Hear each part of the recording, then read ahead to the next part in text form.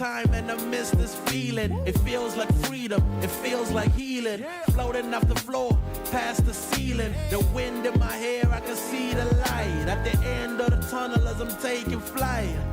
Man, I'm feeling like myself again. Hey, man, I'm feeling like myself again. It's been a long time and I miss this feeling. It feels like freedom, it feels like healing. Floating off the floor, past the ceiling. The wind in my hair, I can see the light at the end of the tunnel as I'm taking flight.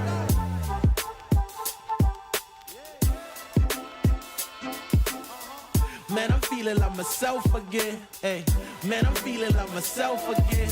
Angels fascinated, reporting back to the maker. I'm emancipated, blow a kiss out the neighbor. Saying bye to Felicia, saying hi to Miss Parker. I was in the darkness, didn't stop me shining though. I was at the bottom, but it didn't stop me climbing though. Talents, we ain't hiding those. Cook out, I'm providing flows. Homie, you invited, getting reunited. With the real you no longer gotta hide it. They love to see us fighting, love it when we are divided. Yo, we bout to make it mad. Food on the table, big stacks in the bag. Drink in my hand, watch me do a little dance. Take a little chance, kicking with a queen. Chilling with my mans, going with the flow. Mixing up the plans, listening to jam. Stresses out the window, kick your feet up and relax. Ease your foot up off the gas, and if you're going through it, this too shall pass. Woo! Hey. Hey, I'm feeling like myself again. Man, I'm feeling like myself again. Yeah. It feel good, don't it? Woo! I love it. Hey, it's been a long time and I miss the feeling. It feels like freedom, it feels like healing. Floating off the floor, past the ceiling. The wind in my hair, I can see the light at the end of the tunnel as I'm taking flight. Man, I'm feeling like myself again. Man, I'm feeling like myself again. It's been a long time and I miss this feeling. It feels like freedom, it feels like healing. Floating off the floor, past the ceiling. The wind in my hair, I can see the light at the end of the tunnel as I'm taking flight.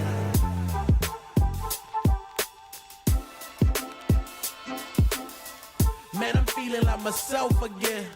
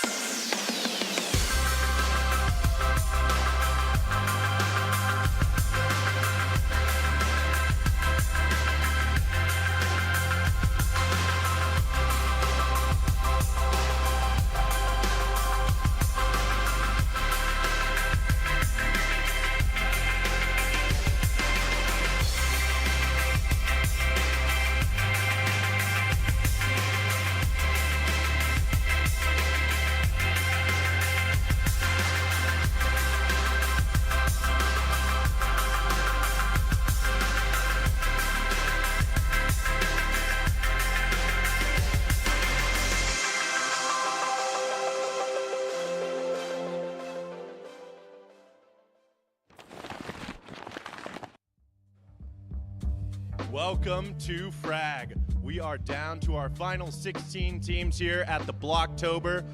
We are here in Philadelphia, and tomorrow only 4 teams will remain. Everybody fighting for those coveted VRS points, that juicy spot in the major. It's all cut off after this weekend.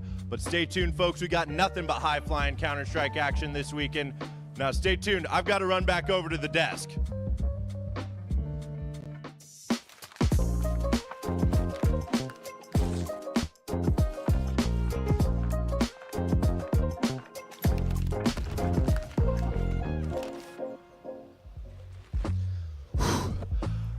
Made it just in time, folks. Don't worry, we are back yet again. It's day 3. I, of course, am Big D. We just saw me over there on stage. I'm joined here, though, by my lovely co-analysts. I've got All In Gaming here, and I've got a new face on the couch as well, but familiar to all of you. I've got Paladin. How are we doing here, gentlemen?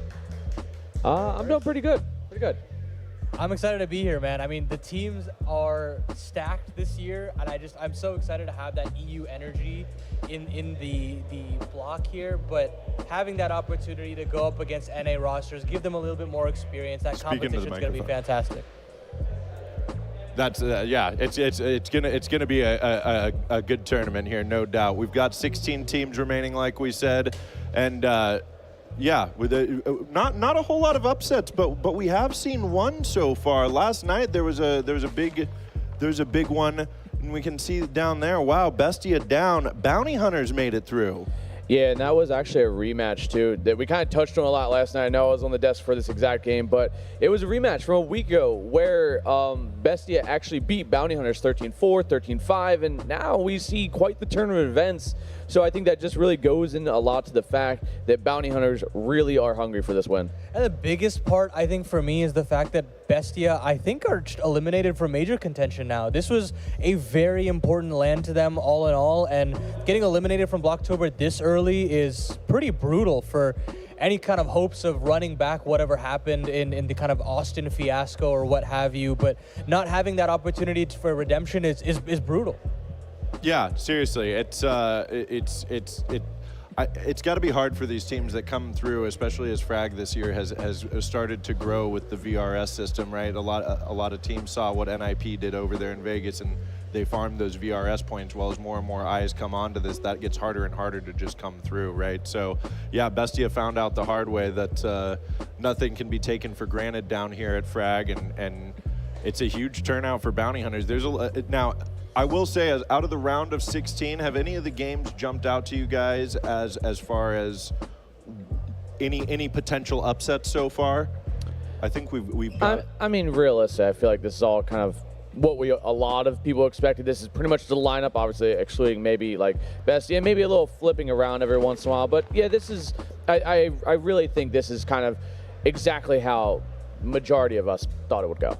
Yeah, I think the NA rosters that you wanted here are here. The EU guys that are here are here. This is where boys become men, right? This is where the eliminations, they're going to hurt a little bit more. The advancing is going to be a little bit louder than we had in the group stage. And I think that's what makes this part of the competition so exciting, right? Is we get those real matchups now. Yeah, in fact, let's take a look at these matchups here. We know all 8 of them that are here. Like I said, there's going to be 16 teams coming in, only 4 remaining today. So we are going to get through those quarterfinals. And if you look at these, I feel like, again, not a whole lot of them jump out. But if you look at something like Getting Info and Sharks, though, that's a 50-50 to me. Yeah, it really is. And I mean, Sharks a very, very strong international team as well. Getting Info though, kind of like, you know, the NA like hope team, but they are NA's dark horse. They are, and they're a good, solid NA team. But it's hard to put them in a good contention with like the international rosters that are really here right now on this, you know, best of 16. I mean, you think about M80 and the great work that they've done internationally, and you say, okay, we want another roster to kind of rise to that level.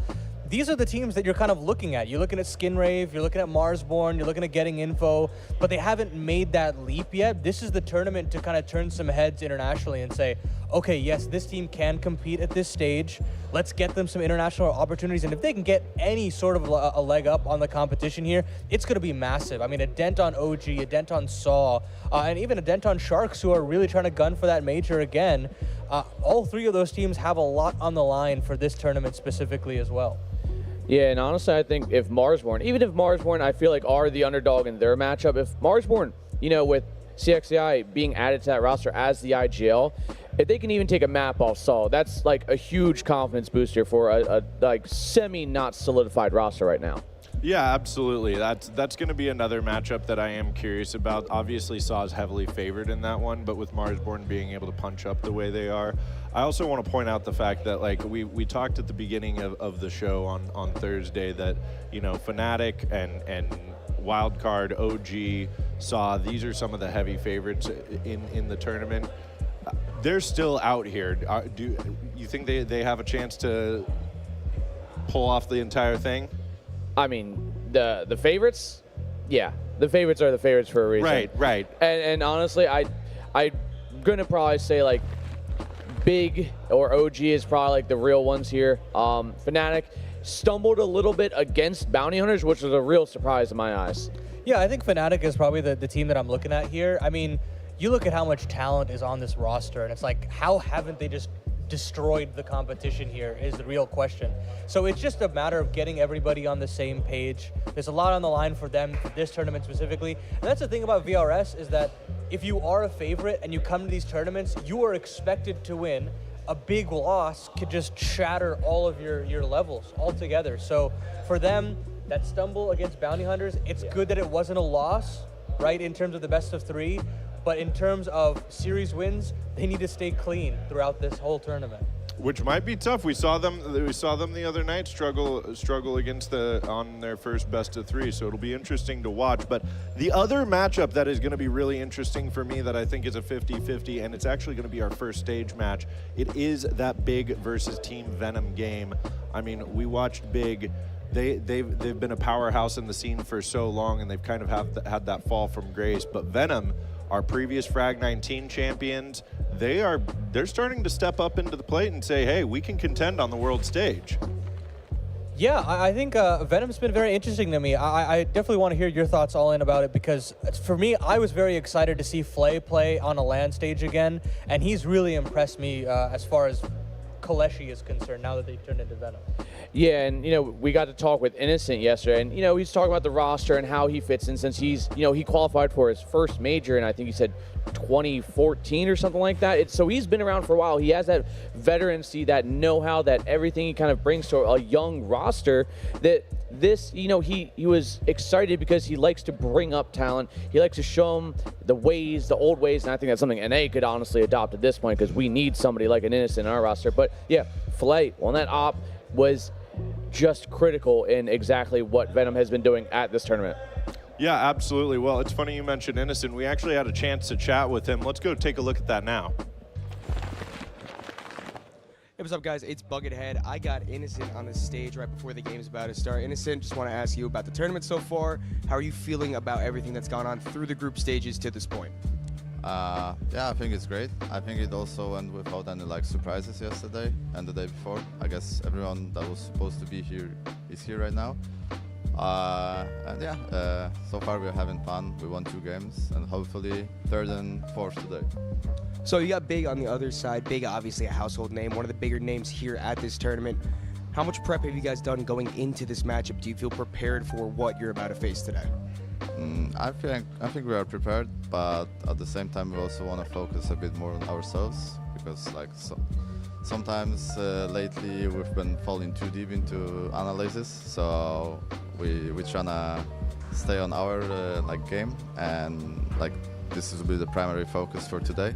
But yeah, Big, obviously we played them 2 weeks ago online. It was a super tight game. We lost it at 13-11 last map, and the maps are similar. So yeah, I hope it's gonna be a nice game with the Big. It has always been for me a nice games against Big. So I'm looking forward to it. And one last question. Obviously, Frag 19, you guys were the winners out in Canada. Do you think you can repeat it here in Philly? I think that's the only reason we came here for. Thank you. Thank you. All right, you guys heard it. It's the only reason he came here. He's not accepting anything but first place, but we do have a very nice matchup here. Yeah, I mean, going up against Big, it's a real big name, and honestly, I think it's going to be a huge stepping stone for him at this point. Yeah, I think for Big as well, on the other side of things, is going to be a very interesting team to watch, because we talk about them being a powerhouse potentially, but I don't necessarily feel like I've felt that about Big in quite some time when I think about an international space for them. It's kind of been disappointing. They've tried really hard to make move after move, promote old former teammates, bring them back into the roster. You think about Process and being added in. That whole stuff is just, it's very interesting to me because I don't feel like they've still met that same kind of level. They're trying to hope that these guys make those leaps, and they haven't been able to make those leaps. And this is the tournament to potentially do that. And I kind of feel like this is a redemption arc almost for Big, like Yeah, kind of return to their former glory. I mean, Big was a household international name that everyone looked at Big as like the team that you have to beat to really get that first place. And I feel like right now they're a shadow of the former self. It's like a top 20 team that would consistently make majors at the very least, but it doesn't feel like that anymore. Yeah, and Big really, to touch on them as well, obviously we know that Tabson is a veteran player. He's been around forever. Who else here is going to have to step up next to Tabson to push this over the line? I mean, you think about the Rifle Corps, you think about Crimbo and JDC, they're going to put out frags consistently. These are the guys that you're looking towards constantly. But the two players that I want to potentially make that jump is Process and Hyped. I mean, I know there's rumblings about Hyped's potential spot on this team, and he's going to have to fight for it. And he's had to fight for it for quite some time. He's got the very high highs to do it, but it's the floor that I'm most worried about, is can he consistently raise that floor on a LAN stage and compete against the best?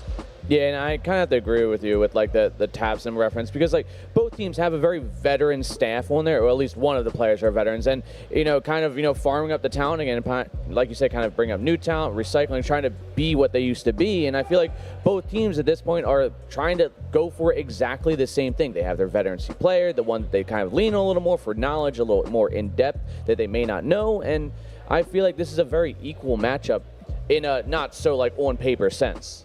No, not at all. But we are going to take a look at these vetoes here. We immediately get the Ancient and the Inferno ban. Obviously, we wait to see. But any expectations here before they start popping up? It's interesting that Big take out Ancient. It used to be such a home turf map for them, but it's definitely fallen out of relevancy for quite some time. But they go into Dust 2. This is basically their second home at this point. I mean, German CS is synonymous with Dust 2, and Big has very consistently played this one. Yeah, I think with Dust 2, and honestly Nuke now as well, the pick from Venom, this is going to give like really great opportunities for Flay to kind of like wake up early on, get that op cooking early, and definitely put Venom in a comfortable position, and maybe even take a map pick from him.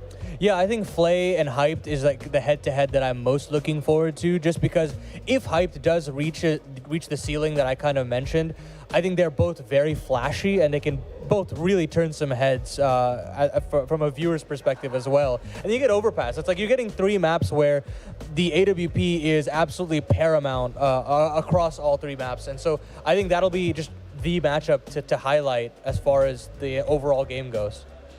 Yeah, it's like you said, 3 maps where op is the key factor here. So it really is who gets warmed up first, whose op can be a step above the other one. And I'm gonna back Flay in that head-to-head pretty much always. But that being said, it's like if I had to make a prediction, I would probably lean Big side just because of the Rifle Corps. I trust Crimbo a lot more. I trust JDC a lot more, and I do still like the capabilities of players like Process. When he is on his A game, his entering is second to none. Yeah, I think this is going to be a really interesting series here. Let's talk a little bit more about Dust 2. You mentioned it's synonymous with German CS, and obviously if Big is anything, they are German CS. But we can't count out the Poles in this one, right? What did Team Venom need to do to step up on this one? Obviously the op is mentioned. What else do they need? Well, when I was talking to Innocent yesterday, he was saying how like the way he gives a lot of freedom, he's not... If someone's really cooking and he lets them just kind of do what they want, he lets them kind of run wild, like if Flay is doing good, we've seen him just like kind of let him do as he pleases. Yeah, I'm looking forward to what he can do in the server today. Yeah, it's going to be fantastic. Well, we've got some lovely casters that are going to take us through the action here. It's going to do it on the desk for now. We've got Tony, Why Not, and Get the Bag Mark. Well, Down I hope to you got. round of wow. 16, Tony. All right. Yes, sir. Well, I guess we're both very ready And we're for this crashing. game. Yes, we are. We're crashing out already in Philly. I am, baby, because it's playoffs. I'm down and for I'm that. excited. I am, Tony. Man, I couldn't be more pumped. Even with how last night finished, dude. Bye-bye, Bestia. No more major for you. That's where the major is already coming to contention. It's Saturday morning, Tony, and the stakes couldn't be higher. If you're not excited for Frag, I don't know what you are, because this is going to be. It's just. I think the building's on fire. It's just unfortunate. No, I'm just kidding.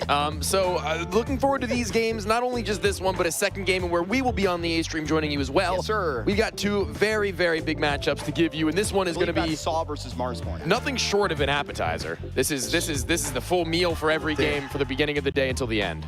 Yeah, man. I mean, we're going to have a jam-packed day here of CS. We just had our lovely desk featuring Paladin, you know, Yeah. Philly local, coming up in here, hanging out with us. A classic. Love seeing Ani in the function, man. Here at the block, I got to say, I really liked what I was hearing already. I was definitely, I don't know, man, I point to a negative direction sometimes with this big team, and I kind of say humorously that that's most of the conversation I hear about it. Yeah, right? I mean, when we're watching them in the tier 2 tournaments, and I don't know, sometimes even when they're losing a little bit too, you know, well, but then they end up coming back, right? It's a close win.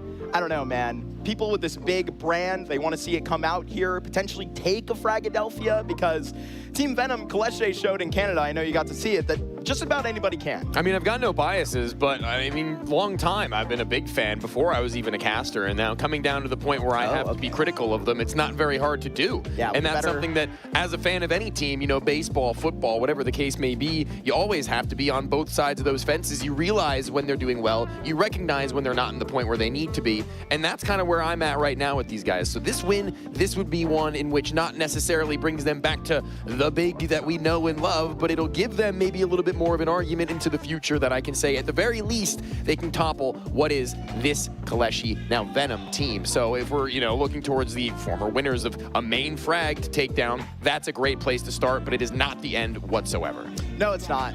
No, it's not. And where we're going to be exactly rolling up into it, the Des talked about it. It's a classic. I love Dust 2 on Big, with Big though. Yes, you do. And all of our attention is going to be on one man. I know that Ani was putting some attention on Flay to come out on top in that matchup. We're going to be looking to hyped here, man. I've been giving this guy a lot of flack online for his inconsistent play. All right. So when he's arriving here in Philadelphia, I'm going to need to see the best of it. The round is 16 kicking off here, and we got it at Blocktober. We've got some movement out long. It's going to be that flashbang with JDC at the charge. Nobody actually home to do much about it. It's going to be from topside site, in which I don't even know how to pronounce that now that I realize it. But we're going to work it along eventually as this site hold has a smoke. It's right behind it, and he's going to get decked at that double box. They're waiting for these fights, and they're taking him. JDC, the man responsible for the destruction. Crimbo right next door. Walking this way, Prosus is going to try and get this bomb down clean. More than try, they will. It's a 4v2, and there's nobody going to be able to poke back to this so close, Tony. Close who wanted to do something about that, maybe go for, I don't know, a jump spot of sorts, waiting for that wrap around from the bottom end of mid. If there were to be a pesky T, that's not going to happen. Big, they're going to start this one off very cleanly. No hitches. Flay and Close now just trying to, I guess, keep their armor and make something of that in the following. Maybe an investment to be made. That's not something you often see. But even still, you gotta give props over to Big, as I think that the conversation for literally any game that Big play in, if Dust 2 is involved, that's one that has to be a win for them, it feels. Dude, and that's even Crimbo giving some respect to the crowd that we got out here in Philly at 10 a.m. A very, very early hour to be so hyped. So how are we gonna say that now? Fa, I wanna just call him Fa. HFA? HFA? That's what I've been calling him online. All right, I guess it's HFA. Huffa? If anybody gets any insider info, slide it somebody's way. Maybe yours? Maybe between maps, actually, we can get a proper pronunciation to do the man justice, if that's the way we want to go about it. Casters that don't know how to pronounce the players' names we're broadcasting, Tony. Don't you worry. I've never had to. I've never encountered this player before today. yes, obviously replacing Kisserek the last time you casted this team in Canada. And I know that there was all that talk. They were loving coming together and getting that win. I remember on Twitter feeling like a family, and then the next day, that move came down. I remember hearing from a friend of ours, Dugade, who is involved at the Sinners organization, said that was in the works for a that's while. a great shot from the AK, though. The scout wanted to do the holding, and the job was not done. That means the life of everyone else becomes all the more difficult. Yeah, it's that short hit, and Karimbo is just going to shred what is back here at long, trying to protect. This Venom Force is just going to be dropped, and a man spotted walking back there up into lower, but not a better start that Big can just get their hands on. Old Karimbo, I know that there was some frustration recently with, the way that the calling was headed. Tapson and Karimbo been together on this team for a while, but still, that doesn't guarantee that everybody's going to be getting along, right? You have to work at a relationship, Tony. I didn't hear about this. Yeah, I know that there was some frustration towards some of the, calling of the team, and where now I think headed in a better front. It's this big unit that now is going to be clicking right to it. Hopefully can get through the round of 16s clean today. Our defending champs of Fragadelphia from our last main event out here on the stage. They look a little bit different. That buy does near nothing. Big, they get through that one with once more 4 standing. Once more money made to where Venom are going to be taking the round off. They're going to be kicking their feet back, not giving all too much a care in the world with only USPs, I can only imagine. But what save round is accompanied by anything less than a pair of flashbangs? It's Innocent, the in-game leader, the man, the brains behind the operation, the head of the snake, looking to sink his teeth straight down into Big with barely anything but 2 measly $200 pieces of utility. The first one already having been used, that's going to bait them out long. It's the second one that's going to be the punch. That's going to be the kicker, but it's just over top the side of Prosis, who sits himself down to that corner. He evades it entirely. No dice. 4 alive for a 3rd time around. History repeats. Well done, Prosis and Karimbo, 2-star fraggers out here for the lineup. That's how this is supposed to go. Sharing that ace fully. Get that down into our first gun round. Tony already got Filet picking up that op, ready to set the tone hot for this first gun round. Yep. See what they're made of. This is about as good as a round as you could anticipate from either of these two in the 4th. Jump spot for anybody to push into lower for Hyped. He's actually not looking to engage with anybody directly. That nade, well-timed and well-received. JDC and Tapson, they're both feeling the ramifications of their early taken towards lower. Tons is clear, that's great. Long held by Venom. Something that Big very well could come back to later on if they so please with the time that they still have allotted to them, as well as the utility they've afforded. It's definitely been some calling struggles that I've noticed for Tapson when I've gotten to watch this big team. Especially where on this Dust 2, you'd think it wouldn't be too much of a problem. That's where the shakiness can really come through, I feel like, in the structure of this roster. Taking their next step mid to B, the refresh on the utility they already had down. But with that structure, they're just looking to take this next step. But it's not a full go about it. They're just trying to just loosen it out on the utility, find this frag before they really have to show their hand. And now is the reaction by Venom. At least they pulled one from the window, but they go and it's a clean flashbang that they have into the site. Big should have these entries clean, and they do. They've got 2 players they can still deal with in middle, though. They're both not too far off. And away a Galilin and op. It's not the best position. It is definitely not the best weapon, but what he has going for him is that Flay has the same. It's the first of them done, and now a sniper v sniper battle in close. The bomb needed to be planted. There would never be any support for Tapson, but if there were ever a time for him to come alive, it would be here, it would be now, as he gets a nade lobbed right on top of his dome. It's passive from Flay, even still, not rushing the issue, knowing he couldn't have gone far, and he won't go far in this game. If Flay has anything to say about it, they're on the board. Big clutch already. That's how you get it started right here. The Outman himself is going to be putting that into gear for casualties for it. All right. By the skin of their teeth, Venom, but that's a way to get on the board early. The first gun round is going to be going the way of the Polish squad. You were bringing up Windsor. You were bringing up the fact that Venom had played there. They were Kaleshi at the time. They had Kisserek, but it was Flay who was delivering on the op as well as the rifle, as well as the clutch. These are moments where he needs to be as stoic as he is. He's not worried about anything that he has in the forefront of his mind. He's only keeping in all considerations. He's not letting himself get tunnel visioned, and I love to see that from him. Cerebral play from a man that on the desk, while couch, was aptly pointed towards. Shout out Paladin, I believe it was him. It was. Lovely to have him joining us in Philly, like I said. It's all right. It's all right. It's kind of a medium reaction from you. I'm kidding. Kind of mid. And that's a big point of this map, in which Big in that round, they got it going for them. Just kind of awkward that there are so many players so very far away from where the C4 actually was stationed. So that's, I don't think a Tap's an issue. Looks like he was the one who was actually in train, so yeah, not the map. But in transit, the AWP and the Galil, maybe not so much. Now they've stalled. Now they've gone for a little bit of a slower approach, a drier approach, allowing Crimbo to get active without any other bodies. And when it works well. And Long is under search and seizure. Closu and Sobal not really in any position to do anything about this any longer. I mean, maybe the AWP can catch someone on the cross, but they'd be a mist and not have a smoke. A smoke missed. That might actually do it, but they've gotten across in time. Whew. A calls have been okay. Anything but affected by the Venom defense. And this is really the hardest stake that they had back in the hat. Unfortunately, it's flown right off of their head, Tony. Even Sobal broken out with some second op already. Rather, was that picked up from Flay? I think I might be spreading misinformation there. Double op already would be a little bit crazy. I don't know if I can get confirmation on that. I would reckon that he picked it up off Flay. Yeah. That was the first kill, I think, from Crimbo in mid-doors. Sobal is the guy that I have seen pick up this op at the anchor spots, namely on this Dust 2, and I've gotten to watch Venom. Maybe they had to. I actually wasn't paying all too much attention to the B player, because mid and long was where the action was at. It's okay, we're not perfect, Tony. I can only look so many places at so many times. Yeah. Too busy staring at the handsome gentleman in front of me on that couch, once again talking about the analysts and talking about the points that they made. Why don't you give All In Gaming some love? I was just about to, if you would let me. I thought you were about to compliment. You know what? Paladin Now you get nothing. All In Gaming 23. Enjoy. Alienware Gaming 22. Good lord. What a great opening pick, though, that needs to be shined back on by Crimbo. A man who typically you'll see in the late round. Typically somebody you'll point towards to be a little bit more clutch.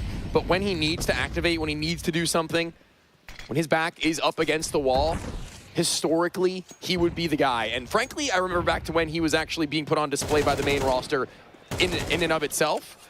And he was Mr. Dust too. Like, that was where he was hitting his highlights. That was where he was showing his spunk. That was where the experience that he never actually had was showing that the potential was there. Love to see that. I mean, no contact even given up. They face further into short so they can another dry round. Other control, but not even a hint for it. Process is just going to destroy them. And now it's just going to get battered down by Hype as well. Venom don't have a stake in this A site, even if they can live for it. Yeah, Venom, I mean, they're going to need to do something about this raw contact play over and over at different fronts. Some lubricant required in order to loosen the bodies that stand so stiff. And in JDC has gone beyond the 5-7. That's a little bit weird. I mean, Sobal, he's got so many players. He's got one with the up. He actually kills the other from behind, and it's the up picked up a third. It's inconsequential to the round, but the CT economy will be thanking him. Oh, God, I didn't even know he was there. Jump scare in the lower tunnels, but 3 kills. That's an extra hundo, $50. And then obviously the kill reward on top of that. Oh, look at him rocking a little bit of stubble there, huh? Yeah? I mean, you lied to me, by the way. Ani said boys become men. It looks like Crimbo has definitely You're about to gone for that. Young Tony today? What you talking about? You said you were going to shave? I was, but then people were like, don't shave. It looks so good. So then I didn't. But you still lied. Lying? You said it was guaranteed. Well, without lies, what would be truth, Mark? Honesty. I'm saying that everything needs to have you didn't balance. ask me what a truth was. Okay. Shot off of that corner, instant with the trade, but now the flood is coming right back to him. I'm gonna need more out of Flay. Standing here, and he is gonna go ahead and succeed. Can Flay escape the fire? He cannot. Tapson here in a 2v2. Finally, there's been an even cut here at the beginning of this long. Innocent and Tapson both having given their team a chance. Only one still stands. It's Tapson, who holds himself accountable for being the rifler to break in part both Closu and Sobal to allow Hype maybe room to work in the later ends of it. Knife pull, not great, really not great, and Hype can't adjust. He can't even hide. Nowhere to go, and Closu catches him right where he needs him, in the open with no bullet in that op ready to send. That is that second round. Almost gifted, it feels like, by both of the players. That should have been a closed deal, I feel. That's an insane round But it's just like that. Every round feels a little bit insane on land. I don't know if it's just me, but maybe I'm hyping up everything too much, but these are some tight moments. I mean, it's tight for Venom in specific. Where are we out to get in the late round when we're just been drowned in these long positions just to begin? I mean, they're getting fried right here at the start of it. Oh, good read. Going with a different ball up about it. They decided that, well, the complete ignorance of long wasn't the way to walk about it. So they've changed their minds. 2 players on B this round. Tap inside that smoke. Close who's just trying to get lucky. No such thing when it comes to big. Another dry contact, finally shut down. Finally given a reason to back out and away. No longer are we allowing you into our domain for free. That real estate will require a down payment, and it's the life of JDC that they've gone with.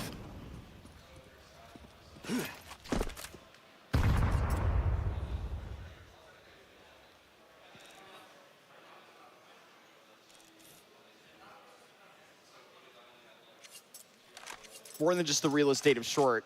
I can see most of Catwalk and then some of A site. Hyped looking for a little bit of a clue. The rest of Big in that same camp. Walking this way, 42 seconds. Venom on the timer themselves as well, but with that behind them, they're gonna be loving this A site hit coming at them right now, and it's gonna be well and obvious as here comes the utility, and they're waiting for it. The next sequence set by Venom. Where's the reaction? It is coming from Innocent, and right here, it's this one smoke that's gonna be netting them just a little bit of room. Keep in mind, this was defensive, and right here, it's slowing Venom down. Where are they gonna be able to get a bomb plant if they can't guarantee that they're gonna be able to get security off of the spam, but they end up finding the player inside of Goose. Right now, setting the line, Tony.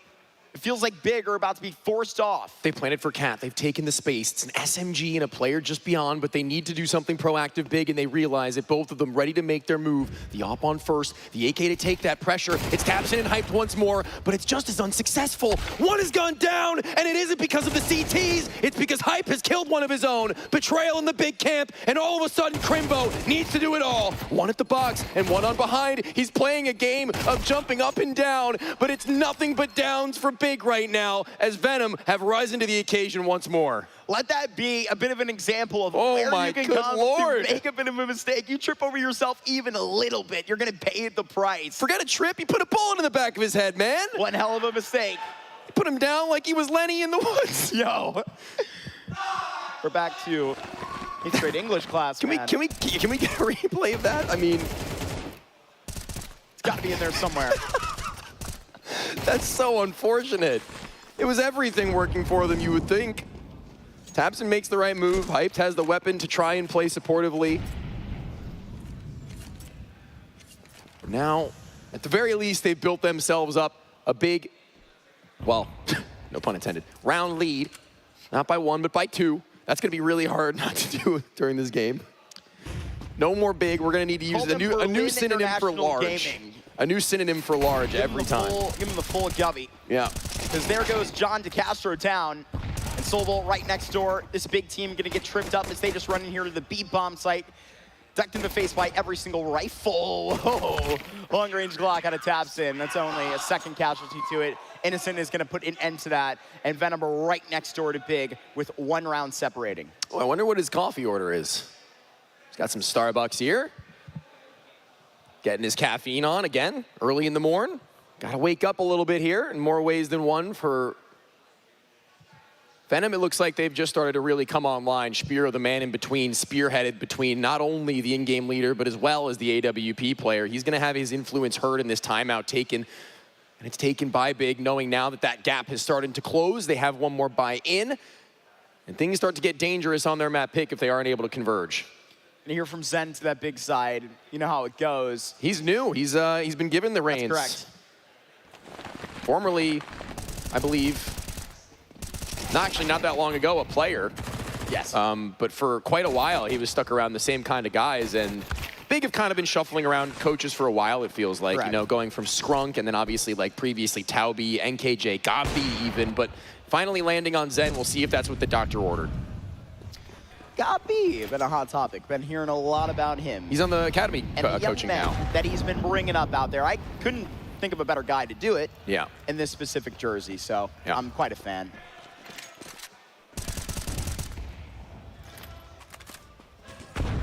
Nade, I think shallow, just in front of Xbox perhaps. Crimbo will still be allowed to go on his scaling. Typical map control you will usually see, but what isn't in the norm is going to be the setup over at long. It's gonna get awkward for these tees as they look to go through later on. If Blake can hit a shot, well, that'd be great, but it blinded to both of them. They seem to be ready for both positions, and although there was a moment where multi-kills could have been claimed, now it's a man disadvantage with long fully in their control, and the fact that they can't get up cat might spiral them to a save. Close-u. He's going to get a free fight, Nice. Tony. Absolutely pins it. This is great considering Soul Bull's positioning. 45 seconds, and he does decide to consider going to the next floor, staying right here at the first level, 35, and there's that tick about it, but a wide open window. Oh. They're looking for you, and you've just struck gold with that AWP. tabseN gonna get a free plant. There's a similar situation that we had at Catwalk with a free kill happening on this long corner. Can Innocent finish the job? Oh, just domed on top of Cat. closeu's not gonna have a chance to go about it. JDC and Hyped. This is gonna be one hell of a duo to break apart. An upgrade gonna be necessary, but in the next round. I think Innocent had maybe run out of ammo there trying to chase down Hyped around that corner. If he had a little bit more, he might have been able to justify it, but he realizes that it's just not worth it at the end of the day. 2 HP, ends of the half, not the last buy that they'll have, but damn near close to it. Good amount of money they'll still put into their pockets, as well as the fact that Innocent is gonna save this weapon. He's one of the wealthiest they've got. 6-4, they've gotten themselves an even half. I think that that's pretty good. I don't really think that they require any more going into that next, but it would certainly be better than what we were anticipating the clawback for Venom to have amounted to if they can sit 7 or 8. They're not gonna go down without a fight. They're not gonna let this one lie down.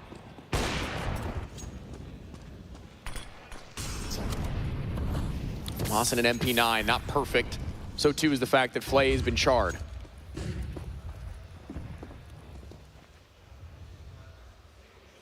Big just echo in every round.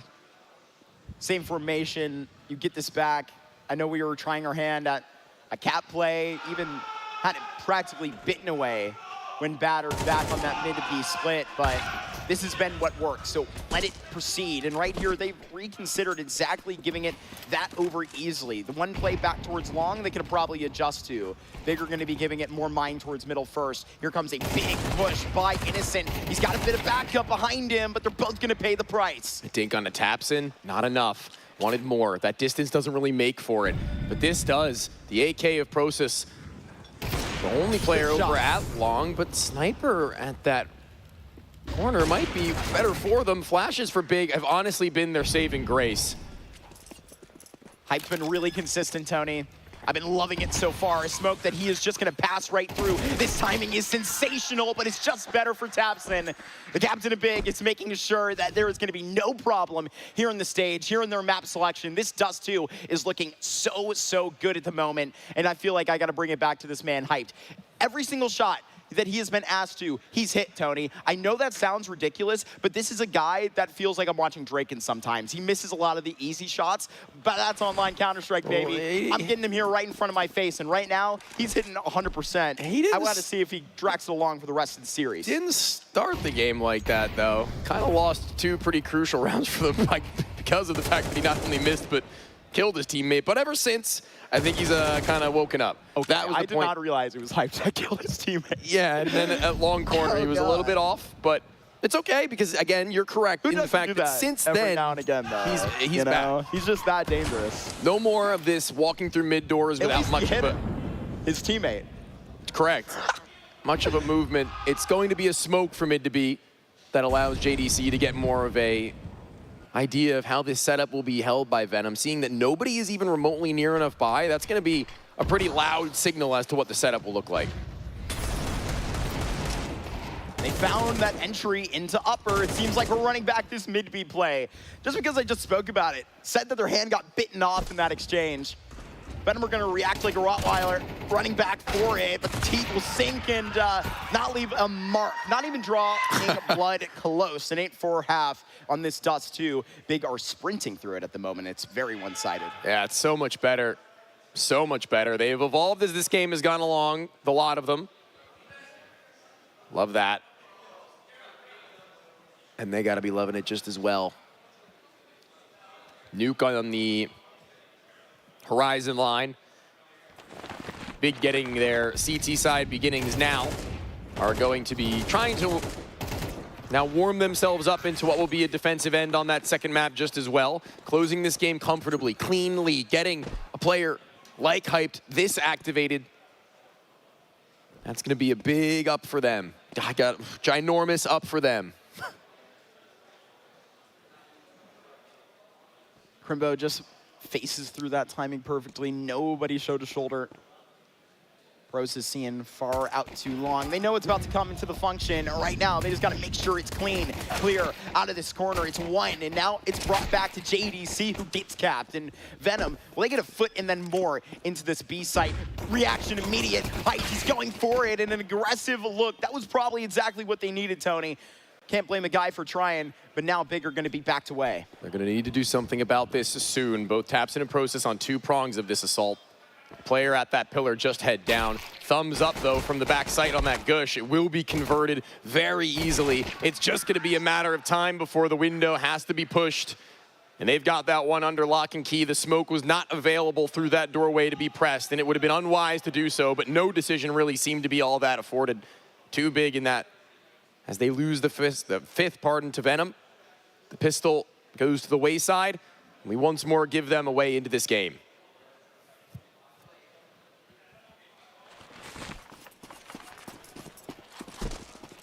Scout, seeing what's happening on the other side of these mid doors, has Crimbo wielding one just as well, I imagine, towards long. Or maybe they've doubled it up in mid. That's a curious move. It's not one that I'm all that ashamed of either, because I've done it many a time too. It can work out. I believe all that noise we're hearing is coming from the Copenhagen Wolves series. I believe that's against Wildcard. So definitely going to need to check out how that one's doing. B-hit that we got online. Crimbo, he's gone out. And to be honest with you, this round looks about done. Yeah. All right, pack it up. Head out, boys. Run it back tomorrow. Yeah, same time tomorrow. Live to fight with what they have once more. It's definitely a pretty good purchase to have if you're going to be saving again anyway. I mean, Scouts, Deagles, Armors, a bit of utility scattered and spread. Pretty solid. Hyped taking this moment to blow his nose. Respect. Not to call bro out, but, you know, you just got to keep yourself 100% functional. You know what I mean? Like, if you're playing your best game, your nose isn't stuffy. True that. Yeah, your hands are clean. Maybe you've showered. Maybe you're wearing deodorant. Okay. All these gamers look clean. I'm projecting. Well-groomed. They have their mustaches on point, just like you do. Thank you. Yep. Thank you. I will say I feel his pain as a sinus issue bro. I have phantom pain. I be getting stuffy. I feel it. In this fall season. Allergens are running high. And so we're Big on their first half, but the Polish team quickly stabs back, and it seems like we are rewinding. We will begin our second half. First gun round, gonna have to wait because Big gotta run back the save that they so gracefully brought back from that B site. Didn't want any business with that execute. More deep in their default right now, not really looking to go in towards those lower tunnels so soon. Could be stacked with any number of CTs. So, in the absence of that map control, we're going to pivot towards long. Good idea. But still manned by a pair of players, just not as well equipped as they would need to be in order to save them. I mean, it's just going to be shots sent either into the smoke or at a headshot angle or maybe through the corner of what would be the only sight lines not being covered by Venom most of the time, but knowing that they're with pistols, they could be getting cheeky, so they've accounted for that much. Oh, even Hype trying to actually hand him out there. My God, I thought he was like gonna kill him. 7th round here is not going to be negotiated further. save the Kevlar, what you can. Maybe another cap for him. Hyped will be in vain for sure. Nobody's going to be kicking him too hard on the 3K that he already has, and what's about to be the third loss bonus on this second half for Big. They're about to get a boatload of money. Sizable amount of money. Yeah? What other describing words would you have for that? I want to save them. I don't want to use all my fancy words for the rest of the game. True. I like your words, Magic Man. Or is it I like the way you speak? I think it's I like your words. Okay. I'll take your word for it. The SMG. I presume that you quote something I can't connect at the moment. Wow. I was getting Imagine flamed that. last night On the for B stream. my lack of knowledge of Limp Bizkit. 8-7 though. This is a big juncture right now, Mark. I mean, references aside, this is like a major milestone for Big, getting already that half lead, now having not yet posted around on the board on defense. I think that we're going to start to sweat a little bit if they aren't able to hold down. I certainly think it will be okay.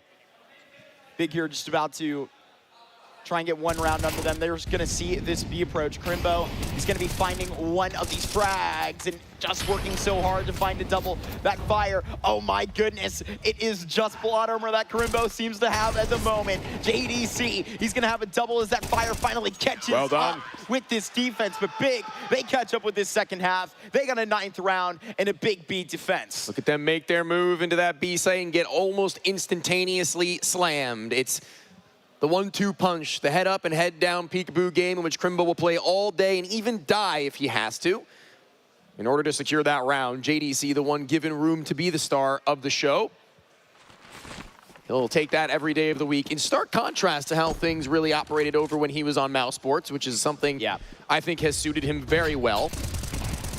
And makes a lot of sense when you see it work out like that. Long control, no dice.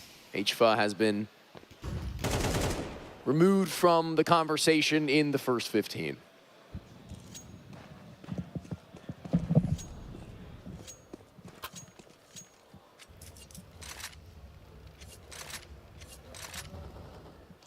Closely trying to take this next step, but it would be by himself. That's the problem. He's not going to face heavier resistance back by this A site so quickly. Just at a distance, trying to keep Cat online with one smoke. Right now, it's a Molotov. Loosening their weight. Big know that they're not receiving any sort of signal right back in this mid-round, Tony. Venom seemingly about to step on the cue. That's right now. It's the gas. Molly for Hyped on the middle of those two smokes. I think that it's landed. Maybe extinguished. No, it will have a little bit of a spread on the other end and just ahead. Hyped, can't blame him for missing that. A hard one for sure. Getting out of dodge more important still as they have this man advantage to play for, and he has power pole position. They can't spread their bodies in that area of the map. So very reminiscent to what Big were working with in the last half and weren't able to make it happen. This would be the time to do so for Venom. Taps in, spacing out, and he's gonna crush your head. One step at a time, this Big clan will take. Spraying him back down, and I don't even know, Tony. It's all gone in one flash. That literally was effortless by Big on that retake. That's the retake that is going to poetically net them double digits first in this Dust 2. It seems like they're about to skirt out of this thing pretty quickly. Each player slows to almost a complete halt because they know that Venom are the ones who have to take the next step. They know that Venom are the ones who feel pressure, despite them being the ones on retake. Big hold their ground, keep themselves in check. And what it does for them is it allows them to just spur straight in towards that site without much worry. A one-man advantage turn 2. Hyped, holding for the cross towards site if there was anybody even there. And when there's not, we're looking good. Spear out, spreading his wealth of knowledge. Tactical timeout, the second to the game, if I'm not mistaken, the first for Venom. And in that time period, they've definitely given us some good work on the offense. They've given us reason to believe that they don't need any extra additional input. However, once that round is gone, they're running out of opportunities to where they will even be able to call on their coach in this map. May as well get him out now.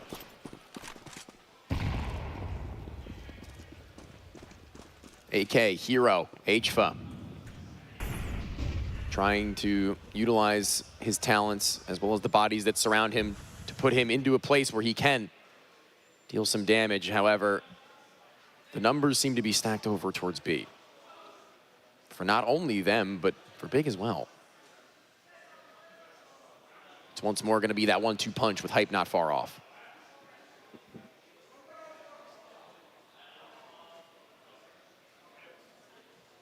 This time, Big met Venom online in Series 6 of CCT, Tony. It was a 13-3 on that Dust 2.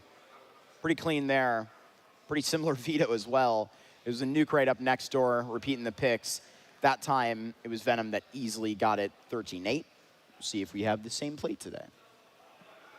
Shot already taking down a singular, and with everyone else pretty much prepared for them to flood through either side of that smoke, Crimbo once more just playing whack-a-mole, dude. All these different arcade games, and he seems to be winning. Coming up trumps an Innocent in a 1 versus 3. I mean, he's got time. He has knowledge as to where the star has been stationed, but they're already hot on his heels. There goes Big for their 11th. And there goes the crowd in support, I can only imagine. Sounds like we've got a couple of people here early on ready to share their energy. Certainly for this Big squad, seeing Crimbo interact with the crowd a little bit, knowing that things are clean. Got to keep them on your side. Yeah, they're going to get some hands up, I can only imagine. Maybe later in this series, but certainly later in this day.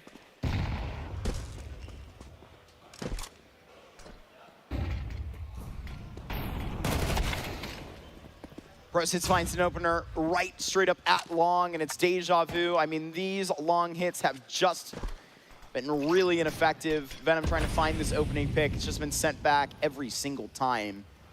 Returned without much effort, Tony. Not really a whole lot you can do right now if you are Innocent as far as creative calls go without much room to do them with. So that's going to be either them trying to make something happen real soon without any movement backwards, or having to double towards long, but Process won't allow them to do the latter. He's already gotten another kill in this backside. They're gonna be hurting in the morning, especially if Process is able to find angles like that. Really well done, very tight. His third frag on his HP, impressive as ever. And he might have just done enough. I don't really foresee that there's any world that Sobal can slot up into this A site alone. There it is. I mean, you actually scored up pretty well. Each little hit right back down, especially that last short hit, feels like a bit of a Hail Mary, Tony. Been batted down every single time. Unfortunately, it seems like we have hit a bit of a wall in the tech pause protection. What, we almost got through one map with that one, Tone? Almost. Yeah, I mean, these things happen, man. To the best of us. Uh-oh. Much rather it happen one time, once a day than a million bajillion times every day with not very great PCs. And you know what? We'll leave it at that. Frag's been running pretty smoothly, and by pretty, I mean very smoothly, starting on time thus far, pretty much all the way through. Issues, hopefully, by and large, at a minimum. Yeah. And this is just a mouse issue, so this ain't even nothing. You know, and that we can really thank to our team for coming out earlier in the week. Thanks, everybody. I know that on Monday we were up in the facility getting it prepared for this event specifically, making sure everything was going to run right and well, and it really has. I mean, so shout out to all of our volunteers that have been working hard all weekend in Philadelphia, including all of our other handsome casters. The best volunteer workers in esports, hands down. Ever. Hands friggin' down. And you can get involved too, at home. If you like Fragadelphia, we're having messages written to us on our mini-map at the moment, sent to us. You can't see it, but we can. Hate to see the issue from my man Hyped, who I was definitely putting some respect on beginning of this game, but it feels like the rest of Big collectively, Tony, has just kind of put their foot down. Yeah, he's not tapered off, but like everybody else is just started to play the game to another level. I mean, Hype doesn't really get chances. Hype is playing in positions right now where his job actually is to more so just take pop shots and fall away. Yeah. Like you can see that one round I noted that he was over at long and just stationed himself there as everybody else had come back for the retake. He literally just has to stay alive. Like, very important is the job of presence in Counter-Strike. Goes underappreciated sometimes, just being an aura, if you will. I'll keep you in the back of minds. Big, whoever it is at the time, we got Zen stepping off of the stage. Hopefully, we're getting some communication right back. I saw our boy Hyped put back his headset on. I think everything should be cool up here in the next couple of moments because we got a long series ahead of us. I talked about the nuke and an online series going the previous way today, but dude, Tony, I'm just not really seeing a lot of energy out of this Venom squad. I'm peering all the way over to the stage. I have an idea. Not able to gain much from their body language. I have the way an that idea. they're reacting to losing these rounds isn't telling me much either. What's on your mind? On my mind is that if you're not feeling the energy, maybe we can get it from somewhere else. Maybe we can siphon some from the crowd. Let's hear it for Philadelphia Blocktober, everybody. Yeah, we're back at the block. Great to be here. Great to have you guys. Great to start the day with such great audience members off rip, and for such great games off the rip too, because this one's closer than you had mentioned. It was a 13-3, I believe, last time around. That's correct. 13-7 would be a good place for Venom, but we're not done with them just yet. We're not allowing them off that stage and then on to nuke.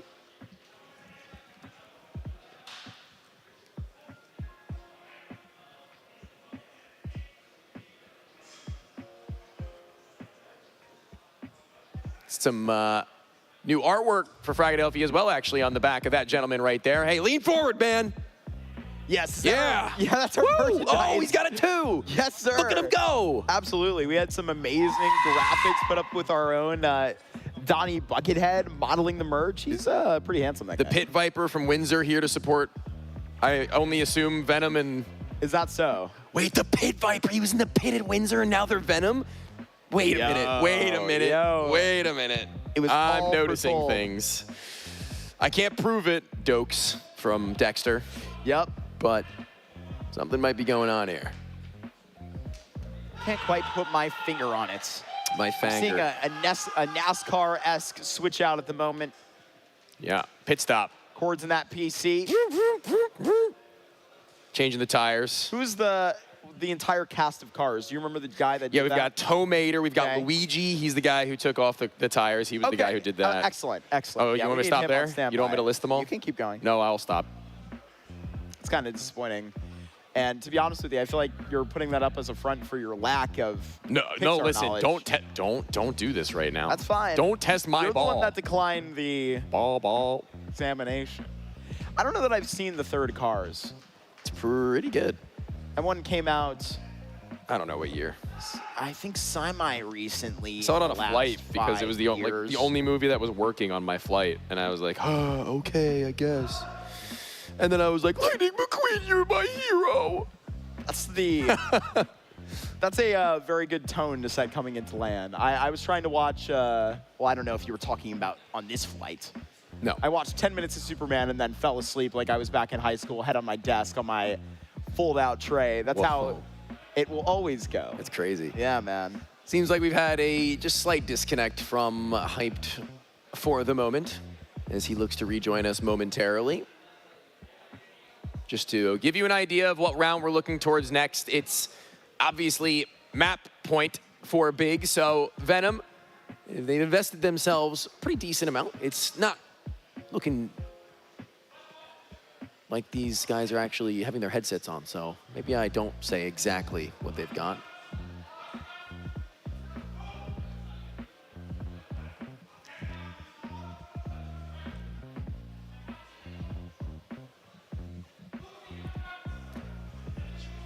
Trying to square away, I can only assume some software or hardware incompatibilities with the mouse. As Venom wait very patiently, and we respect them for that, as well as you guys for sticking with us. Crimbo might have just given his homeboy the backup mouse. Okay, yeah, we're just gonna do a little bit of the old switcheroo, so. Oh, hell yeah. We gotta locate one first, seems to be the move. But right now, Seems like the they're mouse actually is sitting back Seems down. like we might be back Yeah, I like that. here soon. I almost leaked it all, and then I saw him standing up with no headset on and no earbuds in, and I was like, "Ooh."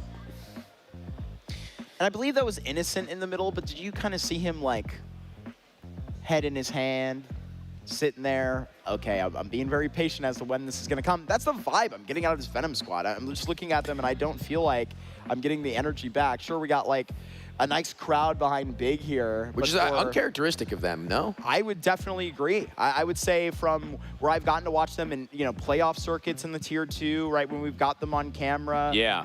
Love in, that, by the way. Whether or not it's for any cheat, I think it's just cool to have. No, most definitely. And I mean, that's a non-negotiable for any Tier 2 or 3 competition that's happening right now. You got to have, a like college-esque, I don't know if you've Zoom ever, call like, camera. I don't know if you've ever taken a test at home, Tony.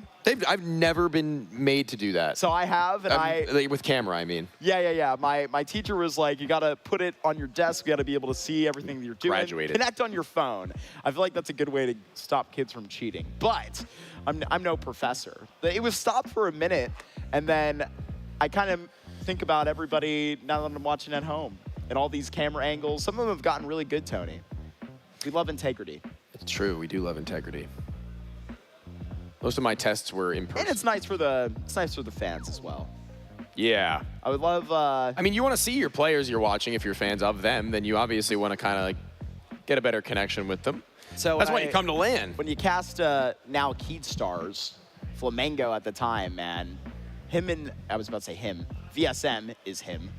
That was just a slip up by me, but coincidentally, he's a great player. We were talking about him a little bit yesterday in the B stream.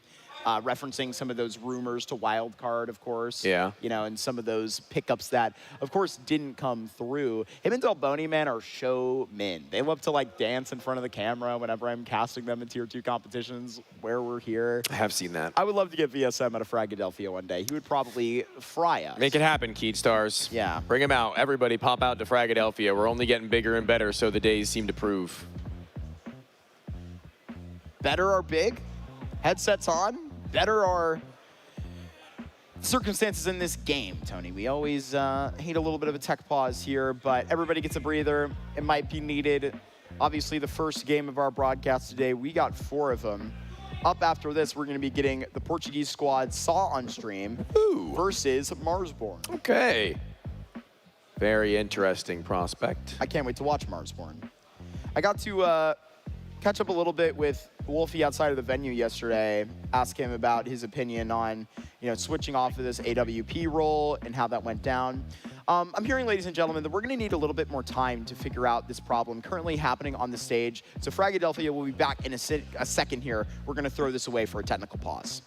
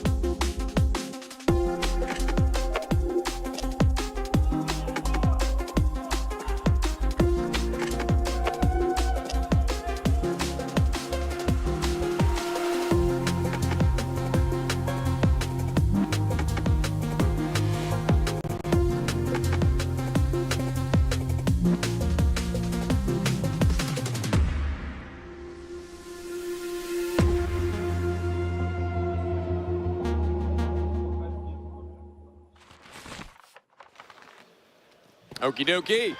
We're back in as if we never left. Welcome to 12-7. Enter Venom on their last lifeline. Smoke blocked. Well done. Chest bump with it. But the shot from the Galil, that's going to matter a little bit more. Utility. That's only one part of the game, being able to click the gun. That's a little bit better. As we move now into the drop in towards long, it's a smoke for either team. One to the corner, one blown, and in between the CT smoke, just the same. Flay, he's been found. And then flung right back. It's a 4v4. It was a big swing they took out here towards long, and this is where we hit resume. A huge swing. In this game, and I mean, lost the life for it, Tony. They're still standing on it, but there's not gonna be this flashback by Big. They're gonna just depend on Venom running it back.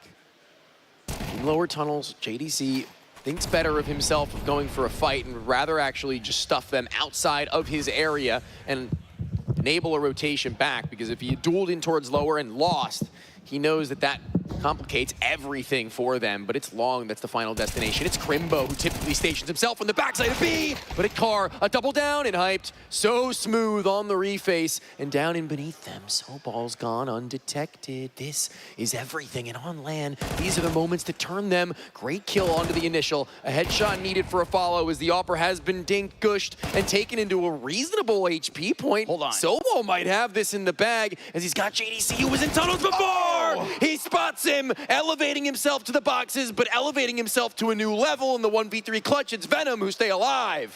Great stuff there out of one of Venom's best. Their key members out here can turn the lock outside of Big. Let's see if they can run this back for 4 more rounds. This clutch is gonna extend their lifeline in this Dust 2. And I think light a little bit of a spark after that pause, Tony. We're back into this Dust 2. Soball wastes no time, not only after that clutch grabbing the AWP, but ensuring that he gets every bit of util on the ground that he can. That is a good call to where nerves might have you a little bit shaken and stirred, but it really gives Flay the attention needed.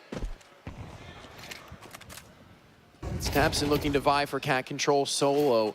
Dolo dropping Incendiary. And now second guessing what might be going on. It's Big who've played a much pulled back default. You could see them practically in a horizontal line for a majority of the start.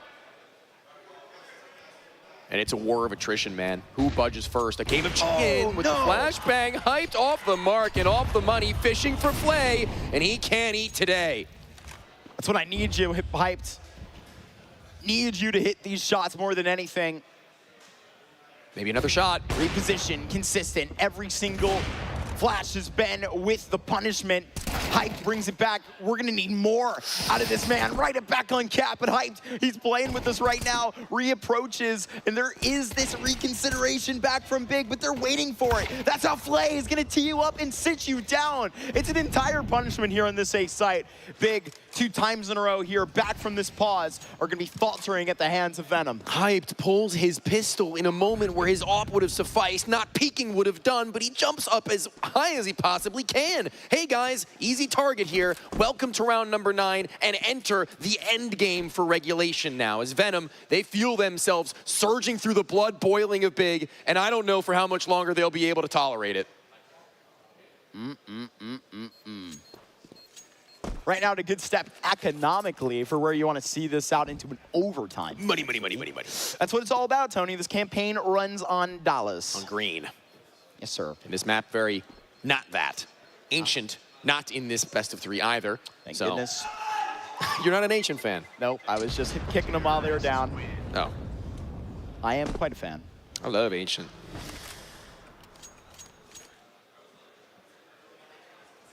But I digress. Tactical timeout. Venom the winner and taking the pause too.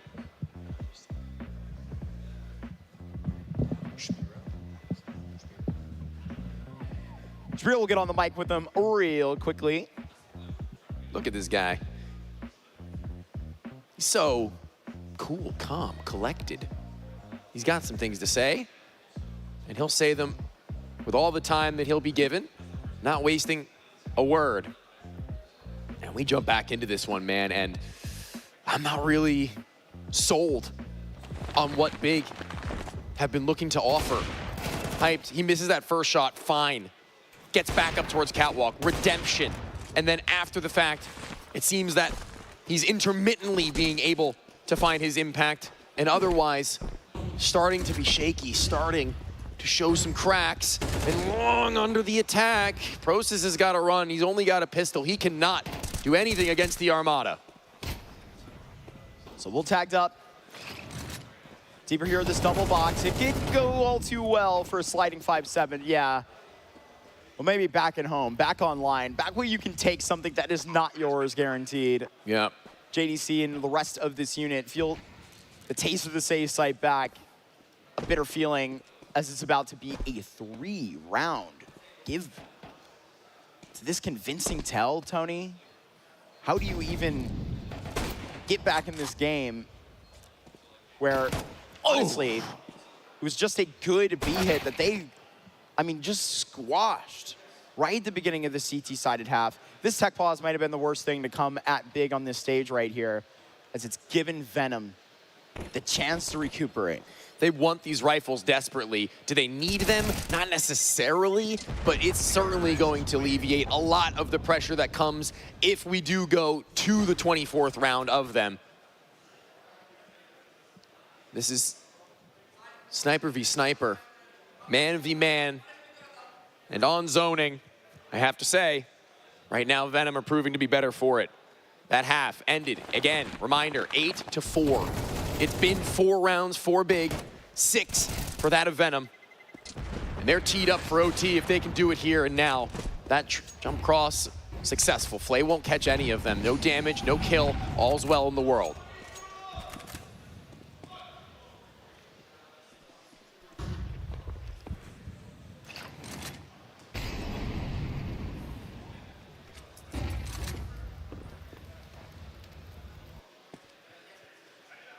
Gonna keep Process here. Tapson comes back to the bomb site. Where are they gonna need some help here? The numbers, what they can present. Hypes, you knew that there was a feeling to get off of this timing and represent. They're not gonna go, it's just gonna be an entire sprint up to this site, up to the captain of the squad to go out and get this himself, but not today. Not in round 23, Tony. No. For save. That's a save. 4 in a row here in a flash. Has to be. The line of defense, having been buckled at the knees, swept out from underneath them as their A-site control, a smoke to door and a swing from window. Okay, I mean, works, so it must be good. Process has been sitting here all round long, as you mentioned. They had stationed him at this position to just try and catch them unaware. And at the last rounds of regulation, what better a time to do something of that nature? So I do give them props where props are due. And now they want those rifles. Now they got to save them. I mean, let's talk about the cash. We've got 2 players. Come on. Well below $1,000. Innocent is going to mess with him here. Krimbo's looking all right, and so too fine. is JDC. Process is dead, though, so he's going to be investing in himself and himself alone. Won't even find a second peek right there. We'll just have to be satisfied with that. Zen on the mic one more time before we hit OT. Gotta prevent that, Tony. That would be one hell of a situation to be thrown back right in your face. Maybe a classic Big falter out here in this dust too. I'd hate to see it. Last time we had it was a 13-3. Hopping back on land. It's reality that hits like the back of a hand. Different beast, different animal right now, as the bear seems to have been awoken at the beginnings of Dust 2, but has since gone into hibernation. They've been sleeping throughout this CT side. And the fist bumps come out. The team looks to put a smile on their face for one more before we go the distance. And in we go to round 24. The determining factor for Big's map pick. On the line to where Flay is just barely off from skewering ahead straight through that doorway. But they'd gone towards lower. They'd gone to take new ground. A huge hand in middle right now.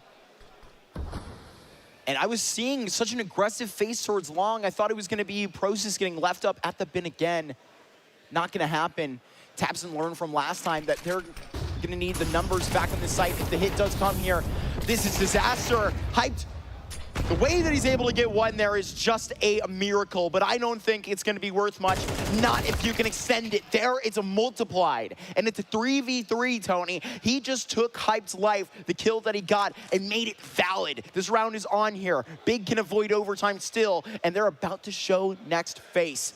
about to tap right in, give them a hint. They just have to get something that'll speed them up here on Catwalk. They're waiting, and right now it's gonna be Karimbo versus the entire team. Running back, he's catching bullets in the back, puts his smoke down. They're gonna need backup arriving. Tabson has one frag, but it's Karimbo that approaches. A man holding a pistol, an opper that he has to fry. And HFA, the newest member to the team, is gonna be left down back. No comeback happening. Big slap it down in round 24. This is their dust too, and they fully skewer it in the end. That could have been disaster. It could have been worse, but Big, they take their map. 13-11, the round score will not matter to them. What does is that they move on to Nuke, and they've got themselves a leg up. They've got themselves a green light to take this series in maybe 3, but 2 would be beautiful. It's going to be the analysts to look to break this one down. And a little bit of a break.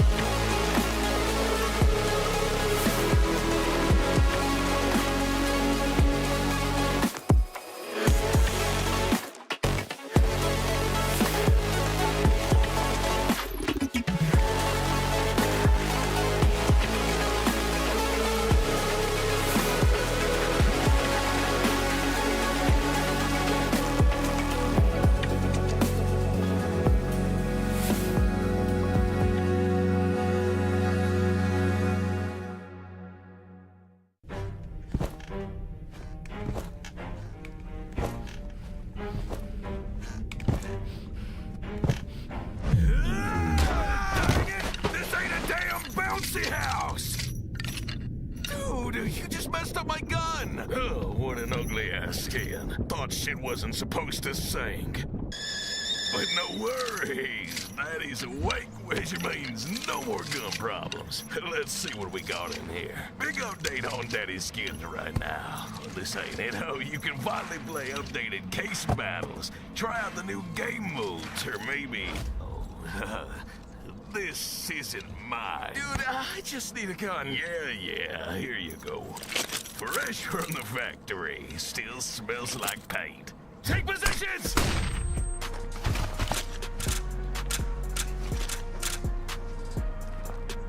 Well, you never asked for ammo. Go jump on your own heads. I'm getting some sleep. Daddy Skins, we've woken up. Bomb has been planted! Oh, come on!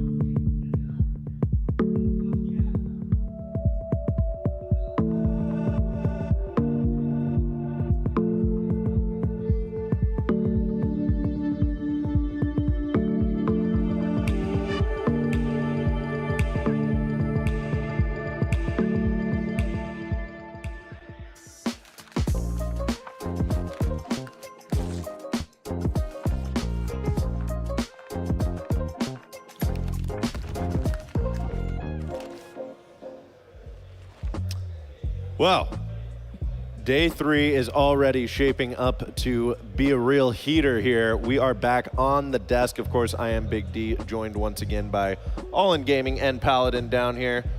Fellas, we were positive we were going to get some overtime out of that one. I mean, yeah. Towards the end, it definitely looked that way. First half, pretty dominant from Big. I mean, even through the highlights here, it's been Big winning the gunfights because, in all honesty, Big didn't do anything extraordinary utilitarian-wise. It was just raw aim duels they were winning early on. I do really like the pace that they set early on. I think it's tough to commend Venom really too much on that CT side. I just really like the pace that Tapson set. I think one of the worst parts of Big when it comes from when they slow the game down too much. I think that's where they make some bad decisions. I think that's where they made bad reads. But that pace gave them that early start. It gave them early momentum. It got the right players off on the right foot. You think about the great work that Process was able to do, the great work that Hyped was able to do. These were the guys that we were hoping to make that step up, and they absolutely did. Yeah, I mean, and it was close there. I mean, we saw Big come out ahead in the first half there. It was 8-4. They looked good, but I mean, Venom really looks like they were like, okay, we're going to close this gap, and then suddenly 12-7, tech pause, and then the 1v3 clutch, guys. Yeah, I mean, that 1v3 clutch really was a turning point for them, but overall, it was, you know, a lot of what we've seen through this tournament is like a lot of standout stars. Like in day 1, we saw a Blame F performance, pretty much dropping 42 kills, but here, it was overall just everybody doing what they should. And for the most part, Venom, that's kind of where they need to pick up, is everybody needs to do just a little bit more. There's exact 1v3 right there. Yeah, Sobol, I mean, keeps them in this game, but overall, the rifle core is a little worrying for me. When I compare it to that of Big, I have playmakers at every level of the game. I think about JDC's anchoring. I think about what Crimbo was able to do to end the game there on that round 24 play. I think about what Tapson's able to do, and I can go down the line and I could say this guy can come up for me round after round to make sure that I'm still in the game. I can't say the same about Venom on the other end. Who is that guy that's going to step up beyond Flay? I don't necessarily know, but there needs to be that second, third guy as a line of defense to bolster that core up a little bit more. Yeah, I think you're right. And going into Nuke as well, we're going to need to see that. We can't just see the flashes there from other players. Like, somebody really needs to step up to the plate for Venom, right? Yeah, and I mean, going into, I feel like Nuke, you could definitely say, oh, the ops again, but I mean, at a certain point, the rifles need to make the space for said ops to actually get the footwork in, to get in garage, make sure they're not, you know, just being displaced by the aggression outside or ramp. Granted, outside's usually the preference for majority of these teams. Yeah, I mean, it wasn't even really an Opper's game and on Dust 2. I mean, yes, you had some moments from Flay. You think about the 1-on-2. You think about Hype's great work in the first half as well. But overall, it is these rifle cores that are winning the games for their respective teams. There's just so much impact from these opening attempts from these riflers that you're going to have to see that on Nuke as well. I mean, you talk about outside, that will be a forefront. Is how can the T's take garage control? How are they going to wrap into mini? How are they going to have these explosive A-side executes? You need riflers to open up the space on that offensive end.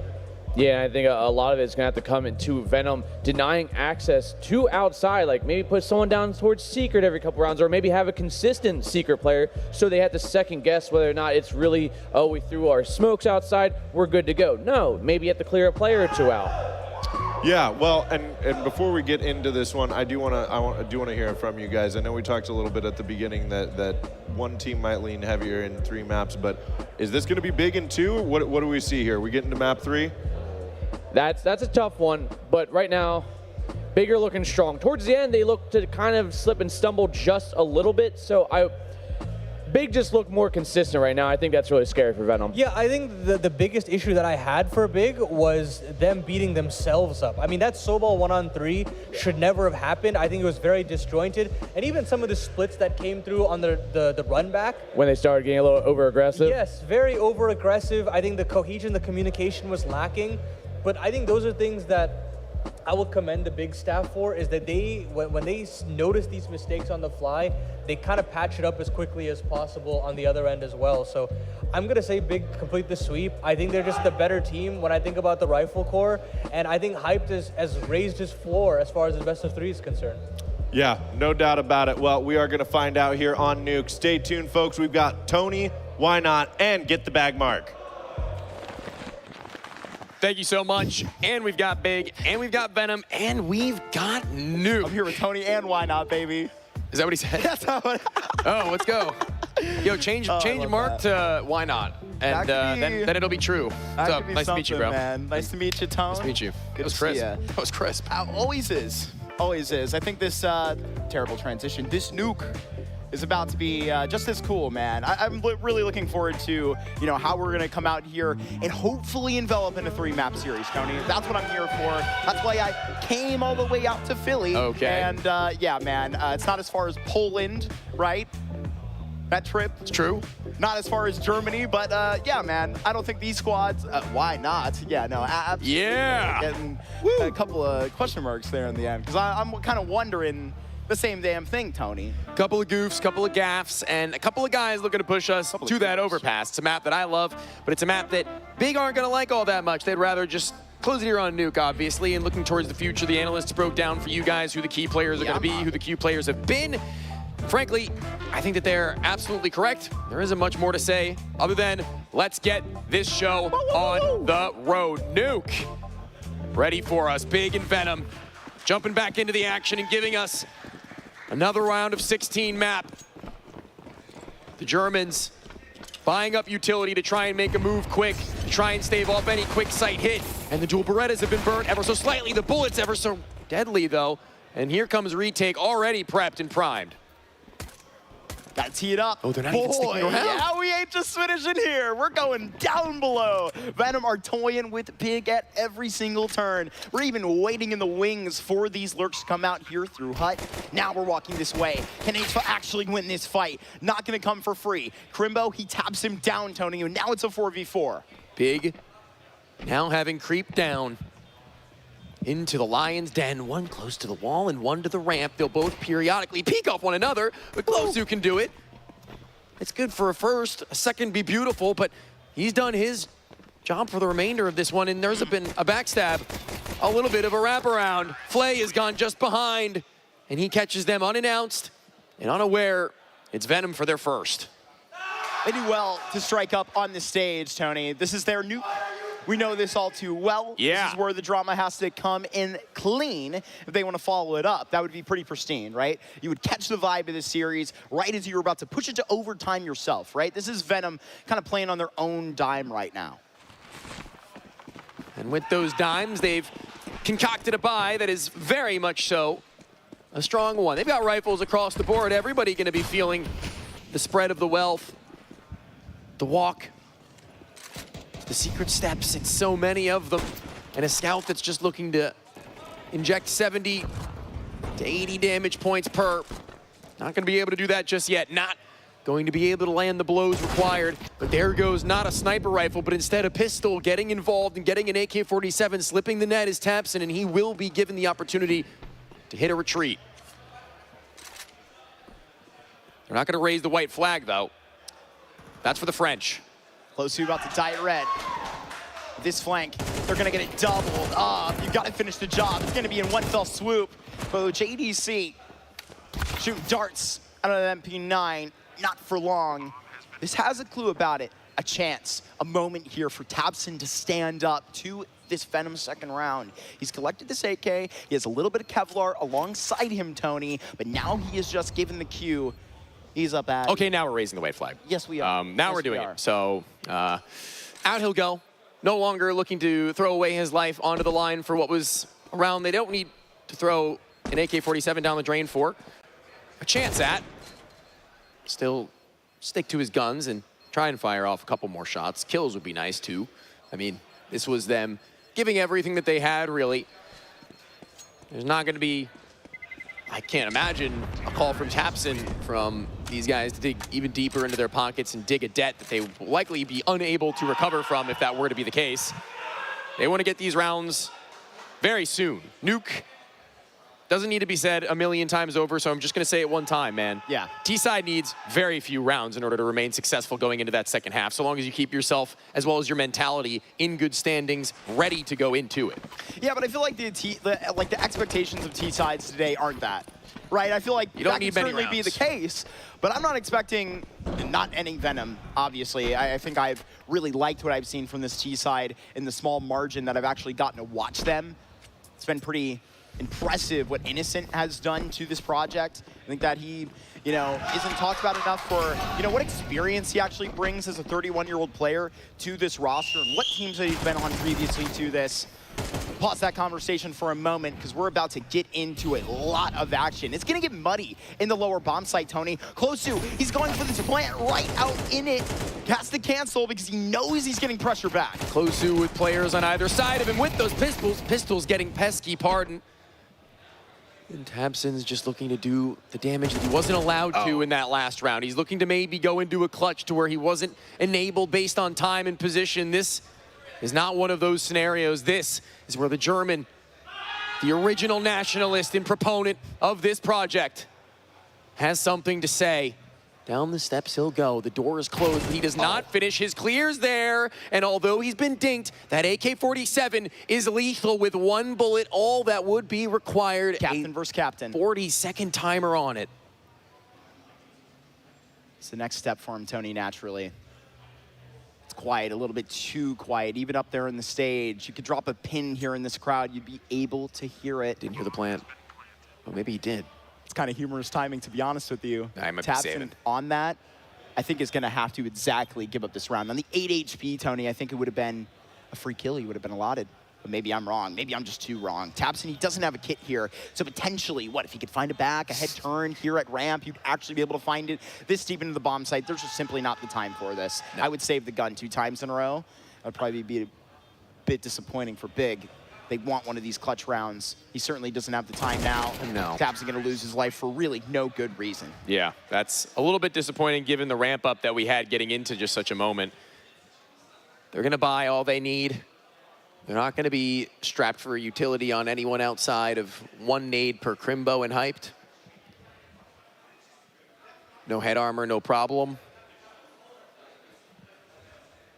3 rounds for Venom. Now that is where their issues lie.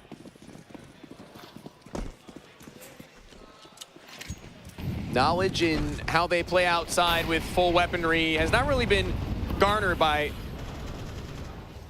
International Gaming Squad just yet. As Hyped is interestingly the one to head down. And he might have actually made just a great call to shut down one of the 2 of the outside push or the late ramp incursion.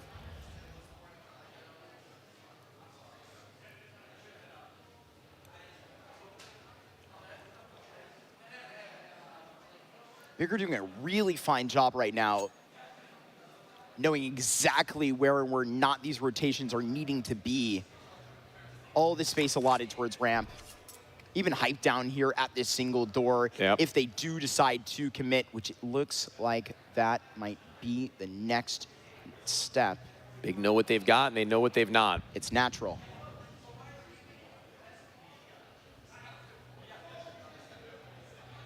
Window broken, thanks to the spam. They'll send one right the other way through the second pair of glass. That was unbroken, but this round, a setup unbroken, so it would seem, as tabseN gets away with his life ever so slightly. And Innocent again, the last one left alive, but this time, not in a round winning scenario. This time, in a round where he has very little hope and very little time, but what he does have is a wing and a prayer on the bomb to his shoulders, but been spotted, everybody's gonna be on his case. He might get a plant off this, should. No, he doesn't want to stick it though. I mean, reasonable. Doesn't want to die after time though, I hope, and they won't oblige to just that. It's an excellent start for Big. Really, really good stuff. I was a very big fan of how they were looking mid-round there. It feels like they've calmed down from, what was likely super tilting at the end of map number 1. Like, let's be real. I think anybody human would sort of feel that way after a technical pause. You get forced to overtime, but a big relief and you close the game. Now they're out here and it seems like they're communicating super effectively, Tony. I mean, this looks like a Big that looks put together, especially because of how close a couple of those ecoing rounds got. Remember, Innocent down to the 1v1. Your Tabson is going to take an opening kill. They've got Venom on the pistols now. Gulp. Dying to a Glock outer with the sniper, less than ideal, but players able to do something about it. But the same could be said for Flay. An AK in the hands of the sniper, still tapping and being ever so patient with his aim, knowing he's capable. And more on arrival, and he's got the both of them now. In between Red, Tabson's doing what he can, but this one's going into a really ugly spot. I mean, where do you even go right now if you are Tabson? How do you escape it? He's now been found by the both of them. Easily. Crimbo, where are you at, my man? Got to get here a little bit faster. Okay, Flay's gone. Flay just got stabbed in the back. That's finally the function figured out. A 4K out for the in-game leader right here. Whew. These pistols got a little bit too treacherous outside there, Tony. It's not going to be easy. One, the difference. The split, now very apparent. Been given a run for their money in that one, though. I mean, sweat wiped right off the brow, where if Tabson had been any more mistimed, he would have been a dead man walking. He would have left Crimbo as an unknown entity, all things considered, but timeout taken. Venom, they've only just now started to let things slip between their fingertips. Yeah, get things set up straight for the next rifle round. I got to imagine that's the conversation where you're going to clear back into this big squad. You know that you have a good margin of success right back through this at the start of your T side. I don't think you change anything all too well. You haven't really got to run much now, haven't you? Talking about Big? Talking about Venom. Oh, you said Big, my bad. Excuse me. I understand what you're saying now, though. Venom not really having exhausted all their options. They just need to know what those options actually are in the strat book. Yeah, I mean, a good reminder. May have opened one default, if that. Yeah. I mean, their T side really isn't even started yet. Ooh. As far as I'm concerned, now we're going to see Innocent under Sender and exactly what he wants to call up. He's got an SMG. He's got a weapon that makes this difficult. A weapon that requires a little bit of speed to it. And already having actually sustained 47 damage points, I can only imagine from a grenade. That's not going to be wonderful whatsoever, but seeing that they have not yet crossed and that smoke blown has not given them any greater information. Now Venom have a bit of an idea as to how Big want to play this one out. Incendiary to stall them from going down, but a player who lies in wait, waiting to pounce. I believe that's hype. Tabson. Jesus. All that damage. Kill. Bigger just around every single corner, Tony. More of that praise of how they are just rotating one step ahead of Venom again. Crimbo about to just trip him with this next line.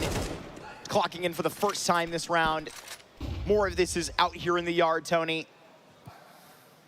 With 45, it's just a time when we get back to a tie. This is a really good beginning to the game for Big. It seems like Venom a little bit too intimidated to proceed. A reasonable stance to take. They will say, adios to round number 6. Think better of what they'll do once they have everything that they need, as opposed to what was kind of a wishful thinking set of cobbled together lesser weaponry. And even now, 2 AK-47s could give them room to work with as the loss bonus begins to swell only to 3. So they're not going to be the richiest of riches.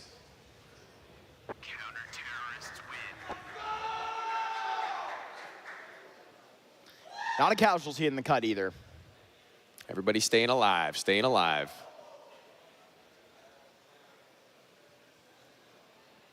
Maybe you can tell by the way I use my wall. I'm a woman's man. No time to talk. Everybody in the venue heard that. I know they did. You're welcome. And they heard you. Oh, there was a little clap. Hit the note perfectly. Yeah. Well, I mean, the fires rise, and so too do the stakes for Venom right now, as they are not a map to the good. They are not a map up. They have seen the consequences of Dust 2 in being unable to close out on that drawback. They start this game smoothly. Those Copenhagen Wood Daps right here are a little too enthusiastic for my liking. And no, they lost the first map. I was gonna say. It's good they're maybe not too down pat for that. I was getting worried, Tony. They were getting quite loud during that face about it. We'll get a more accurate update when we can. Passing into the lower bomb site and getting that Tech 9 straight up the business's tabseN, delivered poetically by Innocent himself. Very clear now is the gap that has been created, but Hyped can't just go flying up through the rungs. He's got to keep himself cautious about his wraparound for at least a few seconds here. So that timer has been set, and it looks like it's actually been bypassed by Venom. It's next in stage for Prosus, but the Molotov well placed means that this A site should be theirs. And I don't really foresee there being much of a hitch to this, to be honest with you, unless somebody can do something crazy from Big, because that heaven position is just so hard to break between in a post-plant scenario. Yeah, I think they're actually opting to go for a safe pretty quickly unless this vent player gets something. I don't really know what else they can set up. I mean, a Molotov that hits Asian vent, but they're not committed to the idea in the first place. So it's not going. All right. A 4v4 save in a gun round. It's a bit anticlimactic. Not something you see every day. Saying words. Here's a nice shot back out. JDC. Oh, Family Guy odd death there. I would have rather liked to see him lose his life there in a retake, actually. In a more meaningful way. Correct. All is well. Venom Camp gets the hit resume on their T side, I guess. That was a bit awkward. Thank Innocent for finding that opening kill with the smokes right back down in secret out towards tabseN early, Tony. Here's our lovely crowd out here in Philadelphia. If you're believing in this big 2-0, I would like you to get loud for it. Well, that guy's a believer. Hell yeah. Got some German Counter-Strike fans in the building. As is expected. Now, this one looking like a feign of speed from Venom that only just pumps the brakes ever so slightly before getting initiated. It's Hyped who hits his. It's the walking through hut that's been met with an off angle and the doorway not open for them to make their way through, but the bomb down lower, a different story. Hold the phone on this close to positioning. JDC ruining the fun, and they're aware of every single little possibility that could walk through that J-Hall. Seemingly aware of it outside. Please, JDC, please. Thank you. Zen will get it eventually. I believe JDC was defusing the bomb there. So, oh, could you imagine? If you got a problem with that, Tony, take it up with him, because apparently the boss was distracted him from getting that defuzzled down. He just stayed patient. Thankfully, he had a kit, so he didn't have to wait 10 seconds for the fist bump.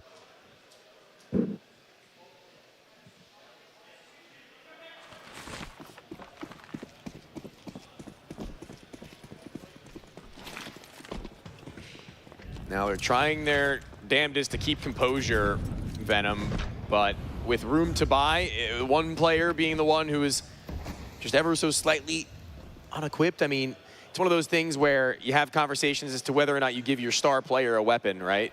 Whether or not they're the one who does get the bigger buy and somebody else takes the hit. But I think I'm in the camp right now that Flay with a Desert Eagle is deadly enough to where I think it's reasonable that everybody else gets what they want.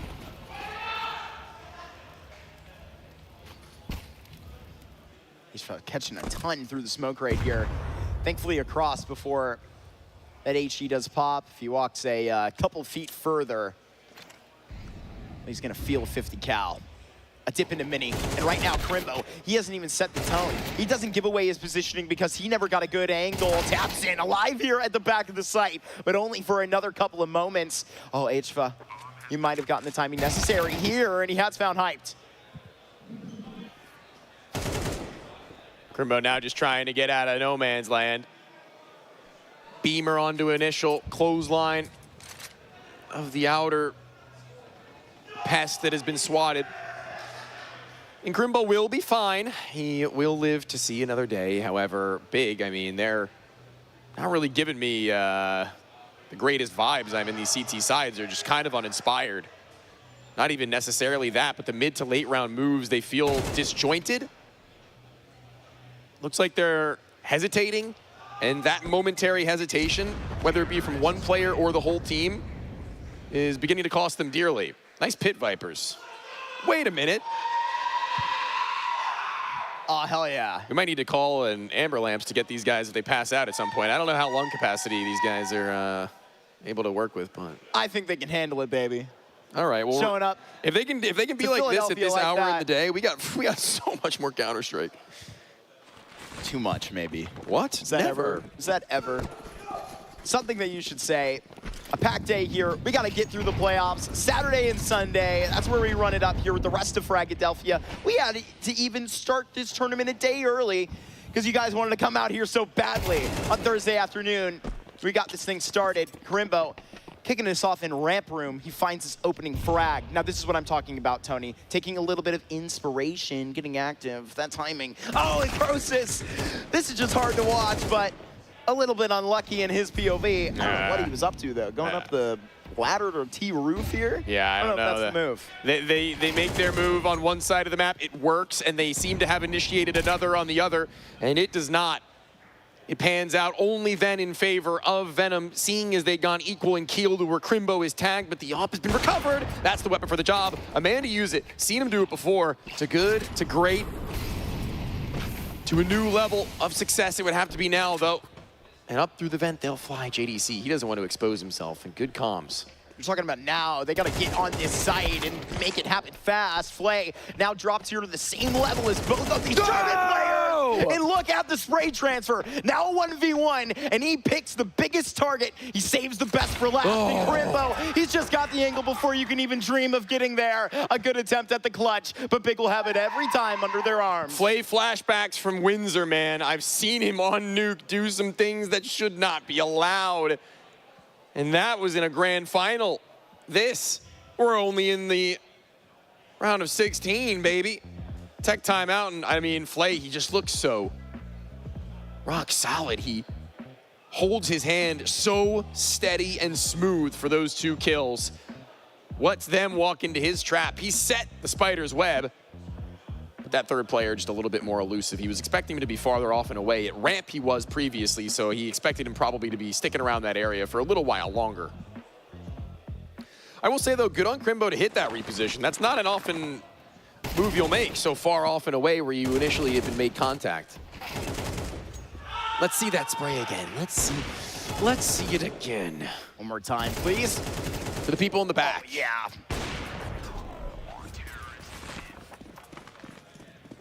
We'll feel a bit disappointed after lining them up the way he did. Thankfully, Flay will not be without the premium rifle into round 11, where they got to figure things out.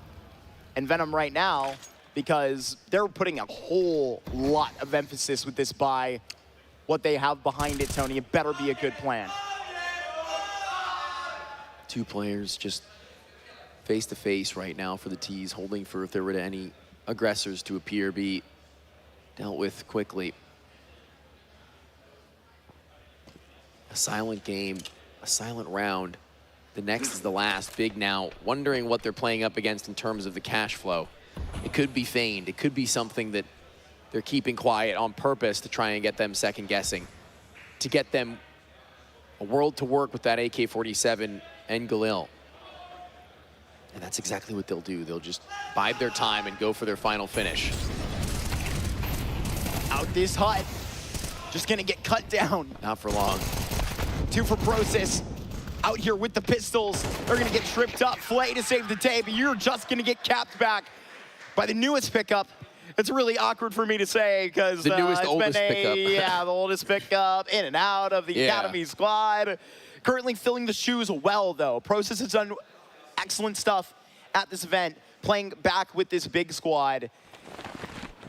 Filling the shoes well of what's necessarily needed on this team, Tony, which it feels like, honestly, it's a bit of a mystery sometimes, what they're kind of missing in this rifling unit, but Process kind of a do-it-all type of guy right here, it feels. Yeah, Process is an interesting player for me. I think Process was somebody that I was very excited to see come into the main roster and then kind of sad to see go. What? Okay, he eats the barrel of the Tech-9, a very short one, smashed straight into his skull. And he presses the trigger only a singular time. Love this angle from the A1. It's the Crimbo, the third of them. Oh my lord. On a dime, on a swivel, throws his mouse across the room and lands to the next of the faces. And Venom from that point forth had something working for them, but ever since, deflated. Out of the vent. He'll stay there. JDC will put you down. Big puff their chests up at the end of the half and show what they're made of. They got a lot of confidence flowing through them German veins, Tony. They're looking good. That's the breathing pose for Innocent right there. It's usually hands on head, but even still, some good circulation going for the in-game leader to try and get the flood of thoughts coming to his Brian as well.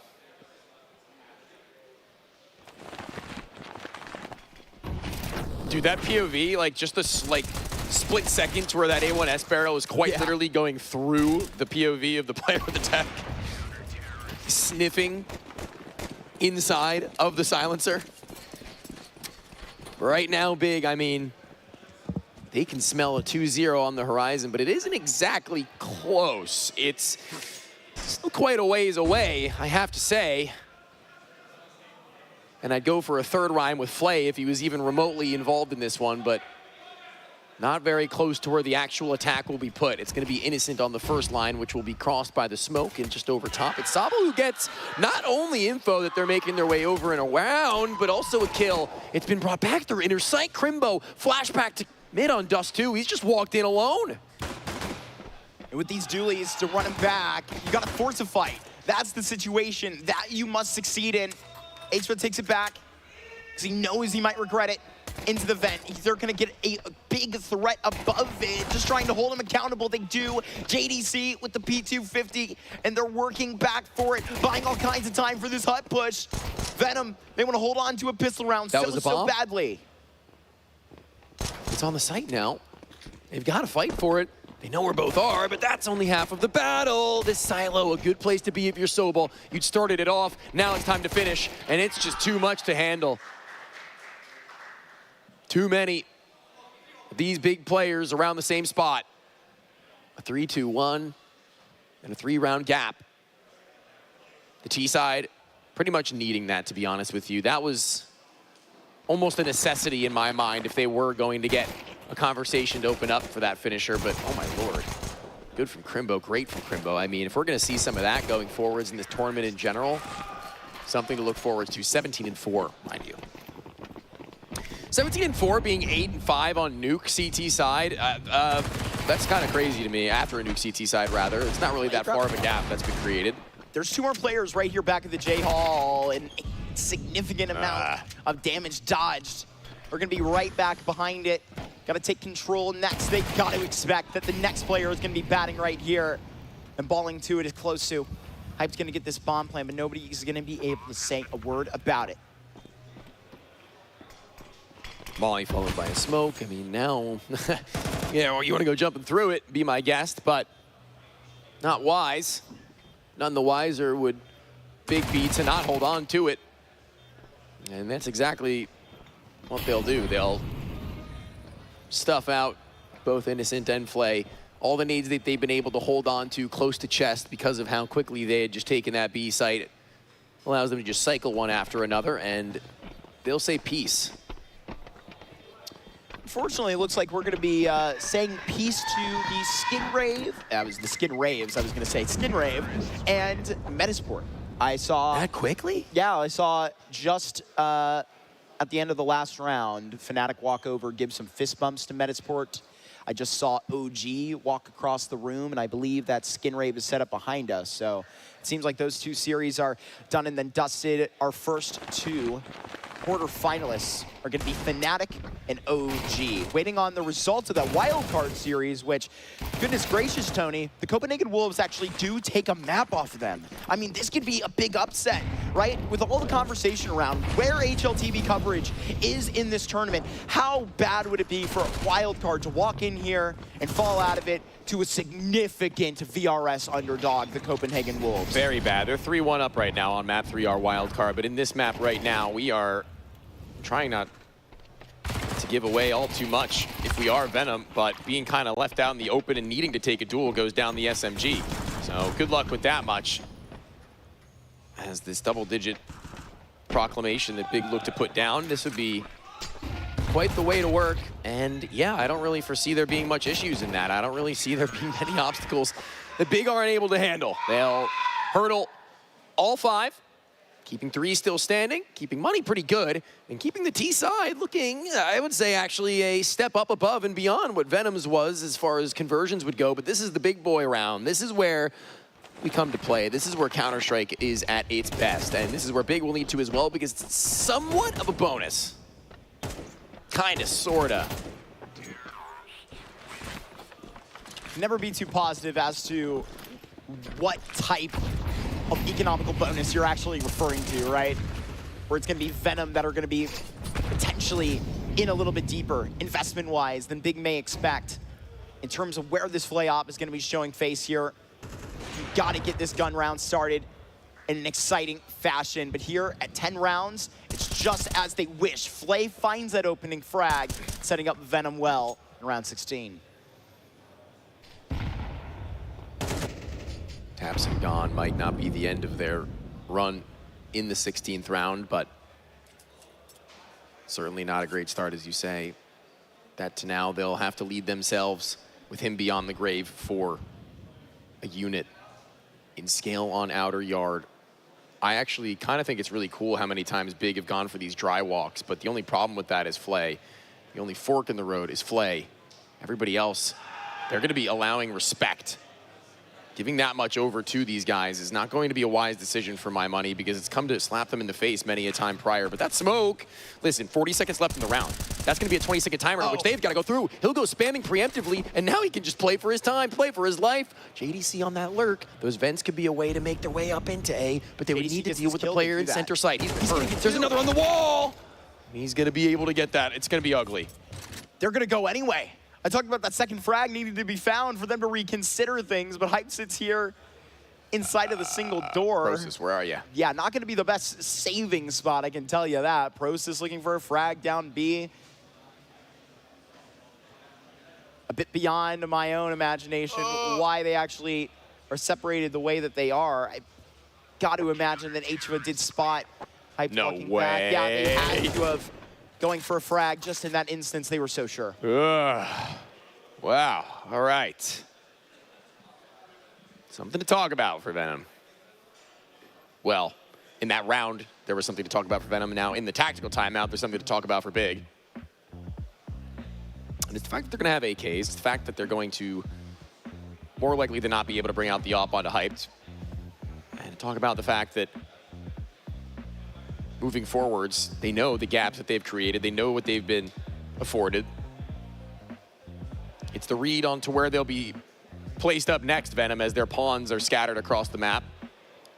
And they know that Flay has his sniper rifle just as well. Unplugging the mouse. Was it not charged? Is that what the issue was? Guys, we got to do a little bit better than that, no? Yeah. Charge his mouse into your hotel room wall. If you right need back to, in we'll bro. go. Maybe it's a Bluetooth issue. Could be that, because he plugged it back in. Oh, hell nah. We're not rocking with Bluetooth. What do you mean? Tell me you're not connecting a wireless your mouse is Bluetooth. Yeah, but you're not. You're connecting it through the bungee. There's a Bluetooth setting on your computer that you can actually physically connect it. That's still Bluetooth.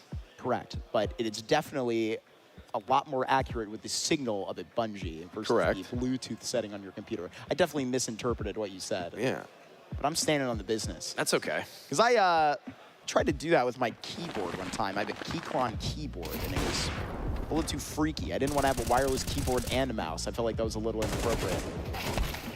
I actually really like a wireless keyboard. I just don't really know I don't know how far technology has come to whether or not that's even doable. I think somebody has made that. No, I mean if it's any good, if it's like preferable.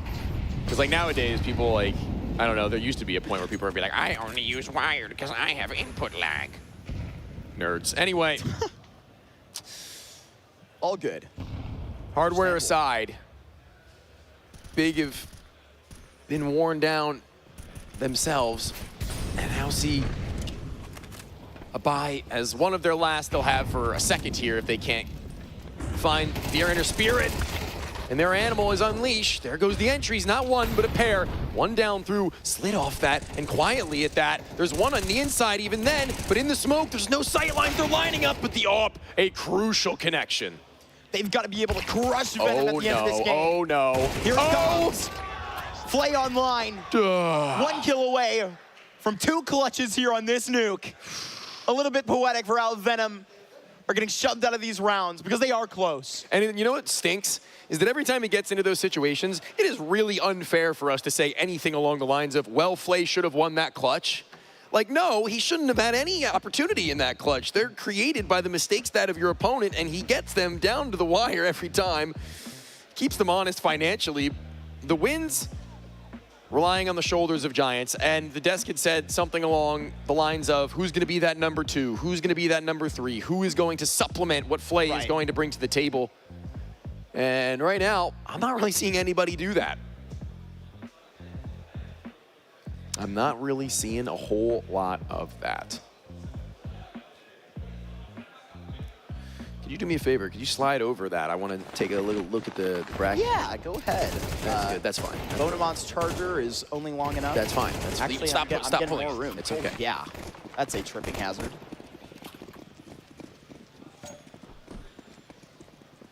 Got to move on to play Fnatic. That's why I was commenting on such a crushing finish that you have to bring to this game, because you got to bring your best to what is a classic Counter-Strike matchup that we're going to have out here in Philadelphia in our quarterfinals, potentially, if they can finish right in this game, because this nuke is pointing in every direction, but up for Venom on their way back down is Crimbo's body in the vent. That was kind of an awkward opening gap. So these things happen. Ooh, Flay, he's on finally with that sniper rifle to get engaged on nuke, but only a singular as they've gone too close, the rest of them. I don't know if HFO was spotted. I don't think he was, because the hype seems to be focused elsewhere. It's the left side that he's attending to, and it's the wraparound, not from the T's, but instead from Innocent that's going to get up towards Heaven. He's going to hit that flank, hopefully on the timer, which will be required if you are a Venom fan. And here he comes. Oh, but Red. Whew. Gotta go on this time, even if Innocent does die in the Heaven. That was Soulbowl left to go ahead and go Lightning striking pull twice out of this vent, rather out of the same positioning. That's why you're unaware and uncomfortable to miss the shot. A 1v1, Tony. And this one realistic, trying to fish them out of the back of the site. You know that there's somebody just lying around in lobby, tapping on the bomb. Now seeing a shoulder, JDC. All he has to do is just juke him. And right now, walking his way, JDC will make him take it. It is 12 rounds here for Big on the stage as they size up Fnatic in the quarterfinals. For a split second there, I'm not gonna lie, I don't know how often this, if ever this happens to you, but I looked at the scoreboard and I was like, it's okay, they've got to 16, they've got room to work. No, old man, the future is now. 13 rounds is all that it'll take. And 1 round right now is all it'll do for them to find 2-0 over Venom. And hyped. Wait, playing with a Deagle.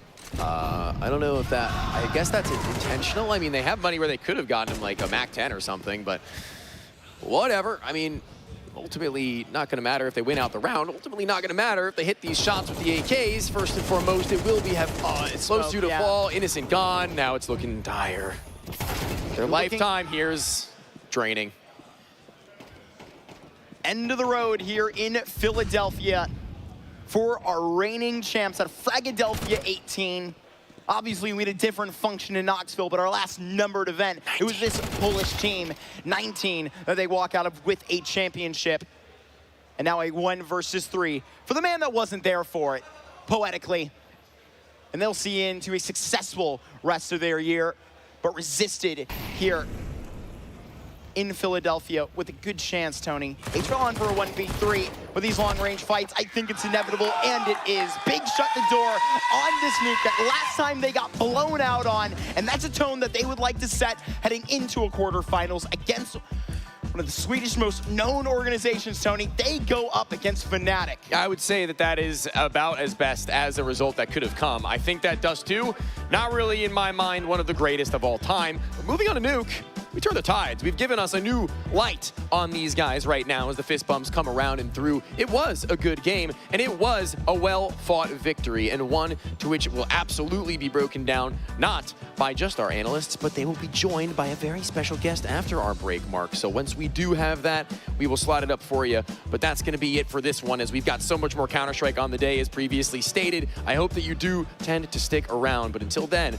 see you in a bit.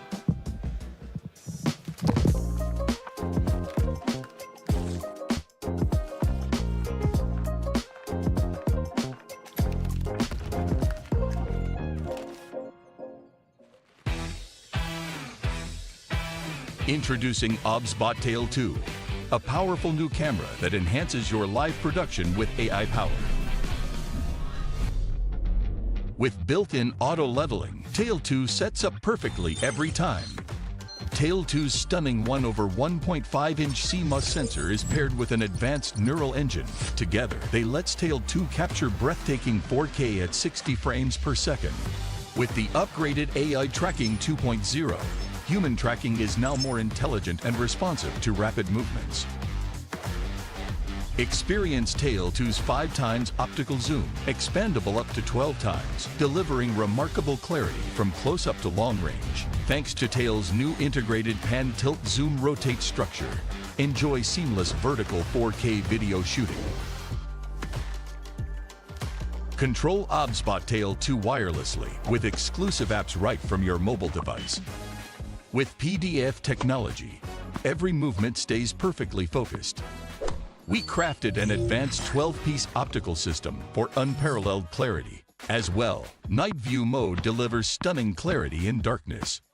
This new generation of AI now extends double-click tracking beyond humans to objects and animals, with an expanded database for enhanced recognition. OBSBot Tail 2 takes your multicam setup to new heights. The smart remote controller brings seamless switching between cameras, while tally lights provide instant visual feedback for your production. Use OBSBot Talent for comprehensive monitoring and seamless switching between OBSBot devices. With various professional connection interfaces, Tail 2 adapts perfectly to diverse video production scenarios. Tail 2's 3D and NDI compatibility enables seamless integration into virtual production, while AI features expand your creative possibilities in the virtual realm. Tail 2 supports up to 5 hours video shooting. For group settings, Tail 2 expertly manages multiple subjects, maintaining all participants within the tracking frame. Supporting NDI connection, multiple video sources can be integrated seamlessly. Plus, the 360 degrees rotation base enables full rotation and 5-hour extended shooting. Additionally, Visca and Pelco DP support ensures smooth control through universal pan-tilt zoom keyboards for preset positions and image adjustments. Ready to revolutionize pan-tilt zoom cameras with cutting-edge AI, exceptional image quality, and robust compatibility. Start your new Tail with the new OBSBot Tail 2. Created by OBSBot.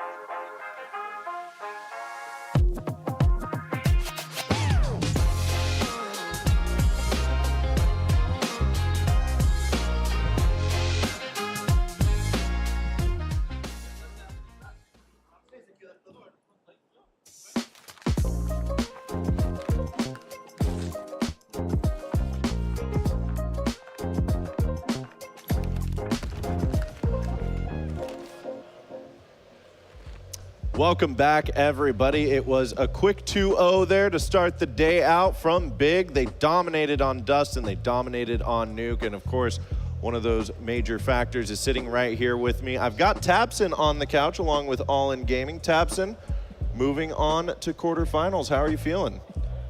Feels amazing to win 2-0. Also to get some rest now going on. It's amazing to win just a couple of games here in Philadelphia, and hopefully we'll have a couple of more. Yeah, how has this tournament been compared to some of the other tournaments you've played? Actually, I think this one is maybe one of the best we have been like the last 2 weeks.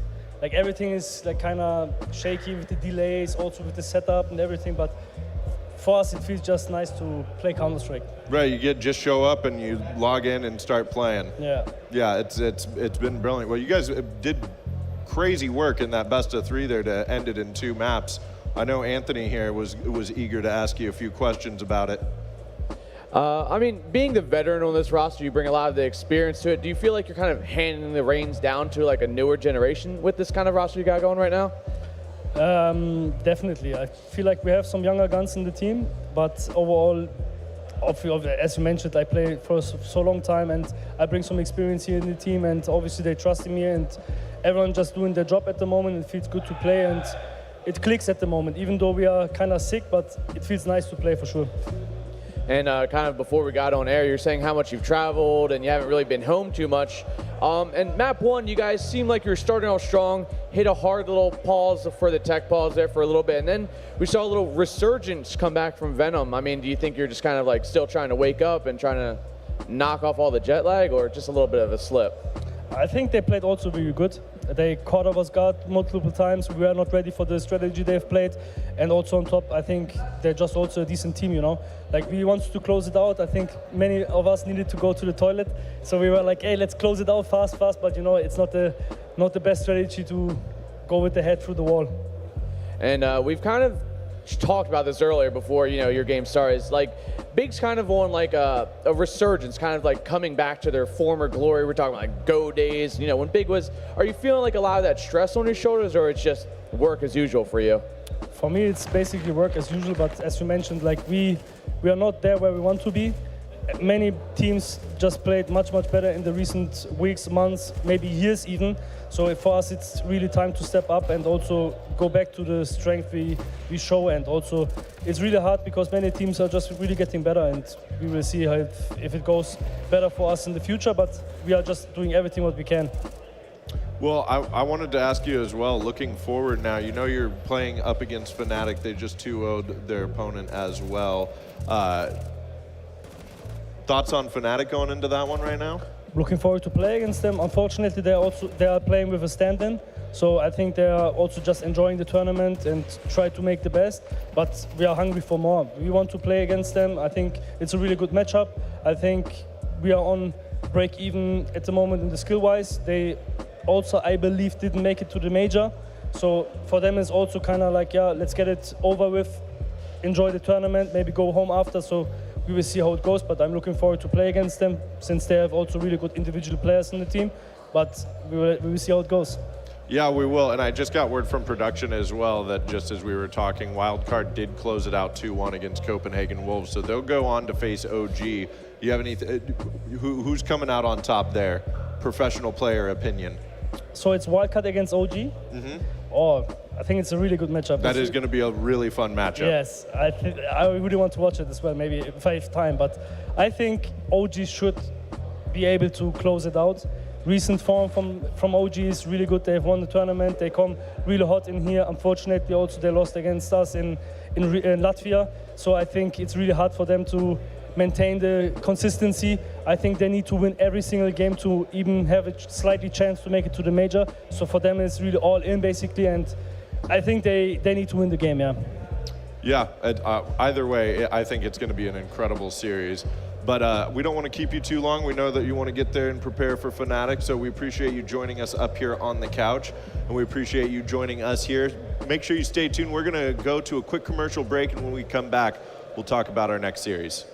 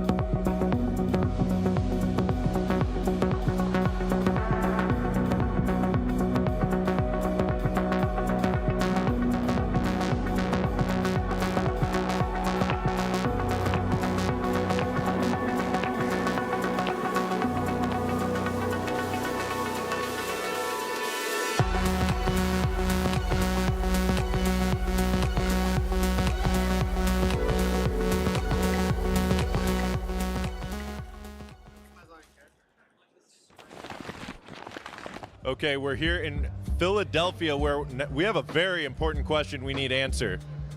Cheesesteak or pretzel? Soft pretzel, excuse me. With or without cheese, with the pretzel. Oh, that's a good question. Let's go with cheese. Why not?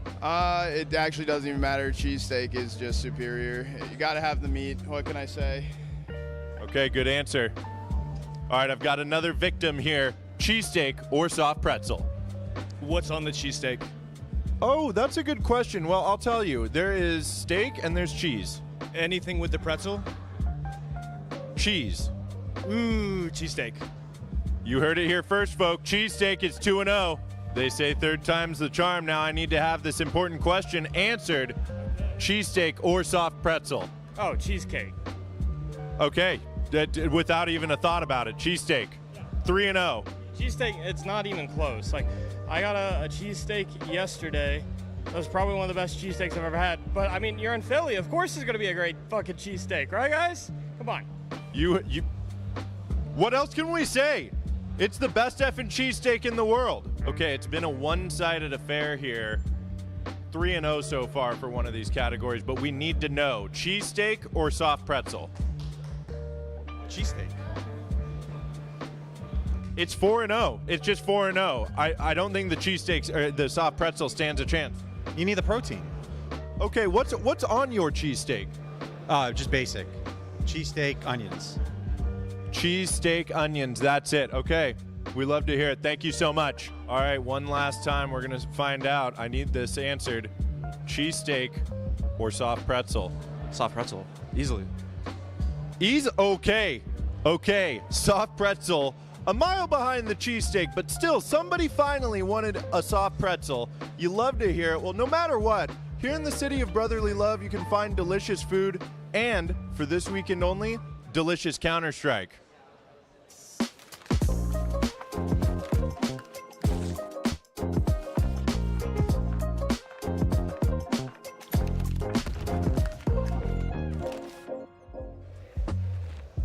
And delicious Counter-Strike is indeed what we've got here. Let me ask you guys, I of course am Big D, sometimes referred to as Big Delicious, but we're on the couch here on the big desk with Buckethead now and back with Paladin. Gentlemen, I have to ask you as well, cheesesteak or soft pretzel? Cheesesteak. You know what, I'm gonna go against the grain. I'm gonna say soft pretzel. Elaborate, please. I don't know. I'm just not a big fan of too much cheese, you know? That's my big thing. Valid take. So for me, I think I would just prefer the soft pretzel. It's very light on the stomach. You don't really feel too tired after you eat it. You can get up and go about your day. Cheesesteak will put you in a coma. Well, that's what I'm hoping for each time I get one. That's for sure. Well, I appreciate you sharing that. Well, let's talk about these teams because we've not really had any upsets yet, but we have had 4 teams eliminated already this morning, down to 12. We've got our bracket pulling up here, and as you can see, nothing too shocking out here, but Wildcard getting pushed to 3 maps there by Copenhagen Wolves.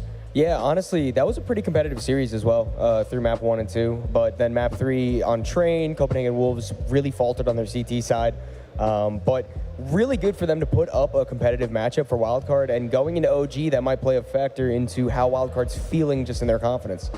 I think Wildcard has some serious cohesion issues coming into this tournament, but getting a win like that over the CPH Wolves is massive for them. Now they get set up against OG, which is going to be a tough test for them for sure, but a win there could be just so massive for the confidence of this team, get them ever closer to potentially securing a major berth. There's so much CS going on right now, so nothing is confirmed, but everything that they can do in their power is of the utmost priority.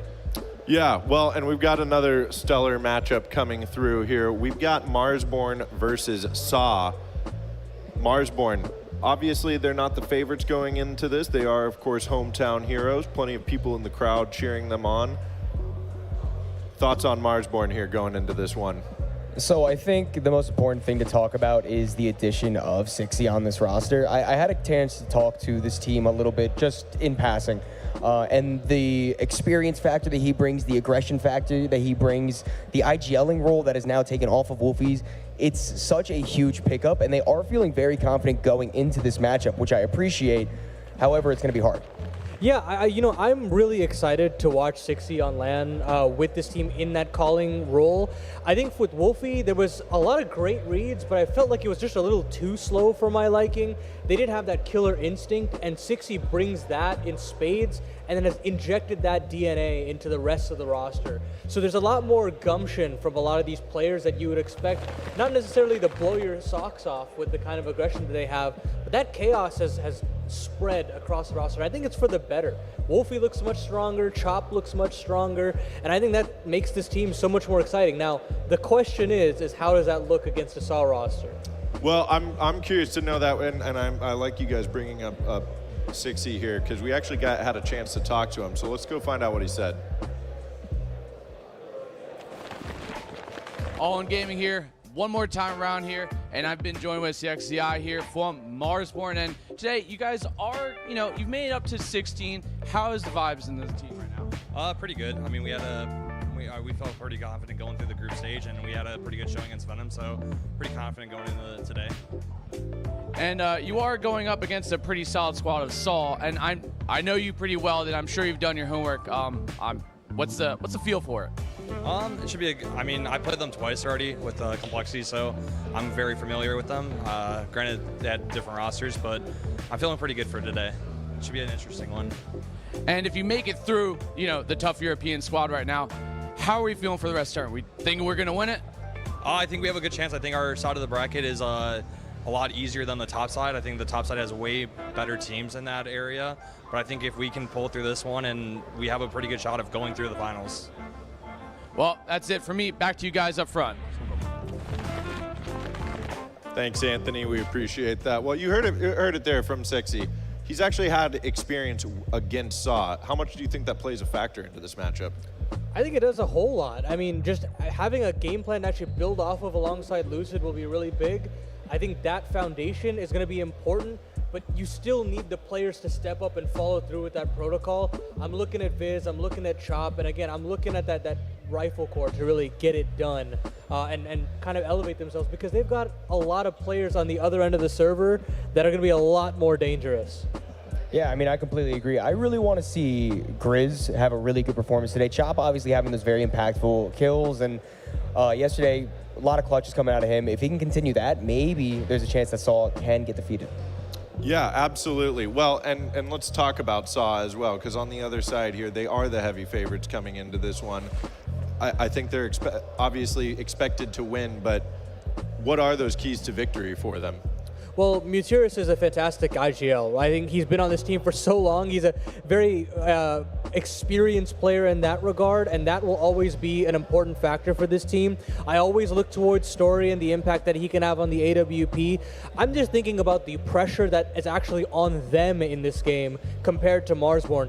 They're about a couple of BO3s away from a major qualification berth, and that means that this best of 3 is absolutely paramount for them. There is no pressure on Marsborn whatsoever, so that is going to be an interesting factor to go into this best of 3. Yeah, well, and we actually had a chance as well to talk to Story before the matchup. Let's go find out what he's got for us. Hi there, all in again, and I am joined with one of the Saw players, Story. And today, you guys are playing up against one of the stronger NA teams that we provide over here.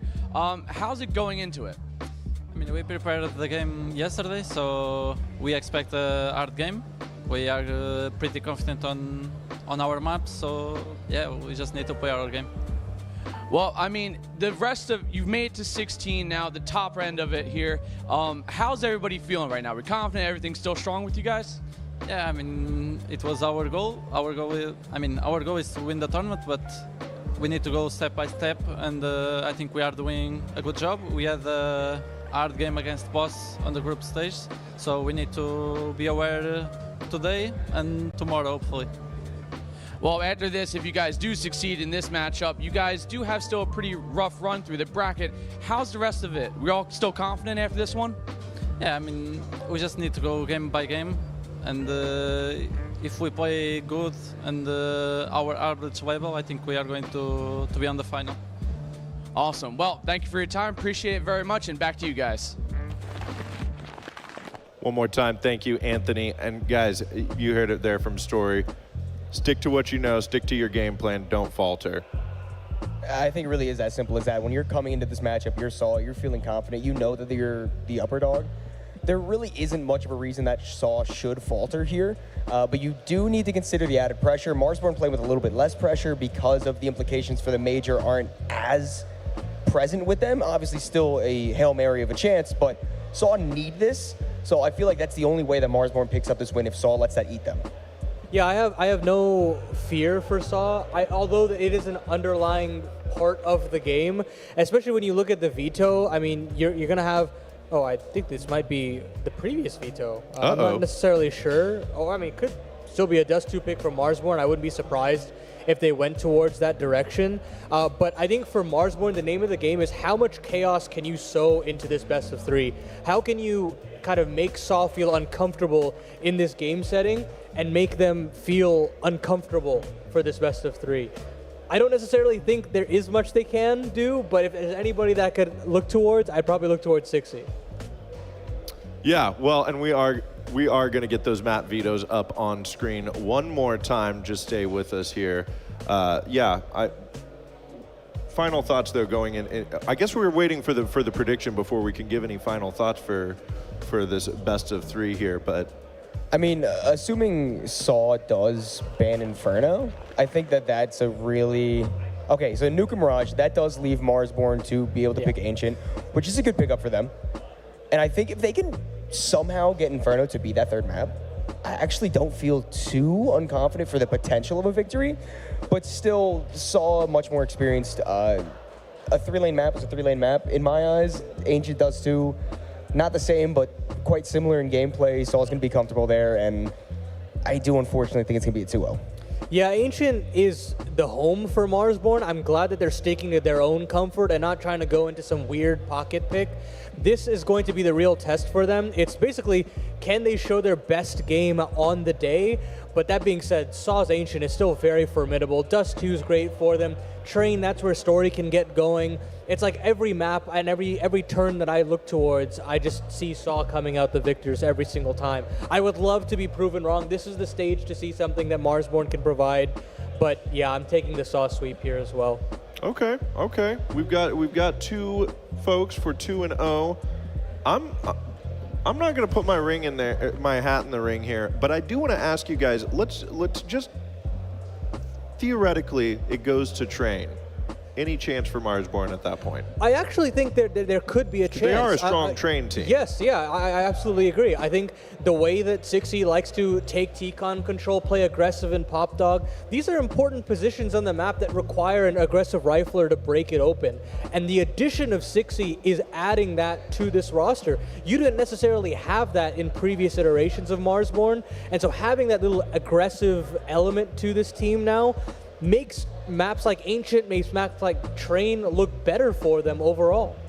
So it is possible here. Marsborn show up on Ancient, anything could happen. Let's talk about Ancient a little bit. They're not going to get to start out on their preferred side. Is that going to have an impact on them at all, or are they just sticking to their guns? I don't think the fact that they're not starting on, they don't have their choice aside, I don't think that's going to play too much into the actual outcome of the game. I do think it matters a lot how much control of the map Marsborn is going to be able to get. If Saw's being very aggressive, especially when they're on the CT side, if they're trying to go for that outer B lane aggressive play and they can't control mid, Marsborn can get snuffed out pretty easily. That's my only fear for them, but I do think that they're going to play their normal game, and they're not really going to let anything outside affect them. It's just a matter of if they can actually play up to standard against it. Yeah, I think pace is the name of the game. So being able to start on the T side and setting the tempo, I mean, I'm talking winning the pistol, stomping in for the 3-0, and then just trying to chain rounds together and not let Saw breathe. It's like it's all about that first start, those first 5 rounds. Put out the best strategies you have and put your best foot forward.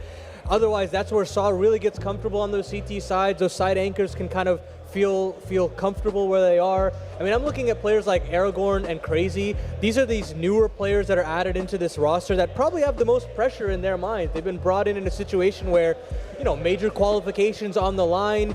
You're in a kind of a risk-prone environment, being in the U.S., being on Marsborn's turf. This crowd can get pretty loud pretty quickly, so you don't want that to kind of be something in the back of their minds when it comes to the start of this game. But yeah, if Saw have any amount of space to feel comfortable in this best of 3, it's going to be a game over. Well, I think it's really interesting you bring, I like the fact you bring up the tempo being set on that T side. Ancient is one of those maps that, I know on paper it is a CT-sided map, and I think that lends itself to the fact that CT side can feel very oppressive once it gets rolling, but you have that opportunity to set the tempo with the T side. And then another thing you mentioned as well, they're playing on Marsborn home turf, and Marsborn does have the following that they have members in the crowd here that are going to be rooting for them. Is that going to play a factor at all? I mean, I think it definitely can. I feel like Marsborn in this specific situation right now is the #1 hometown hero. Well, obviously Wildcard's here, they're representing North America as well, but because Marsborn has that slightly less chance, there's just going to be so much more passion behind the fans trying to root for them. So maybe it can come into play. Well, we will find out. We are going to get into map 1. We are back with our casters. Why not end get the bag mark?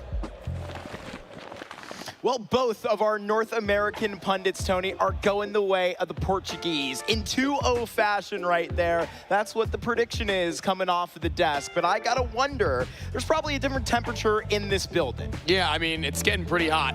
There's a lot of people arriving as well. Maybe that has something to do with it, but as well as the fact that we're rising into what is a dangerous place for these teams. They mentioned it.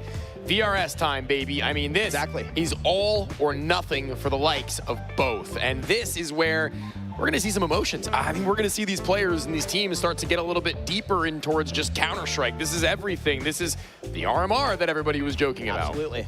Yeah, this is where we rock into where Saw have the most to earn this weekend, being one of these European teams that is just on the cusp here. And with controlling their own destiny here into Philadelphia with a win this weekend, they could potentially make their way to Budapest just like that. It's all about not going to potential. be an easy path, not through Marsborn. The last time they were here, Tony, they were the runners-up to a Blue Jays squad that had a vendetta. That's where we got to see the VRS fresh here into the Fragadelphia system. I remember literally taking my flight the next day and seeing Snab and a couple of the members of the Blue Jays roster Fruit Cup at my gate, and they went, we're a top 30 team now.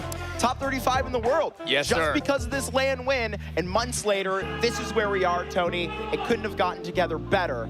But when I say that, for Marsborn, there's a little bit more than just Saw on the line. There's redemption on the line here in the stage. Yeah, absolutely. They've got a lot on their plate. They're probably not thinking all that much about that last event. I can tell you that much, though. Now, with CXCI at the helm, he's going to be the one taking on a lot of that mentality. Yeah, and he's going to be the one keeping them forwards on for the remainder of this one. So as long as his head is screwed on straight, the rest of the team have nothing to worry about. So let's see how long that does last for, because he is going to be stepping into this role, as everybody will know, for the first time at this kind of a level ever. I mean, he's somebody very capable, somebody who's seen the highs and the lows of North American Counter-Strike with multiple different in-game leaders above him. But can he culminate that to a win against a Tier 1 pushing team?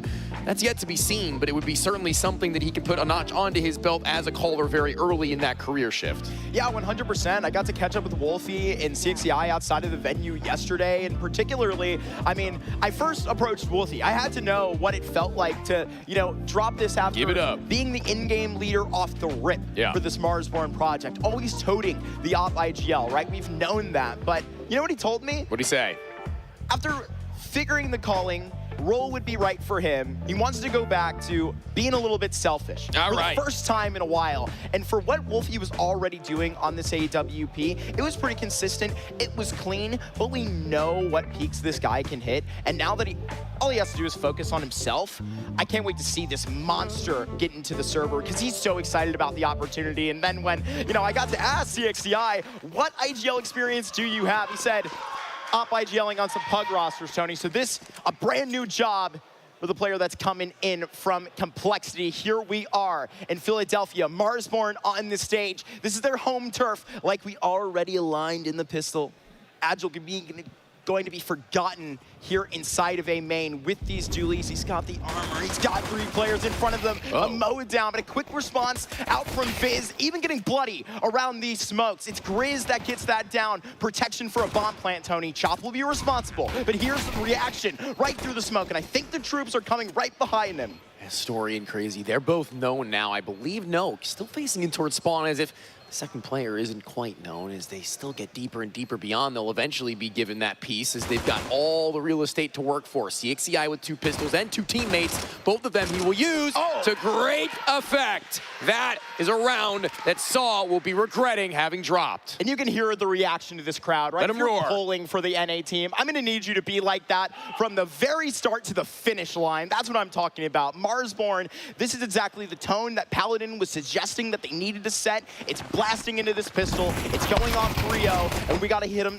We gotta see them, excuse me, hit that next mark. Viz so very clean on that 180-degree flick back. That A main player, he looked to ream as many bullets as he fast could into their backs. Only gets the 1. Not enough. And they'll realize that much, trying to give all that they've got into the following. I mean, MP9s are pretty good. They're not going to be the greatest of the lion's share cash prize you would like to pull from a round lost, but you'll make do. And with that feigning of presence over towards A, Marsborn now have their options up available to them, knowing that it's the CTs who are going to be worrying about where the hit will finalize. That Molotov will only incentivize them to stick a body near enough around. Still towards Donut even. He's gonna clear out mid, maybe a crunch, a pincer.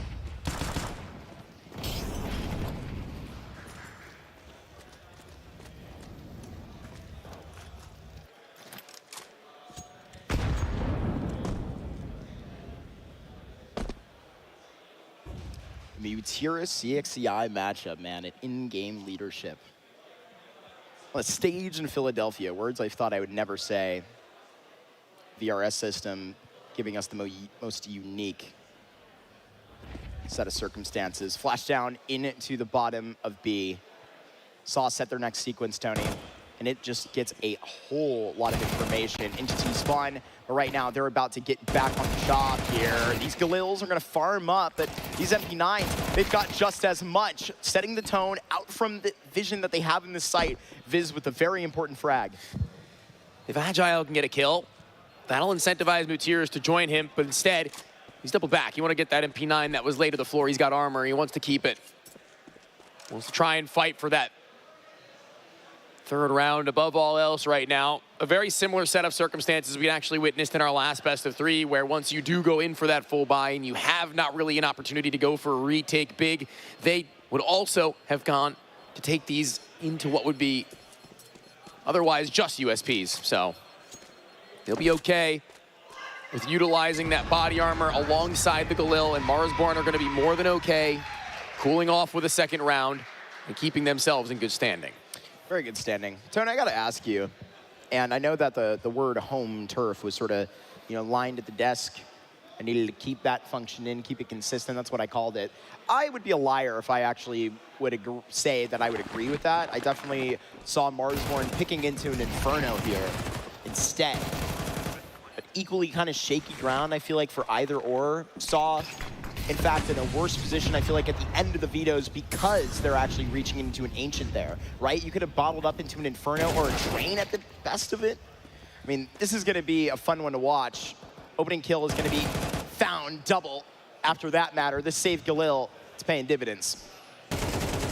Walking closer in towards A, they do get their opening. They do get themselves a way forward. There is a silver lining. The A site, very, very difficult for a CT side to retake, especially when someone's gone beyond the tripwires. Above them is Grizz. 3 versus 3, and a bomb yet to get planted. But once it does, they have worries. But Smoke's not yet deployed. They only have the one. It's on Chop. Where does he look to send it, though? Problematic is the fact that he's all the way outside A main, but they think that they might have doubled back. They think they might have got him for a ruse. A minute on the clock. It's very possible that AK-47 on the back of Mutiers thanks to the kill. That's going to be something that if he's too far away, I don't even know if they're going to go for. And in this time that they reconsidered the approach, I mean, they got no hint as to anything headed towards B. Great from Marsborn. This is the nerve of Marsborn. That's great, but I think it's actually better out of Saw. They planned this flank, and here it's going to be got by Mutiers, but it's ugly. He's going to be getting that first frag, but not by much. The CT smoke's still down, and just on that timing where they're ready to take it, Wolfie here has just got to play. The tip of the spear is so poisonous, and right now he's gotten that contact outside his CT. They got utility to work back within this. A double flash on top of Grizz, but they just got to take this blood sport. Here comes this flash, and right now they got it. A 1v1, and we'll see Wolfie provides a 3-0 start out here for Marsborn. Not even a single twitch from Wolfie right there. He's got that one. He's going to crack a smile, and that's the only cracks you'll see on him right now. Flawless for that round. His first, second, third, and fourth kill. Lining him up, knocking him down, and leaving Marsborn flawless, even still on Ancient to start this game. You talk about the fact that they're home turf, Mark. Let's talk about the fact that they're here in America. Saw, their support, not really going to be the biggest problem to them. They've been in crowds that haven't supported them. However, Marsborn getting that information that there is an entire wave of people in front of them that are standing behind them in support, that's what will matter most. Their support in kick chat. That's what you got to understand. You're in the building, it's all in A. 4-2 already up. And this round is all of a sudden not really a starter. Welcome back. Here's the reality of what the Portuguese are going to be giving you every single time. Wolfie 1v4.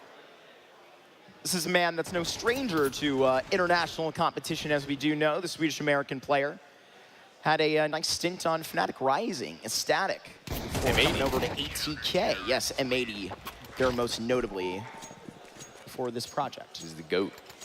Swedish-American GOAT. I don't know very many other Swedish-Americans.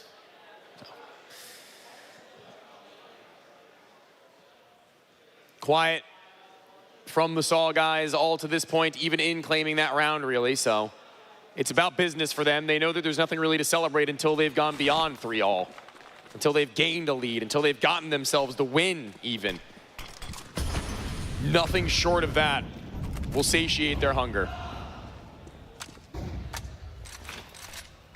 Good aggression over towards mid potentially here from Aragorn, not being given much reason to run away from it. But I think on that jiggle, he would have had seen that there is a Galil onto Viz, and neither sending bullets either direction. It's going to be a free bit of knowledge that will not come to matter all that much to Marsborn, who can't do much about it.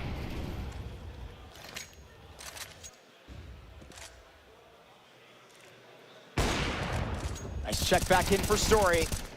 I haven't spoken a lot about this man, but not yet. Don't you worry. We'll flip that page eventually. Because Mutiris is about to check back into middle if he did. He would be disappointed not to get a fight, but calling it clear, I think, is the shared opinion. Chop and Viz. Oh. How can they connect to figure this out? They're playing for retake at B, though, so they could have just waltzed in, obviously unannounced and unbeknownst to them. There goes Marsborn's hot start. Halted, Tony.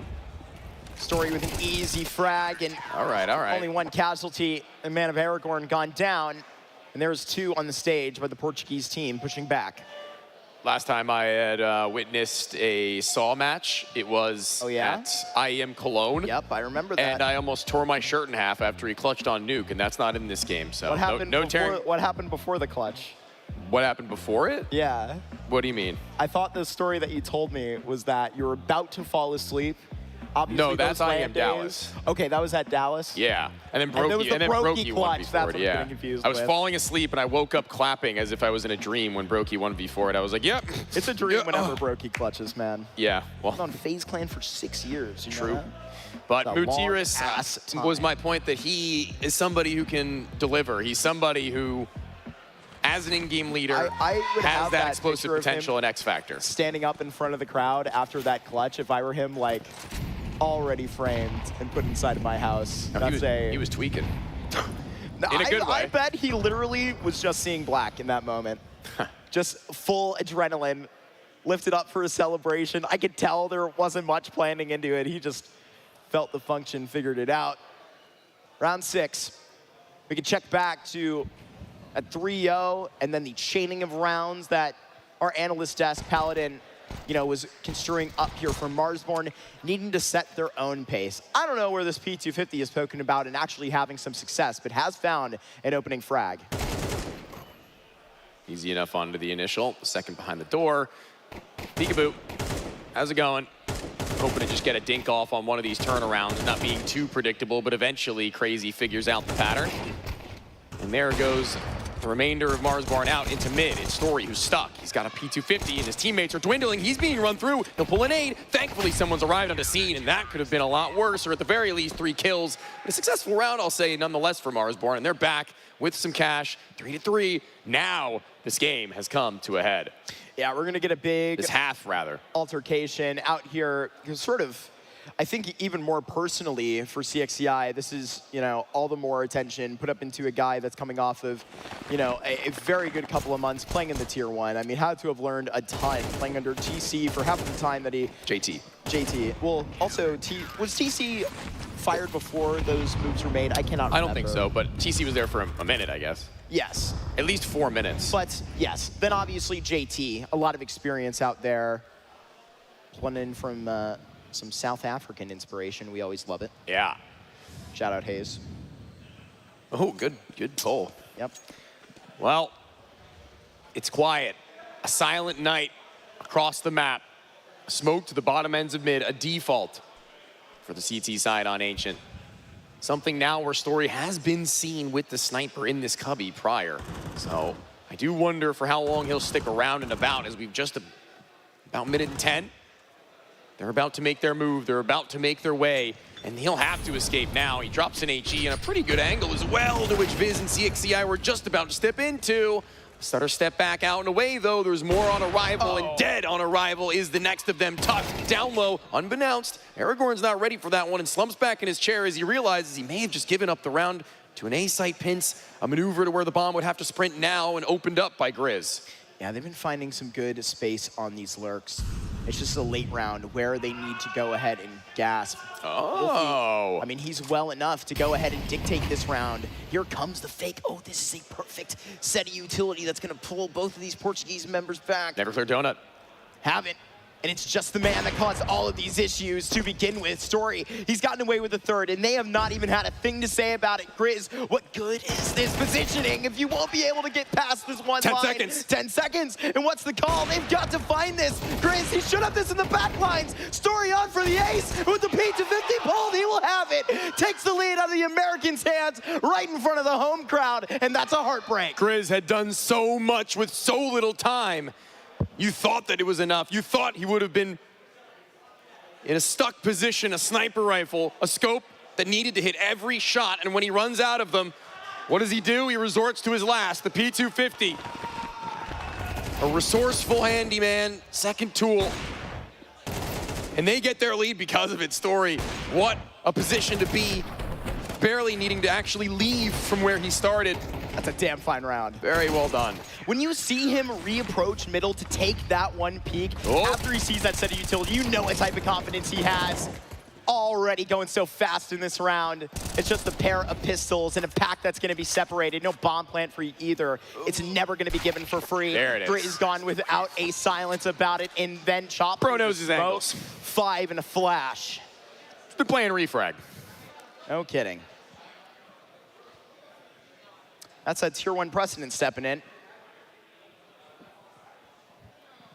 A Marsborn timeout. Gonna get Lucid out here on the stage with them. Got the chance to speak to him on the couch over at Windsor, and probably one of the more insightful interviews I've gotten. He's somebody who's had a little bit of an under-the-radar career as far as North Americans would go. Analyst. He's been taking a little bit of a trek all throughout Europe as well as South America, and that's not something you see every day. He got a very unique experience that he now gets to share with these guys, as well as a new in-game leader in CXCI. We'll see what that'll mean. We'll see what the alteration in the call is, because the T side the most important for an IGL, as we know. Tony, last September, when we came all the way out to Chicago, Illinois, RIP the Scrim Center, I will miss you for the rest of my dear life. Coming up into that tournament, man, Grizz and CXCI, excuse me, were both teamless, playing with plug rosters. CXCI with wanted goons. I think I brought Grizz to that LAN with Poseidon, and right. I think so. Yeah, it was that was the team that I brought. Remember what the team name was that? Was like that Tsunami. Unjustified they played under? Oh, no, it was Unjustified. I brought him under Unjustified. That's they played right. under Unjustified, a mixed project full of ECL and advanced talent, man. That's where I got my first second chair hump. Or no, my first chair hump video. That was the first one. That was the first in a... Fragadelphia staple, guys. The Why Not Chair Hump. Who's next? Have we gotten the final chapter, if we're talking about in thirds to that? Maybe we can... No, but we can. We can bookmark it. We'll see. There's a chair right here. Let's get back to the game, though, before we talk about chair humping, because right now it's Marsborn who have a little bit of a hump to get over. It's all the bump in the road, a low HP Aragorn, an avenue to where they know a player is slightly taken down in the back, but they've been given so much respect, and I wonder if that's by design because of this aim walkthrough. Sorry, just sitting on a very tight angle. Not gonna get that again. Agile just pushes outside of A main, and they just suffocate Marsborn. On every round, the real estate is gonna be poked and prodded. On B was done with the ecos. Even on one flash, they set their next procedure, chopping a 1 versus 4 and 6 in a row. And I mean, Tony, this is a bleeding disaster happening on this T side. It might be 9-3 before we know it at this rate. Cash's Curse? I hope so. That might help out the North Americans. Okay. Favoritism? Bias, even? Probably. Security. Probably. I need a new co-caster.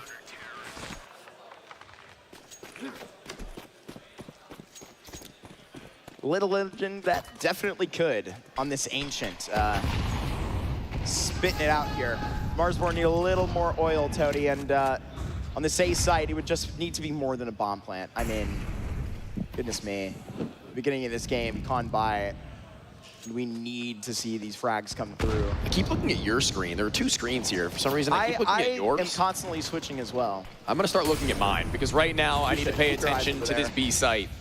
That's where the pressure begins. That's where they need to initially stem any bleeding, but it was just a skin wound. It's the A site that's actually been inserted on an open one that sees a bomb plant, but that should be it. I mean, seriously, a 2 versus 5 saw. I don't foresee you letting this one go awry. It's A center sight moment with a Tech-9 that could find a pick, but too quick on the op. Wolfie, he was put down earlier on, and now Grizz to the clutch. Grizz 1v5, actually. What's happening? Aragorn hopping on the bomb. All he needs to do way. is flip story. He gets past just enough. Rather crazy, excuse me, but he won't catch up in time. Not like Sajat yesterday in his ace clutch on the stage. Oh my God, And literally dude, the yeah. dying moments, yeah, that all just came washing back to you. 7-3, 7 in a row, that is, for the Portuguese side. I just can't slow down. There's like 3 rounds in this tournament that I think about like regularly. Like I fell asleep last night and my Between eyes, I just yesterday and closed them today. and immediately I witnessed the Ace of Pyria on the USP. That was one. That one was insane. Yeah, all gone. And this time, that was pretty, trying to, it's pretty accurate to the actual sound. thank you, create some Unreal. highlights in this map they'd like to. Did he just shoot Wolfie in the rear end? Did he just take off his tail? He might have. Okay, another A-main This is walkthrough. ridiculous. They've let these A-main walkthroughs come one after another, and this time they provide 2 frags. It's so easy, and I don't know how Marsborn haven't plugged that hole yet because it's a problem. Wolfie being loud about his presence because it doesn't really matter. I mean, they need to make something happen above all else. And Chomp, well, he's going to see what's going on in their spawn. A very nice spray that he holds together on one angle, hoping that they'll walk back into it in hopes of getting any cover. That's not happening. You're not getting away from his grasp. It's still more than enough time for Marsborn to keep working these 1 versus 1s, but when there's 2 placed high and low, it's a setup as old as time, as ancient as concern when that box was brought to. It's one that works for a reason. Checking back in, Aragorn with a great headshot. He's let down after 1. Chop can fade away. But man, if we're literally just seeing Saw abuse them on the extremities, walk through, get a couple of frags, and not even have a word in response, then this is going to be a cold day in hell on this Ancient. Supposedly the home turf for Marsborn. What's up, guys? Is being disrespected 1 step at a time. Yo, ones in the chat if you think that Marsborn are coming back. Anybody? Okay, that's... Oh my we God. love you too. The duality of man. 1! Well, we have some believers, sending them their energy and taking a timeout to receive it and appropriately direct it into their gameplay, looking to enter a matrix that they've not yet in this map. It's gonna take some more than belief. It's gonna need to take some action, Mark. Yeah, you're gonna get Psydox on the other side too. I mean, he's relatively new to this roster. Obviously, you had a pretty cool coach before him. Pretty cool, just in terms of like a playing career and, you know, where people have wondered, where the hell is Golden gone after? You know, was kind of inactive on Fnatic for like the time that he fell off of that roster and had found himself a pretty significant coaching job, but then replaced by Psydox, excuse me. That was just a couple of months ago they let go of Golden. Excuse me. That was when they made the switch from Sajat to Zulu as well. They went from International back Done to with the Old endpoint Faithful. experiment. Sajat Gaming, don't you worry. Might give it back to him later. Who knows how this bracket could shake out. 9. An absolute threat in this tournament. We know that all too well. I'll get a bracket update for you here soon as we're approaching halftime. Look at this. It's music to my ears. It's a sight for sore eyes, Tony. An opening kill that Marsborn finally grasped. Not a second. Stun. Shot from the backside of that wall. Not pressured by it, though. Still holding on to the ramp, as well as the next when he turns. One-man army. Aragorn's got B, and no one is getting through. The Lord of the Ring on that B site. Come on. We can do better than that. We can do better than that. He does grab a 4K like it. He won't disappear quite off the page in that same vein, Tony, but the leader of the men we have always known will put it on the page. You could do better than the Lord of the Ring. Aragorn. Did Aragorn ever have the ring? Doesn't matter. It's still cool. Read What the hell else are you going to do with it? Read the friggin' book. Watch the movie. A cool caster comm thrown down the drain by my terrible friend Mark. You should have just called me stupid, why don't you? What a dumb thing you said, you dummy. This half was absolutely on that tree, Tony. absolutely masochistic for Marsborn. They give themselves that 3-round lead. They feel themselves beginning to swell. And as soon as the guns are brought back, Saw, well, they waste no time getting to it, hacking away at whatever they worked for.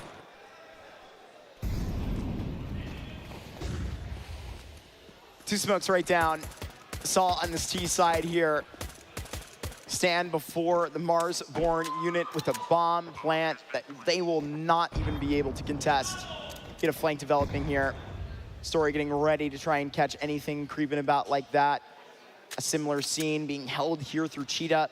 Marsborn got to get a move on. They're waiting for this to burst, and it's the head that will. Mutira splattered on the wall, and right here you get two back out of these USPs, but right now back behind the obelisk, and they're going to leave the bodies next to it. They've got these Glocks working out for him. Chob, he's just on the one. Crazy HP, swing! They got to get it. It's Wolfie deeper into the bomb site, and it will go down. Agile and Crazy, they go all the way to the end, Tony. That's not only a pistol round, but 10 on this Ancient in a row. In a row. In a row. In a row. Okay, well, I mean, it's at the point in the game where there is no alternative. It is buy, or be buy. bought. Or be bought? Your map pick, fully purchased. Out on the aisle, Tony. Into the next basket, that would be a Dust 2. Honestly, I sympathize with the desk and, their excitement for the rest of this series. The potential of a train here would be really exciting. I mean, Marsborn have probably one of the best trains in North America at a tier 1.5 level, able to consistently challenge in it with NRG and some of the better squads in the region. Mid control, free and easy. Another player looking to get a little bit cheeky with some shots amidst the smoke. Nobody even remotely close to it to where they would have had an issue. From that point forward, it's on the rest of Marsborn to at least get something as far as knowledge to give over to CXCI to make an educated move, a stack of some sort, something. But it's all going to begin with him, the middleman, not only in his chair, but as well as in the map. The 5-7 needs to be potent straight from the middle of the air. A target hard to hit, leaves easy ones on the other side for the T's. Viz on a premium line right now. He needs to provide those kind of shots. Everybody coming through the smoke is going to get dropped one after another. Wolfie 1v5.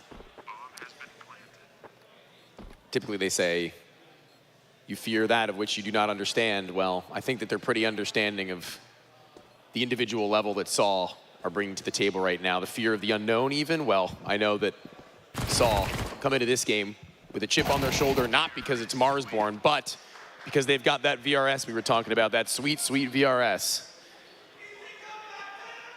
Easy comeback, 10 in a row. That's straight from the pit, Viper. Both of these teams still in contention to walk their way to Budapest. He can read the future. Marsborn's chances are a lot lower. I think quite literally, since they have 1%, it would be some sort So of you're saying 30% chance higher. That is separating them from Saw at the moment. We spoke about them with the most to play for here in Philly this weekend. One of those teams as well is already eliminated from our competition, man. Bestia didn't even make it to the round of 16s. That's gotta hurt, man. This is actually kind of, I was gonna say dangerous that they got caved so free with nothing in opposition, but I mean, look at the round, look at the finances. It's not really going to be anything of a problem for Marsborn that they didn't already very much so expect. I mean, they were the ones who gave it to them, and at every turn, they're just holding on. Full grasp on this game, and I don't foresee them letting that grip any less tight anytime soon. Firmly grasp it. One man, one mission, in a world. One blowout. The 12 rounds in a row on this Ancient. None of it's coming back for him, Tony. This has not been competitive through and throughout. Saw want to show not only... Wolfie, tap the bomb and then get them all to go down to it. Oh, yeah. Damn it. So darn close. Saw playing for some legacy right here. They want to make their way, stamp their ticket, yada, yada. You know that path. But in doing so, want to leave a message in their steps. that they're not to be pestered along the way. Nobody can try us along the path. This is just sending a warning to the rest of the teams here as they will pass through in a quarterfinal, probably in a 2-0. It's their map pick right up next door, Tony. I don't mean to be too much of a negative Nancy. In my crystal ball, I see nothing else. Well, we'll see what Lucid's got upon his crystal ball as he gazes upon it, trying to read into the fortune or miss of Marsborn. Known to have that wealth of knowledge we were reading on back, but that first time out didn't really seem to turn much into their favor. Second time might be the charm, but Mark, third strike, and you're out. That's not a chance they're going to have if they can't start stringing them together, though. So it all begins with one. It's that climb that many teams before have fought for, won, very few. And there goes Mutiris. No sight, no problem. No A-site, actual problems. So Wolfie having his op on that is great. Finally a Wolfie op. Spent much of our segment talking about it, looking forward to seeing how this man can just be a little bit devilish for his own right. Story a bit deeper. If Story and the rest of Saw are to get out here in 13 rounds in a row, well, it would have to be netted right now. Crazy. Gonna be fading, trying to catch him off guard. 2 shots together, and now it's Crazy in a 1v3. Marsborn break this 12-round in a row streak. Lucid trying to get the crowd behind them to fuel a comeback. I love the crowd. I love LAN. I love LAN. What the helly? Yeah. Those are the people, if you have heard the crowd mics, that have been going absolutely nuclear all map long. That's NACS right there, man. You want to know why you should come back to Austin Blast? You want to know why you should give us a major? Because we got plenty of passion right here, man. And we're showing it out here in Philly, baby. I love to see it. Lights, camera, action. Once more back into this game and very quickly out mid. I don't know if they know the Mutiris has gone beyond. It's gonna be the crawl up to the box, but no, he has no idea. He'll still clear it and he'll still kill him. Nothing to work for in that direction. It will be a battle back though. Crazy not respecting the space the CTs wanted with that smoke, but if the CTs are not gonna give him any either, they're gonna stick around in about face. As long as that smoke exists, so too will their presence. Deep into this next cut, it's Viz that will get this hit onto Story clean. No witnesses. Right now, Aragorn trying to just walk around into this B site. Agile taking on a couple of challenges in middle. Vominous back as well. With plenty of room to maneuver. Walks the way of every worry of Marsborn at the moment, Tony. Player walks back towards cave. 50 seconds to go. Aragorn now with 45. Straight through this doorway, and by every entry point that he sees nothing, he will be thinking about his next move and where Marsborn could be stationed from. I think he might have just seen the shoulder, and if he didn't, he will have chosen right to drop that Molotov in that direction. Regardless, bomb planted? I don't think so. No extra cash, no extra bragging rights. And no more rounds yet. That 13th still ever elusive.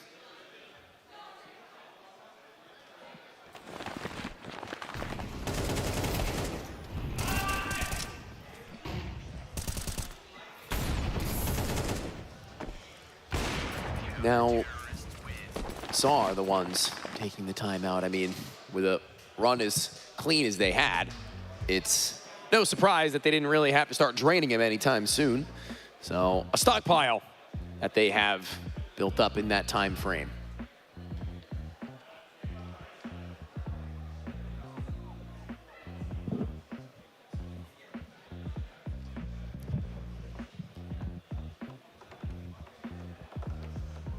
Get this thing right.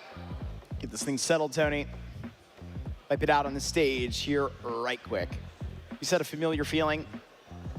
Unfortunately, Wolfie, Chop, and Grizz remember the feeling of losing on the stage last time. Ooh, I'm kicking them while they're down. Yeah. It hurts, baby. It hurts. Now, Crazy through the fire. Thanks to the extinguish, he'll send one of his own in their same direction. Nobody going to have any immediate response from Marsborn. They're going to be okay with that initial sign of re-aggression. No reason for alarm bells to get ringing all too soon. Nope. Feels like it's been such a long time since at Fisher Season 1 tournament that saw pulled up to and were a dead team. You know, ran up like a 3rd, 4th place finish, Tony. That was way earlier in the summer. I mean, then about a month later is when they said, hey, Rhino, can we have more of your players? That came down. We all know the story. That's where they get most of their members. Hitting pause on that and resume to this because Marsborn really have something to respond to. It may be the end of the line, but Grizz trying to prevent this from happening every step of the way. He's being read like a book, and there is one of the most important shots to it. Grizz walks further into this site. He is standing up to it. Crazy's gonna dodge this flash right now. Testing another one. Portuguese squad, and right there, you'll see it sink through. That's for a 2-point play. Great stuff right here. Marsborn, 2 in a row, walked their way up to 6 rounds. One nade just isn't enough for Marsborn. The double tap in play. A second with minimal amount of damage required. Just enough. Administered for a 6th. It's respectable. Another round. Hold back.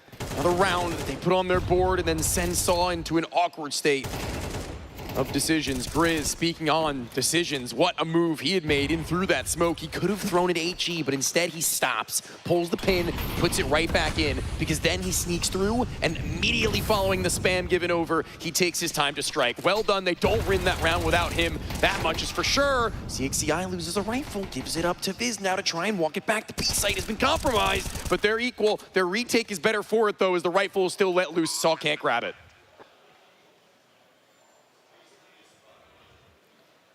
I mean, Wolfie's just got to be pertinent, patient, waiting for this. Too quiet for Marsborn not to be up to something mischievous. But that's just where Saul want him. In a position to make a mistake. Here it goes. One shot ringing to the back of the head. And now you want revenge. It's served through 2 Tech 9 shots. Agil will have it at the end of the game. 13 here, unless Wolfie is to clutch it. It is just not happening. Saw, they put out all the hope for Marsborn and the Americans on their map selection. They're up 1-0 in this series. That is one hell of a way to do it. I mean, ye old faithful, when nothing else works. Guys, let's run it up the ramp. Let's head on over to that B site. It treats them well, really well disciplined from the bottom end of the door to where Marsborn are going to be kicking themselves for not going on the full hard clear with time enough to where they could have gone for it. They will be sorely mistaken with his Ancient, but a break is where they'll have to fall on those regrets and think about them as we stew and await the analysis after this.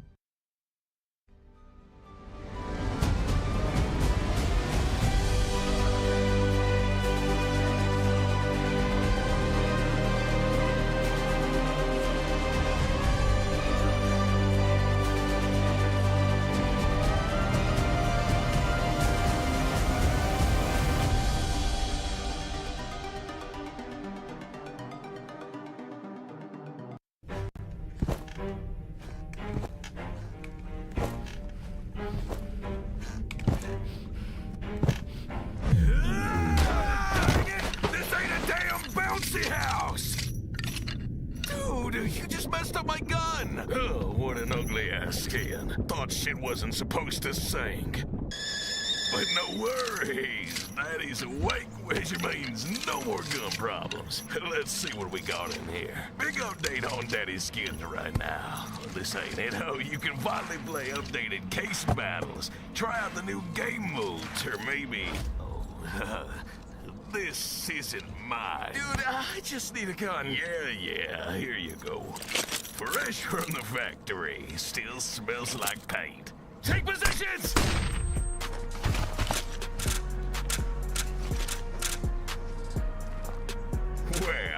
never asked for ammo.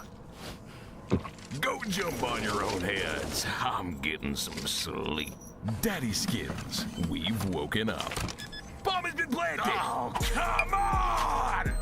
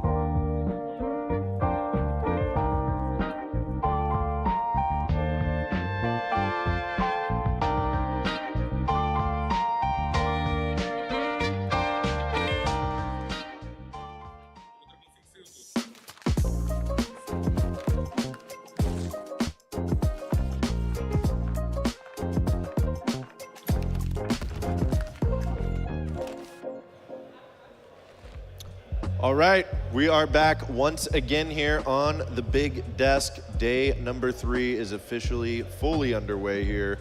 We are starting to lose some teams, but that map there on Ancient between Saw and Marsborn, not quite as close as we might have hoped here if you're a fan of NA Counter-Strike. In fact, we talked with Paladin here. I, of course, am joined by my analysts once again, Buckethead and Paladin here on the couch. But Paladin, you mentioned the opportunity to maybe set some pace there early on, and it looked like maybe Marsborn were going to do it, but then Saw just came through. We'll always have those first 3 rounds in our hearts, right? But, I mean, that being said, it was always going to be an uphill battle, and you can just see the adaptability that Saw had throughout this game. It's like, yes, those 3 rounds had the tempo that you were looking for from Marsborn, and as soon as that adaptation would come through, you had, Mutiris pushing in through A, you would have Raps in through the T-spawn like all the time.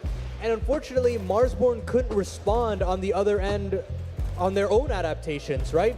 That flank kept happening round after round. That never got patched up. They would go into the B stack with 3 players in, even after losing A control, and you just wonder, where is that adaptation? You talk about the conversation of this is like the first real LAN for 60 as an IGL, and this is a huge test to play against a veteran IGL like Mutiris, and this is, I think, a prime example of what the issues were. Yeah, and talk about upon that, also the utility usage of Saw, especially in that first half, was really making Marsborn just unable to move anywhere around the map. It was a combination of maybe not being ready to combat that level of tactical side from Saw, and also, at the end of the day, I mean, Marsborn, sure, they were hitting shots. There was a lot of rounds that were competitive, especially in that first half, but they were getting outfired. Yeah, it really wasn't pretty. And I mean, Marsborn brought it back for a couple of rounds there towards the end. We even thought maybe they might be able to get some confidence boost going into map 2. But going into map 2, what do you think? Marsborn gonna feel pretty deflated and Saw's just gonna kind of move through now that they're on their map pick? I mean, my big issue with these guys is that you don't have that chaos that makes Marsborn so exciting. You really didn't have 60 too impactful in this game. I mean, just generally the aggro rifling tendencies weren't necessarily there that makes them stand out.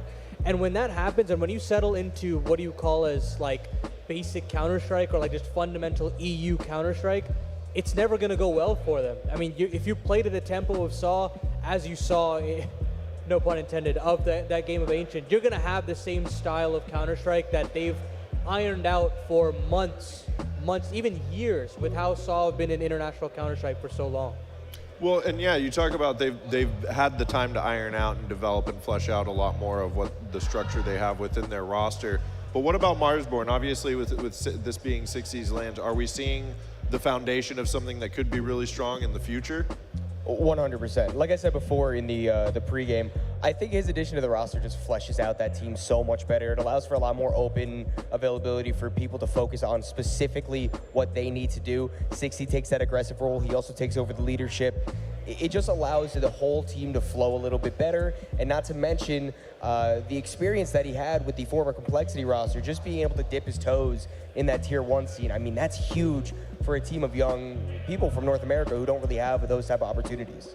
I mean, yeah, I view this tournament as a tournament for all of these guys to learn, right? Is you play against the guys that are going to attend the majors. Of course, to qualify for such a tournament, you're gonna have to beat those level of teams.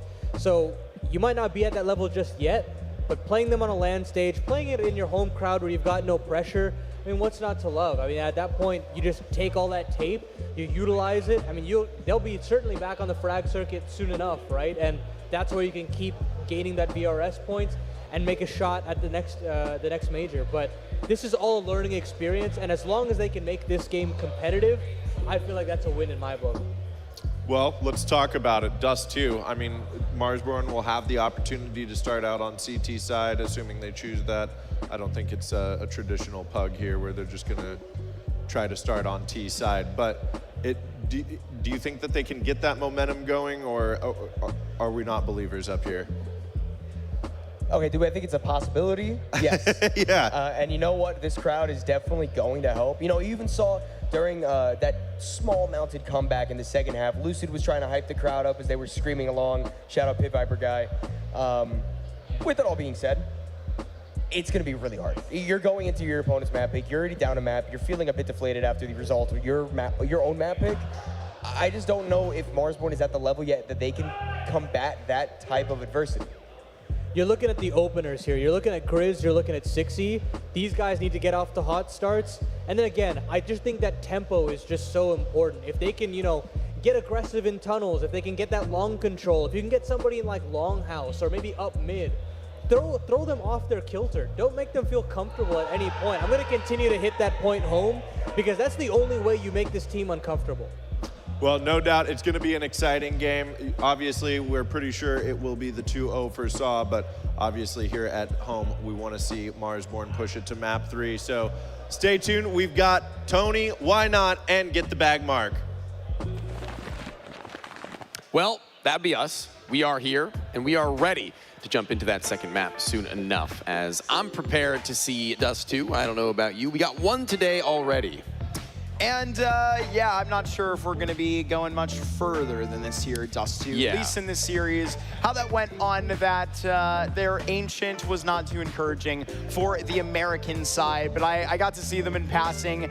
I think the word was wake up. That's what Marsborn have to do, but I saw them up and awake for those first 3 rounds. What happened, right? It was right after that.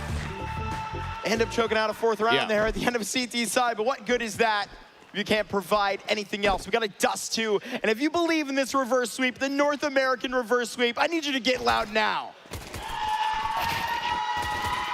CXCI starting it. Good headshot to find. Now they can fall off of mid ever so slightly. Wolfie also wanted to give it a look in, but on his knee-jerk reaction, firing off shots to the smoke might be a good calm, but nobody's crossing that line any longer. They've already gone by. Now they're going to look to maybe bounce back. It's not the worst idea. I mean, all that action it felt like was happening there with that first kill and the second in Betrayed. It's only been about 35 seconds. Entering now only 1:10. They have the world as their oyster. Shooters just got to pull up and shoot. It's true. See him out here. Wolfie was looking awfully potent at the beginning of that Ancient, but he's being put into a pressurous situation with these pistols, and only one that he can muster up before he is separated from the rest of the squad. A post plan that Saw set up. Yeah, separation anxiety maybe for Marsborn now with CXCI on the hot foot up. He's going to be kicking down the door and looking to be the one to make the first incision. And he'll be absolutely slammed for it. Chop, what have you got for us? My man, nice adjustment, but one is only the beginning. There were 3 that he required, and it's Saw still looking hot. Bashing down the door in this Dust 2. It's a T side that they're gonna get to run up and sprint through, Tony. Yeah. This is where they want to keep their pace. On the other side of this bracket, we haven't had the other side of these round of 16s get going. What we have there is 9 versus 9Z. Prayers for the casters that might be casting that. That could be us. Oh. We don't know, Tony, but that's a stage-worthy game. I hope they get up there. And a buyback for Marsborn. You get a Wolfie on that scout. Yeah, he's already hit a shot. He's already got a tag. He's already got Story down to 17, and they've already got tons. It's looking good thus far for them to be able to maybe convert something miraculous, but like I said in the last round, one is only the beginning if it's to be Story. The rest of them need to be written on the wall in blood, and CXCI has a smoke. He needs to stuff them or maybe get a little bit of a pop shot for free. No dice. It's the pepper him down. Those Khalil's moving fast. You can tell. At this 1:10, they hold at a hard pace. They're just setting their next size up potential. Oh, they have underestimated the MP9s. 2 bodies drop together in a casket they can share. It might be all 4 players in middle to see into this fate. Marsborn and their force get a little too aggressive. They've lost 2 more players to Agile, who's up for a 1 versus 4 clutch. Agile in movement up through onto Cat, out into the A site, knowing that one was previously having to acquire a double and lower. Now he plants this bomb. Chop, he's going to be a little bit later to the party, so it's Grizz who's responsible for waiting just a split second for him to get there, but it's Chop who's the one who's gone too soon, and Grizz has given him the chance, but he will convert, barely even phased in the fact that he has found them the first. Getting loud for their first round on this Dust 2. Here is Marsborn checking in. Adam Golden responsible for that 1v1 as he was just separated from his little bit of entourage that Marsborn lose in a dirty round that they face against the Portuguese side. I can spit it out eventually. Somebody else getting loud in this building. A lot of action happening here in Philly. Block Land Center. Thank you, local host, for having us again. I like Grizz's short, clean, nice little haircut. It's pretty good. New era. The wild rock star long haircut. He was whipping back and forth for the majority of his career. He's shortened. True. Tends to get greasy, those kinds of haircuts. It's not really easy to maintain.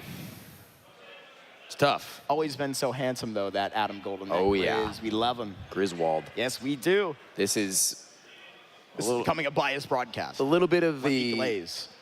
Further It's all investment good. from Saw, obviously losing that round, or not really being given a whole lot of options other than looking to return the favor.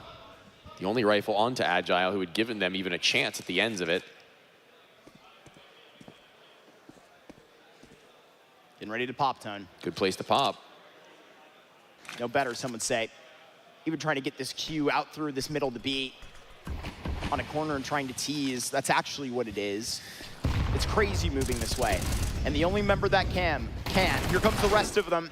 And right now it's gonna be Viz pretending to go and stand to the test. All 3 players that he is just deleted. He needs one more. He's done enough, depleted the majority of that saw pack. Story in a 1 versus 3.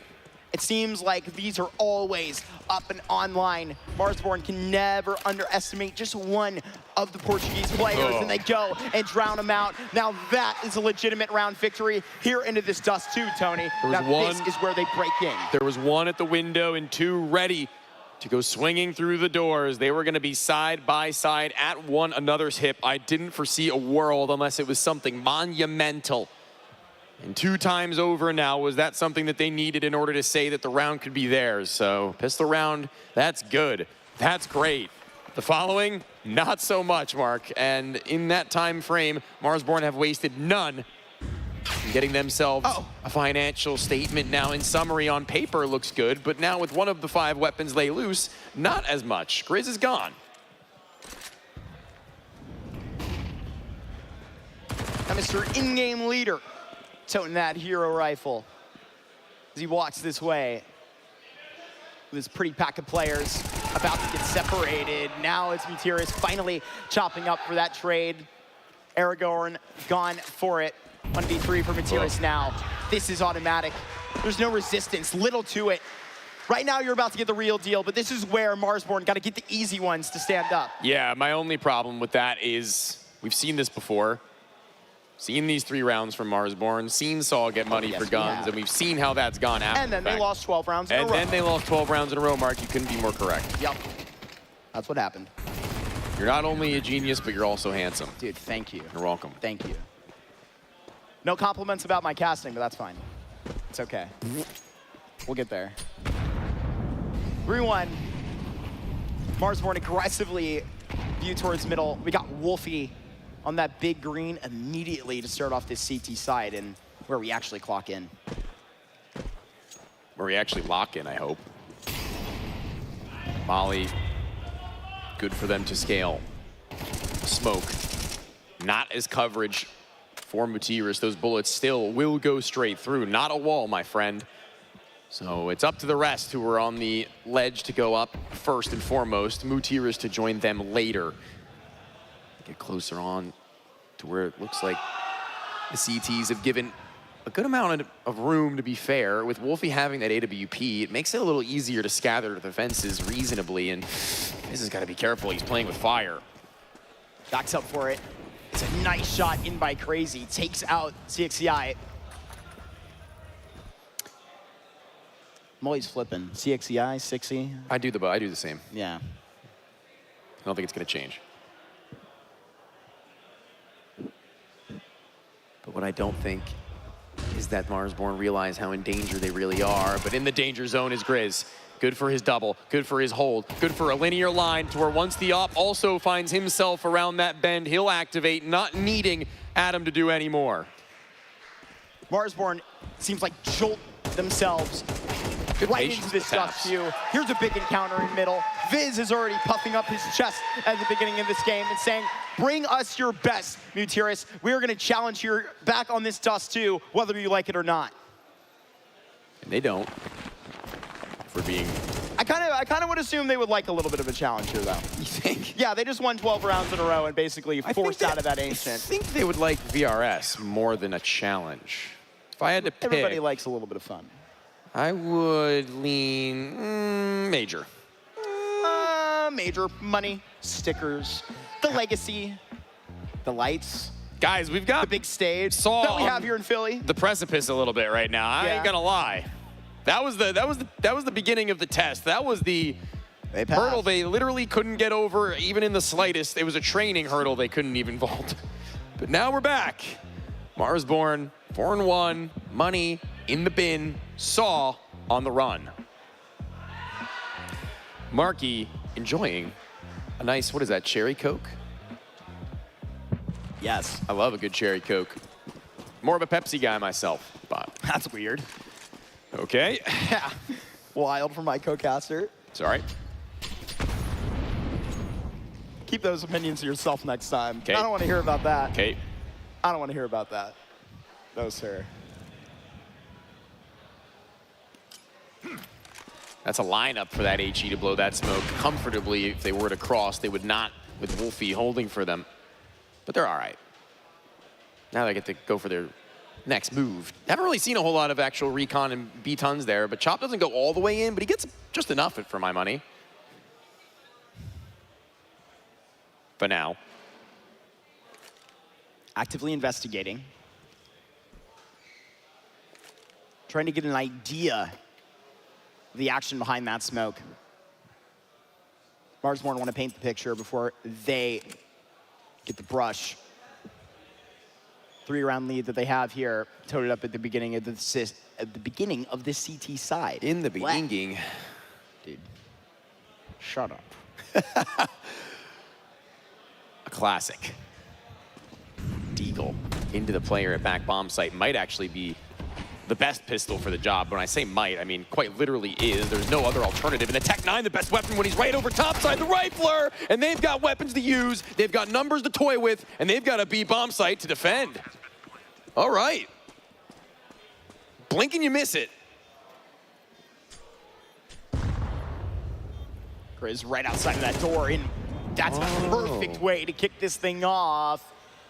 Holding your horses just for another couple of seconds. This is going to deliver each ounce of hope.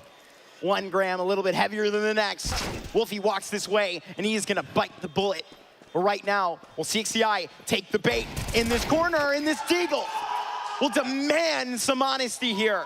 Some perpetuity back by this Portuguese squad, Tony. They get a second. Kills it. In that moment, to get in through mid, does Mutiris and his call. The one made that gets the drop on them. This Deagle shot on the falling away Grizz, then looking to return to that window. Necessary, really. I mean, otherwise it would have been ugly. And that's putting it lightly. And for Saw to get that one, if any, a little bit of an incentivizer for the remainder of these rifle rounds to get a little bit more into the mix than we've yet seen. A little bit more aggressive, maybe, on these late round extremities, and honestly, we've seen that already now tucked to blue bin. That AK-47 goes undetected. That molly will make him well known, but even then, he gets what he wanted and then some with no casualties suffered. Nobody got hurt, and that's all that matters. Not yet. The most cliche line that's ever been spoken.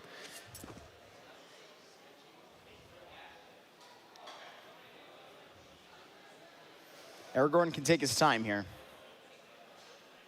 and wait for the hole to be oh so obvious to sprint through of where this lurk timing lines up. Saw with a lot on the line here. Invested into long. And get this buyback, but the question is when. There's their second option, taken out of this thing. Just gotta run the original play. Why audible? Because it's gonna get shoved out of the corner. Crazy in story. A 2 versus 4 that they're gonna be up to snuff with. But we know they got some shooters on that side. They've just disconnected for the minute. Marsborn moving every single muscle in place it is going to need to take Story out. A lightning flash, Bold. 1 shot back for it. Give him the personal space. Don't tread on me. 1 HP repeak is certainly a decision, one that works. So, not the worst deal. Okay.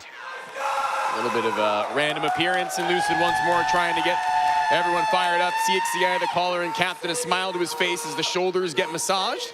A little bit more loose in this map, you have to think. It's working out in their favor, so keep at it.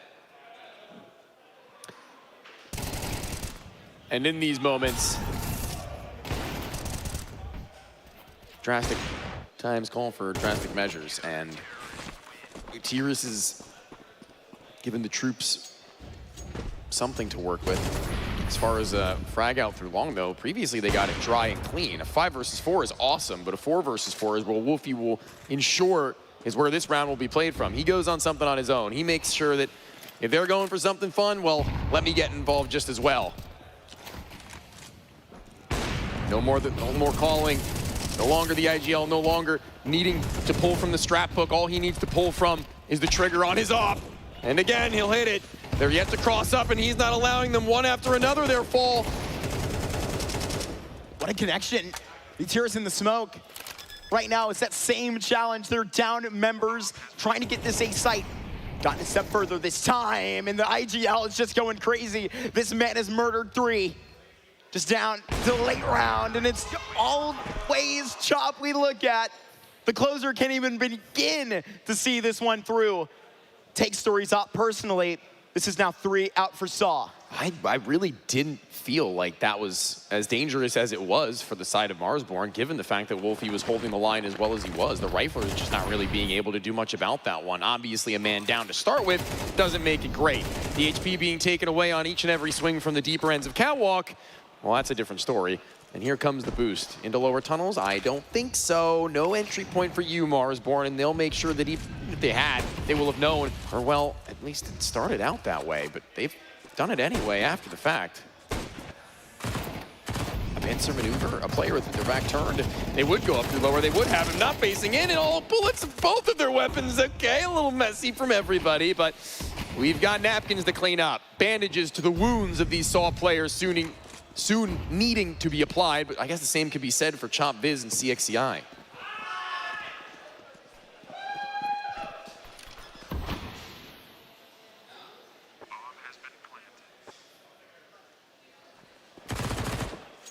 So much attention still elsewhere. CXCI's mind is in the cloud of upper tunnels. Need to see him rein back to reality. 3v5. Saw still looking so sturdy. Taking a while.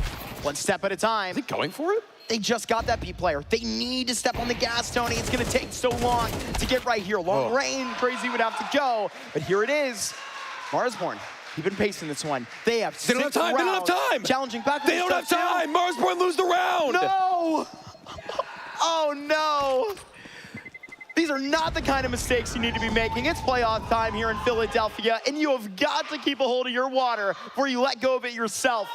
Spilled on the floor in Marsborn. That's gonna be a tough pill to swallow, Tony, and a really bad fumble in this game. Saw get it out of nowhere. I knew that they were timing themselves out a little too much. I felt like it was getting to the wire, as it were. I thought that maybe somebody had a kid, and I just didn't have the eyesight in order to spot it, but everybody else went on scavenger mode as soon as they got that kill. And up, thanks. A flash, great. A round, damn, just missed it. Ran fresh out of stock, and now Marsborn. Eating with all that they've acquired to put it to good use. Very loud on the other end of this door is Grizz, and that molly will stop him from getting tucked.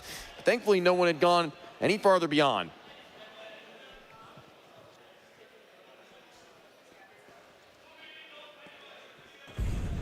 Got to see the mental fortitude of this Marsborn roster, man. I've seen them attempt comebacks online against Tier 1 North American opponents, seen NRG's officials, M80. This would be a different task entirely. A weight class above, and here goes this flick back for Wolfie, easily responded to, but Story is on that same vein himself and just getting stuck on the corner. This is insane. Heads bashed together on this 8th site. Chop and Viz with nowhere to go but backwards. They have to save these guns. It's gonna be 5-all. This dust too, quickly gonna be washed away. That lead of Marsborn, that is. Yeah, the roof blown right off the top of what Marsborn had at one point in time. Being taken away is all that they've battled for. Dust 2, the second map, being one down. I mean, the CT side beginning was a great place to be. So far, they haven't let me down by any stretch as far as this map long term. Maybe one round, one hiccup, but other than that, I'm still very much so in the camp that they can make a resurgence with 2 rounds left to go from. 5-5. Using one of these weapons would be problematic, but getting kills as opposed to that, well, that gets 2 thumbs up. That gets the why not stamp of approval. Hey, it's hard to get. It is actually. I don't know if I've ever given one of those on broadcast. They might have just gotten the first, but who am I though? Some noob level 10 pooper. With tier 2 North American coaching experience and a lot to probably give him the opportunity and respect. I'm joking. Speak about these things, Tony. Thanks, dude. You're too good at what you do. Thanks, bruh. Of course. Lucid. And a former competitor. You made main. I never did that. 3 times. 3 times on a laptop. Yeah.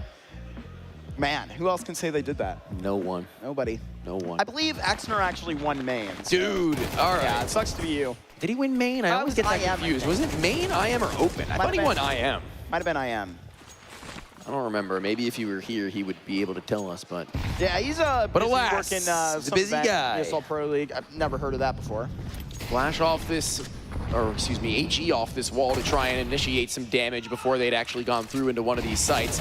Tiris having gone down, that's not grand, but once they do fight through the tunnels, they get themselves 1 kill and they force the player at window who would have been the rotator off from his angle, and that's a retake they would have had to have gone in for, but left kind of exposed from that doorway. A spam from literally any angle would have been fruitful. The damage would have been free, and Viz already having been brought into a precarious level of health, to say the least, is going to incite yet another save. Marsborn, rinse and repeat, another round in defeat. This day is not getting any longer if these teams can't continue their success stories they rip off in the start of these maps, and Dust 2 is seemingly no different from Ancient in that regard, just a couple rounds in addition.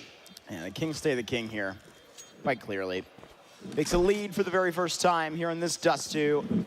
The Portuguese's map pick into this series, Tony. They walk out with 1 casualty here in a bloody round at Dust 2. This entire series in our round of 16, with all of the tension, the stakes highest we know. Fnatic, OG, saw a ton of these names you know well. They want to book their tickets out to Budapest. Well, they have got to hear the music this weekend and then dance.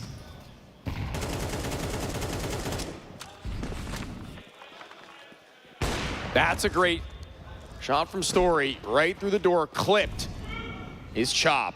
No way are they going to have enough numbers to stave off another round familiar to the second. Familiar to what they just witnessed, but up and at him. Crazy over. No smoke actually needed for him to do so, and that's the interesting part of this, because with that, not seeing anybody, they know that they don't have to throw Molotov to take it any deeper when they've got numbers games to play with. They cut off the mid-rotator, so they're just gonna go for this one. I mean, talk about crazy.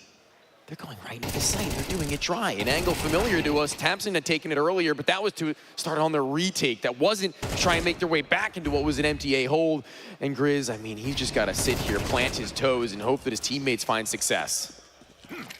There's a lurk. Flash right over the side of the wall, but Grizz, what a great adjustment. It's going to be no more than a footnote in this round. 7 here. Well, CXCI will appear through a smoke, and a shot that he connects. Hits him right on the numbers with that one, Tony. Up shot straight through the chest. So that's where Saw drive their lead straight through. That is a daggering feeling that they put out here as they finish out the half with 5 rounds in a row.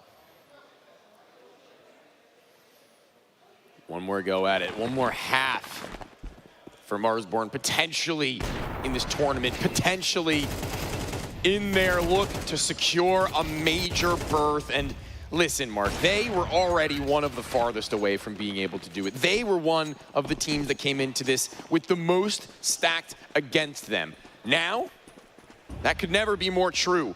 The odds are not in their favor. Does that mean that they will sit down and take it? No, it does not. It does not leave them with no answers in mid. It doesn't leave them without their man advantage, delivered by Viz.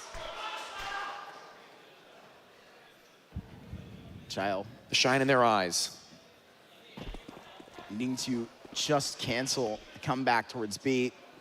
Gets all this positioning for it. This is the pistol. Marsborn currently have the man advantage. A little bit of space that Chop will have off of the smoke. The respect, and now melted. Chop going huge. Aragorn, without anything to say about it. Marsborn, they're good. They're potent in these pistols, Tony, and there they poke out the eye for a 6th round. Now they're feeling it, yeah. Well, no, that's Zomblers, but good try. But anyway, Marsborn are kicking it. They're starting off the proceedings to this next half with some energy.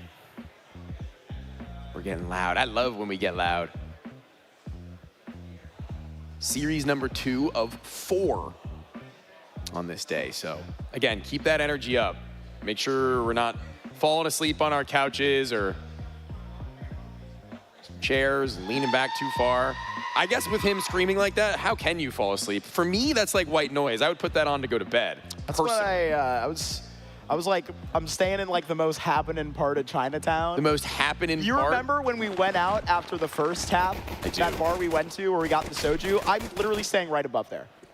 And I was hearing all the partying going on last night, so I was sleeping through it like a baby, man. Awesome. It was great. So this land environment is nothing to me. Party now is at local host. The party now is being, oh my God, had by the Americans and Europeans and South Americans alike. We collide and clashing our Saw and Marsborn.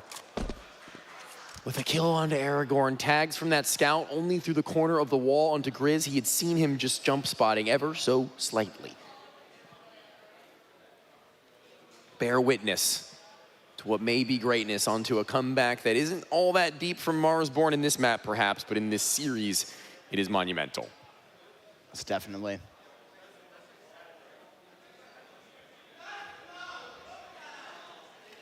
At a 6-7 scoreline for Marsborn. Sorry, Tony. Sorry, Tony, what? You can tell it's okay. Yep. Exactly. It's all right. Hold it in. Okay. I won't Best do it. as you possibly can. I won't do it. Marsborn, take notes on this criminal conspiracy from the first half. They ran a great T-side at him, Tony. And right now, they're about to have some problems of their own. Thrown right back at this Saw camp. Problems. Pistols gonna be melted, giving them problems rather. Giving them these shots out of the Galil, adding them up for Agile here in a 1 versus 5, Tony. Yeah, I don't like his odds.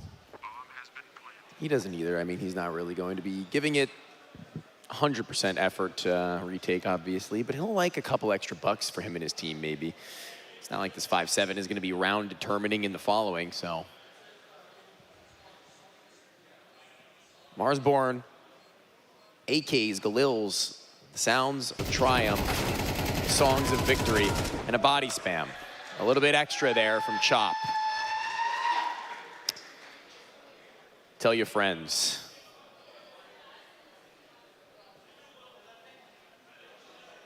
Sends his regards to the remainder of the squad.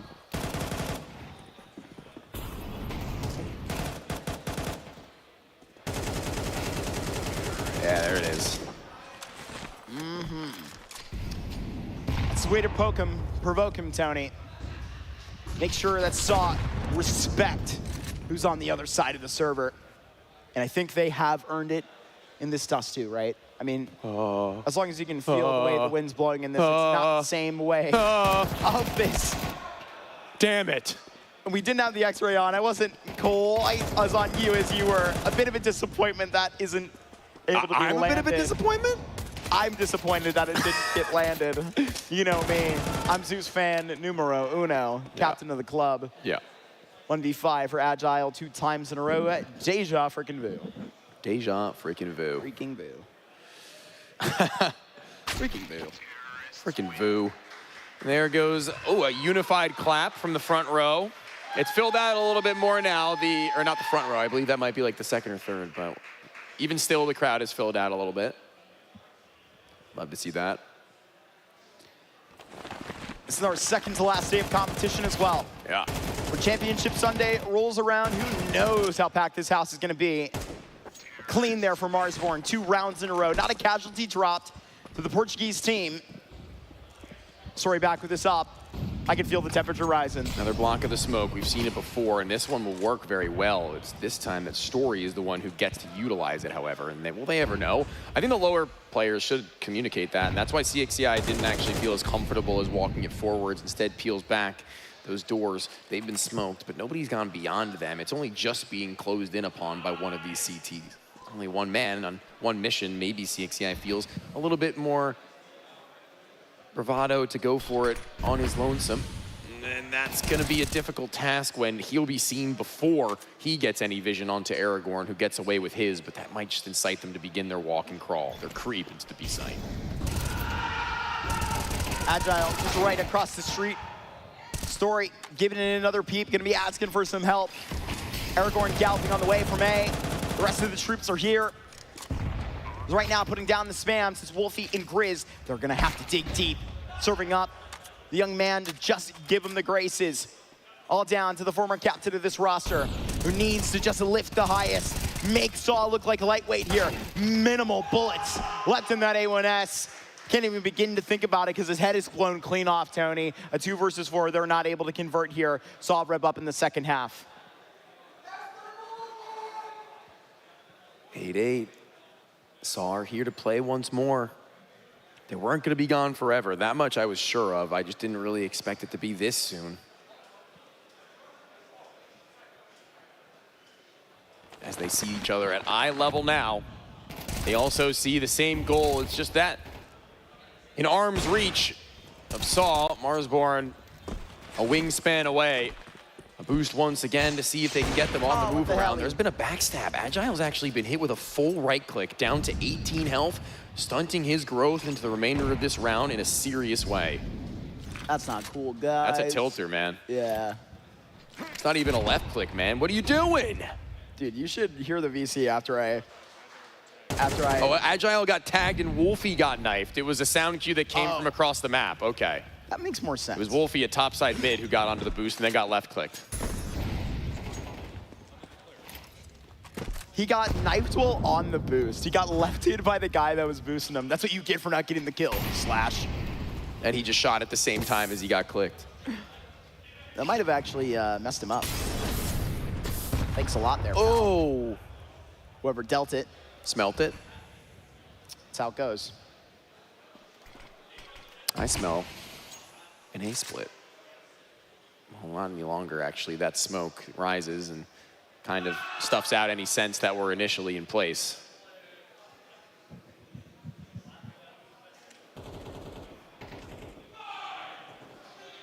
Mutira seems to have a read just as well, though. An insane call to make, but one that's almost necessary at this stage in it. Players on the B bomb site. Couldn't be more correct. I mean, they're just going to put out this smoke and leave it on catwalk, right? There's not going to be this second effort to actually think about it. Reconsider what the cue is. All behind these smokes. The big call from the in-game leader. Agile gone with one, but right now Crazy, he's just going to cut in his corner, and Mutiris leaves them to dry. 2 kills out of it, and CXCI just sent back to the drawing board. 7 seconds, and he's got to swallow this pill. A tough, tough truth that Saw just made you face. That's that. I mean, Mutiris just masterclasses that. That smoke to Cat, time shaved off and away, and he says to his troops, guys, we need to rally. We need to find ourselves on one point of the map or the other. And seeing as we've got ourselves at least enough of a foothold on the A site to where we can do this temporarily, it ends up being at the right place at the right time, and then some. Nice green mouse there from Mutiris. It's pretty cool. How many green mice do you see? I've never seen a green mouse. Might be neon yellow or like highlighter yellow, and it's just the stage color. I can't really tell, but it looked pretty green to me. As green as the gloves on Story, who goes here and out in the mid. White. Mine's black. I've kept it very clean. That's what you gotta do. Oh. See a couple scuff marks on it. Left on Aragorn as well. 3-15. Looking a little bit lackadaisical in front of the North American team. Here goes swinging back into that op. You're not gonna have an opportunity to leave a 2v4 here. It looked like it was going to be ultra successful after a hit at an opening kill. Well, wait a minute. Viz and Grizz, the 2 brothers in arms here, the entry duo for this roster, are going to go and have to think hard about how to walk this way. But which direction they choose, holy hell, we'll just cover both parts of the map, they say. I think that one of them is going to try and create a 1 versus 2, hopefully for their sake, a 1 versus 1 opportunity in a clutch. So there goes Viz clearing that end of the map out, and he's going to get that kill.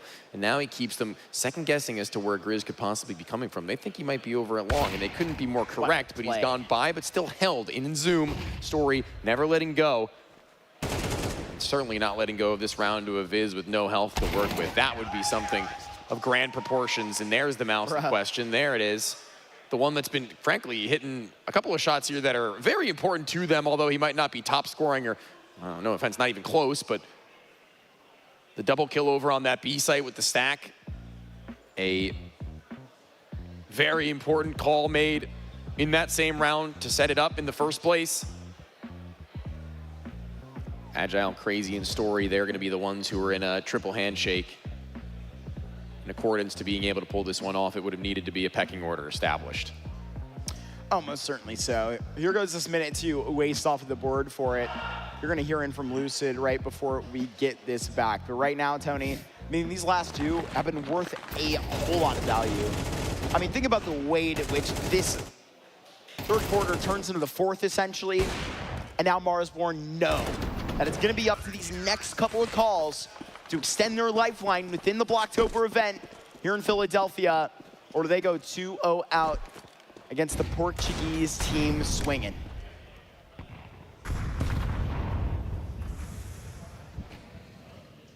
There goes the standard smoke. As per usual comes the HE, and they're ready for it ever so slightly below the radar to which Story was anticipating. It's the incendiary that would have slowed them and stopped them from his incursion, but he'll back out in a way.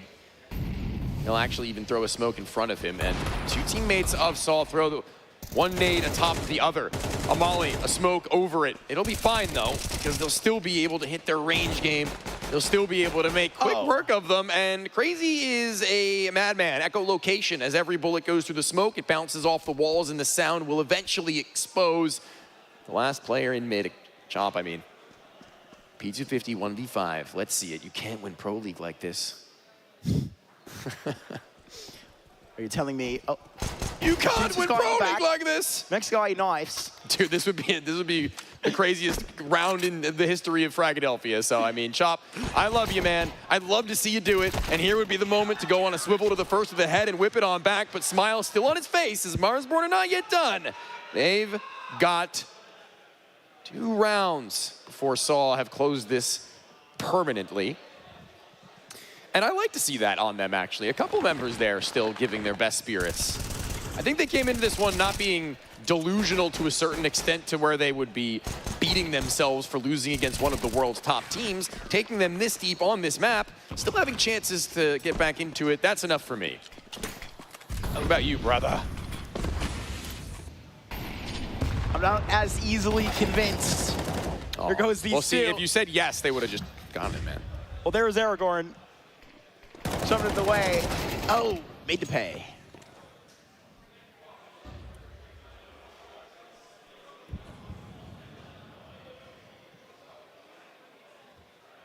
Somebody has since taken up the reins of Longmelt. It's, I believe, Mutiris who has gotten the responsibilities given over. His sensitivity is wicked. He is just moving by 20 pixels to the right and left whenever he wants to change his angle held. Oh, no, Story, he just got off of it. I think he saw a question mark on his radar, or at the very most spotted a shoulder as he had gone back in his peripheral. That's his straight on vision. That's his scope line set onto the last of them in CXCI. A great weapon to hold. Not the greatest player to go up against, but well to convert it.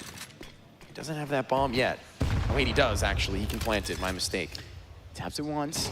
He's going hunting for more. Crave and a kill. Walks this way, and he can spearhead a couple of these players, seeing out of CT. Now we've started. Everybody coming up the ramp, and Crazy will not become a part of the departed, Tony. Wishful thinking. Absolutely. Dropped in the elevator, CI in fact. Leo ain't walking out of that. The perfect storm would need to begin to brew for the Mars boys. They would need not 1, not 2, 3, but 4 rounds before overtime. Before that, in the second map, where they would also need to not only convert the overtime, but go into a third map with the same tenacity. It is so much on their plate, but are they full of this?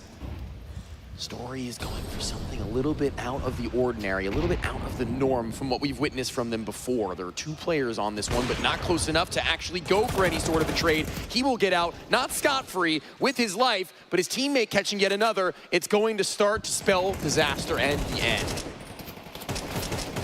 Tapping at the top. Crazy to just get one more. A 2 versus 4, Tony. And just like that, seems like Marsborn bring their hand closer to the mat. A last attempt here before they tap. 1 between them, and Saw have done it. A 2-0 finish on the quarterfinals. What a way for them to have done it. I mean, we're talking, or rather the round of 16, pardon. What a way for them to have done it. I mean, that first map, that was a statement in and of itself. This one, Marsborn looked like they were there. It looked like they were playing the game and ready to get in their face, but it's just not enough ultimately. But I will still give them commiserations. First land with CXCI as the in-game leader, they gave it their all. It was a great look. I mean, that Dust 2 was a very nice time, but I know that they've had a lack of practice. The reps out here have been limited as it's been a race to October 6th, and that cutoff before Budapest. Marsborn, they had a 1% chance here, a Hail Mary attempt at making the major. But we all know that it's going to be the Portuguese side with the eyes on the prize. All the way into the quarterfinals, they will go. I heard Ecstatic just cleaned up Bounty Hunters, Tony. But we're going to hear about this more from our analysts back here in a couple of minutes. Fragadelphia returning soon.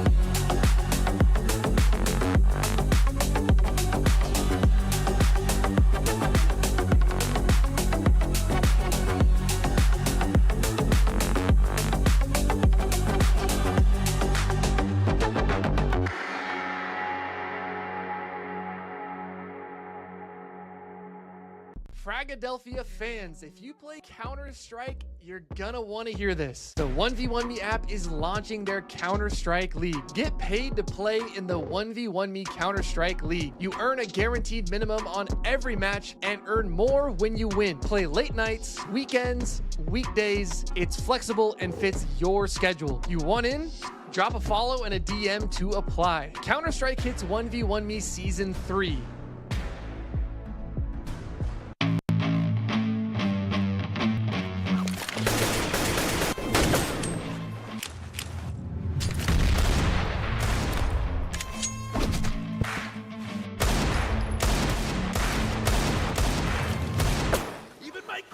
Shoots better.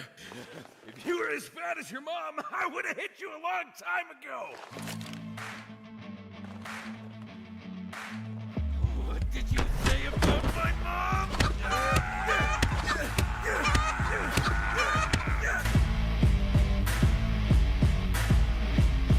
Daddy skins gunfights. Fight with weapons, not words.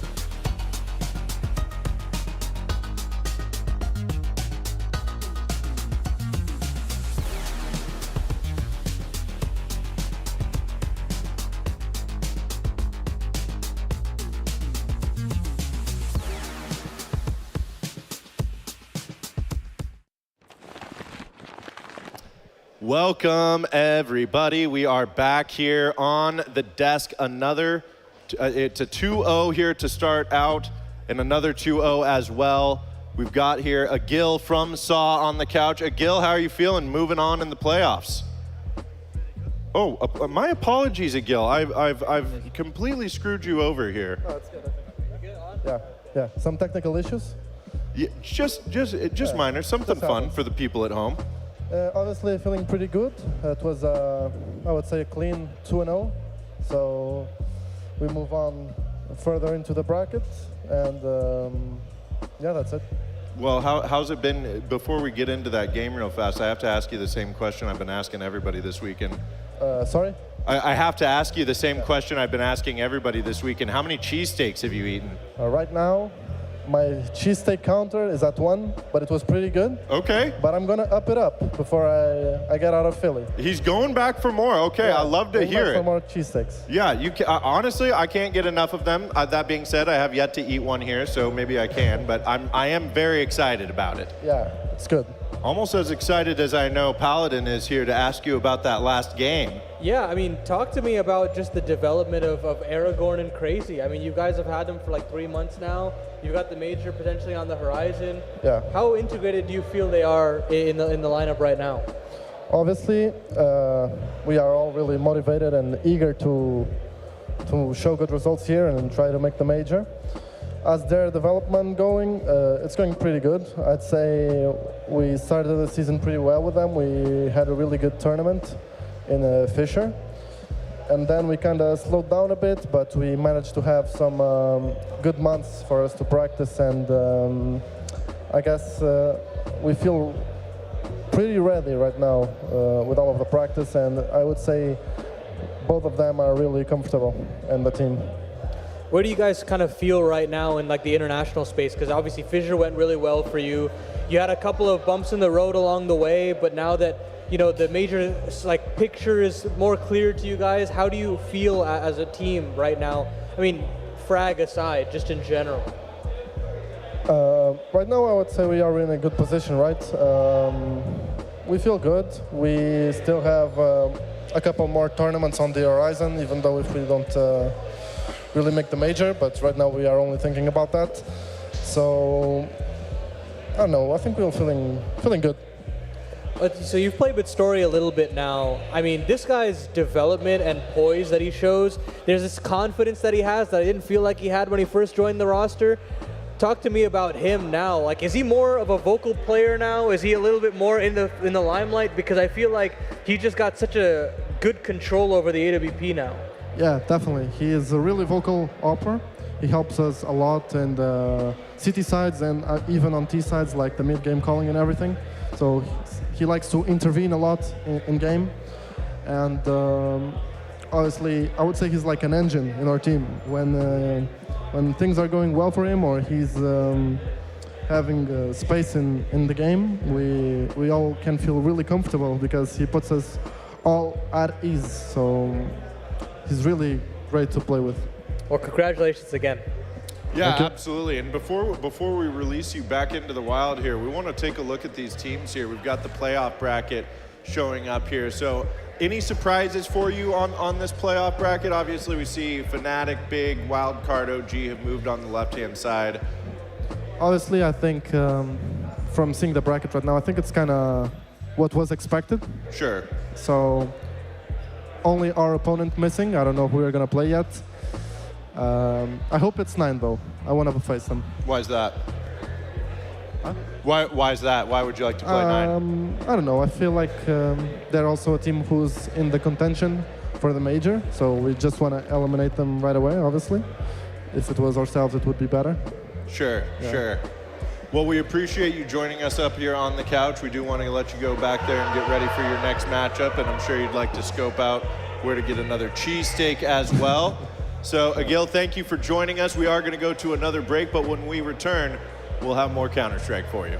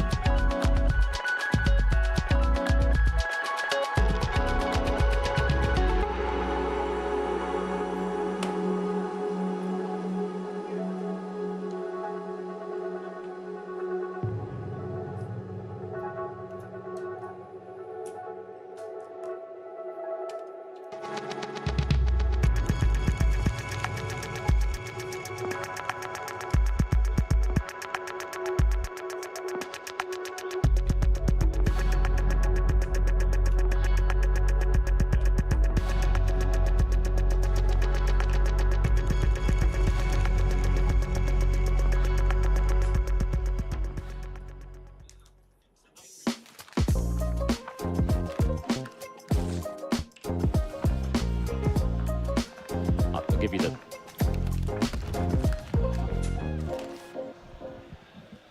Well, hi, everybody. I'm bald. Yeah, that's yeah, that I'm is very new. bald. Oh, my God. Hey, we got some good news. What's that? What do you got, We're Donnie? going to show off a little bit of something from one of our really cool partners. It's called Daddy Skins, and we're gonna have some fun. Absolutely. We love fun here at Fragadelphia, of course. I love fun a lot, and this is top 5 moments of my life every time we do this at an event. Yeah. So, and if you think I'm joking, they said that we were gonna do this segment, and I was in the back room eating, and I sprinted out here. Yes. So, He literally did that. He wanted to come here, be on the couch. yeah, I'm really excited. Plus, these couches are actually they're quite comfy. Yeah, they are. And you know what I gotta say? I like the whole dynamic we got going on at this event. We have the whole this is the desk, that's the casters. It's very nice. Everything feels so smooth and whimsical. Whimsical. Yeah. Oh. I Big like vocab this. word, I know. You're breaking out the thesaurus? I can't even say that. It's great because the casters are right here, so we can literally sit on the couch and just wave at them the entire time. Oh yeah, I was giving Tony eyes the entire time. Yeah. But that's in a good way. Not being mean to the guy. It's so good. I am bald. Super bald. It's great. You could... This is the best I'm juxtaposition between the two of us, you know? Yes, lots of hair, no hair. This is great. You want some? I wish. I might have to take a trip internationally to go get it, though, at this point. You got gaff tape, apparently, as well, that they can use. So, but I am excited because this is the fun thing, because I actually use the site. Yes. So this is something, I might even do it. I might even use my own money. We'll see. We'll see here. But we do have Daddy Skins for you guys. We are going to just show you what you can do on the website, of course. And this is something as well. They also will do giveaways. So just by loading in and topping up your site balance, you can as well get entered into, they have an hourly giveaway, a daily giveaway, a weekly giveaway, and a monthly giveaway. You never know when you can win either, you know? I've won several times. You've won several times at the Yes. giveaways? Yeah. You're a lucky man. I've not won the weekly. Okay. I have won the daily and the hourly. The hourly one, I can't even tell you how many. Listen, that's more giveaways than I've won in any capacity ever. So. Oh, hey. I've won one, and it was like a high school you get a free sweatshirt. Oh, there you go. At least it's not as cool as friggin' CS skins, man. I know. I got a butterfly knight on here. From the giveaway? No, not from the giveaway. Just from opening. Oh, I got a skeleton key Crimson Web minimal wear. And that was from Fragadelphia case. Look at that. Oh man, that's awesome. And Freedom costs $1.05, and that's the same price as a Fragadelphia case. So we love that as well. Yes. Yeah. So let's join up here because you haven't seen this yet because you weren't on the last one, but they have a new game mode here with the case battles. So they actually have Frag Rush. Okay. I don't know if it's for us, but we'll say we're Frag. Well, you can just say it's ours. Yeah. We'll just call it our game mode. That's fine. I'm good with that. I'm good with that. That's good. But with Frag Rush, essentially, it's points per round, just like in CS, right? So depending on how many rounds you win, even if you win the rounds on the low cases, you take the entire pot. Ooh, okay. Yeah, so that's how this one works. So it's a little bit different than just like a regular team mode and things like that. So little change. How many rounds are there? As many, it depends on the amount of cases. So 5 cases, 5 rounds. Okay. Oh, and if you tie, so say you both both up and up to the same skin, it's 1-1. So you get a point each.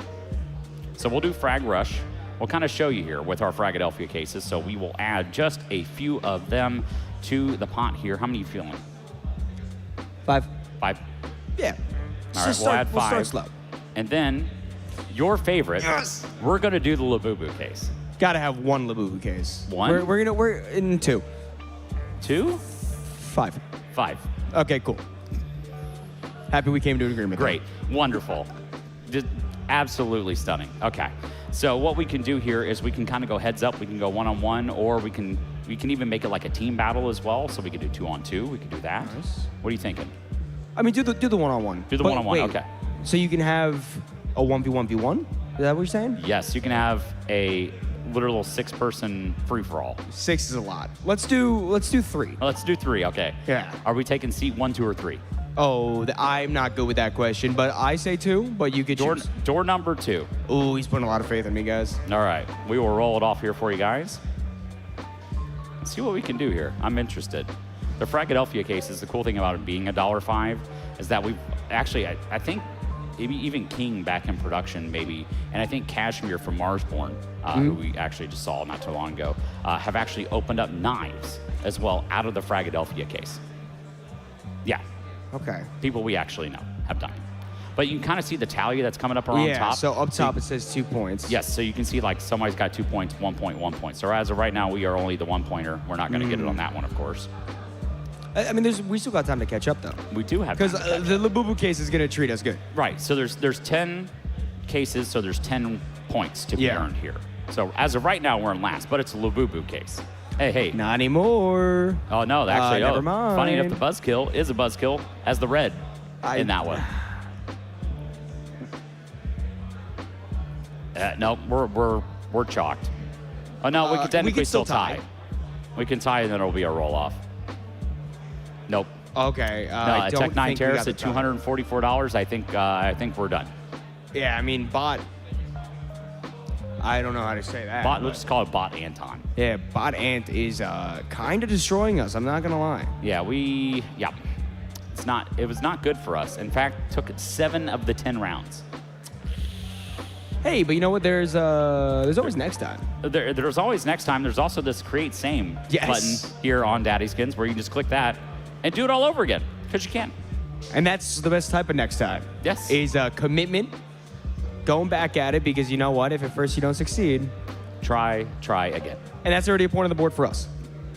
We at least have, what do we got? 1 point the entire last time out of 10. So exactly, and we're already winning. Look at that. We're up. I'm proud of us. W in chat.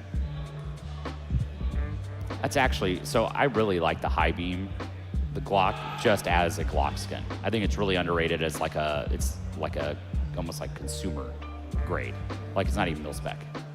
I can't hear you. It's a lower tier one. So it's not even like blue, it's like the light blue color. Yeah. We got 4 points already, dude. Theoretically. Oh, I think we got, so now we have 5. So as long as we had bad luck with Dr. Evil yesterday, I'll be honest. So it's still possible to get a tie here. We need 1 point. That's not going to do it. Hey, it's okay. It's okay. We still got 2 more. Yeah, I mean, there's still a chance for John Doe to tie us here. Banana. It's not great, but it's a banana. I'm still excited about that. Right, but that's actually good because they can't win now. True. So we do win. And it doesn't matter. We won. At that. Total winnings. The winner. So me not and only Casey. so we lost 105 on the last one, right? Yeah.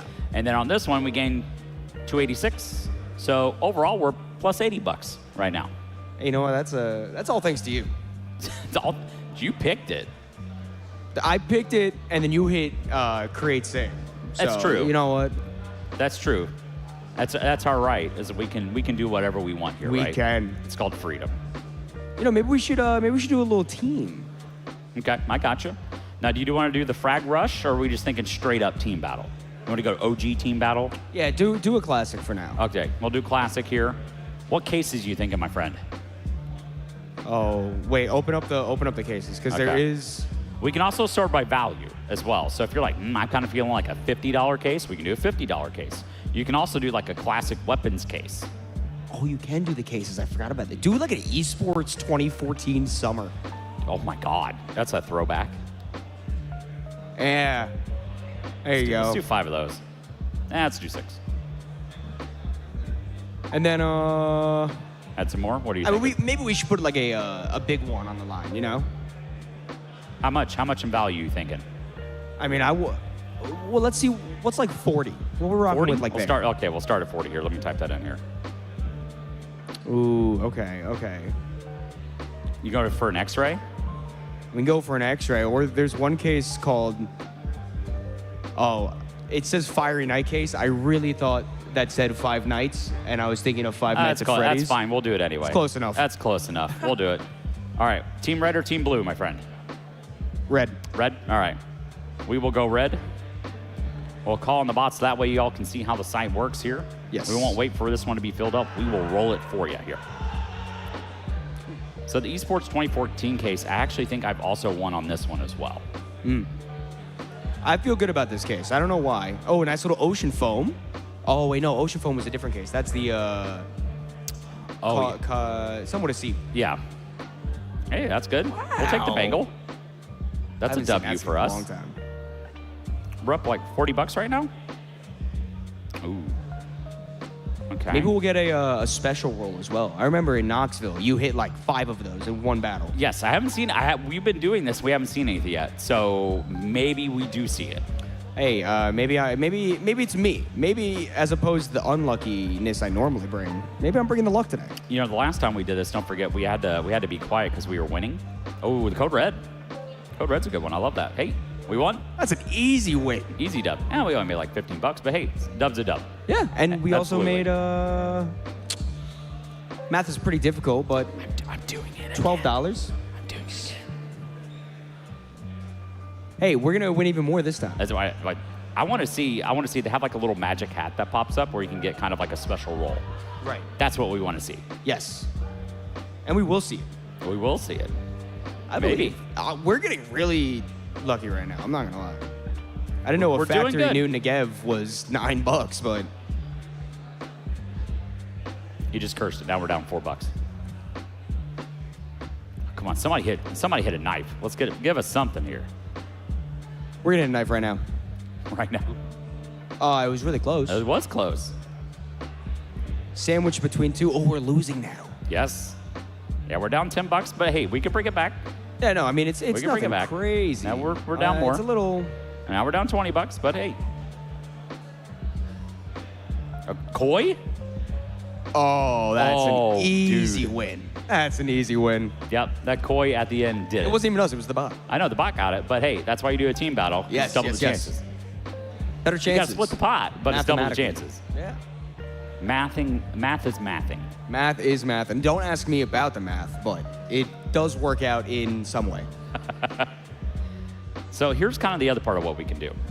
We can go in and we can take, maybe we don't like the koi as like one of our skins, right? Yeah. We can go in, we can elect to take that skin, and we can do 2 things.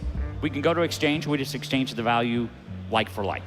So if we got $50 in value, we can trade it in for a $50 skin. Right. Or you can take it and risk it again.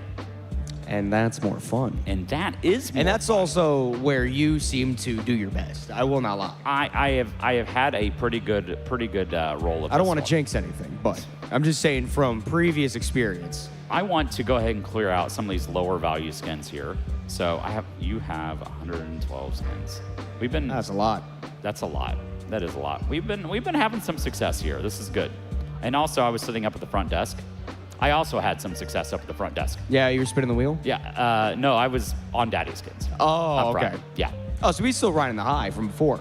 Yeah. So I'm up like, I don't know, I put in $100, I'll be honest. Got an extra 5% with my frag top-up bonus. Okay. There you so go. I actually got like 105. There you go. And I won like $180. Nice. I wish I could do that, man. So we'll take the lower value here, right? So we don't have a ton invested, but we've got what, $8, 883 is what we got invested in this one. We've got we can win something around the $12 range. Seems to be about 60% odds or so. Right. What are you kind of thinking here? Do we want go with the good old PP Bison that no one ever uses? I was eyeing the PP Bison. I'm not gonna lie. Judgment of Anubis. Judgment of Anubis, stat track, field tested. Ooh, you want to take the under or over?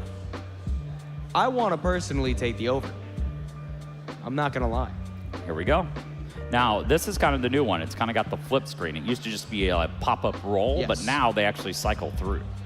So this is also one of their other kind of like different mechanics they have here on the website. This gets the nerves building a little bit more, too. Hey. And we hit. Hey.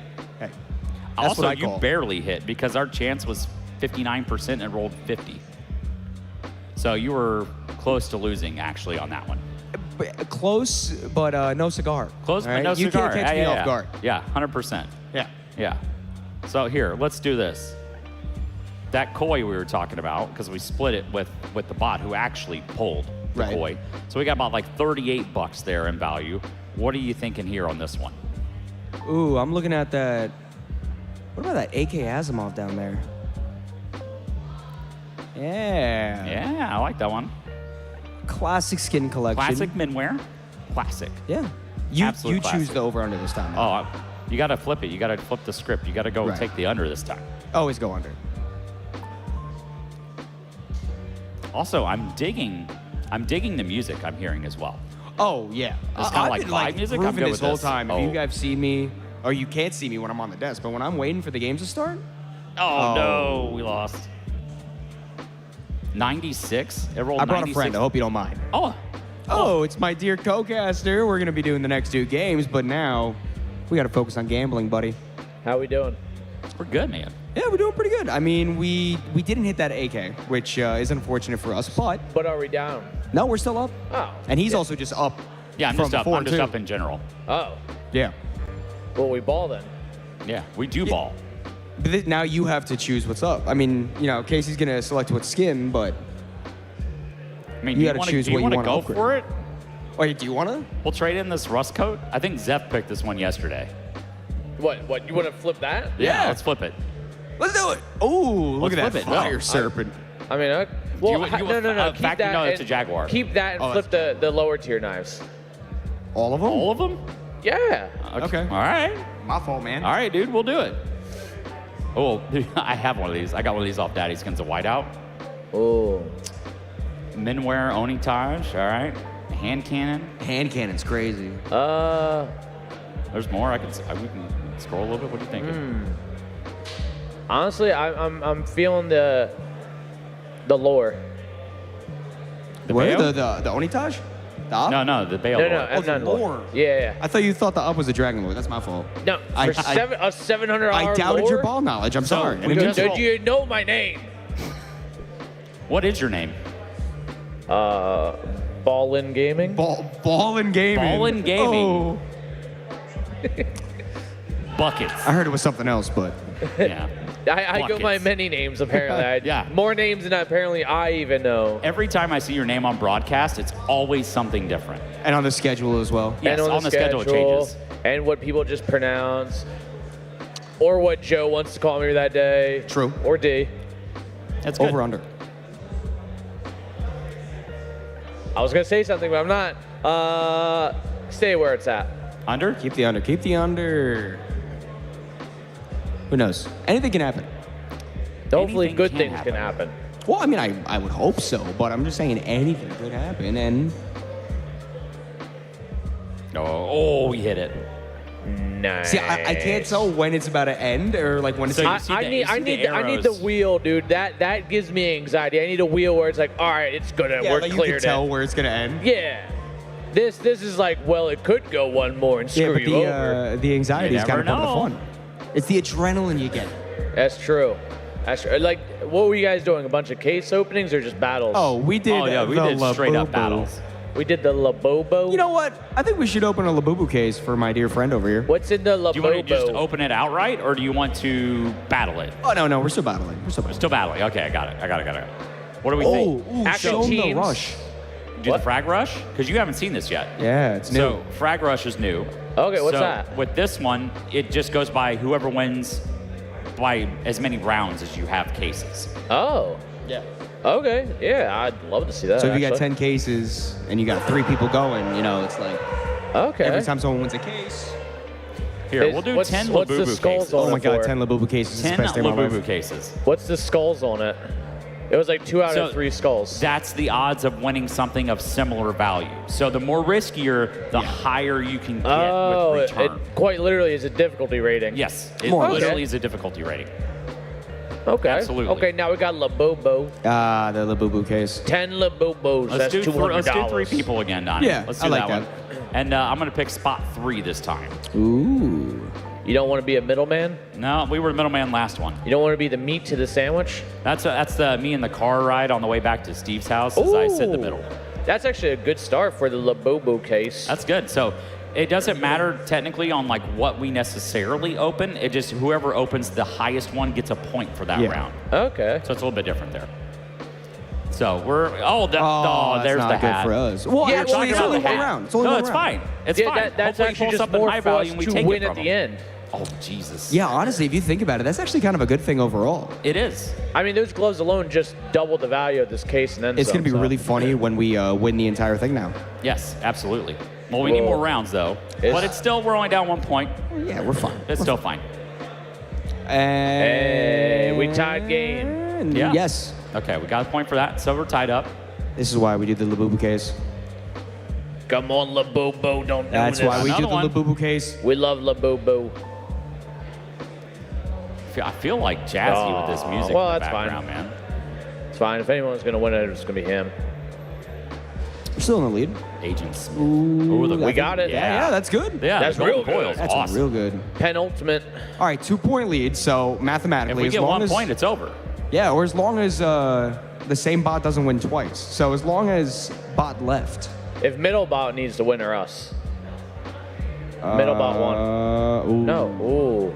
Now it's Oh rolling. no! It's 50-50. Oh no! Oh no! Yes! Yeah, that's like $700, $800. Yeah. Damn. With a $200 entrance, Labubu case 868. pays. Oh yeah, spot 3, huh? Yeah. No, I get it. I want to be bread too at that point. I don't want to be the meat. You know, I haven't seen any Wordle going on. You haven't seen what? I haven't seen any Wordle at all. Is it bread? Oh, bread. Yo, do they have a bread case? They Can don't you have look a up the word bread bread? case. There has to be something. I will Loaf? search for it. I think we rebrand frag case to bread. Bread case to get that bread? No bread. All right. But I tell you what, What about croissant? no croissants either. You all can go get some bread actually right now during this break. We'll be right back with you.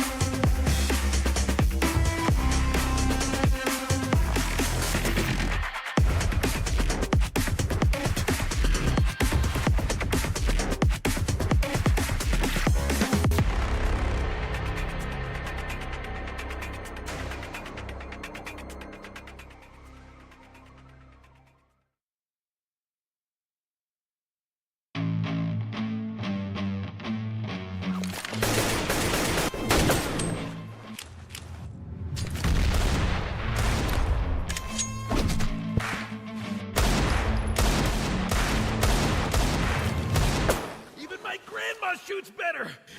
If you were as fat as your mom, I would have hit you a long time ago. What did you say about my mom?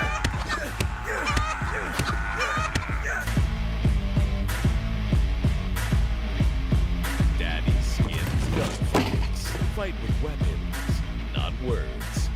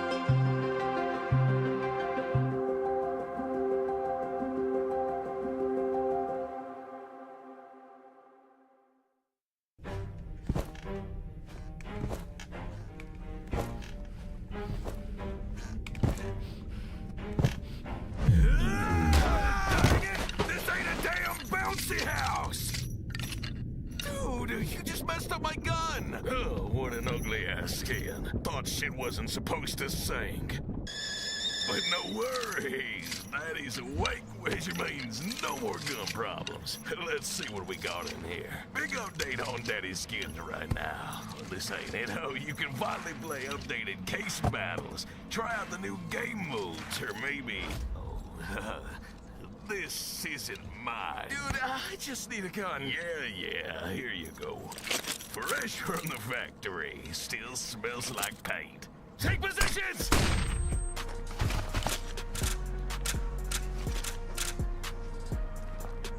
Well, you never asked for ammo. Go jump on your own heads. I'm getting some sleep. Daddy Skins, we've woken up. Bomb has been planted! Oh, come on! And we are back on the big desk with me, Big D, here at Fragadelphia, Frag Blocktober in Philadelphia. And now I'm joined with a couple more familiar faces. You've been hearing them on broadcast. Now we're going to get some analysis out of these fine gentlemen. I've got Why Not. They are. And Get the Bag Mark. How are we doing, fellas? Very good. I mean, we were just on the cast, so it's good to be back. Yeah, I mean, you guys got to witness firsthand everything that was going down between these teams this morning, and a lot has happened already, although no big surprises, right? Who's killing these graphics, first of all? These are sensational. Yeah, and I know a third map between the most cursed caster game of all time, 9 versus 9Z, happening at System and Zeph's expense. I know in the backlines there, they've been killing it. That's an absolutely insane game. I would kill to watch that. I bet it's just so entertaining. But yeah, obviously we rock up into where Copenhagen Wolves really gave Wildcard a game there. I mean, I was hearing that as we were casting, Tony. It was a hype one. Yeah, I mean, as far as upsets go, I don't really think that there are any here, in my opinion. These are all pretty much the teams I expected to go through. Some of them maybe toss-ups, maybe not necessarily upsets in terms of the ranking in the world, but as far as these games would go, I think that they went about as expected. But looking forward, these are the games that I think actually have a lot of room for potential for that to be the case if we're looking strictly at VRS and HLTV.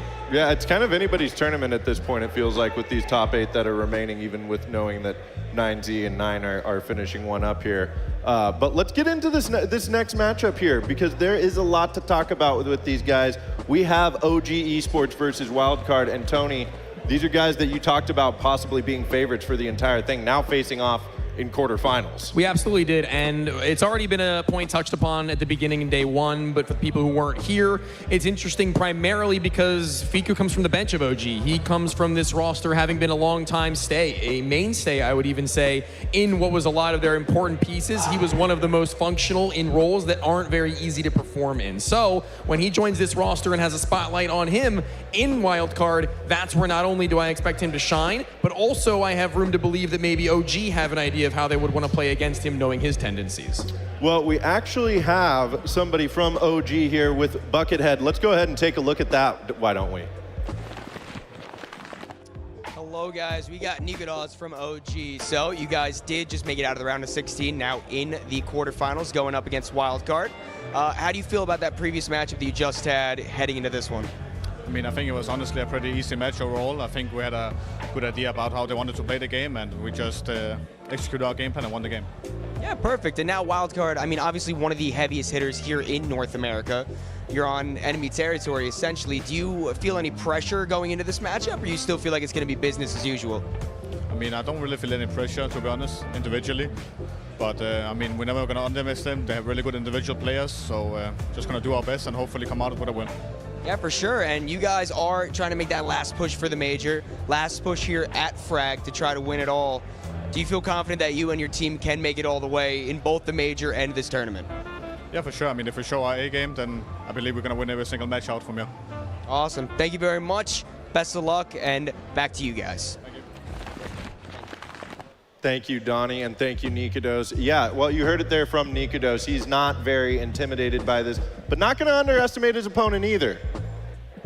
You definitely can't underestimate this wildcard team, Tony. I mean, many have paid. We remember how it went in Shanghai, right? But I know all the yap is about how we can get back there, but I think it's about the redemption and what these wins could mean just one step at a time here, right? When we're swinging back in, we were talking to JBA yesterday. They had a bit of an awkward one through the round of 22, but he's really excited for this, and to be honest with you, he should be. Here against OG, this is basically a grand finals level game, like you said. Yeah, it really is. And let's talk about wildcard here, because in that first round of 16 there, they were the only team to give up a map, other than 9 and 9Z right now going to map 3. But OG just walked right through. So wildcard, what do they need for this one? Well, I mean, if we're talking about the expectations of wildcard and what we've come to know now after what was a little bit of a turbulent beginning in Knoxville, right?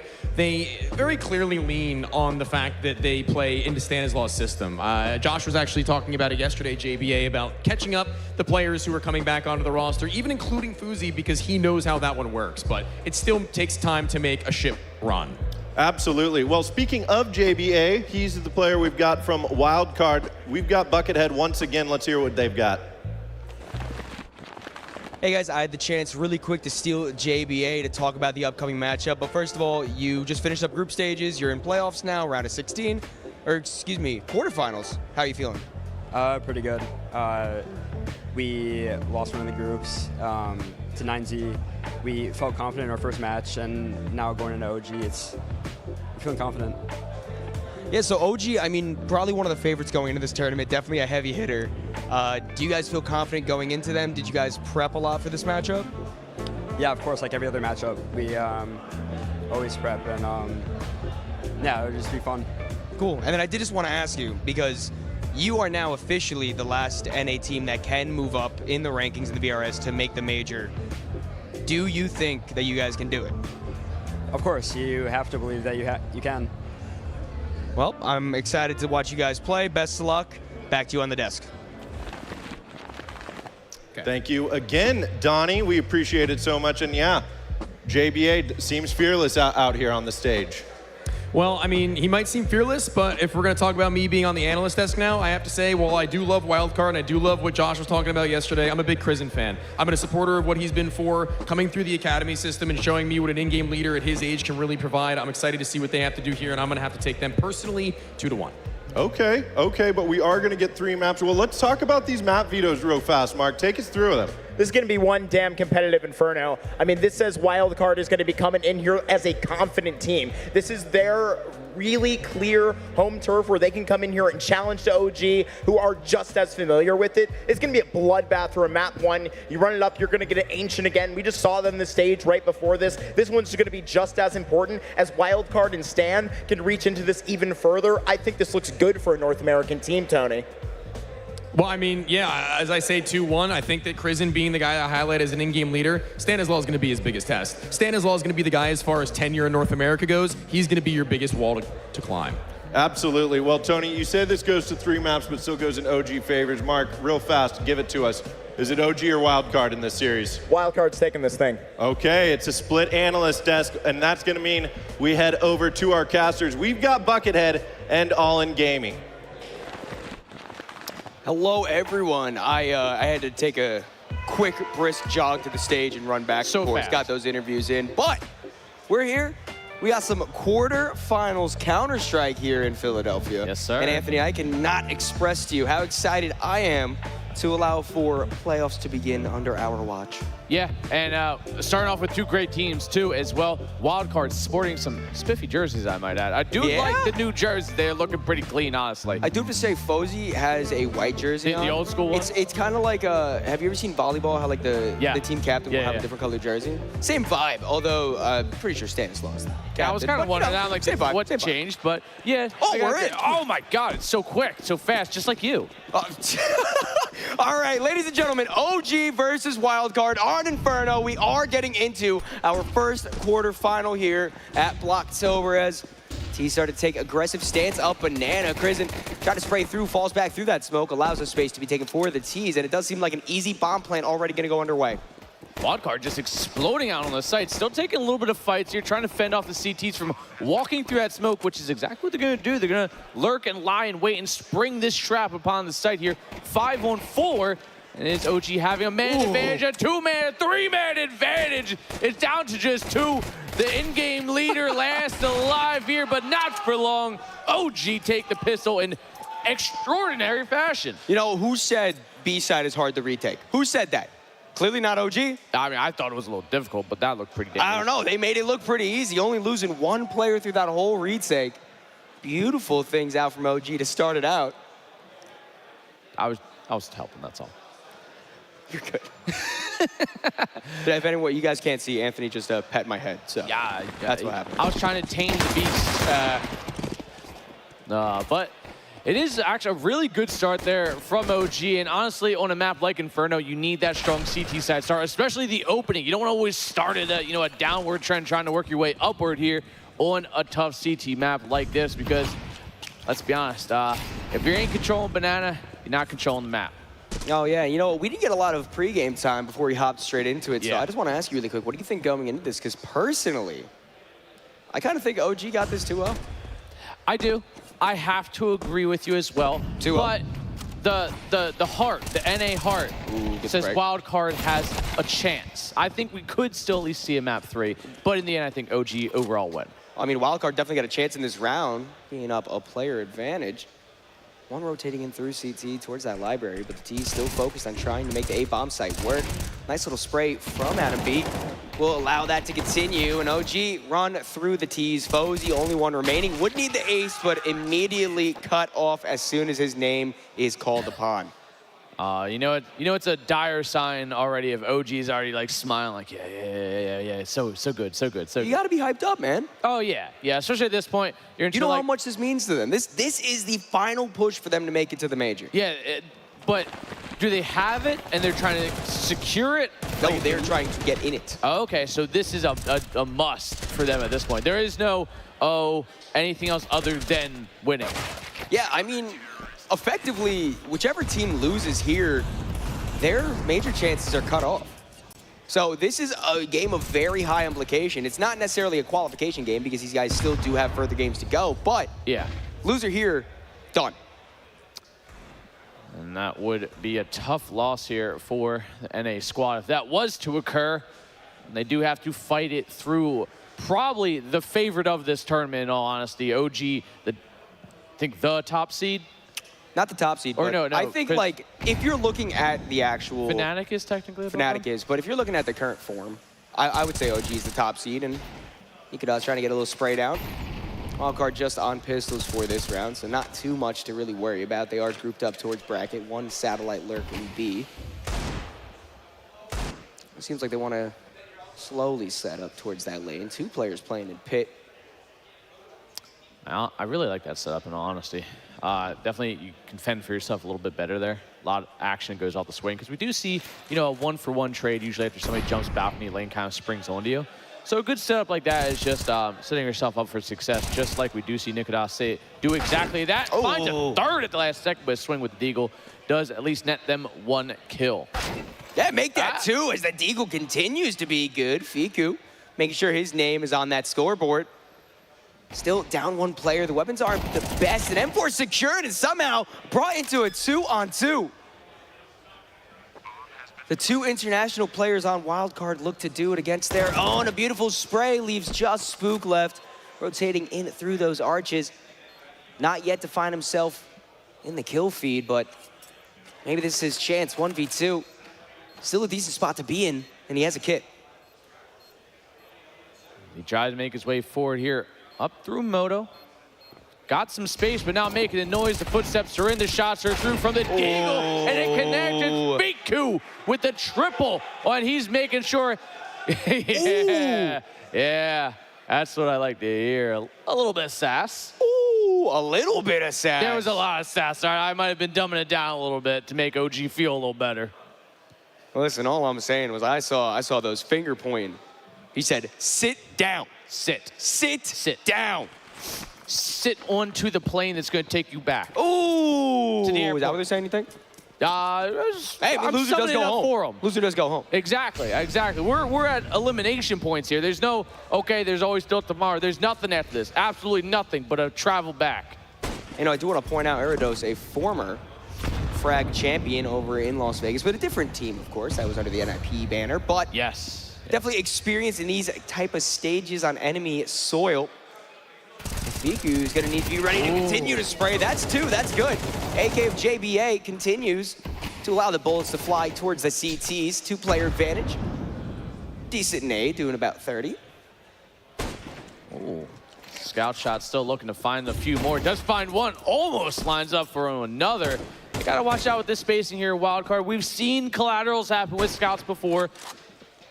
Well, we should have seen them happen, but it is going to be another shot coming through. Almost a third, almost gets the leg in. But it is going to be last alive here for OG into a 1v1, Donnie. Fozy versus Crizzen. Bomb going to start to get planted, trying to spray through that default, but none of the bullets able to connect. We're upping that smoke into Moto. Buys a little bit of time, especially with that Molotov going towards that wrap, which is the intention of Crizzen. Now going in the apartments, they might have a little long haul duel. Not ready for the swing, and Fozy evens up the score line for Wildcard. Fozy just herding him into apartments, directing him like, no moto, you have no lane, you have one option if you want the time here. Come on, meet me into the halls, and I'll put you down. We do have a little bit of a pause. So I gotta say, you know, we are winding down into this tournament. It was a different vibe than most. We started a day early, which felt really good, I will say. The spacing has felt so less like rushed. I feel like now it's just go, go, go, go, go, and more just like go, go, go. You know, it's been nice. It's been relaxing, and that's for Fragadelphia, that's a change of pace. No, yeah, and it's so cool to be a part of a tournament that has such big implications just for the entire ecosystem of Counter-Strike. Yeah, and I mean, we get to hang with some of the top-tier teams too, you know, cast their games in person, see the faces that, you know, you and me have honestly grown up watching a lot of these times in the CS community. Like, it's you know, we even get to interview them occasionally. Yeah, I mean, we got to talk to Innocent yesterday, who was on Venom. They did very nice guy. bow out of the tournament. Super cool, and you know, someone who is such a legend of the game, been in the Polish scene since CSGO came out, was at a major in 2014 with his coach as well, Sparrow. That was 11 years ago, Donnie. His first major, God. not even his first time playing. That, man. It's been 11 years. You're old, Donnie. You're old. You're old. We'll leave it there. My fault. You're right. It's all right. I don't know exactly what the tech issue is going on, but how do you feel? How do you think Wildcard is feeling right now? Because I know if I were in their shoes, they have like mental coaching and staffing in that way, but I would be feeling so much pressure if I was in their shoes. This is the last chance for an NA team to claim a spot trying to go to the major. Obviously, there are ones that have already been qualified, Passion UA, NRG, M80, but Wildcard have the chance to try to take one of those spots away from a South American team that's already there. Bestia, who is in the right now lowest qualifying spot. Yeah. Who did bow out of this tournament, so they have no way to defend their that BRS. Was a pretty big upset too. Audic can fall down as well. So there is a lot of on the cusp of potential? Like a lot of things have to go wrong or right for a lot of people for Audic to have to get dropped down? Not really. I mean, Audic does have a somewhat decent chance. I think, shout out Mischief, I believe they were sitting at about like a 62, right? Okay. Marsborn was the lowest. They had a 1.8. Obviously, unfortunately, we did see them fall out before. And then the South American teams that are still in the running, there's Sharks, there's 9Z. Yeah, and Sharks there is some stuff right now? Sharks already won. Okay. Who's playing in the back right now on the B stream? I forget. It is 9 and 9Z, which 9Z also in this whole race for the major qualification. Yeah. It's a very, sloppy's not the right word, but it's definitely quite intense either way. We got a little bit of replays for you because, Anthony, you see what's going on that screen? I see a timer ticking down. I see a timer ticking down. That means we're about to get back into the game. Hey, Philly, you know, you were really loud for the last NA team. Make a little bit of noise. Try to represent here. Come on. Whoa. Yeah, I heard claps. That's all I need, baby. Let's go. Donnie doing his best to rile him up here, but instead it's a Mag 7 to find that first kill. Amali finding another, but it is going to be a single trade for Wildcard. Now down a man to close range weaponry here, posted up in apartments, and I even see the dreaded CZ. The dreaded CZ? The dreaded, the one and done CZ. Hey, come on. CZ had its time of glory in the past. Yeah, like about the same time Innocent probably qualified. Oh, yikes. Throwing shade, but Wildcard, player down, they still do have quite the weapon advantage, and they seem to be making the right read towards the right area. Prison waiting with that 5-7. Smoke blocking out any contact for the time being, but with a minute coming down, you think Wildcard pretty set in their decision. And they do have now Nikodas rotating over with that scout. Could be very impactful. We've seen a lot of scout usage recently, which I think is a lot more fun. Yeah, maybe. definitely seen the scout move around a lot now. And maybe a little bit of a shot can do some good damage onto Fozy. No kill quite found yet, but playing around that smoke. Flash comes through. Another scout shot missed. The T's have to push through. Wildcard. Oh, Nikodas gets a headshot through the smoke. Through the box? Yeah. But the T's, the site's been conceded besides player new box. Prison does get dealt with. Fozy and Stanislaw. Oh, this is dangerous too. We're gonna see Nikodas get tagged up. Eventually does get the trade, so it's, never mind, I may have spoke too soon. 1v1 Stanislaw, again, he's found himself in these situations far too many times. 6 to plant, rearrange him, it doesn't matter. OG with the win. Aerodos getting aggressive with that SMG, making sure Stanislaw cannot get comfortable with that plant. And I really think this is going to be the storyline of the game. I mean, look at that scoreboard already. Yeah, it's going to be Aerodos back 9 and forth, kills. close rounds. We're only on the 5th round. 6th round now, technically. Yeah, you know what, this is, dare I say. Nikodas as well with the scout. Dare I say, this might be a barn burner. A barn burner? Barn burner is what I'm predicting. And yeah, Nikodas, you know, not enough can be said about the impact that that player can have. Yeah. He is someone who can absolutely take over a game. We saw what he did at the last major to our dear old Complexity. Please, it's been rough enough. Hey, you know what? That's something that is a historic moment, all right? As much as we may not want it to be remembered. It's true. That it was a hard one here, but the MAC-10 may hit a little bit harder of a Stanislaw. It's going to be Fiku moving forward with the Ake. Did Brother just forget Molly's do damage? I think he did. He burned to death. I'm not sure if he was flashed or not or what particularly, but he took, I think, pretty damn near 100 damage off it. Well, either way, I mean, the T's are trying to run to the site now. M4 are good to find the first spook. No more than that. Fozy trades back immediately. There's a flank coming in through Banana already, and Church needs to be dealt with next, so two T's line up to try to take that fight. Peep not able to find anything, but Fozy, all 3 kills of the round so far, landing his way. A player CT to deal with. Dodges those bullets. A nice spray from JBA makes it only Aerodos. Does he have another clutch left in him? The first headshot is good, but no more than that. We're still tied up. Well, they can't drop the ball just yet and get too comfortable because this is just a battle of back and forth, I feel like. OG, they might buy into this.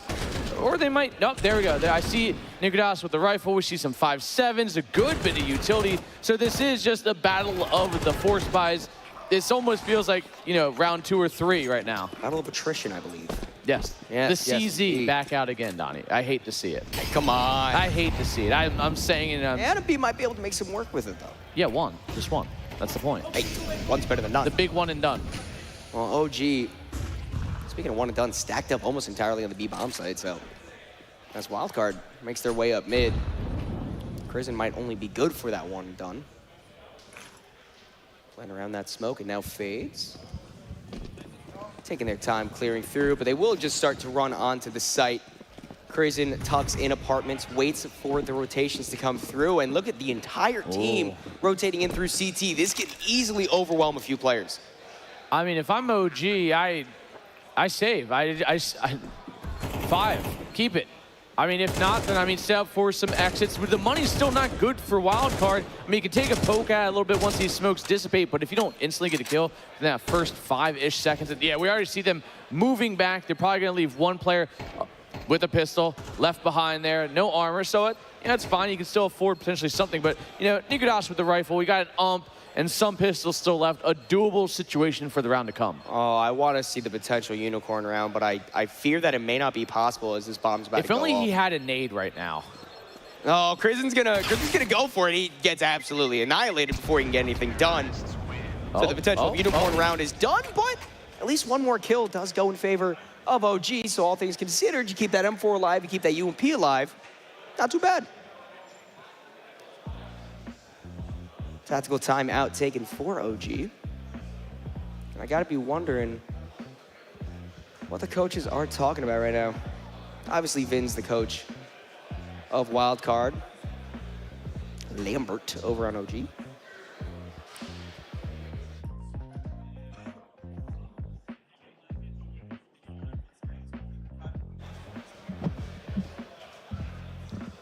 Well, that timer's starting to slow down. What do you think? What do you think Lambert said? Please, if you can, find a rifle immediately and drop that CZ. Why are you hating on the CZ so much, man? Dude, I'm petty. I am a bona fide CZ hater. Bona fide hater. I even did my due diligence and even tried to use the CZ. Awful. Hey, fair enough.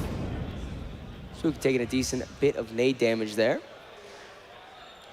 Wildcard play this respectfully, though. They know the weaponry still is going to be the best for OG, albeit there were weapons saved from the previous. Yeah, and I think that's going to have to definitely do a lot. We do have that hero rifle in play, but overall, it should be a constructive round to help build OG's economy a little more, to get maybe an op in the play here, but it is going to be a single kill there from Spooky with the 5-7. Maybe this MAC-10 could find a few, but they're going to evacuate right out of Boiler, just barely being missprayed down there, and they're going to backpedal and try and condense themselves onto this site. A Wildcard grouping up as well. Seems like they want to give second mid a go, try to group up towards those apartments. Only one player for OG once more is there, and this time it's your favorite gun.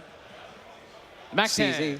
Oh, the CZ. MAC-10, right there. No. You know, Adam B might be able to get more than one here. Have you ever considered that? Yeah. You're walking into him. He's going to get push one. is about to come. At best.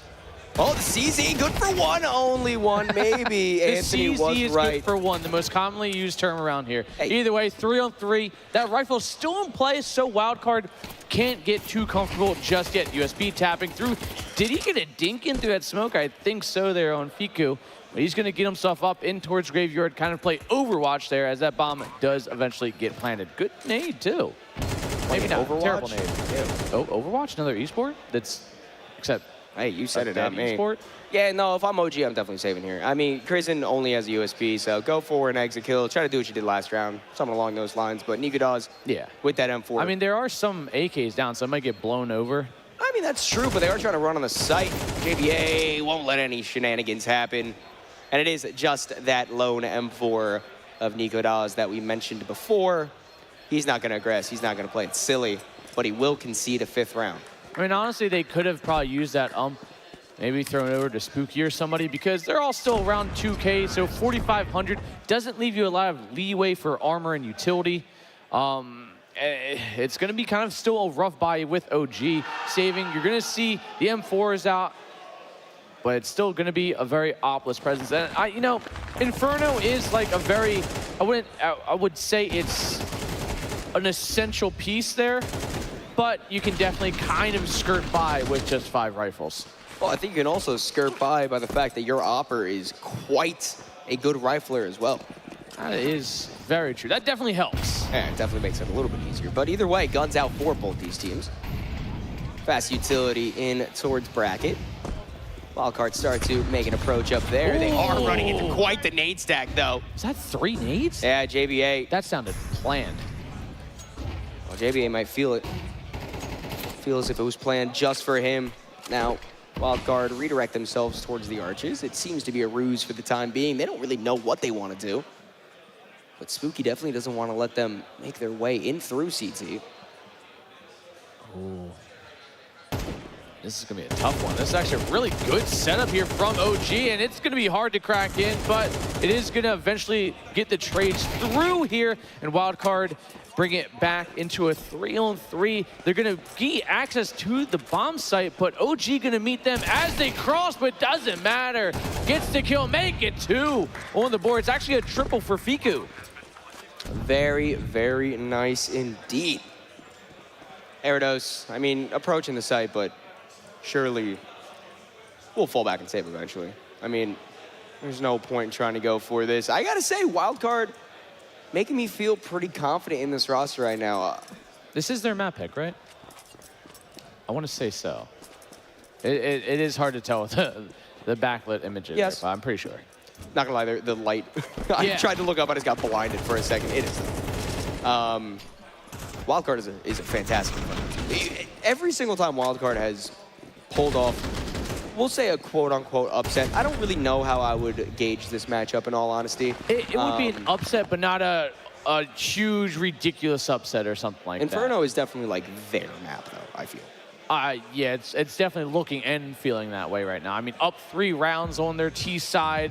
Yes, sir. And again, no op just yet. So you haven't, again, no shade to their opper there, who does obviously, as you said and alluded to, you can rifle as well. But I mean, obviously, an op, always a good piece to have.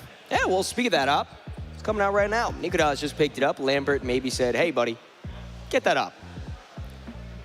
Get that R up and start farming. Excuse me. Well, I mean, he already kind of is 8-6 right now, but Erados 12-4, leading this server by a large. Well, actually, no, sorry. Yeah, I mean, Fozy's right there with him. Yeah, Fozy's 12-5. Peeping is actually 0-8. Really? Yeah. You know that I haven't said his name, so yeah, that kind of checks out. Yeah, well, you're gonna have to say Nikadal's name as JBA takes him out of the round as CZ's out once more. Too bad none of Wildcard really want to. He's trying to pass lane. Never mind. That's good for 1. It's actually the AK to find that kill. The Wildcard now player disadvantage, trying to scramble their way back towards B. Meanwhile, Spooky's the only player there. Nade goes to blow open that smoke. Spooky playing it smart, doesn't want to peek quite yet. 5-7, good for 1. It's very dangerous, close range. Luckily for Wildcard, quelled before anything else bad could happen. And although down a player, at least Wildcard do have the B-bomb site. This is a tough one indeed, and JBA gets the kill. Stands shoulder to shoulder with him and his remaining teammate, OG, as they pretty much trade positions here, both playing the backside of these smokes. The boost coming up here for JBA is essential. Lands the spray, almost gets turned on there for a split second, but Erados looks for his 14th and 15th kill here, but no kit, not even a head armor, utility, nothing left. He's gonna just kind of scurry back, try and keep them around, but he eventually falls. And was that 4 kills for JBA? Yeah, JBA is doing great so far, definitely proving why he still is the young blood here in America, trying to continually build himself up, build his team up. And you know, if I'm a young and up-and-coming player here in North America, I can't think of many names I would want to be playing alongside more than Stanislav.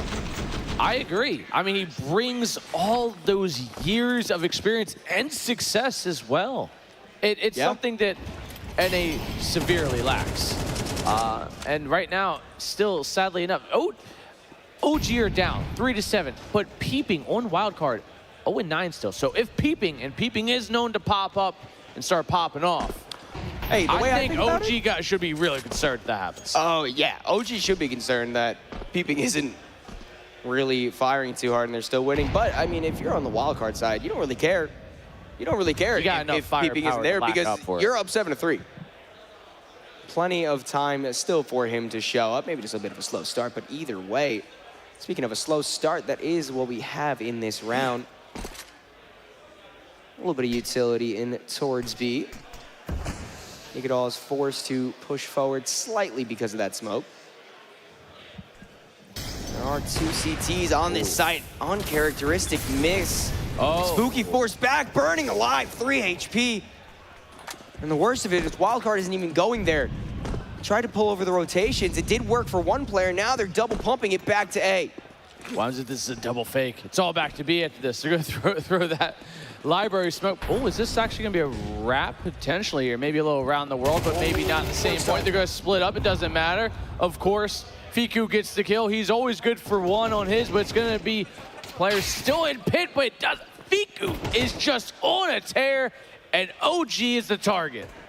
Yeah, Fiku, Fozy, JBA. I mean, the trio right there is absolutely dominating OG right now, and they're not really even giving him any room to breathe, trying to go for that late kill on the saving 35 players. kills combined here. That was some good math. Yeah. Oh, you know what? 12, 12, 11, yeah. Yeah, it's 24 plus another 11. That's true, that's true. It's 5 and 34. I gotta say, Erados, definitely gotta shout him out. Although his team is losing, 13 and 6, gotta at least feel good for the self-confidence. And the CTs continue to keep these guns alive, which is very, very good for them. Fozy does find one of these saving players. That is the op. Ooh. Although Krisen will be able to recover that, and JBA not wanting to test any waters. So 2 people on the CT side stay alive, 1 M4, 1 op. Money will be enough to buy, but OG, I mean, maybe overextending maybe a little bit too much. In all honesty, the money's good, but we're not talking like everybody has 10 plus K here. We're talking everybody has like 3 or 4K. And I mean, it's gonna be a little bit rough here, but they're still gonna skirt by. They're still gonna get that buy-in. OG having to take that is very true. That is very true. Kind of eluded me for a split second here, because these rounds have been going fast, honestly. Wildcard have just really picked up this pace, and to great success, obviously. Yeah, Wildcard has looked great on this T side, trying to cap it off at 9. But there's still a chance. I mean, if you're rocking an 8-4 half, you get the pissed around in the next, you're still not feeling that bad if you're OG, but definitely needs to start out. You need to get this last round, and Wildcard don't want that to happen. Already 2 kills coming in. PP got his gonna have first a lot kill. of work. MP9 good for 1. Double on the pit player. Molotov burns him out, but the smoke able to extinguish that. Now a 3-on-3. Oh, make that a 3-on-2. A spray through the smoke. No chance to live. Nikodol's with the op, the only player alive. Yep, picks up that M4 instead. We still see a flash, but it matters not. Actually, it mattered a lot. Catches him full blind there, gets the kill. 6-round lead as Wildcard goes on over to the CT side. This is their map pick, but they're looking really, really strong.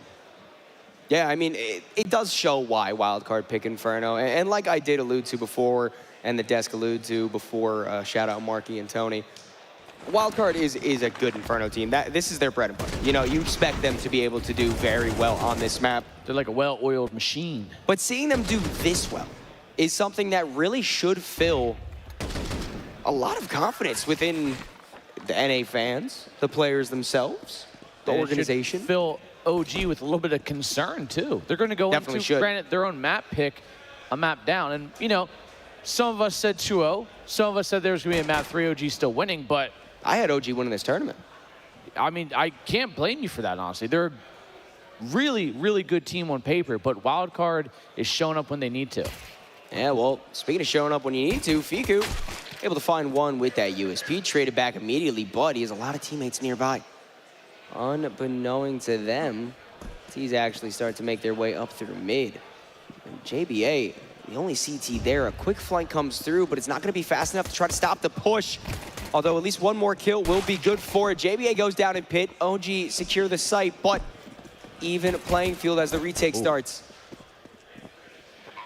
Stanislaw catches one on the cross back to pit, so leaving OG a player light in comparison here. They're going to make their way up towards lane. Try and find something here as they're just tripled up lane, waiting for somebody to overextend. Maybe Erados swings wide here. They start clearing up, but no one's on. What an easy clear, apparently. That is a triple for the IGL Stanislaw, and that was perfect. Yeah, you know, I got to say, there is a lot of emotion on OG's face right now. I saw in the death cam, Krisen was not happy about the way that he ended up losing. Adam B giving a little bit of a tap to the table after he goes down. So You know that this means a lot to these players. Beautiful shot from Fiku, by the way, to start it off. But yeah, this is all or nothing for these players. You know, this is the end of the season. This is everything that you've fought for this entire time. You're now putting it on the line at one last tournament to try to make your dreams come true, try to play on the biggest stage of them all. And realistically, only possible for one of these two. Oh, that's going to be a chunky nade. Oh, falling a little short, though, so Spooky coming up a little bruised, but not battered just yet. M4 is spray checking the smoke. The Tech-9 start revving up. So they make their way up Banana to try and gain some semblance of map control, which right now they have next to none. Retake utility coming in for Banana. No kills coming through, except for now, Fiku. Able to find 3 for himself. He is just unstoppable right now. Although, as I say that, the Deagle does end his life for this round only. Posey now running in, cleaning up with that M4. I mean, what can you do to stop that trio on wildcard right now? I mean, right, I don't think it really matters because I don't think they can. We do get a match pause here.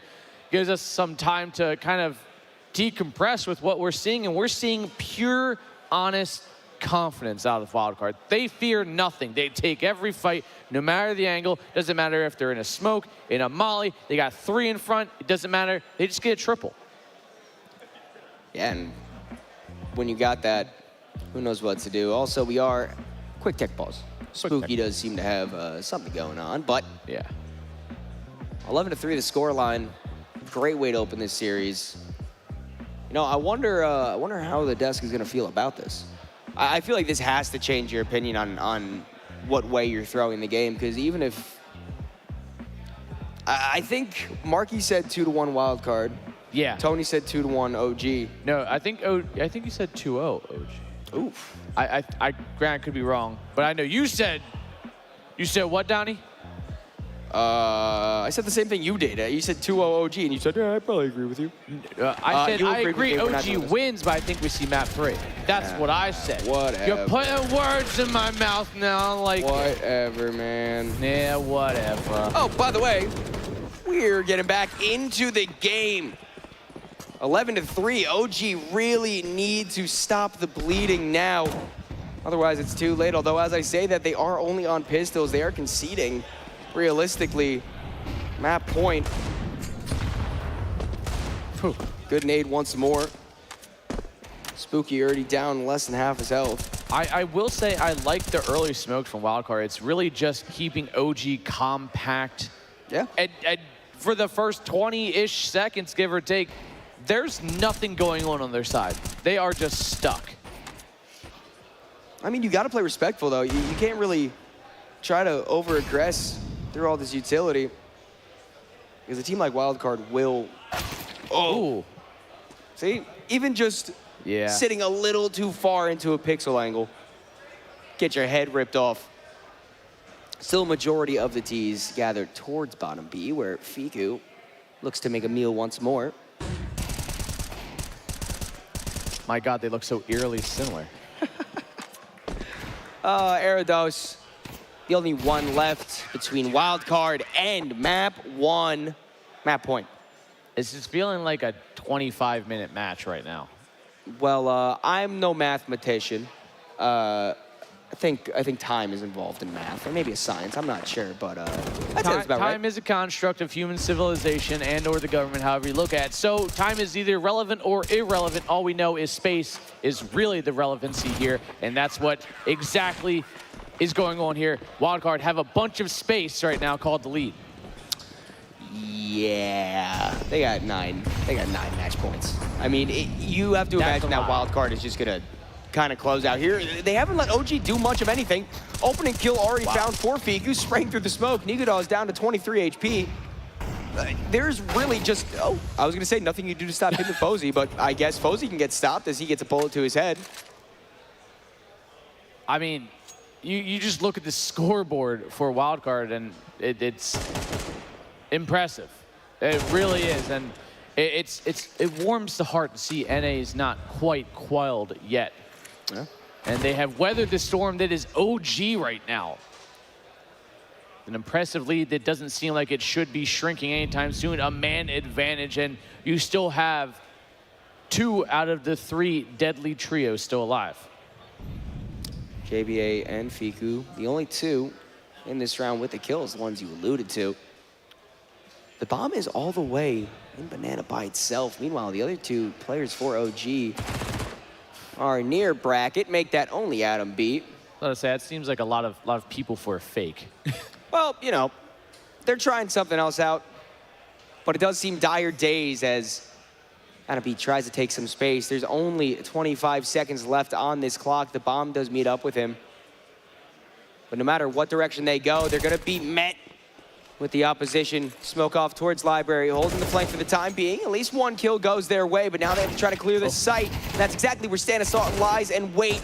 Meanwhile, in pit, 1 more player trying to fight off. The SMG of JBA closes it out, and Wildcard, a very impressive Inferno, pick it up 13-3. Now, you said they are Wildcard extraordinaires, but we're expecting a scoreline, Donnie. No, I wasn't. I was expecting maybe like a 13-9, but you know what? Who cares what we think? We're just the casters. I want to hear what the Descats think. We're going to be going over to them right after a little bit of a break, so stick around. We'll be back soon.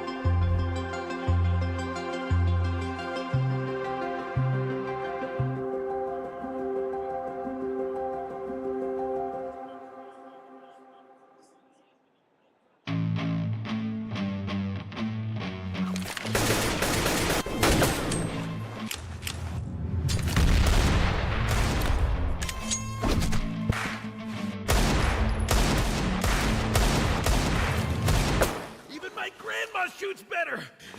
If you were as fat as your mom, I would have hit you a long time ago. What did you say about my mom?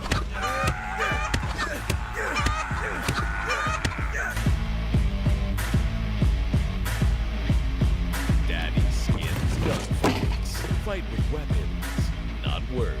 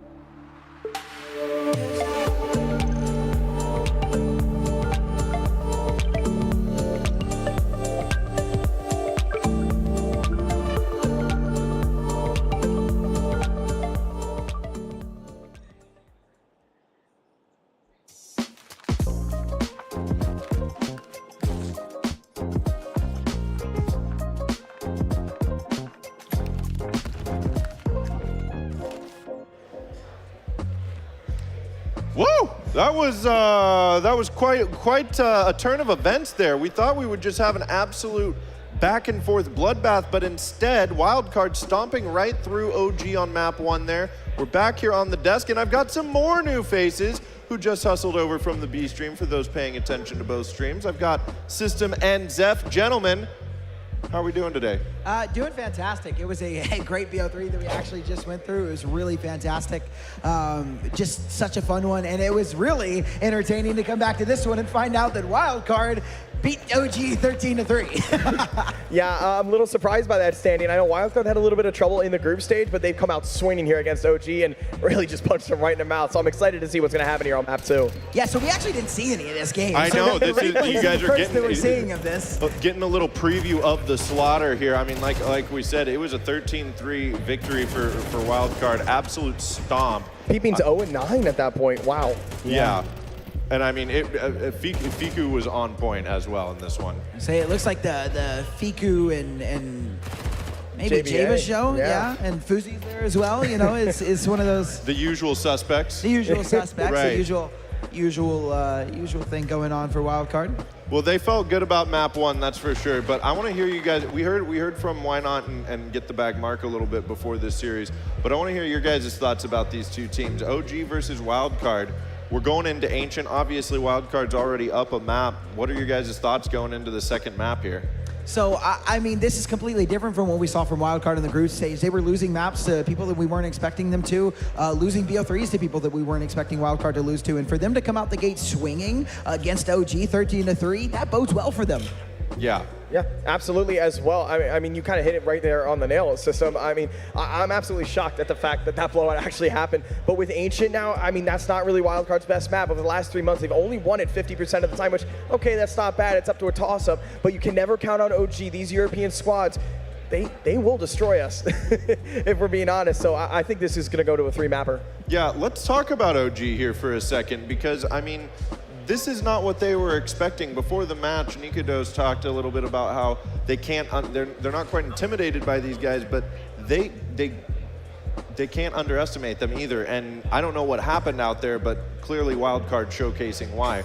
What does OG need to do on Ancient to make sure they lock in that victory? I think they just need to play with a little bit of confidence. I mean, we all know that OG are the better team. I mean, that does hurt to say as an NA fan, but OG statistically are the better team. They play the better teams time and time again. They are expected to be the favorites here. So they just need to play to the level that we know they're capable of. Absolutely, and I think we need to see on that CT side, we need to see that cave control as well. Maybe once in a while taking a fight outside towards Jags, getting that early round information, because that will absolutely decide this entire map. That dominance on CT side, we need to see it, absolutely. And well, Wildcard, they got a little bit of breathing room, of course, being up 1 map. They do, and with this being OG's map pick as well, Wildcard will have the option to start on that CT side on Ancient. So, I mean, we're going to have to see a lot of set executes or something going on for OG early on, won't we? So I will say this, and I have a little bit of a weird opinion, and some people might not agree with me, and some people might. Ancient is T-sided. Oh boy, that's unfortunately here, my man. T-sided. I think it is. I think that I've seen so many back and forth scenarios where people are like, okay, they start in the CT, on the CT side, and oh, they're gonna start off with a banger. No, I've seen so many strong T-sides come through from Ancient, and it's because a lot of people don't realize how quick long it is to rotate from B to A. It takes a while, so if one part of the map goes down, it's really hard to get back into it. Well, that is a controversial opinion, but I actually share that same sentiment, maybe because just I'm an eternal pugger and have never played on the competitive level. Who knows? But before we get over into map 2, I do want to get your guys' final thoughts on this. Are OG going to be able to push this to map 3? I think certainly so. Yeah, absolutely. I think it's going to go to 3 maps, yes. Okay, well, you guys heard it here. Everybody thinks we're getting 3 maps. I'll go ahead and throw my hat in the ring. I think we're going to get 3 maps. It's a thrilling day of Counter-Strike here. And for that, we are going to head back over to our casters. We've got Buckethead and All In Gaming one more time. One more time? Big D said one more time. That makes it sound like he thinks the series is over after this. You know what? I'm going to be honest with you. I'm going to say something crazy. Yeah. I know what I said previously. Well, I mean, you're already wrong, so go ahead. So no matter what I say, I'm wrong. I mean, you can change your answer to the correct answer. Yeah, and that means no matter what I say, I'm right. No. So no, I you think can definitely still be wild card. wrong. I think wild card go to Uri now. I really do. You cannot. You brought this to my attention after the cast. Oh. Peeping had what? 2, maybe at most 3 kills. And they won 13-3. Yeah. So I know Peeping as a player. I've been able to watch him grow, and yeah. There's no way he stays that quiet for 2 games. No. And I doubt that JBA, Fozy, or Fiku is going to slow down. Honestly, Stanislaw doesn't even have to do much. Just make sure your team's playing a coherent... Stanislaw just has to make sure he makes his call at the beginning of the round and just kind of like, all right, go, my children, be free. Have fun, guys. I really think that this wild card, if we see the same exact wild card that showed up on map 1, I don't even think, no matter how much OG improves upon that, I don't know if they're going to have what it takes to take it over the edge. However, last time that Nico Dawes played an NA team on Ancient, he kind of put up some numbers. He might have done something really silly. Yeah. And like broke a record or something. Who even knows? It's a small record. A very doable record, I would almost say at a certain point. Hey, I wonder what the most kills in a single map at a frag event is. I would love to find that. Without OT or within regulation? Like, what is it? Because, I mean, remember, Blame F dropped 42. Actually, yeah, that was a regulation game. No, that was single OT. 1 OT round. It was 16-13. I'm saying the Nico Dawes complexity game. Oh, that one. Oh, I thought you were talking about... I might have said, I don't know, I said Blame F, so. Yeah, no. I want to know what that is, not including the jerseys. I want to know, like numbered and, like, you mean bigger serious events. Well, listen, all I'm saying is that I played on a jersey, and I don't think anyone who played against me should have their stats fat guy dropping towards 60 kills? No, he didn't do that. But that would be hilarious, though. Listen, I had Dudley drop like 35 on me, right? I don't want to talk about it. Wow. You know. In a big L, I dropped like 27 on Jack Rowe, so I just want to say that. We still lost, but... It's okay. Well, I don't think we're going to see anybody dropping nearly that many kills here, and if we do, I think Wildcard should be concerned at that point.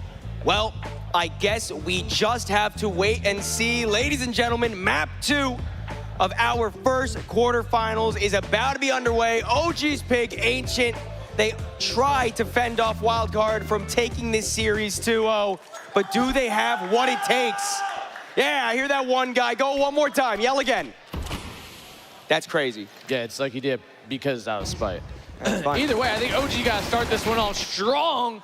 And they kind of are. Maybe not. Maybe they break even here. Breaking even is not so bad, right? Right? As long as you can recover from it, but it's going to be Peeping, trying to pick up the pace already from his very slow start, but it wasn't necessarily needed for him to show up due to his teammates doing so damn good. Well, he did good damage, and he does have a lot of low HP players pushing towards him. He only needs to hit 1 or 2 shots, not quite able to fully connect. It will be the 2-on-2. Eridos down low. Fozy trying to make his way in, but he gets dinked down. Adam B trying to fall back into Donut. He needs to wait for Stanislaw to have some sort of impact here. No kit in play. Ooh. Yeah, dancing around that pillar. Stanislaw has good positioning, but he does get caught off guard, and now it is only Fozy. Dubren is at close range, won't allow anything to get done, so OG come back strong after quite a bad map 1.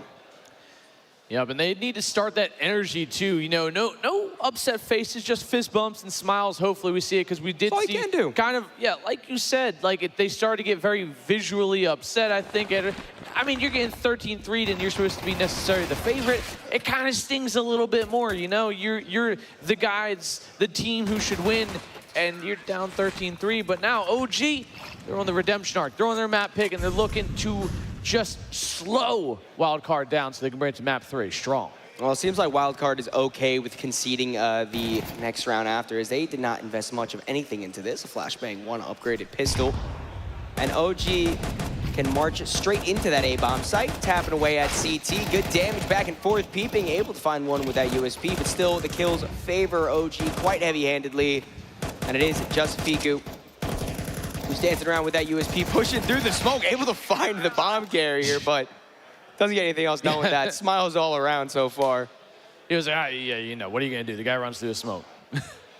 But OG up 2-0 early on, but the rifles are in play. And honestly, I don't think really at any point last map, did Wildcard really even have an op that I can realistically remember? Oh, I don't think so. I actually don't think Wildcard had an op at all. OG had it once or twice. I know Nigodaz was behind it. Yeah. They were able to save it a few rounds, but I mean, it wasn't needed, you know? Like, I mean, yeah, why switch up if it's not broken? So Wildcard, hopefully this time, a map that you do most certainly need some op presence, whether it's mid or ramp, or just kind of solo holding that B site, who knows. Either way, they'll make it work, Les. They always have and always will. Spooky tries to maybe make his way out towards mid, turning his attention elsewhere, though, as May want to try and take a fight towards Jaguar. Gonna be pretty uncontested, though. Wildcard, kind of all 3 bodies on site directly. yeah, I mean, it's a good stack up, though. They don't want to give up the information that they have multiple players there. You know, it is the mid round at this point, so OG doesn't necessarily know where the players have rotated through. It does seem like Krisen's trying to make his way into Red Room as his team approaches ramp. This is being held off really well by Wildcard. It's just going to matter if the kills can flow the way once the hit actually comes in. Peeping, making his way all the way into elbow. Now the hit is going to commence onto the site. First spray is good. Trades back and forth do leave OG tied up with Wildcard for the time being. One more kill keeps us a 2-on-2. And now it is just Fozy. Not quite enough time to deny the bomb plant. And 2 players about to swing at him at the same time. So OG win that first gun round. Keep it pretty good. Yeah, they're looking a lot more confident now. You know, a new formed OG as they've, you know, formed and molded out of their old shell here to find themselves success. And already up 3-0.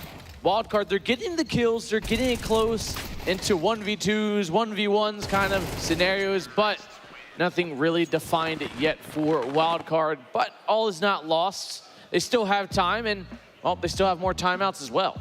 Yeah, I like using the timeout early, you know. Just get behind the mic, just talk to your boys really quick. You don't want to let emotions get out of hand in this matchup, as I know I've said multiple times so far, but you need to make sure that every single person is just in the best headspace that they can be because of the implications of this game for multiple facets. I mean, realistically, the winner of this quarterfinal very well could go on to win the entire tournament. I don't think there's a doubt in anyone's mind about that. And as I say that, just so you all know, there is a little bit of a tech issue, so that'll get sorted out real quick. Shouldn't be anything too drastic. Hopefully not, as has been a pretty uneventful event thus far in the way of tech issues. A very smooth run one. You know, all thanks to, you know, local host. And shout out the block. Love the venue. It's always my favorite to come back here, Donnie. Love it. Always have. Memories. Lots I mean, this is my first time here, but I've watched this event numerous times take place. This stage is, I kind of want to say iconic, in all honesty. I mean, normally, way back, this back wall would have been lit red. That's normally how it was, I think, originally. And it's a very nice venue. The area is super nice, too. Convenient to get to. Thankfully, lots of parking. Yeah, or else that would be kind of an issue here on the weekend in Philly. Well, Wildcard's going to have to find a way to park themselves around win so far in this game, as they've not able to do anything so far. It's still early days, but a little bit of a eco rush gets quelled very quick. Spam through the smoke allows Peeping to connect with a 5-7. Getting 1 kill for the CT side, but I don't know how much more will come besides that. Fiku, albeit with an SMG, is the only member of Wildcard alive. He's in a spot where, I mean, he's probably going to be forced to take a gunfight or two. Yeah. So maybe he can get these guns off of OG. If he's really lucky, try to save an AK. It's not going to be easy, especially when you're not able to land the entirety of that spray. OG, this is definitely a different team than we saw in the first map. Yeah. OG finding these good rounds here, consistently keeping these players alive, and we see that economy definitely skyrocketing upward. While Wildcard, the big 3 have definitely started to slow down, whether or not it's just because OG's, you know, more comfortable in their own map pick than obviously Inferno, but OG are really looking true to form now. Well, one of those big 3 does have their preferred weapon now. The op finally in play for Wildcard. Definitely going to have impact. Utility, that's going to be a problem. Yeah, well, you know, Who needs utility? I guess so, as long as you get the kills. Who needs the smoke? And that's the NA mindset. The NA mindset allows for Wildcard to actually down a player, so maybe a bad time for me to say that. But either way, I mean, OG, decent control in mid, forcing the upper back with that Molotov spray through that smoke. Not quite going to be able to land on anything. Just testing the waters are all these players. In the Jaguar, the T's will go. No spray able to be found. Said it is Spooky to collect another kill for himself. And at this point, I mean, I think JBA and Fozy already got a save. Yeah, especially that op. Take a look at the money. It's $0. You're on max loss now after this anyway, so like all's well in that sense, but 5-0 start. I mean, we did have our desk say this is a T-side map, and OG's definitely making it feel that way. And they're just on a tear. This is the complete flip-flop of map 1, and you know, this is kind of what I expected coming into this one. Maybe not as lopsided, but the potential for map 3. Yeah, definitely. Maybe that system guy knows some ball. Maybe he had something going for him when he was talking about that T side. Maybe. Just maybe. Don't give him too much credit. He's not even listening, so it doesn't matter. He's not. He's just staring at his phone. He's doom scrolling. Ah, that's all right. We're literally looking at him. He's not even looking back. Well, JBA looking out for this flank, trying to keep these guns alive. Bomb has exploded. Doesn't seem that OG will push the issue, so M4 and Op saved into this round. But nothing really going to be able to be purchased around it. I mean, I guess they can justify going for a buy with a few drops, but I'd much rather see a half buy. I know, I'd rather see a half buy with some money going into the next, and that does seem to be what is going to happen, excuse me. MP9, 2 pistols, Op and M4. Ooh, Adam B has a MAC-10 out. I mean, OG just using that MAC-10 exactly what we think is, quickly put down, though. JBA finding 2, so there is a little bit of light in this round for now. 3-on-3, peeping on the MP9, almost gets the lineup correct. And it is Spooky, low health, peeping, taking the brunt of the nade, almost a follow-up as well, but still 39 HP and alive. Wildcard seemed committed to going for this retake, especially after the op finds one, and ice spray through the smoke. Might make them think differently, although the AK has been switched in for Fozy. Fuku's still not really able to get activated at all. He's trying to walk behind. A nice headshot leaves just Spooky by himself, one-on-one. Fiku dancing behind the smoke. There is no time, though, so just trying to escape with the AK, but that's denied, and OG are up 6-0.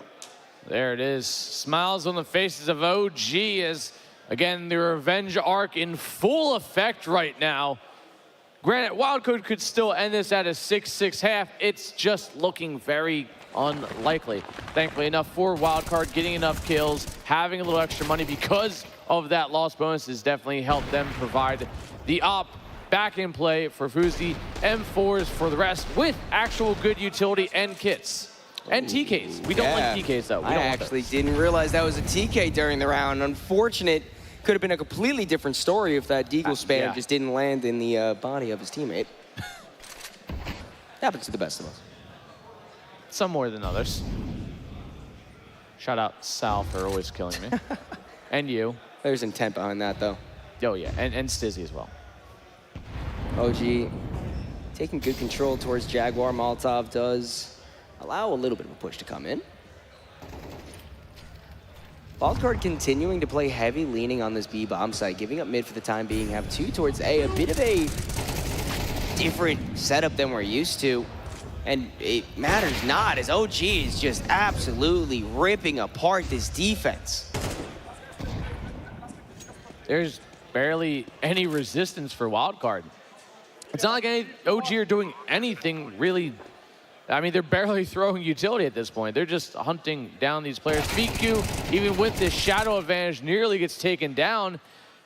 Last alive, and Daddy, at least from the grave, gets one more. Keeping 2 alive is OG, but 7-0, a flawless run in Wildcard. They go in for a second timeout. Yeah, Vince definitely needs to try to figure out what's going on, speak to Stanislaw, allow the Wildcard to find some sort of footing in this game. And for me, at least, it kind of doesn't feel like Wildcard is even doing anything wrong, but it also really doesn't feel like they're doing much right, obviously, as the scoreline They're just not winning the fights. That's really, it's as simple as that. I mean, and you're letting OG just kind of run amok on the site. You know, and I brought up the bit of an interesting setup that they had going where there were 2 players playing like on the default boxes of A site, no presence really in mid. Yeah. And then 3 on B. That's an interesting hold to say. I feel like that's, you know, a triple stack lane on Inferno kind of concept. Yeah, but that's just their standard defense right now. They've ran that defense almost every gun round. But the problem is, OG is hitting B, and it's still not working. Yeah, what do you do other than just put more bodies on site? I mean, at that point, I'd double, maybe triple up Cave or something. So, you know, throw something different on. Don't play for retakes, because I don't think that would work either. Well, double up towards A, but this time a bit closer to main. 1 player in Donut as well. It is pistols once more, but 5.7 is a very effective weapon. Definitely worth its weight in gold. As opening kill goes in Wildcard's favor. But what more can be done? The bomb is all the way back in A main. A minute has burned into the round, and OG do seem to be grouping up towards the A site. I don't think they saw the player boosted, which it could be. Actually, the player boosted totally got that kill, so I lied straight to your face, and I'm sorry.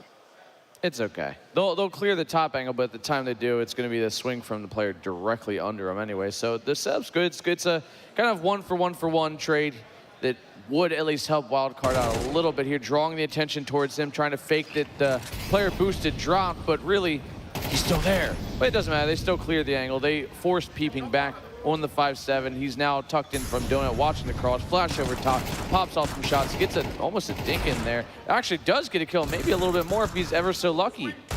Fiku needs to let the Deagle sing as he's getting pushed from all sides. 1 more kill is very good.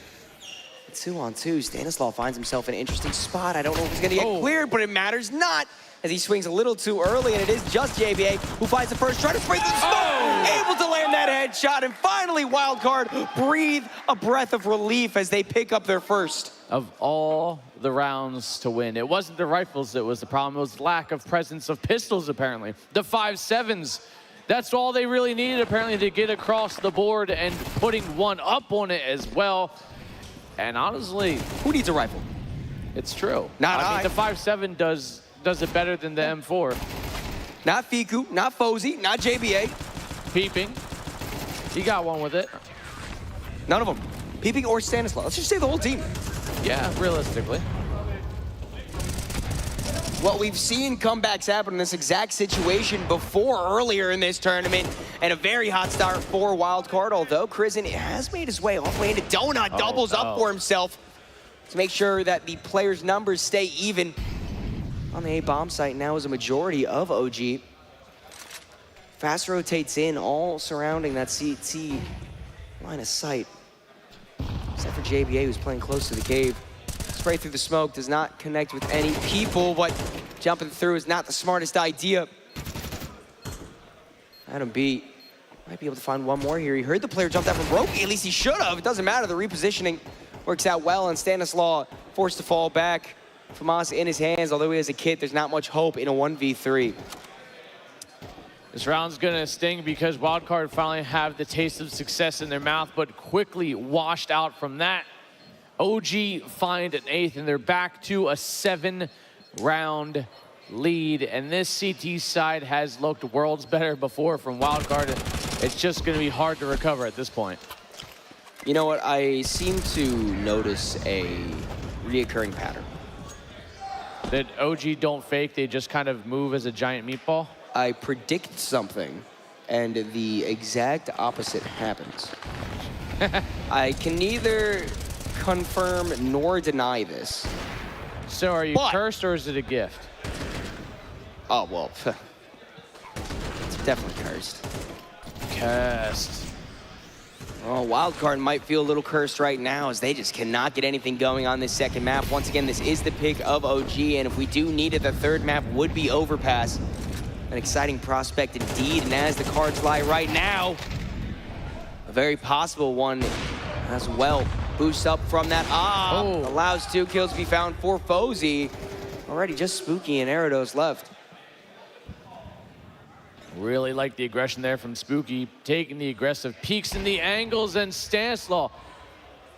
Not even needed Fozy, but there we go. Now they're starting to trade the rounds. This is a little bit late. You can still make it 8-4. It's still a doable scoreline. It's just gonna hurt a little bit more on that T side. And you have to definitely keep this momentum flowing while you can, because OG's money, it's almost there, Donnie. One more round and it could be broke for the last potential round of this half. I mean, realistically, 8-4 really isn't even that bad. Like, it's not what you want by any means. Pistol, but second round, third round rifle. Yeah, when you think about it, you got to think about it in a round-by-round format. It's 8-6 at that point. Exactly. So, Wildcard just need to continue to find the wild card in their arsenal. And that's a good way to start it. Newest player continues to impress. Fiku now finding his form, 10-10 on the map. Fozy also doing quite well for himself. The only one of that dynamic trio from the last map who hasn't really shown up as much is JBA. Not having too bad of a performance, 6-7 when you're down 8-2. It's not bad.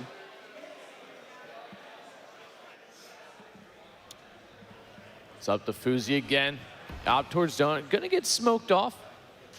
Lines up utility to maybe crack this smoke open. He does. He should have a line of sight. Flicks upward. Can't land it, but he does take some pretty critical damage. And a nade to follow puts him to 20. Well, within range of being shot down from these Galils. It's important to note here that if OG loses this round, they have no money, by the way. Yeah, that's why I said. You said that? Yeah, I said one more round for the last round of the first half. They could be broke. You don't even listen to me anymore, Donnie. I'm hurt. Oh, you know who's gonna get hurt? Oh, actually, it seems like it's gonna be Stanislaw who gets sprayed through that smoke, and 2 kills fall in favor of OG, so never mind what I was gonna say. Oh, there's still a chance in all this that they can get themselves on the site. They have the kits. While they had some bodies, now they're just down to, well, Fiku finds one. Second, he makes this one doable. He's gonna have the ace to pull this round in their favor, and he's gonna give it a go. Of course he is. It's Fiku moving around, and you know what? Maybe he doesn't give it a go. He thought about it. There was some constructive thinking there, and he thought, maybe I like this out better for my boy Fozy, who has been doing well with it. Yeah, I mean, you've kind of reset your loss bonus at this point, so looking at the money that you have available to you, definitely the smartest play is to fall back there, but what could have been is what we are left wondering. As, I mean, I think Fiku was actually in a decent spot to try to go for that. But again, can't blame him for going for the smart choice. That op was in an accessible location. Take that and run with it. Yeah, I mean, the CT side, it's not like they're flush with cash like we did see OG originally. And they're still not. Both teams, if there's any more rounds past this, there would have to be a save. But thankfully enough, it's going to be a fairly even purchase for both sides. Good weaponry and very mediocre utility for both sides. Oh. Immediately traded back out, but Fiku with a very nice way to open up the round. Fozy dancing around, Red Room smoked off. And a double up towards Jaguar might be able to net a kill or two. The spam almost landing, but not quite close enough. Oh, the nade. JB and Stanislaw take a little bit of damage there. A lot less than I thought it was going to do. Yeah, it's the uneven flooring inside of Jaguar that may have protected them a little bit. Would you say they need some even floor? No. Pearl Jam? All right. Even floor? Yeah, it's like even flow. Steven flow? Either way, 4v4, no Steven flow here. Stanislaw, Jiggle Peak, might have spotted one out. Definitely spots it now, but the bait and switch did not. JBA with the late timing, and he somehow didn't land a single shot, I think, on either of those players. And that was the moment that they desperately need to find something there, and Donnie looks a little distressed now. Well, I mean, the read is good. He's peeping's close by, but not anything can be done unless Fozy finds one more. 2 kills already on the round. Deagle close range. Arados has been having quite the game for himself, but in the kills department, both these players are even until Fozy puts an exclamation point on that round. Wildcard do scrape by with 3 and find themselves in a position that maybe is doable. That was such a ridiculous play. He fakes being out and switching to a Deagle, shows him he has a Deagle, tucks in, so he thinks he's going for the reload, and that's why he swings wide for a reposition or a fight, trying to get an angle, and baits him right into his line of sight. A great play from Fozy. And honestly, something that Wildcard desperately needed. Although, what they need more than just that round is this pistol round. Definitely do, and they just might flooding out onto site. They take the fight towards Spooky on Donut. They go 1 for 1 and maybe a little more. Stanislaw taking this fight towards the back site. He eventually does fall. Uzi looks to find more, but only 1. The numbers dwindling for this T side. JBA last alive, tapping away, taps it once on the bomb, gets it to a 1v1, and so OG close. find double digits. So close for the young star. Almost able to land that last headshot, but instead it's OG to continue their dominance. They may have dropped a few rounds towards the later part of that half, but it does not matter as long as they continue to push ahead. What? Is this going to be another 13-3? Hey, you know what? Maybe. The world's fastest 3-map BO3. 13-3 all maps. That could be made into a 5 video. That would be depressing and all. Shout out 5. Hey, good content over there. Yeah. I mean, it's kind of painful for us. Well, you know what could be more painful? Having all your momentum swooped away from you after just 1 map of play. That's what OG tries to do Wildcard as Wildcard runs up the ramp. M4 outmatches the buy on the tees. And it is only Fozy left who has the Deagle and gets absolutely shredded by a madman jumping through a smoke with a gun. This is a tough one for Wildcard, but thankfully for them, they won their map pick. So it goes the way of the picks here, potentially towards map 3. Is that another gun that you hate? You see it?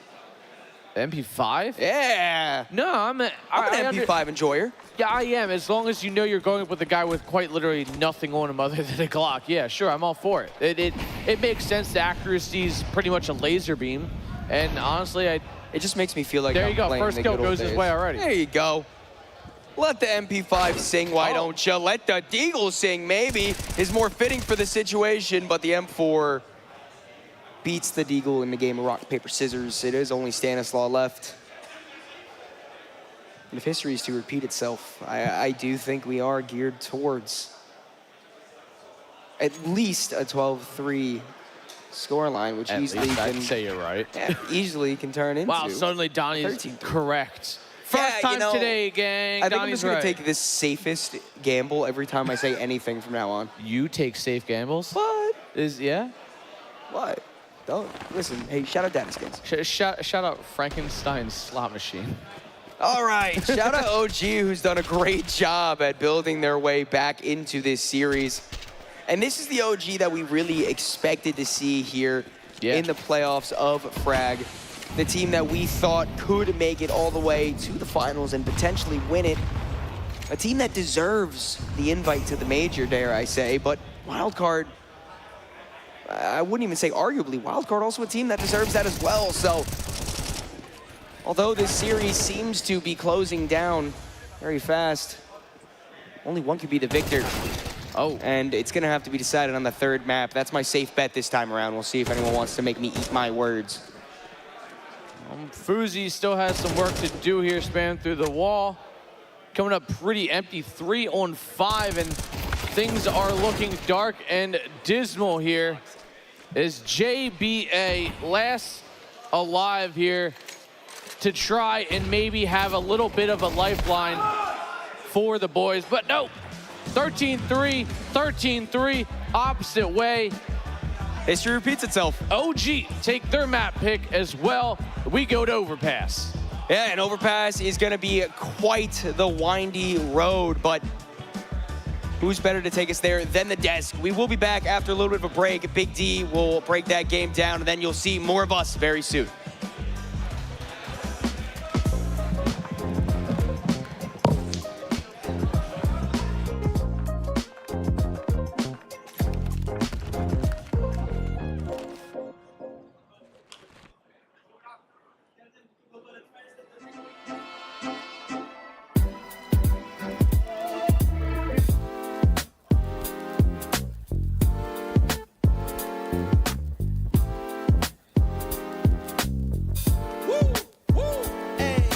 It's been a long time and I miss this feeling. It feels like freedom, it feels like healing. Floating off the floor, past the ceiling. The wind in my hair, I can see the light. At the end of the tunnel as I'm taking flight.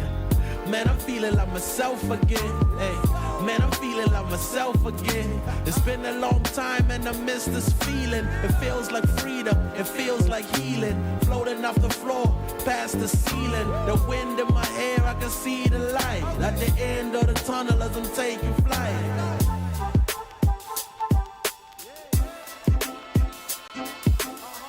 Man, I'm feeling like myself again. Hey, man, I'm feeling like myself again.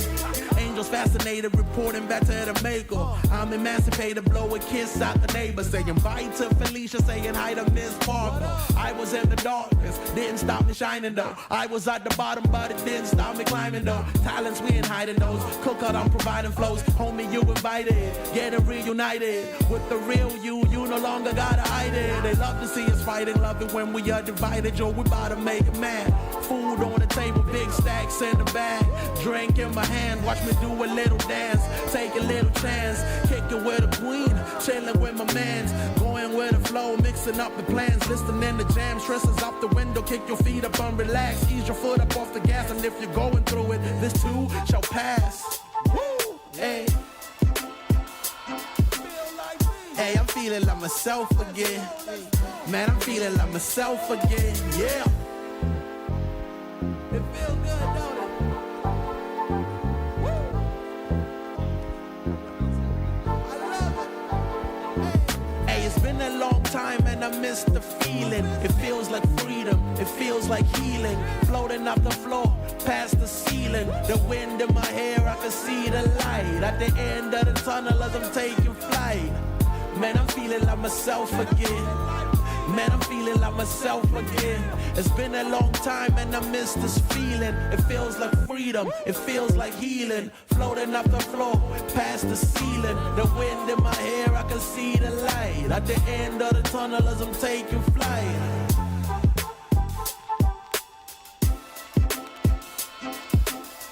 Man, I'm feeling like myself again.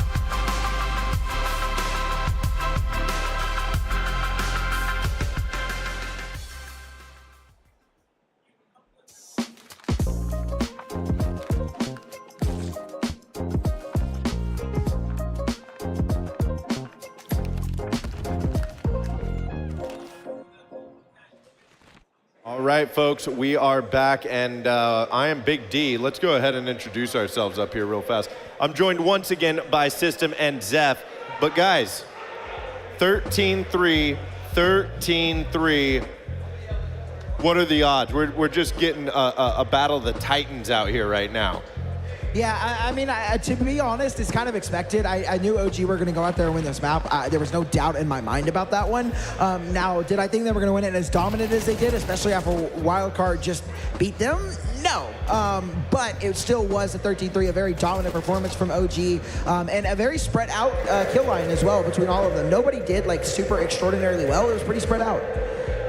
Yeah, I think that CT side from Wildcard was a little bit lackluster there. I kind of want to see more out of Peeping as well. If I'm not mistaken, he was like 0-9 at one point, and that's not really something you want to see, especially this late in the tournament, and really especially when your VRS is at stake. And honestly, I'm just disappointed with how Wildcard played there. So hopefully they're able to bounce back on map 3. Yeah, Peeping is definitely struggling in this series right now. I think we saw that he was I think even with Wildcard winning 13-3 on map 1, I think Peeping went like 1-11 or something like that. So what does Peeping have to do to get back into this one in map 3? I think he just needs to kind of focus on himself, right? We know that Peeping is a player that is capable of popping off at any given moment against any given team, right? He just needs to focus on himself. He needs to play that electric style of Counter-Strike that we're used to from Peeping. He needs to get in the server and just get the job done. There's literally no reason to overcomplicate it at all. There's nothing else that he needs to do. Get in the server, play the game, shoot the heads, win overpass for Wildcard, and send them forward. Yeah, I think we're just going to see Wildcard actually show up to this match for the most part. Again, I was very disappointed. It's been a tale of 2 games, really. Of course, Wildcard ripping to shreds OG on map 1 and OG right back in return. I'll be honest, I think we're going to be in for a banger map 3, honestly. I think both these teams, they've got a lot of reps on and a very high win rate for it as well. Yeah, well, going into Overpass, I think this is a thrilling decider match. This is one of those matches that we've talked about being very CT-sided, being very momentum-heavy, but given the opportunity, we've seen that T side.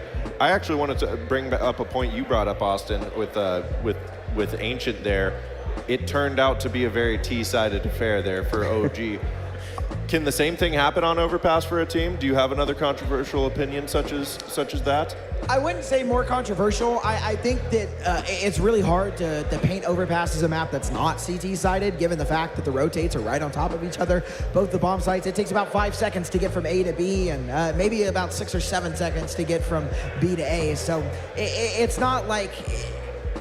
It really just depends on the play style of the team. I think a lot of it comes down to, if OG come out the gate, and of course, we've got a knife round for this, right? If OG come out the gate swinging and they start on the T side or the CT side, I think it goes their way. I think if Wildcard are going to win this map at all, no matter what side they start on, they have to come out swinging. Yeah, I mean, on that T side, they're going to need to get that control very fast and quickly, especially in water area. It's one of those sides a lot of the CTs and the Ts do tend to battle a lot more, and that can decide an entire round. So we need to see Wildcard kind of get into the face of OG to really have a chance of getting back into this match. We need them to show up is really what we need to see. So could be anyone's game here. Yeah, no doubt. Well, let's get some final predictions here, guys. I mean, you say it's anybody's game, but somebody has to come out on top, and I mean... These are 2 people that were favored to come in and win this entire tournament, so this feels like a really big map 3. I mean, it's all reset to the best of 1 here on Ancient. We dropped something there, excuse me.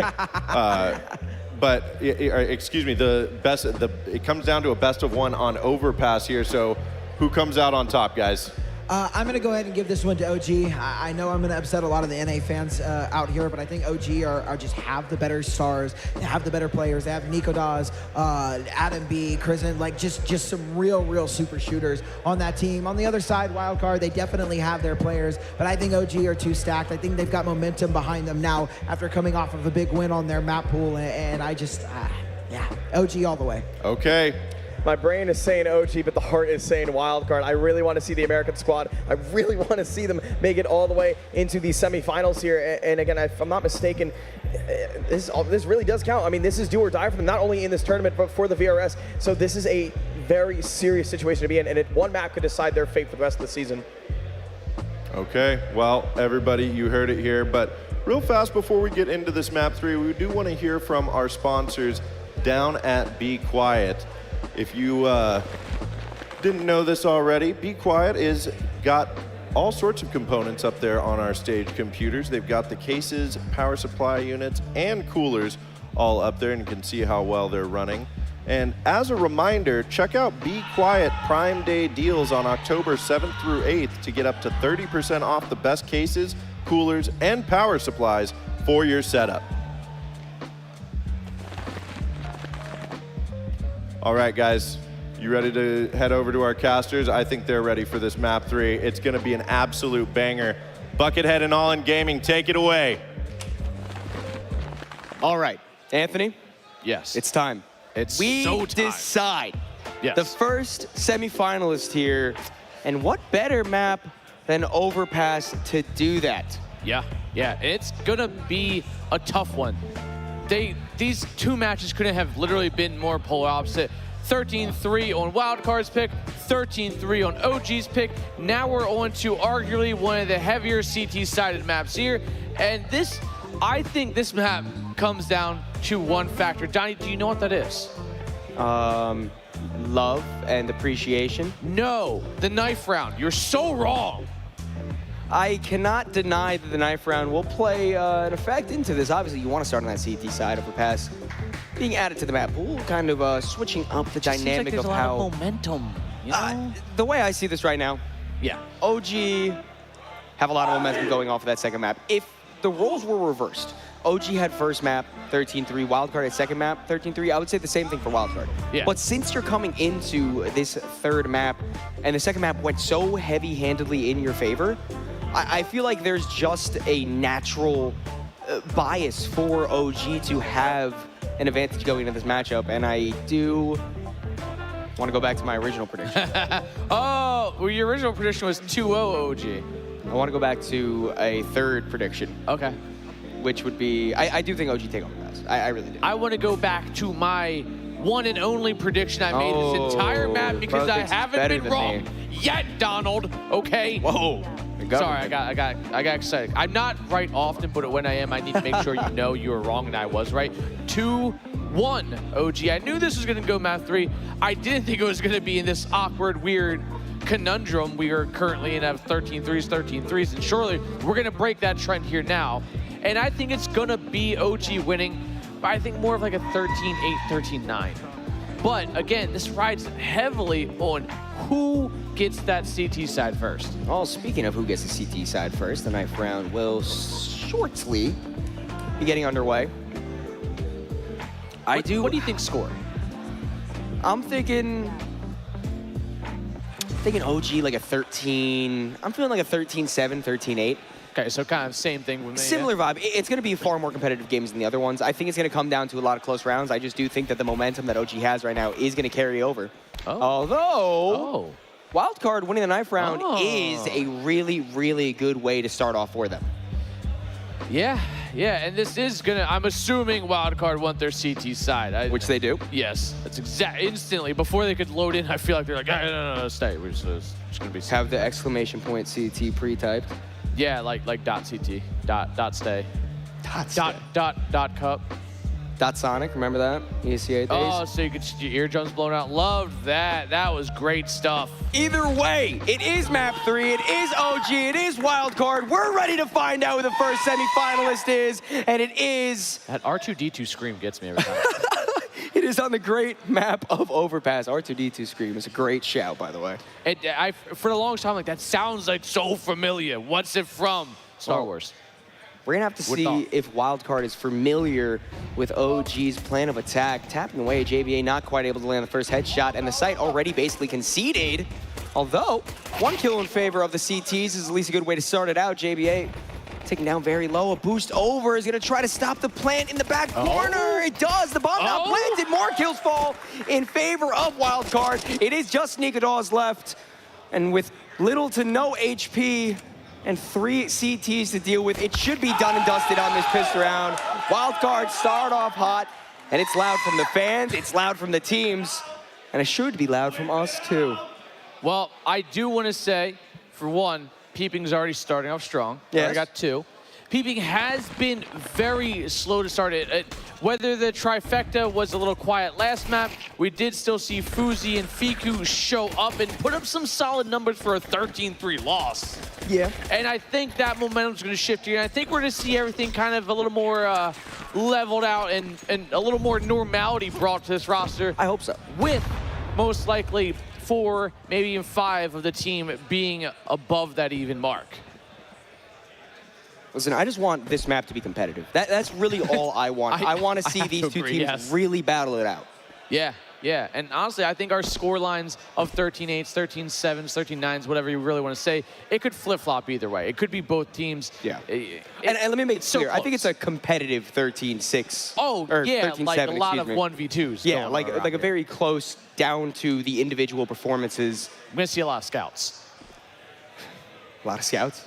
You know what I want to see? I want to see Arados continue to play really well. It's been really nice to see him be able to kind of blossom on this OG squad. He's been around for quite a while, jumping from very many different teams, and I feel like he's found a good home here. And they're trying to make that known here at Frag Blocktober, where the first place team takes home a nice little purse of $5,500. Ooh. And potentially some major invites. Ooh, that potentially, might even be more. Or maybe nobody gets major invites. It's a huge upset. Who knows? Wicked wins the whole event. Yeah, exactly what could happen. But right now, they are going to have to contest with the pistols here. OG already down a man wild card, but they're going to push forward here. And OG with some really good aggression up through map and up on site. Front dice is in full control, maybe a little more. And oh no, Donnie, wild card may have fumbled. Say his name, and he appears, I believe, in Arados. 3K on the round with these pistols, now has an M4 for himself, so very nice. And Stanislaw and JBA have quite the difficult retake ahead of them. They do seem to be going for it. Jumping up, 1 kill already found. Smoke gonna be going on the bomb, although Stanislaw has lost his young teammate. So he didn't just go for the defuse. He taps it, sprays on the player bathroom, going towards long, finds another one. There's a player all the way back. He has a kid. He can stick this defuse. Arados forced to push up, forced to try to find this ace. The clock is so low, he can't hit the spray, and Stanislaw gets the defuse off. An ace denial, and also a ninja defuse. Oh, that's a crippling shot to OG themselves. It looks so good, and then none other than the OG of the squad pulling up, sticking the defuse, cold as ice. Well, that's where a large amount of experience comes into play. You know, he was clearing all the way towards long. He knows that the closest that Arados could be is all the way in that back corner. So sticking the bomb, you have the smoke down. Even if he pushes all the way up, he has about half a second to find you in that smoke and spray you down. Beautifully done by Stanislaw. Well, thankfully enough, coming up, and this should be a free round here for Wildcard. Fuzi, he has the op. OG have the rifles, and Arados, he's got an M4. Yeah, I mean, he had it from the previous round. No reason to get rid of it. Also, can't really afford to, so. No. Scraping by, paycheck to paycheck here for OG. Look at this positioning from Adam B. Oh, Adam B in a good position. But you kind of have to expect this to potentially happen. I assume he's going to get cleared, and they walk forward. Nope. He goes unchecked. Stanislaw out, but thankfully enough for them, Fiku trade the op from Fuzi. Chimes in, and a man advantage for Wildcard. Yeah, sure, maybe Stanislaw goes down there, but there's such good positioning from his teammates to be able to just counteract any play that OG wanted to do there. Trades come in very smoothly. Fiku might be in a little bit of trouble, though. There's 2 players very close to him. He spots the first, a little bit of a wild spray, does connect at the end, and make that a double. Arados, once again, last one alive. Although, having a hot start to the game, I don't think a 1v4 is in his kit. And Wildcard find their first 3. Oh, this feels all too familiar, Anthony. No. Don't worry, Donnie. It's going to get competitive. Right after this pause, I promise you. Or maybe potentially after this save. I don't know. All I know is Arados is essentially the only figure right now getting kills. You have Nico and then some other players on 1. And a little. Yeah, Lambert getting a little feisty there. I gotta say, great mustache. Yeah. Oh, what were you? Oh, yeah, you know that. Shout out production.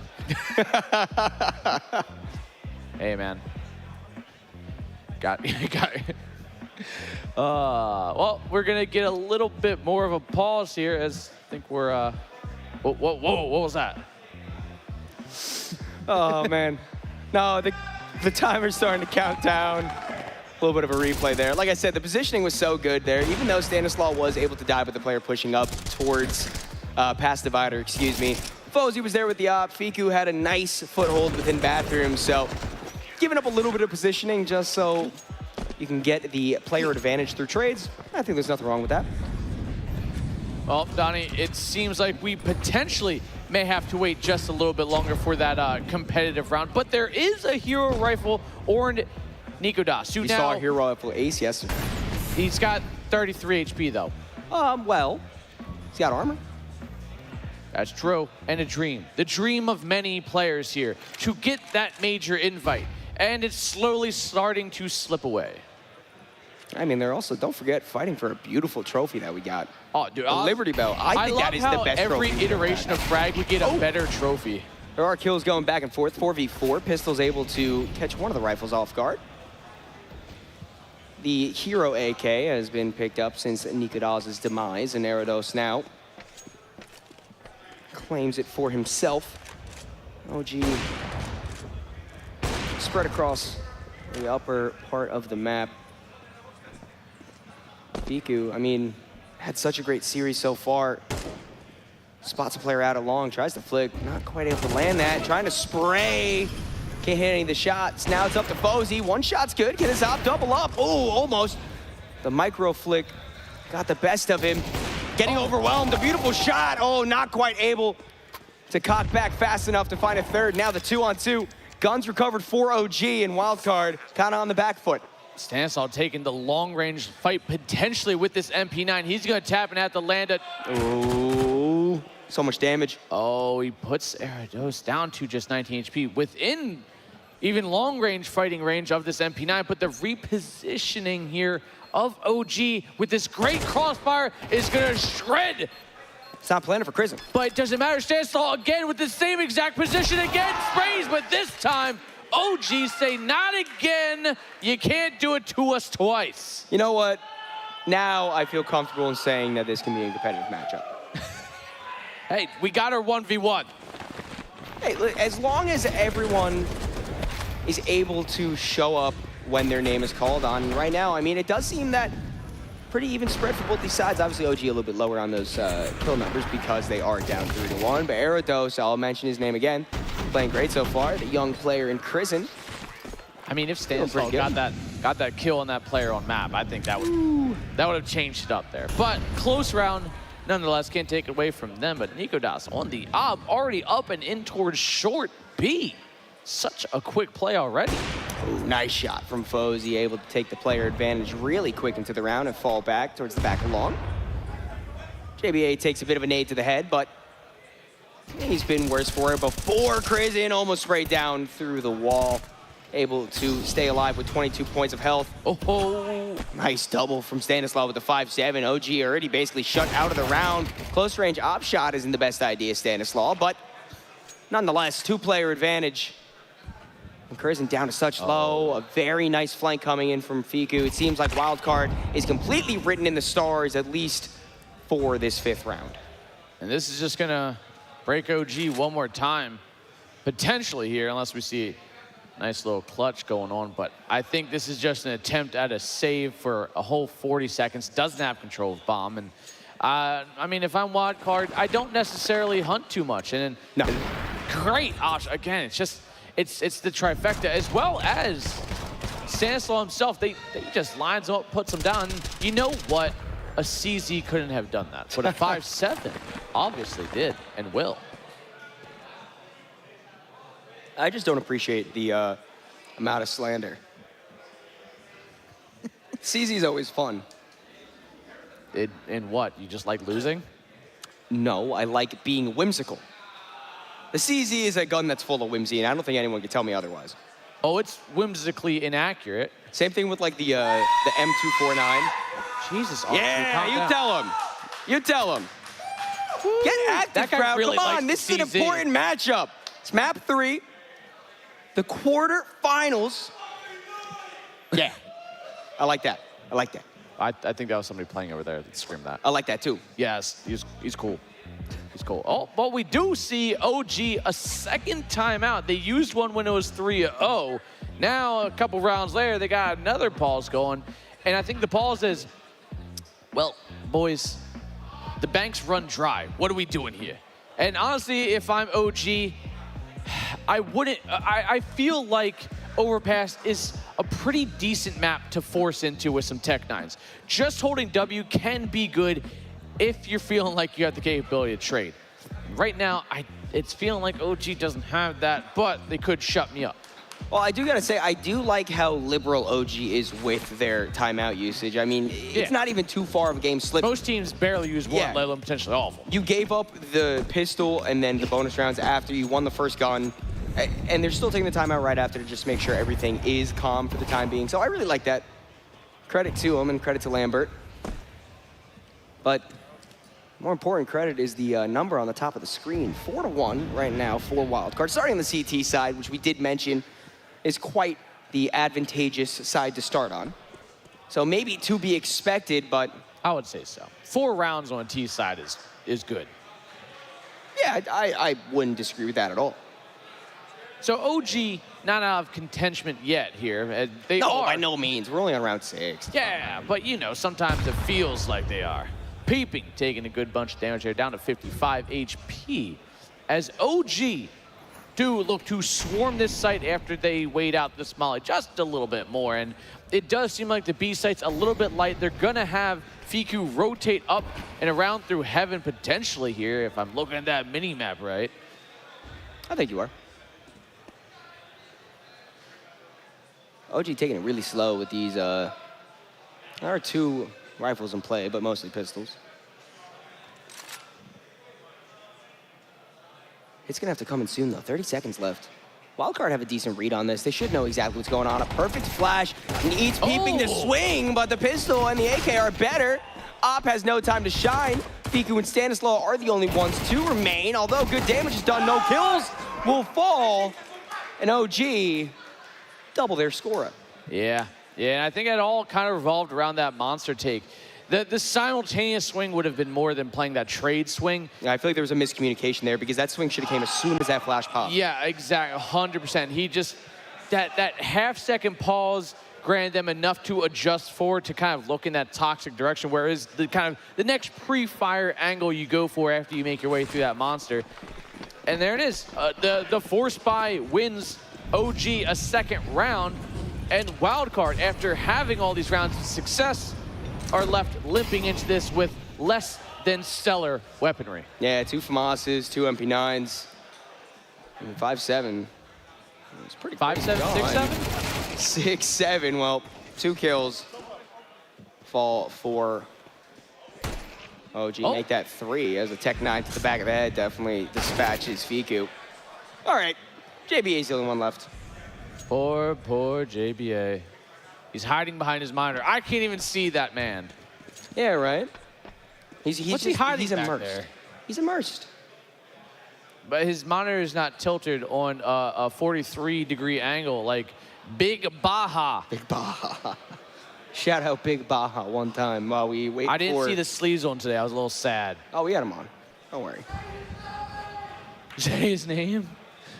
Big Baja. That's not the name they're talking about. They're talking about Joe Hendry. Nikodov's planting the bomb. Yo Hendry? Yeah, someone just cheered for that. I know ball. Don't worry about that. Yeah, it's Donnie's next costume for Halloween. No, it's either that or Limp Bizkit. It's Fred Durst. The Durstiest. Can you believe that Get the Bag Mark doesn't know who Fred Durst is? Man, shun him. Well, let's talk about this game because JBA obviously going to try to save here, maybe try to get a weapon off of these saving OG players, or excuse me, not saving, but removing themselves from the bomb that's about to explode. What do you think Wildcard needs to do to just try to stop this this fire that OG is building up a little bit? Because, you know, it can slip out of hand quite quickly. And, you know, we talk about how important CT side is on overpass. If you have a bad CT side, if you're conceding, you know, a less than even scoreline at half, or even an even scoreline at half. Even scoreline's bad. Like, you are putting yourself in a really bad position for when you cross over to that T side. Not to mention, Nikodov's not really having many opportunities with this op on this T side. Also spooky, 1-7. Yeah. Yeah, I mean, this is feeling like a map one. Like, OG have their trifecta going now. And the trifecta for Wildcard, you know, have been, you know, they've quelled the storm. OG have kind of silenced them a little bit. As of now, they do, again, come into this JBA with a hero rifle saved from the round prior, but it is going to be a pretty potentially straight... Oh. Can someone say Olaf Is this Meister? new tech? Maybe. I've never seen it. Get Olaf Meister on the horn. Fanatics at this tournament, they might want to know about that boost. Yeah, Ooh, JBA, nice spray with that FAMAS to take the player advantage early on, but still, Wildcard playing with little to no guns. Stanislaw just on the default pistol for himself as his sight begins to get ran into. Gonna get cleared out. Mac 10 easily dispatches of that. Meanwhile, AK good to find one as well. Fiku, okay, I see what you can do with that deagle. It is a 3-on-3. There is an AK in Fozy's hand. Maybe if Fozy gets an early kill here, they can justify going for this, but it's so risky.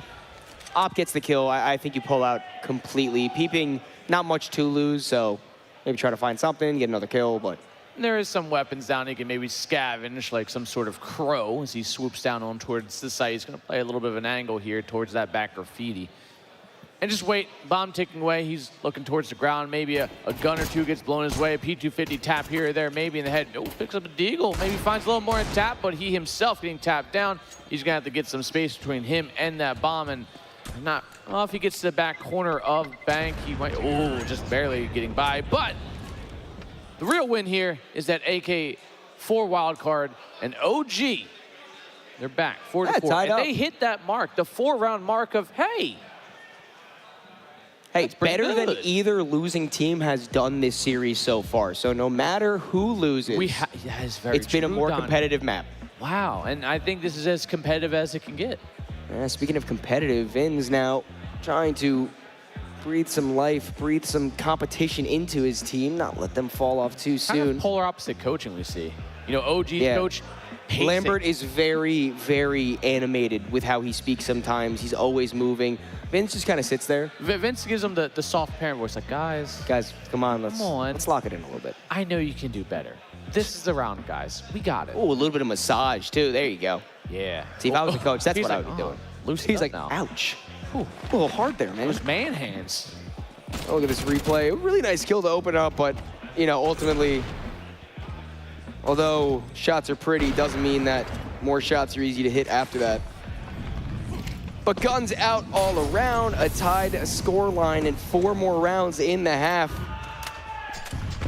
Before we can see who takes the advantage going into the second. Aggressive play from Wildcard, pushing it through Monster here. Gyarados on the other side of that smoke. As soon as it fades, it might get interesting, but T's decide to leave for the time being. Gyarados caught off completely. JBA, good for a double. And that's such a good positioning for Wildcard to now have possession of. Smoke all the way into T-spawn. They have everything. Yeah. Do they have the bomb, though? Did they smoke the bomb? Or is bomb on the other side of stairs, they just don't see it?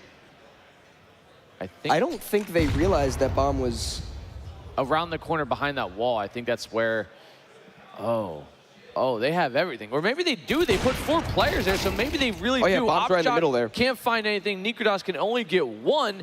And now a good crossfire relying on Stanislaw. Gets it. Spooky last live, finds 1. Put a 1-on-3, 40 seconds. Has to retrieve the bomb, get the kills, plant the bomb, maybe get more kills. Who knows? It's a laundry list of things to do.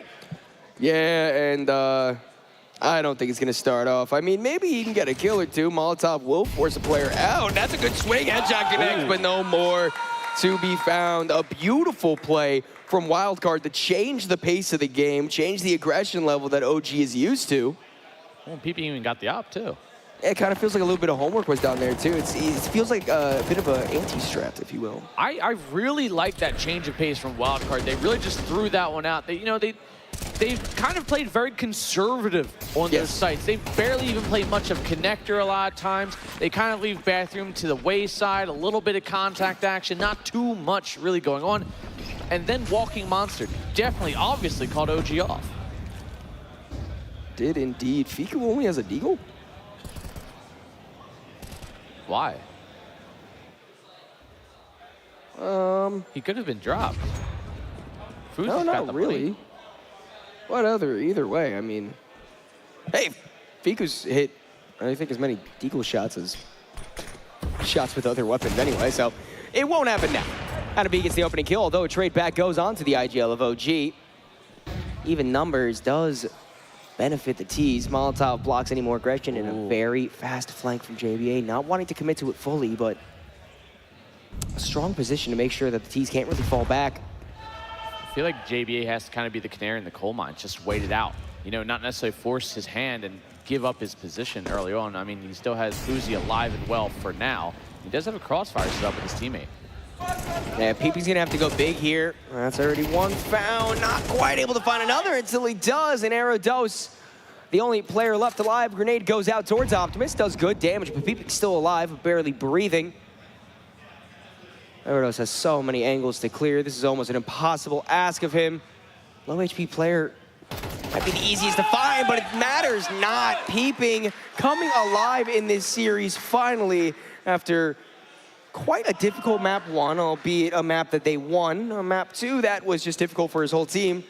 Peeping finally stepping up to bat and really proving his worth.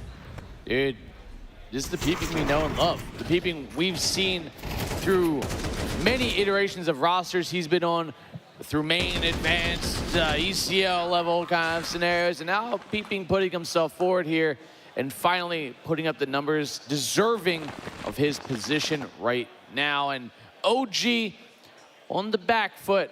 They got some rifles and a single Tech 9. Yeah, but you know what else they got? A match pause. Never mind, it is already done. Oh, production. I can't imagine who wrote that. Well, 2-round lead from Wildcard now. OG, they need this. This is kind of the, you know, can we make this 6-6? Or is it just gonna be an 8-4 split? I think Wildcard is definitely in a spot to try to ride a little bit more momentum. OG, although looking good, I feel like there is a bit of a flame that's missing from this roster right now, and I spray through the smoke, although it goes 1 for 1. This puts JP in a spot to try to continue to fight. A good dink, not able to secure the kill. OG out the sight with the player advantage. Trying to peek, gets a shot through the wall, spooked out, a little bit lower. Good M4 spray. Oh! Doubles up. 2v2, Spooky and Aerodose versus Fozy and Stanislaw. Good position of both these CTs should be known, and now only the low HP Opera left alive, dancing through the smoke. Somehow it's that op shots. 1-on-1. Trying to fake the rotate. Bomb is still on B.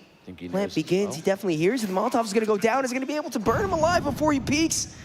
No damage being done. USP only needs 1 shot. The M4 might even be a little bit better. Oh. Was Fozy thinking better of it, or is he repositioning towards heaven? He doesn't have a kit. He does have a kit, so he's got to reposition towards heaven. It's kind of a good play, all things. He's going to try and shoot down on him, and the reposition is good. It doesn't die on the fall either. It is, there it is, you see it. Uzi looking good and strong right now. 7-4 Wildcard, playing him like some sort of brass instrument. A brass instrument? A flute? Oh, that's a woodwind. Yeah. I don't think a fiddle is brass. Saxophone?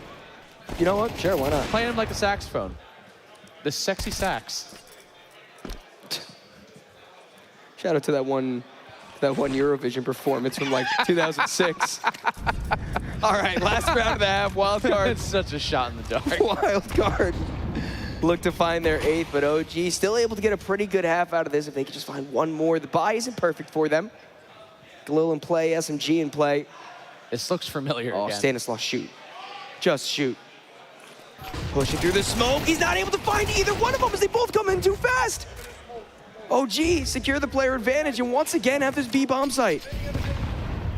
Uzi from the sky gets shot down, and well, the retake has to be on regardless. Good utility out, does put Spooky low. 38 HP, flashes, smokes, everything left in the bank here as Fiku gets a kill from behind towards Monster. 2 on 3, the kids are active, but the bodies aren't. Fiku last alive, 17 HP, chipping away at OG, but OG strikes back 7-5 half, and this is a strong one from OG.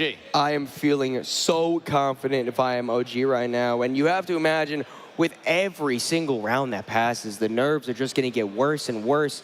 Realistically, I mean, the major race is just so down to the wire. Wildcard need to win here. OG as well need to win. Neither team can progress further in the season without basically a win here, maybe a finals appearance at a minimum. Yep, and honestly, wildcard, it's the pistol. It's the pistol or potentially nothing. It's going to be close, and if OG get pistol, they can tie this up before wildcard find rifles, which means we're back to 0. Well, wildcard's going loud and proud about their stance right now. They start to slow down a little bit once they make it into connector. Eridos spots out, I believe, 2 bodies. He's going to tell his teammates be a bit more passive in the positioning. Yuto runs over onto the B-bomb site, and now the T's try to overwhelm. Good flash. Allows kills to go in favor of wildcard, but not clearing. Toxic Barrel is a terrible mistake! Oh my God, what a 4K, and OG secure the pistol! Oh, I almost fainted from that call. Yeah, that wouldn't have been good. You would have found the TV. You think you could pay for that new TV? No. Exactly. So don't faint. What but also, a play. Oh, my God. That is a fumble. A very, very big fumble from wildcard. A position that should never not go unchecked. There should always be a reason to look toxic, and now wildcard are looking back in the rear view with regrets, Donnie. They might have written their own death certificate there. I mean, obviously, we're speaking too soon. Everything, Donnie. They was there. It's only the pistol round, but you need to get off to a hot start on your T side, especially when your half wasn't that good, all things considered, for your CT. No bomb plan either, which means no money. No money, just pistols to go into this round with. A shot in the dark at best if you want to try to secure this round. I don't think that's what the expectation is. They're just going to have to concede the tied game for now. But a 7-7 half can slip away so fast from you. That one might be the VOD to review after this one. It is going to be the rifles and SMGs on the board here for OG and wildcard right now. What you need is a bomb plan. The round would be great, but in realistic terms, maybe you can get a bomb down if the MP9s don't start tearing you to shreds in that range. Spooky looks to dunk on them, tapping away with the M4, even pulls out the USP, flattens one more. JBA last live on the Deagle, and OG have firmly planted themselves in the driver's seat with another shot to the head from the MP9 that signs the deal. We're tied, Donnie. Tied up. Now, sun's out, guns out. Oh, right. The sun is always out on overpass. Well, I mean, It's we not are in rain. Philadelphia. It's supposed to be always sunny. I haven't seen rain once. Well, I was born and raised on the playground. I did spend a large majority of my days. That's actually true, just not in Philadelphia. Somebody just won something. Or they're just arguing and yelling. No, I see high fives. This fat guy laughing. Well, you know what? To the winners goes the spoils, and to the loser, they get their dreams spoiled. Or they just go to the bar. Well, you know what? Probably. And so does the winner. Everybody goes there, I think. Probably the same one. Yeah, probably the karaoke bar or the mini golf bar. Peeping, falling back after spotting 2 players push, thinking better of trying to take any form of aggression. Long fight goes in favor of OG. Mikadal is finally waking up a bit into this game, although he is traded back immediately by the Opera on that AK.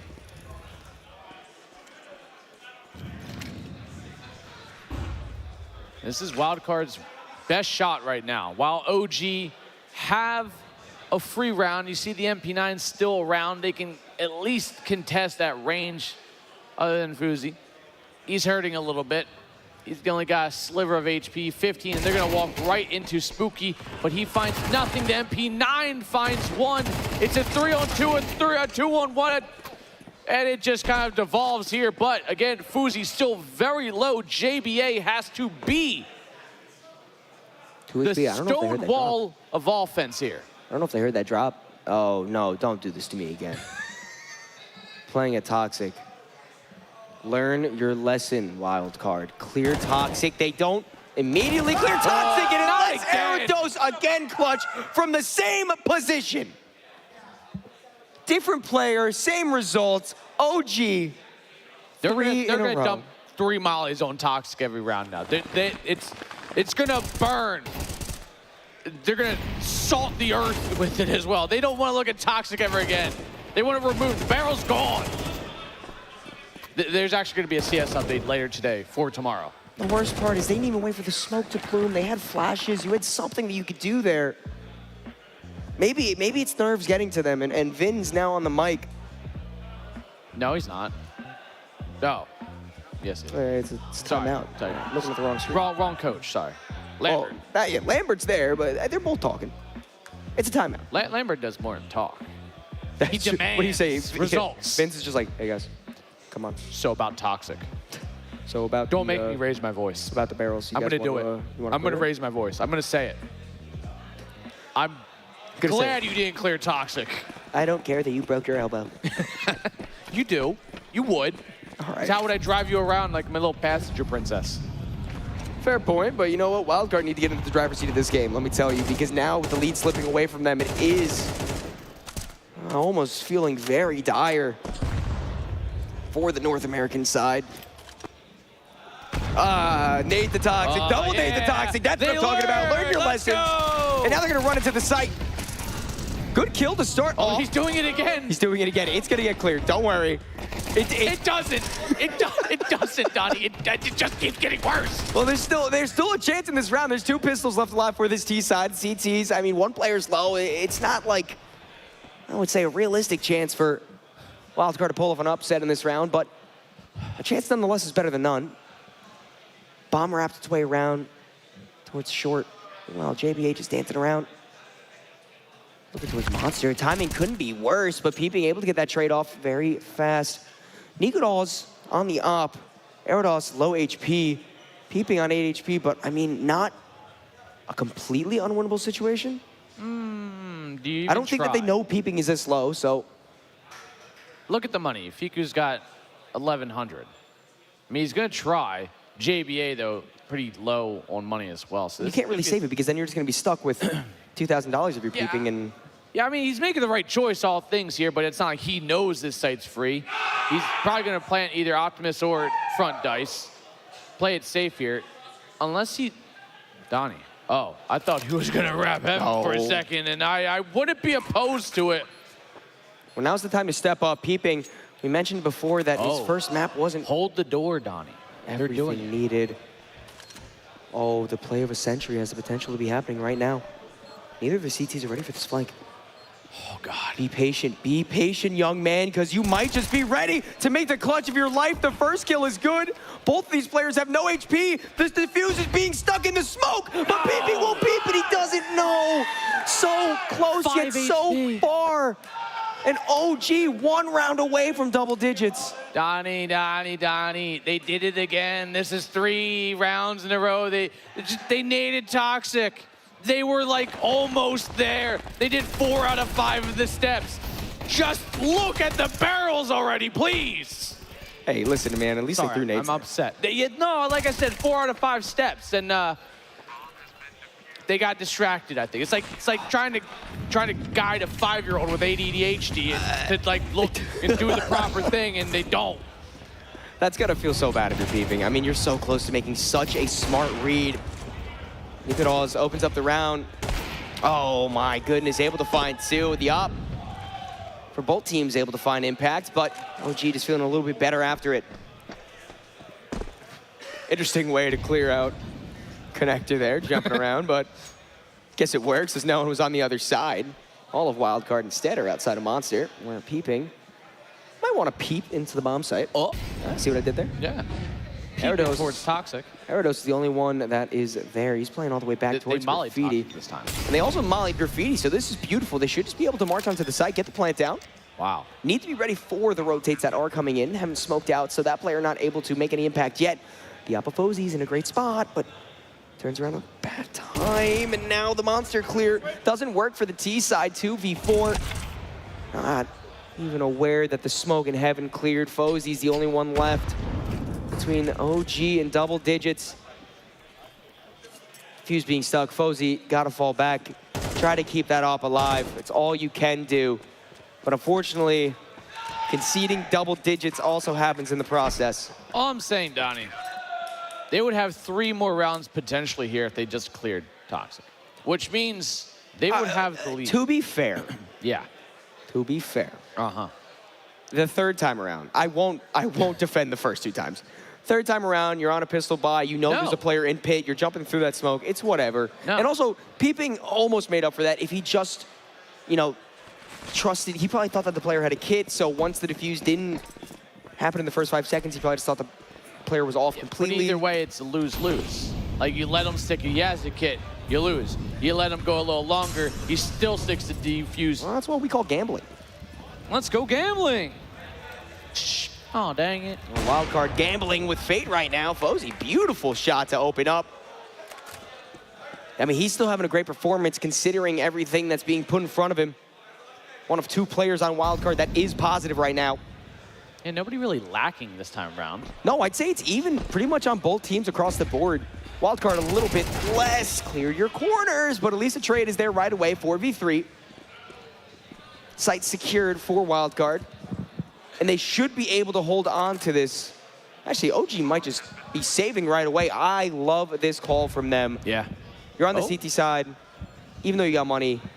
I mean, they don't have, like, a super large amount of money. Oh, yeah, and they're on their first loss bonus because wildcard hasn't won a round yet. So, yeah, save it. Even though it's doable, just save it. All I'm saying is wildcard have, at the very least, they've taken site consistently.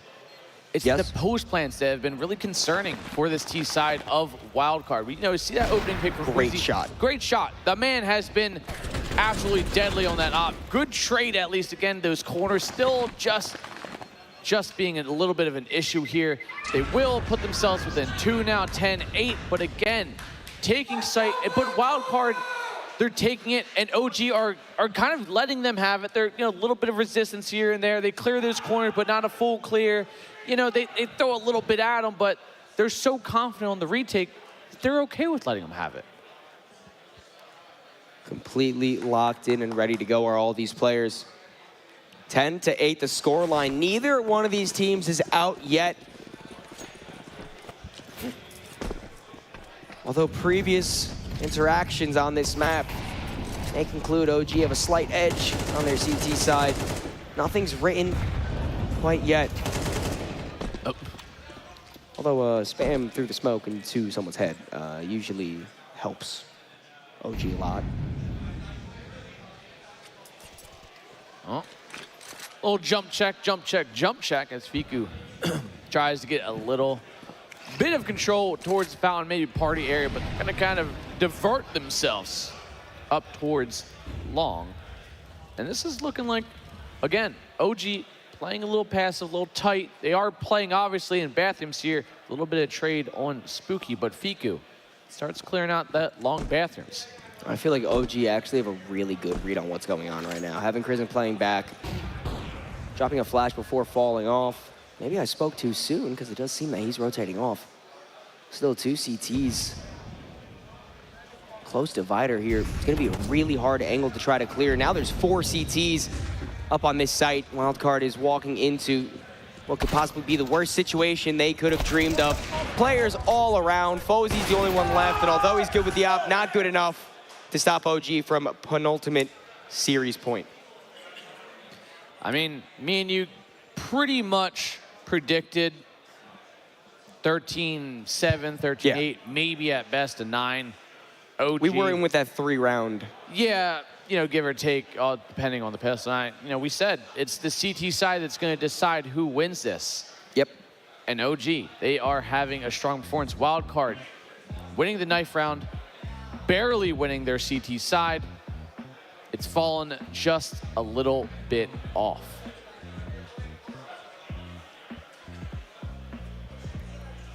I just wonder what can be said to the players right now. I can't imagine the amount of pressure. I think they need to get out of their own heads in this kind of situation. Yeah. I mean, that's all they could probably be thinking about. Get out of my head, get out of my head. It's so rough of a spot to be in. It is. It is, and I think that Wildcard are kind of being their own worst enemy right now. Maybe kicking themselves a little bit for a poor performance on that CT side, and a single round on the T side as well. T side, harder side, but a single round. Hey, listen, these are professional players. You need to remember that anything can happen in a beautiful game of Counter-Strike, just like, oh, I thought JB was going to hit that shot.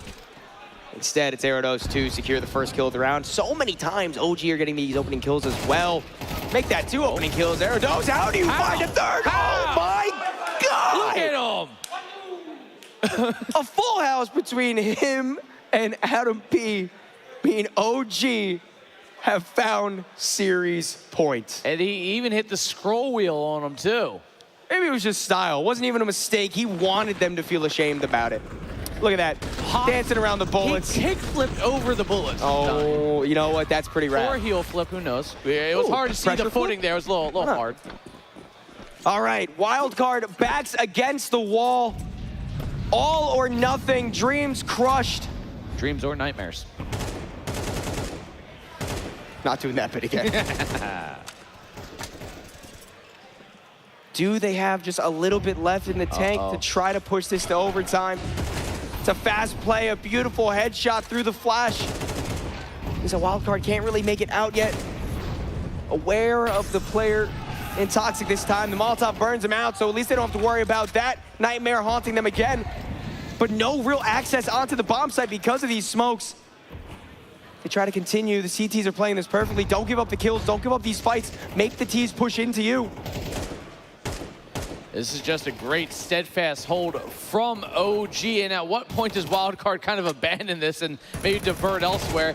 But there's at least a kill coming through. Quickly traded in. Aerodos down. Maybe Adam B is down as well. Spooky down as Nikodas from the heavens to try and strike Wildcard down for the win. If there's a man to do it, if there's a man to make Americans upset, it's that guy on the op. It's that guy.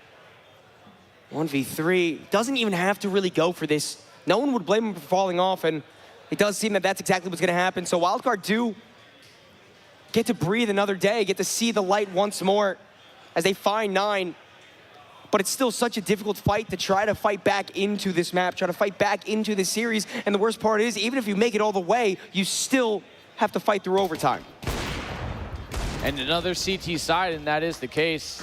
Nikodas will survive. He will be able to bring this one into the next round. And it will be 9 on the board for Wildcard. And that, realistically, was just a war of attrition on that site. First 15, 20 seconds, smokes land. 30, 45 seconds later, the smokes are still on site and they're still fighting. It was like trench warfare. It was. The actual bomb site was no man's land. It was just people outside just a monster, people inside a pit. Top. See grenades get tossed over. Like literally too, because they're having to peek one from pit, one from monster, and they're just a wall in front of them with you know, somebody potentially, not gonna say who, Aerodos, on Toxic. You know, he got mollied out. He got burned out this time. He got, yeah, but then he skirted his way back up through no man's land and paid the price, though, thankfully enough for Wildcard. Hey, Wildcard at least learning from their mistakes. And you know what, Philadelphia, I think you need to let Wildcard know if you support them, because this is the last chance that they got. They need to do it 3 more times. And then after that, battle through in overtime, but only time is to tell who will become the first semifinalist here at Frag Blocktober. Uzi without that op, though, his weapon of choice, and it's Spooky to strike first. It is his time of the year right about now. Anyway, good nade coming up there, but the trades come in, and oh no, Connector has fallen. The swing from long is good, but traded, peeping in spawn, decides, now's my chance. 1v4, I got it. It's his time to shine. He's been in these positions before. He's clutched it up before.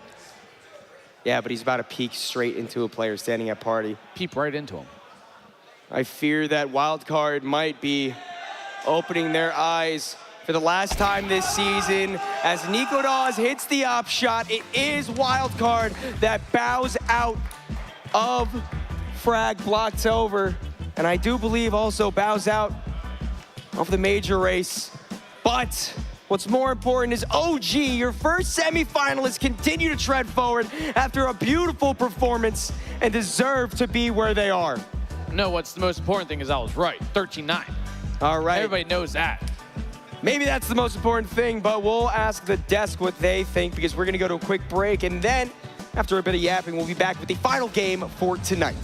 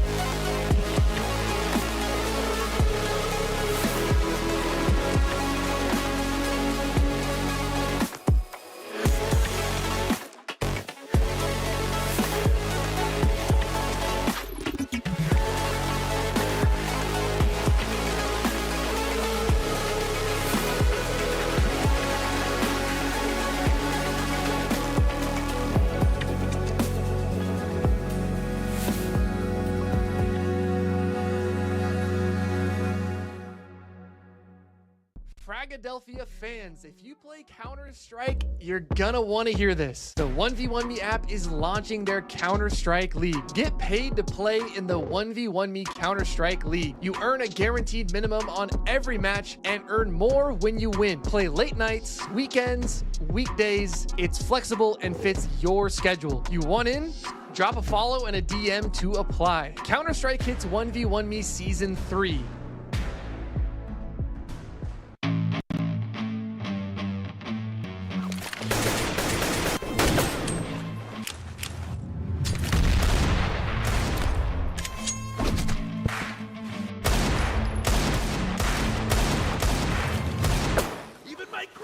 Shoots better.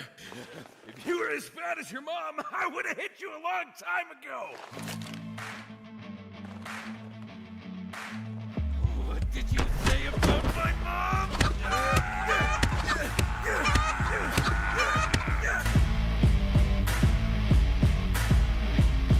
Daddy's skin's guns. Fight with weapons, not words.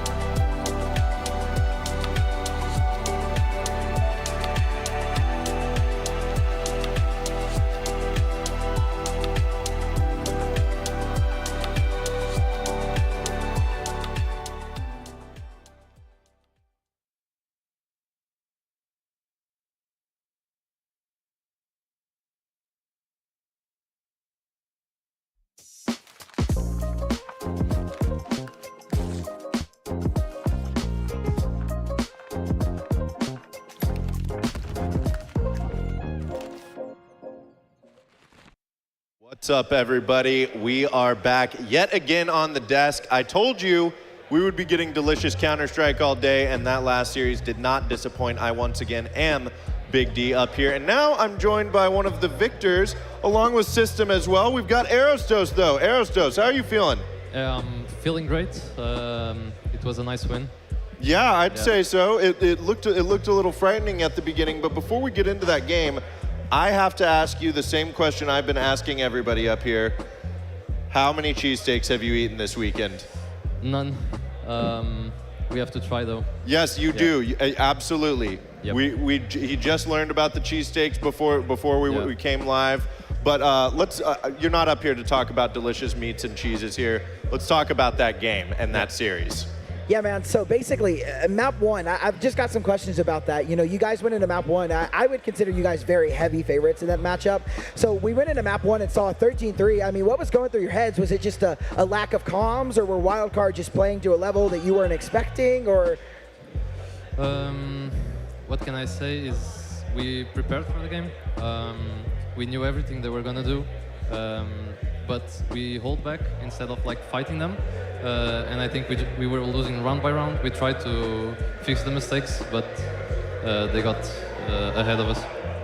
Awesome, awesome. And then obviously map two, you came back and did the exact same thing to them. 13-3 on Ancient, but we'll skip over that. We'll talk about some Overpass, right? Overpass was a lot closer of an affair. You guys were kind of neck and neck all the way up until about the end, where you guys just kind of stomped on their throats. Did that feel good, you know, to kind of win in that way? Like, I mean, obviously you guys kept it close and then just kind of accelerated forward. You guys were loud. I assume it felt good.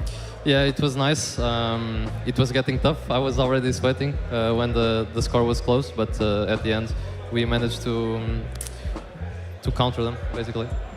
Okay, and my last question for you, is there anybody in the arena that you're looking forward to facing next? Like, is there any team that you want to see, that you want to take down? Maybe a team you want to see in the finals? I mean, the one who gives us the more points, because we really need points. We need to make it.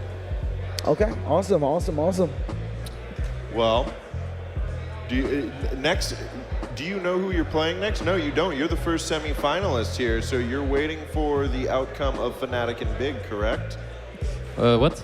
I believe you're waiting for the outcome of Fnatic and Big. Yeah, so let's take a look at this bracket here. You can see Fnatic and Big are who you're waiting for. Who would you rather come out on top that and play against?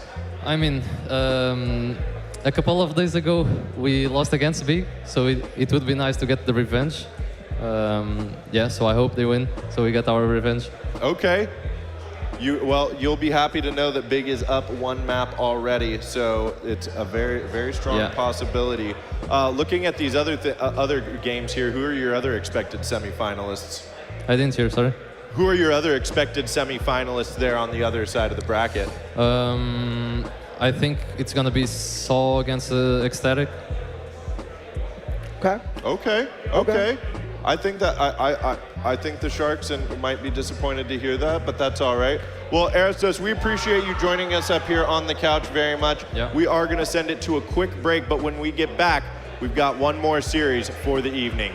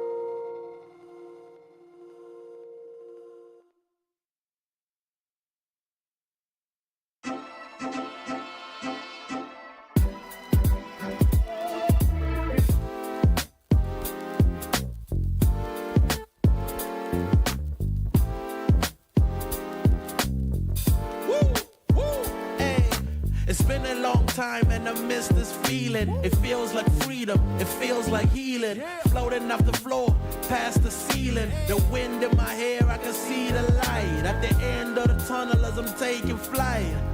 Man, I'm feeling like myself again. Hey, man, I'm feeling like myself again. It's been a long time and I miss this feeling. It feels like freedom, it feels like healing. Floating off the floor, past the ceiling. The wind in my hair, I can see the light at the end of the tunnel as I'm taking flight.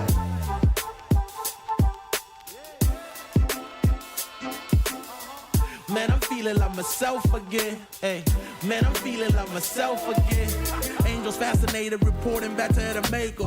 I'm emancipated, blow a kiss out the neighbor. Saying bye to Felicia, saying hi to Miss Parker. I was in the darkness, didn't stop me shining though. I was at the bottom, but it didn't stop me climbing though. Talents, we ain't hiding those. Cookout, I'm providing flows. Homie, you invited, getting reunited. With the real you no longer gotta hide it. They love to see us fighting, love it when we are divided. Yo, we about to make it mad. Food on the table, big stacks in the bag.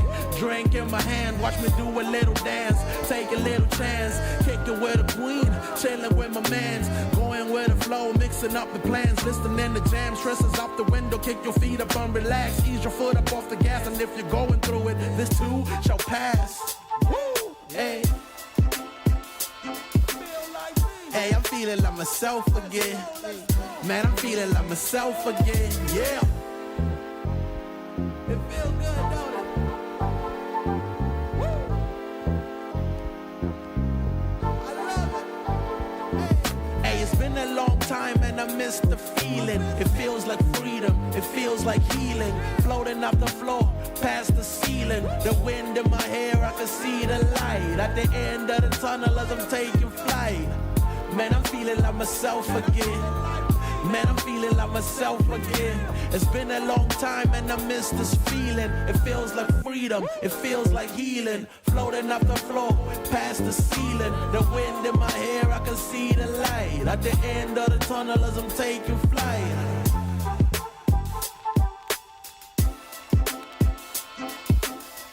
Man, I'm feeling like myself again.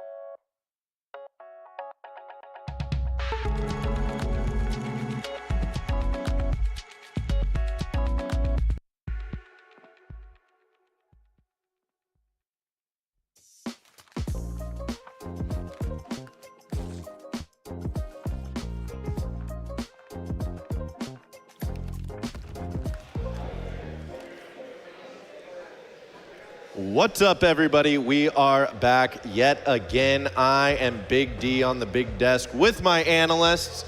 I've got System and Zeph one more time. Gentlemen, it has been a wild ride, but we still have one more best of three. How are we feeling late into day 3? I mean, it's been great. It's been a great event. It's been really fun, and we've actually got a really big game on stage. Oh, yes, we do. Yeah, it's been an absolutely outstanding tournament from really every single team we've seen here, so I'm really excited for this best of 3, Big D. Well, before we get into that match, let's go ahead and take a look at where we are right now. We've got these graphics up here. Right now, we obviously just saw that OG qualified to be the first semifinalists here, and right now, Fnatic and Big, they are currently in map 3 right now. So, here's the interesting scenario. 9 and Saw are actually playing for a spot in the major right now, technically. So what needs to happen is whoever wins this, I think also needs to beat the winner of Sharks Ecstatic, and then OG needs to lose to the winner of Fnatic and Big.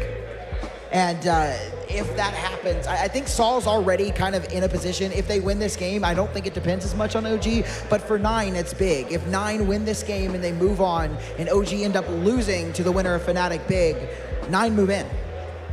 Yeah, there's definitely a high stakes match here on stage, but I want to touch real fast as well. Who do you think is going to come out on top of Fnatic or Big? Just before we get into the nitty gritty of this. I think I'm gonna have to go with Fnatic because Blame F scares me. Okay. There's some lore behind that one, by the way. We'll talk about it off stream, but I'm gonna give it to Big. I'm a big fan of German CS. Love me some Crimbo. Give me Big all the way. Well, let's talk about this game. So the desk is split on that one, but let's talk about this game here. We got Sav versus 9. 9, a lot on the line here. We were just going over this before we went live. Guys, take us through it. So, yeah, I mean, there's a ton on the line for this team. That indeed is not 9, but the names are correct. So this is a big, big game. We just watched them win their earlier series, and now they're playing against Saul. They're playing against the team that is right above them in VRS. I mean, it is 28 and 29. They are right next to each other. This is crazy. It is a good matchup. We are in for a fantastic best of 3.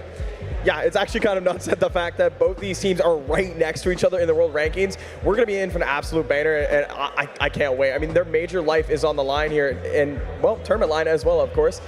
It's going to be a hell of a match. It really is. Well, before we go, before we get more into it, we actually had Darth Mike stop by with the coach of 9 to share a few words. What's up, everybody? I'm here on the stage. A little Philadelphia Darth Mike action on the microphone. Got Barry, head of a matchup against Saul. A little bit extra in this for you? Yes, of course. It's a grudge match. Where is it? There was always a little bit of a strange thing around that exit over there. You wind up here at 9. You're catching your feet. How do you think this team's going to stack up against Saul today? I like our chances. We've been playing really good the last 2 weeks. We had a hard time in Starladder where we didn't play so good, and we won a map against Na'Vi, and we kind of threw the 2 other games we played. But then we went to Poland, won Birch Cup, and now also here we have been okay. 9C was close, but I think we played pretty clean otherwise, so I would say we have good chances. And what do you guys think of the atmosphere here? I know it's a little noisier perhaps than some lands you might be used to. I think it's like it seems like people are very invested in what is going on, so that's nice. Some of the other lanes we have been to, there was like people just wandering around and like don't really care, but it's like people really care about it, so I would say it's nice. And with this matchup, do you think you're in Mutiris' head? I think there's going to be a little bit mind games because we know how each other thinks, so it's always going to be a little bit, maybe some weird stuff will happen, or we will overthink. It's hard to say now, but yeah, I think there's going to happen some weird stuff. I'm looking forward to seeing it. Good luck, man. Yeah, thank you. All right, you guys heard it there.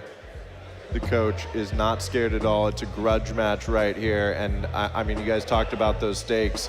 What exactly does 9 have to do going into this to make sure they come out on top? They need to keep it simple. They need to keep it clean, as they always do. They literally just played 9Z. They looked really, really good against them. All maps went the distance. It was a crazy series, and I think that they are really in a good position to I think, shock a lot of people here. I think a lot of people assume that Saw are the favorites coming into this one, but I think 9 are about to upset them. Well, I think it's also going to come down to the map veto. I mean, they both run very similar map pools indeed. I believe they both actually have the same permaban of Mirage. So, I mean, again, whoever's going to be the first one to ban, they can ban whatever map they want. They can permaban the opposing team's really their best map if they really wanted to. It's going to be an absolute bloodbath regardless of what we're going to see here tonight. Yeah, no doubt about it. Well, let's talk about Saw a little bit here. Let's get those folks up on our screen here. These guys are one of the favorites, actually, to win this entire thing. So, I mean, it just feels like every match that we're going to get into after this point is no real clear winner, right? Yeah, it's a clash of the Titans for sure. We're getting into that point where everyone is just, somewhat favored to win the event, right? That's the point we're getting to. Teams are getting eliminated. And for Saul, they've got Mutiris and Story, who have been on this team forever. They were a part of the original Saul crazy major run, and now they've got an addition of some youngsters coming in from the Portuguese team. They look really, really solid as a team, and I'm so excited to see what they're gonna do. Well, as you can imagine, if we got to talk to somebody from 9, we're of course going to talk to somebody from Saw. So Darth Mike, let's hear from him and Saw. I've got Mutiris here ahead of their matchup against good old Barry and 9. I was just talking to Barry. I mean, you wouldn't believe the things he was saying. A little bit extra in this for you, perhaps? A little bit of grudge match? Yeah, what did he say? He didn't actually say anything that bad. I'm just trying to start some shit here. Yeah, I know. No, it's going to be an interesting game, so let's see what happens. Obviously, a little bit of history between you guys. So up against 9, I was asking him if he thinks there's going to be some mind games here. He was saying, you two know each other pretty well. Anything of a Barry tendency you're going to try and punish here?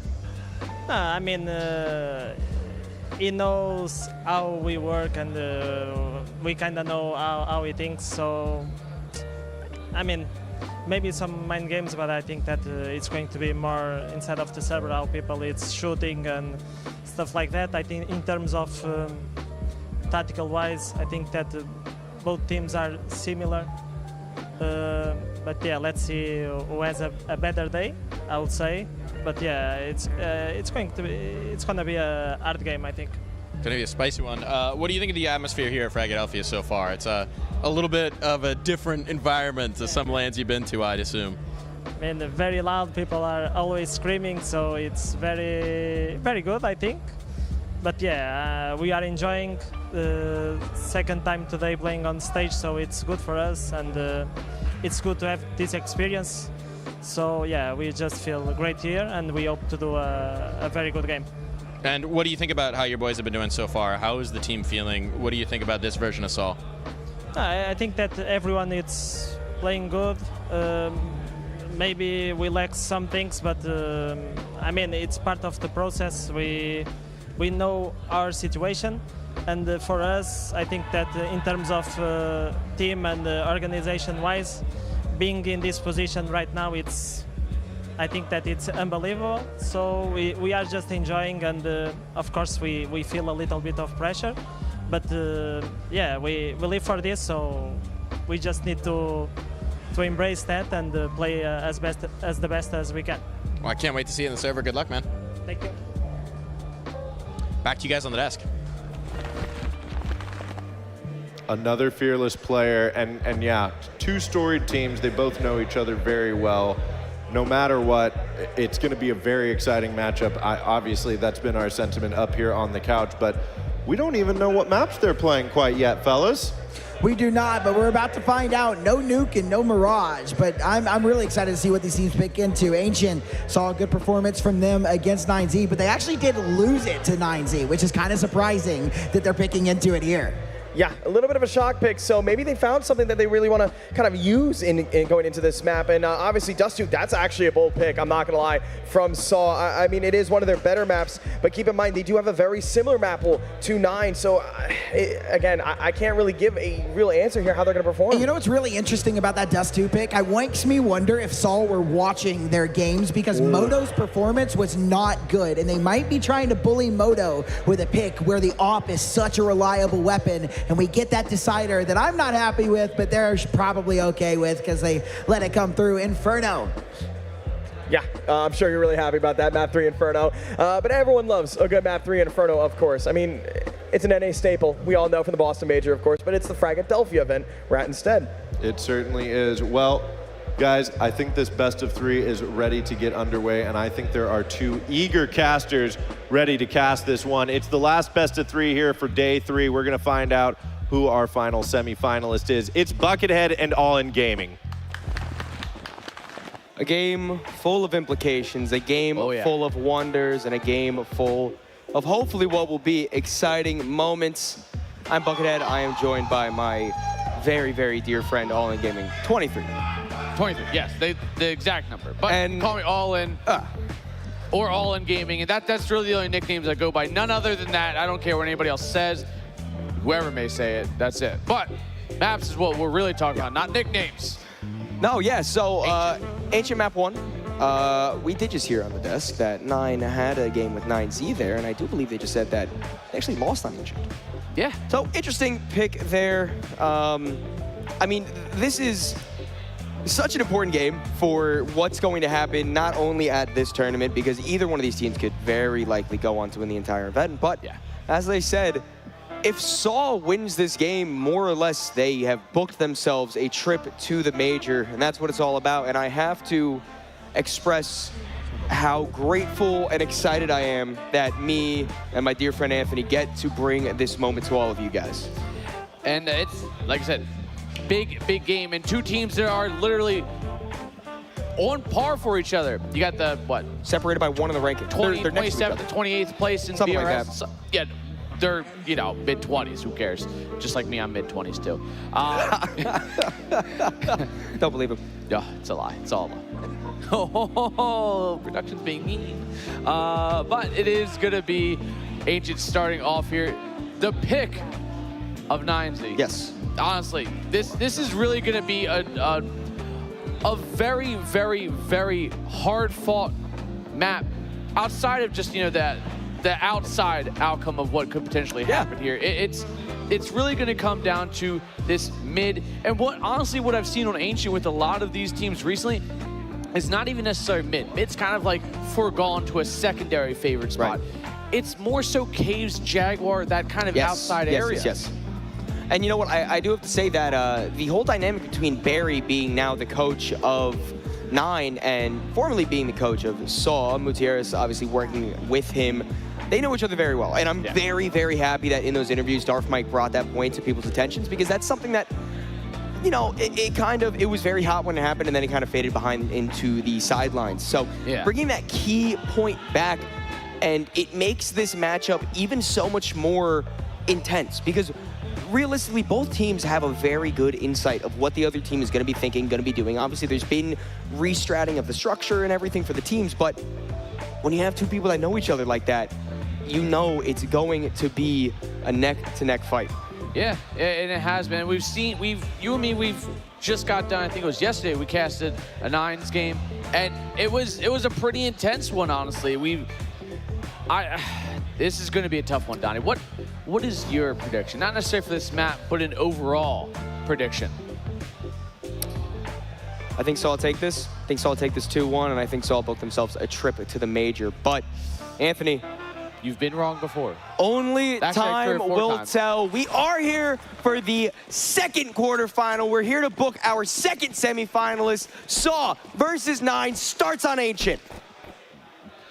Well, they're going to run straight up to Dona and straight into Story as he opens the book and starts writing paragraphs about how he's controlling mid and potentially controlling this round. But quickly turning the page is Nine as they're going to run it back up. They're going to loop around through top red. They're going to go back onto the polar opposite side of the map here. Oh, beautiful response. Aragorn now has to fight a lot. Oh, my goodness, a 1v1. A TK makes this round so much more doable. A Story, the man who opened this page of the first game, needs to try to close it out as well. Kragan does connect to the head, and that's a lot of energy coming from these teams already after what could have been a disastrous pistol round. That was an around the world strat if I've seen one. They had that control. They met some resistance in the way of Story up towards mid. They wrapped it back around from top, back on over to the... you know, it was just about there. All around the world. Statues crumble before me. Oh, how about that one? Man, you should write a song. Well, there is a buyback. We got some SMGs in play and some upgraded pistols. Meanwhile, I know what they're going up against. They're not getting too aggressive anywhere. They don't want to run into any sort of pistol sacks, any sort of forced aggression. Molotov goes out toward Jaguar. No one there to receive it. Rawls, we had the opportunity to talk with a little bit after the B-Stream game yesterday. He was very grateful to be in a team such as Nine. He's very happy for the future of this team and this organization. And it's really good to see the commitment out of a player that is veteran on a team that, you know, has some new faces on it. New faces indeed, and they're looking to make a little bit of a statement here. Again, pushing forward, trying to get themselves into a contentment for that major invite. Favin, one Galil, does have control of Jaguar for now. They're not too anxious to try and push forward onto this site. They will be a little cautious, realizing the strength that Saul's probably breaking into this round, which is going to be them upgraded pistols and MP9s. Well, hit's got to come in soon. 40 seconds left. MP9 is close on the ramp. Crazy. Gonna have to go a little crazy here, but the MAC-10 instead finds the flying kill. 4v3 as the site is secured for the T's. A close player in the smoke might be able to spell some trouble, but no one peeking quite yet. Instead, it's Sajat to get a nice connection with that Galil. 4v2. Story not able to make anything get done there, and Muteris is the only one left. 5-7, good for at least one, but can't get the long-range fight. So Nine continue with that bonus round and keep it steady. And now the round's looking to be a little bit easier here on the way of Saw as the money's not flowing the direction. They're down to just these USPs. Maybe we see a flash. Maybe they try and get something going in a little stack. Do a fun little push or something. Yeah, you know, do a little something wacky. I'm saying, you know what? Do a little A main push. Why not? Little ramp stack. Ramp stack with the boys. Ramp stack with the boys. Well, it doesn't seem to be exactly what's happening, but there is 3 players towards B. A little bit more pressure there than normal. And there are still upgraded pistols, so I'm not saying that Saw really have a realistic chance to win this round, but damage is valuable in any capacity that it comes in. Yeah, I mean, you got 5.7s kicking around there. They're always deadly at any real range, in all honesty. And it's not like 9 have a lot of the major weaponry out there. Still have that MAC-10 on Rawls. So he could be a victim of his own close-range circumstances here if he doesn't clear these angles, which we have seen some teams lack at. Ooh, that spam got really close. Not fully able to land, though. Instead, it's MAC-10 that has to try to take the contact. Only good for 1. Traded out immediately. Galil struggles, but in the end, Favin does come up with the upper hand. Agile, Gutierrez. Only 2 left. Similar situation to the last round. As it is, the veteran player is the only one left alive. Once more in a 1v4. Deagle in his hand. It'd be nice to pick up a kill or 2. Maybe try to get one of those rifles off the players of 9. You don't really care if you save this Deagle into the next round, so. Yeah, no armor, no real big loss, but Once a you lot to find a potentially gun. gain. There's a gun on the ground somewhere. Yeah, I think it's the MAC-10. Well, no, nope, there it is, MAC-10 now. Favin actually just picked up the clue as I was about to say that. So a MAC-10, probably not something he necessarily wants going into this one. Maybe a Deagle to kind of roll around with, backed by an op, potentially drop over, who knows, but he's just gonna chill, relax, play for the exits, and 9. A nice 3-0 start on their own map pick. I gotta say, isn't it kind of poetic that the European teams going to the majors decided at a North American local event? Whoa, first off, it's not any North American local event. It is Tell them what it is. the most prestigious NA local event. That guy was screaming for you because they love Frag. They do. And we're back in Delphia. How can you not love Frag? I don't know. It's Must be a like weirdo. family around here, man. And you're my brother. You're my brother. And you know what? I'm sure that's exactly how these two teams feel about each other. They need to band together if they want to make this final push. Saw and 9, only 1 can continue further in this tournament. And starting this round off hot, it is crazy to pick up that opening kill.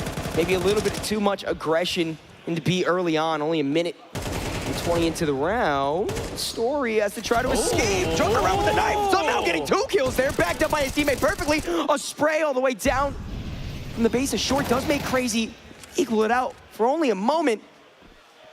As Agile's the only one left on a nice little backstab headshot.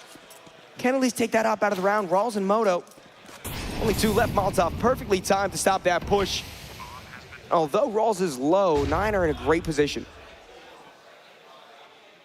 Rawls very low, 10 HP.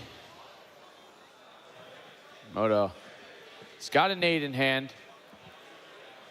Looks like he's just gonna tuck in, play time. There is no kid here for Saul, and he will just kind of feel around, look around, but he won't be around much longer. He's gonna backpedal, 100% the right choice. Yeah, there's not too much you can do. The money in gets the op, and he might be able to get away with this one, but he's gonna have to just continue to run. He might get pinched though towards the bottom mid area. That'll be fine. But this should be the op saved.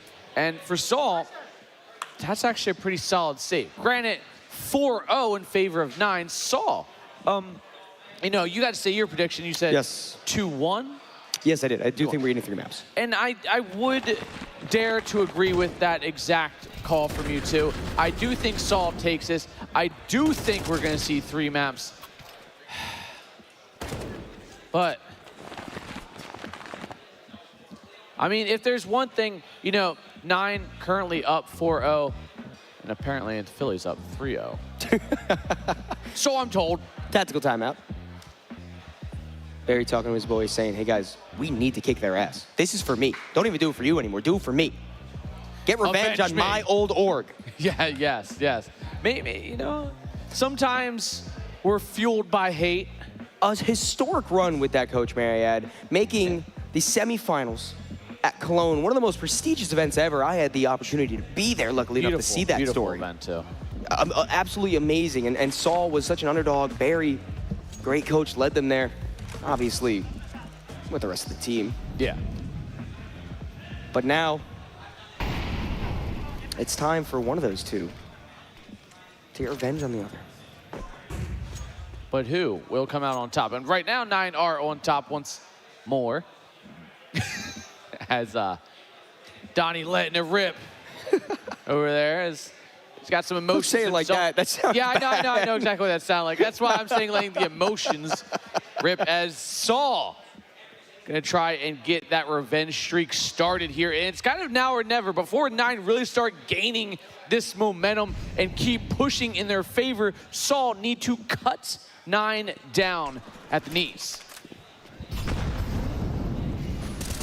Well, utility is a good way to start that, but 9 do pressure through because of their smokes. Beautiful spray. Gets player off at short. MP9 does good work eventually, but only one as the CT's completely separated from the site, trying to spray through, stop that planter, but no quite luck can come. Rawls is low. Rawls is stuck behind default, and his story evens up the playing field. It gets a lot more intense. Saul has plenty of time to work with. Actually, as I say that, there's no kit. Wow. And 2 kills fall in favor of 9. Make that all 3. Listen to that emotion.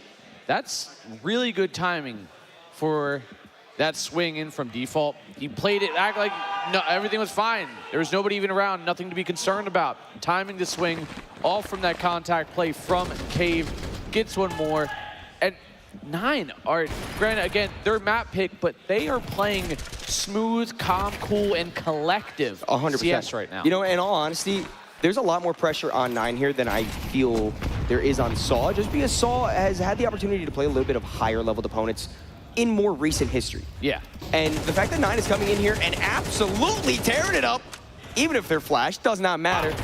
I think it is a testament to show just how good these professional teams are. These are people that get paid to play Counter-Strike. That is their job. They live the dream. Or a nightmare, depending on who you ask. Dreams, nightmares. In Philly, they're all one and the same. Right now, Story. He's probably dealing with some nightmares. It is. You can kind of tell. He's hunting around with the 570. He's got the armor, and realistically, he's hunting for a kill that may not come to fruition here as he is slowly being encroached upon, surrounded, and soon to be gunned down here. Presumably. Presumably, yes, exactly. You know, and I have to say, I feel like this tournament, I've noticed a trend that a lot of the beginnings of games are very lopsided. Not necessarily saying that the games themselves are lopsided, yeah. but I feel like more often than not, it up. is like a 6-0, 7-0 start, and then the other team will start to mount a comeback. So, like 6-7? Like 6-7, you know? Yeah, yeah. And that's really what we've seen, you know, very close first halves of first halves, necessarily. Yeah. And it's weird because, you know, we see a lot of the team that may be down right now, they'll start saving, but then something just clicks. And I'm not sure what. I think it needs to be studied, and NA needs to It's like that Skin Rave boss game. I feel like you're gonna literally PTSD from that. And now the first night too, Fnatic and Bounty Hunter. Oh my God! Same exact kind of scenario. About that because we have to focus on this instead. Yeah, you're right. My bad. 6-0 start for 9. On paper, a slight underdog, but on the server, definitely proving to have quite a big bark and bite. Got them dogs in them. Taking their time, controlling through mid. A bit of an op peek. Allows Story to open up the round in favor of Salt. And it does. Yeah, it might be the first time they've had an early player advantage. First time since... Pistol, maybe? I was going to say since From Pistol. Story himself. That was a nice shot, too. But either way, 9 now kind of being funneled into this A side area. This is exactly what Saul wants. Look at the read on this. Look at the rotations. Look where all the players are positioned. Such a good read, too. 2 players towards that top red, 2 players directly on site op of Story posted towards Donut. He's going to maybe line up. They're going to pincer into Donut. Oh, the baited shot, but it doesn't matter. He connects anyway. Story looking to close this first half chapter in his favor. The swing comes in. He finds one more Story. Shot not being baited. Rawls last alive. And it does seem like Donnie Saul has their first round, and maybe that statement from before might be true. That was an absolutely beautiful round out of Saul. They perfectly funneled. They could tell herded them. Yeah, they could tell from the read that they wanted to end A, especially with that early presence there and then having Util come out through main. more likely than not, the players that were in mid are going to try to go through donut, delay that push, have people coming through red, completely leave B by itself, and you can just herd them into exactly where you want to go. That is a thing of beauty. And Saw finally get a number on the board. It is 6-1, but I'd say a pretty strong 6-1.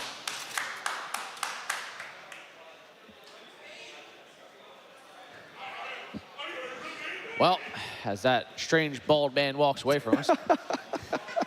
And honestly, that is a telltale sign of a good in-game leader right there.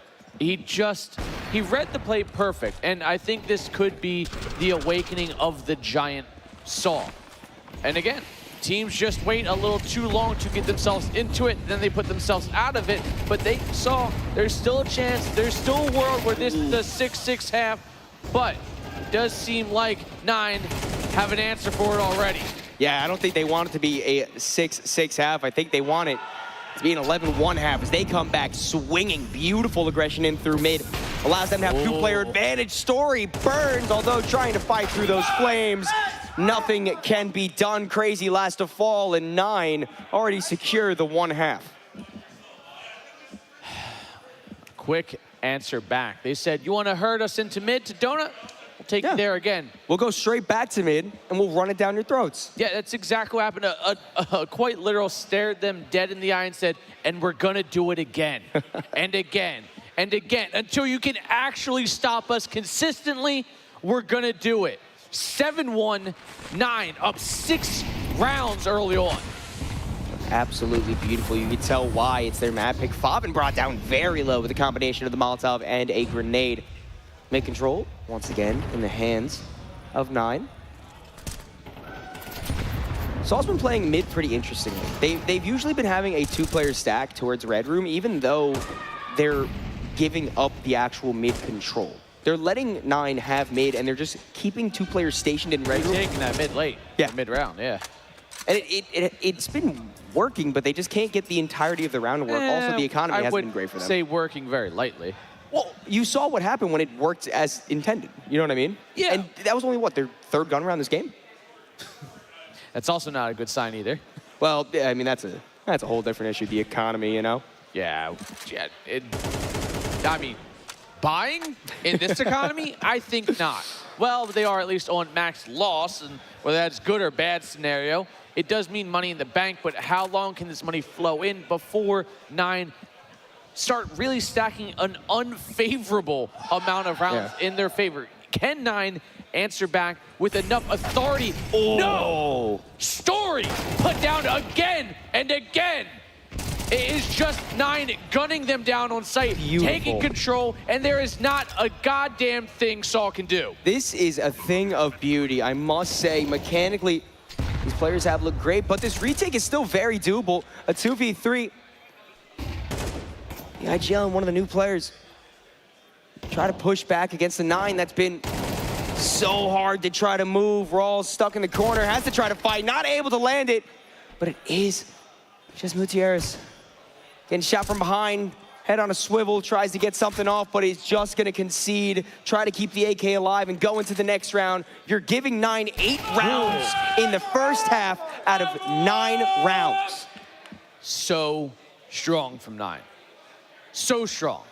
So we are gonna get a match pause. Might be a little bit of a tech problem here.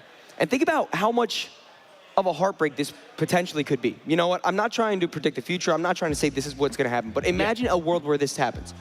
Saw gets blown out. Saw loses this series 2-0. They barely get any rounds. You were the favorite to make this major. You were one of the favorites to win this tournament. Yeah. And there's a world where the team directly behind you sweeps it up just barely out of your grasp. Yeah. It's a heartbreaking scenario for Saul, but it's do or die for both teams in every sense, whether it's this tournament, the standings, the invites. Saul, this has to be the pause that turns it around. Granted, at most you get 4 this half. And 9 are just so surgical with his execute. And they just cripple Saul by just showing the presence of them. Not to mention, both these teams came from Europe. It's not just an easy, trip to come over to the United States. Nope. That's an entire ocean you got to pass. That's multiple hours on a plane. That's a lot of money you got to invest you into gotta being kind of here. secure. Yeah. And again, back to mid we go, Donnie! 2 down, a man advantage, swiftly going to 4-on-2. 9 are just running it down mid again and again. Oh my God. I said it, Donnie. They're just gonna look him in the eye and keep doing it. What can Saw do? Nothing. What can 9 do wrong? God, they've only messed up once. They got messed up to a great read. I will say, listen, hey, Saw may be down 9-1, but that one round that they won, I enjoyed it. I liked watching it. No, that was great. That is how their tactics should work. However, it has only worked once. And I said mid was kind of a secondary fighting area, a secondary battleground. Proved you wrong. Caves and Jaguar would kind of potentially be a focal point. And yeah. And the funny part is, I just didn't expect them to do 9-10 rounds of running it up mid. As soon as Saw tries to counter-strat them and actually take heavy mid with 3 players, 9 goes, nah, I think we're gonna go ramp now. It's like we go B, we go B. Hey. Ooh, okay, good shot from Story. From a different angle. The Alexi B strats. No, but a good way to start this round off. You need that Opper to continue to at least feel pretty good about his stance, especially when map 2 is Dust 2. But 9, by no means out of this round. Still have a very good foothold at the bottom of B. Smoke out towards Red Room. A boost is happening right in front of Rawls, not able to catch it up. Saw potentially in the best position they've been in to try to get around this entire time. But still so close. 3v2. 9 making the right read, trying to make their way over to A-bomb site. It is just agile. Playing behind big box. The timing of the swing is everything. He does it well. Now just Kragan. 1v3, 30 seconds left on the clock. He knows the position of 2 of these players, but not able to get either one, and Saw break the losing streak. At bare minimum, they find a 2. I think this is a scenario where then they look at each other and go, so back to mid, right? We didn't go mid and we lost, so we should go back to mid. But all things considered, Saw played that well again. They adapted well. They moved around. They shifted, the people they had to try and actually counter. And he did. You said they took mid control. And having that mid control actually had a whole huge implication to the success of this round. Well, we'll see if they're able to do it again. I mean, they're definitely not going to get control towards Jaguar because Rawls already marched his way in there. Sejad is in such a good spot. Spray him down, brother! Spray him down! That's 2 more. Only 2 players on the CT side remain. What can be done? It's written to be destiny that 9 finished this half with 10. And after all of the importance that we said about this series, one team came to play and another one hasn't woken up yet. Yeah, that face says it all right there. Be happy. Live in the moment. It is such a performance coming out from 9, and I am thoroughly impressed from this squad. The numbers they're putting up it's making me happy. The tears coming to my eye, Donnie. I mean, it's a thing of beauty. And realistically, you know what? We had a similar situation with the wildcard game that we watched. Yeah. Where each team on their map pick looked so dominant. And we kind of wrote the other team off heading into map 2. Maybe a similar story, but maybe we're running Saw off too soon as they look to get back into it with a pistol round. Very good, Saw aggressive play in the mid. Right here. Sorry? No, Saw didn't win the pistol. Nope. Saw won the first gun round. It's weird. It smells in here like a comeback. You guys smell that? Or just DoorDash food. It's kind of hard to tell. Uh-oh. What's Trotta bringing to the game? It's actually just a mac and cheese bite you smell. Oh. Chicken nugget? Oh, a donut. Oh, donut. Hey, well, speaking of donut, that's where one of these tees is playing, and the retake would have been possible for a second, but Fava now the only one last alive. No kit in play. Does have some armor and a USP to work with, but you need to get a lot of kills very fast, and after you already drop 1, I think your time is done. No more time, but hey, at least a nice kill. That's what Saw needed. At bare minimum, Saw needed a piss around if they wanted to get back into this. Granted, if I'm 9, I'm force buying here. I'm normally not for it. No. Donnie, I'm going to disagree. Don't let This is the role reverse. It is. It is. Normally, I would agree with you with the force. I mean, a light buy of like maybe an upgrade pistol. But honestly, don't let Saul have 3 rounds in a row potentially. Like, yes, this is their weak moment here, but 9 are making the good call. Start chipping away at the economy and save early on to give yourself an ability to have an op early on because you want to control mid. Hey, you don't want to succumb bring it back to your around. own tactics. I do like that. I was getting a little too excited. I'm just thinking about this from a mental side. There's always layers to this great game we call Counter-Strike. It's called the chess of esports for a reason. The onion of esports? Because there's so let's many Let's just do a Shrek quote. Why not? Okay. We could do that. Oh, this is an interesting spot to be in. Everyone's right next to each other. A push through the smoke leads to not a single CT kill. Okay. Could have been silly. Could have been like fun. A mid-play from 9 right there. You really feel funny today, don't you? I'm kind of a character, Donnie. Not gonna lie. What can I say? Well, I'm kind of. I know what 9's going to say. 9's going to say, no more funny business. We gave you the pistol round. We saved. We let you have that bonus. It's just time to close this out. Guns are out. Obviously, no op. Yeah. But M4 is galore. Almost as much utility as you could possibly want. Moto does not have all that he might, but matter not, this round will be competitive either way. Ooh. Crazy. Playing it very slow towards ramp, wanting to avoid that big utility dump down towards bottom ramp. Up and in towards Jaguar. Ooh. Yeah. Nice. A little twang on that one. Yeah, man. You like that? A little zest, a little spice. Seems like a good read from 9 here once again. Saw completely gathered. Lower B extremity. Oh, look at 9's position though, Donnie. That's what I'm saying. This retake's already coming in. And the smoke off at ramp completely cuts this push, at least for the moment being. One spray through the smoke won't be good enough as the T's able to find 2 entries. That smoke kill does make this a lot more interesting, however, as a 3-on-3 now ensues with the bomb being planted. Got one player rotating in from mid, but instantly cut down. Story getting that kill, cutting off the rotates. Moto still alive, still a well for now. They have the utility. They do not have a kit though. Tapping away, they need to speed this one up. Reagan last alive, finds himself 1, almost catches the second off as he turns the corner with just a sliver of HP. Taps it, tries to draw out the swing. No action just yet. But he will fade away, attempted, but the backstab. Inevitable, but maybe not. Gotta be quicker than that. A round loss, either way. Hey, and you know what? 10-5. Story died to bomb, too. I mean, they that was a what's the word I'm looking for? A free round for them. That's what I was looking for. So the money's still there. The bomb plant's in. They're still down 5. 9, taking a pause early before this one gets a little too wild and wacky for them. 100%. 100%. You don't want to let anything slip away. And like I just said to you, 10-5, a lot better on paper than 10-2. Yes. Number go up, number good. All right. Well, it's more of a, okay, whatever. I don't even care. Yeah, all right, man. Barry talking to his boys saying, hey, what did I say? You got to win this game. It's my old organization. Don't embarrass me. Speaking of embarrassed, sounds like someone just got embarrassed. Yeah. Yeah.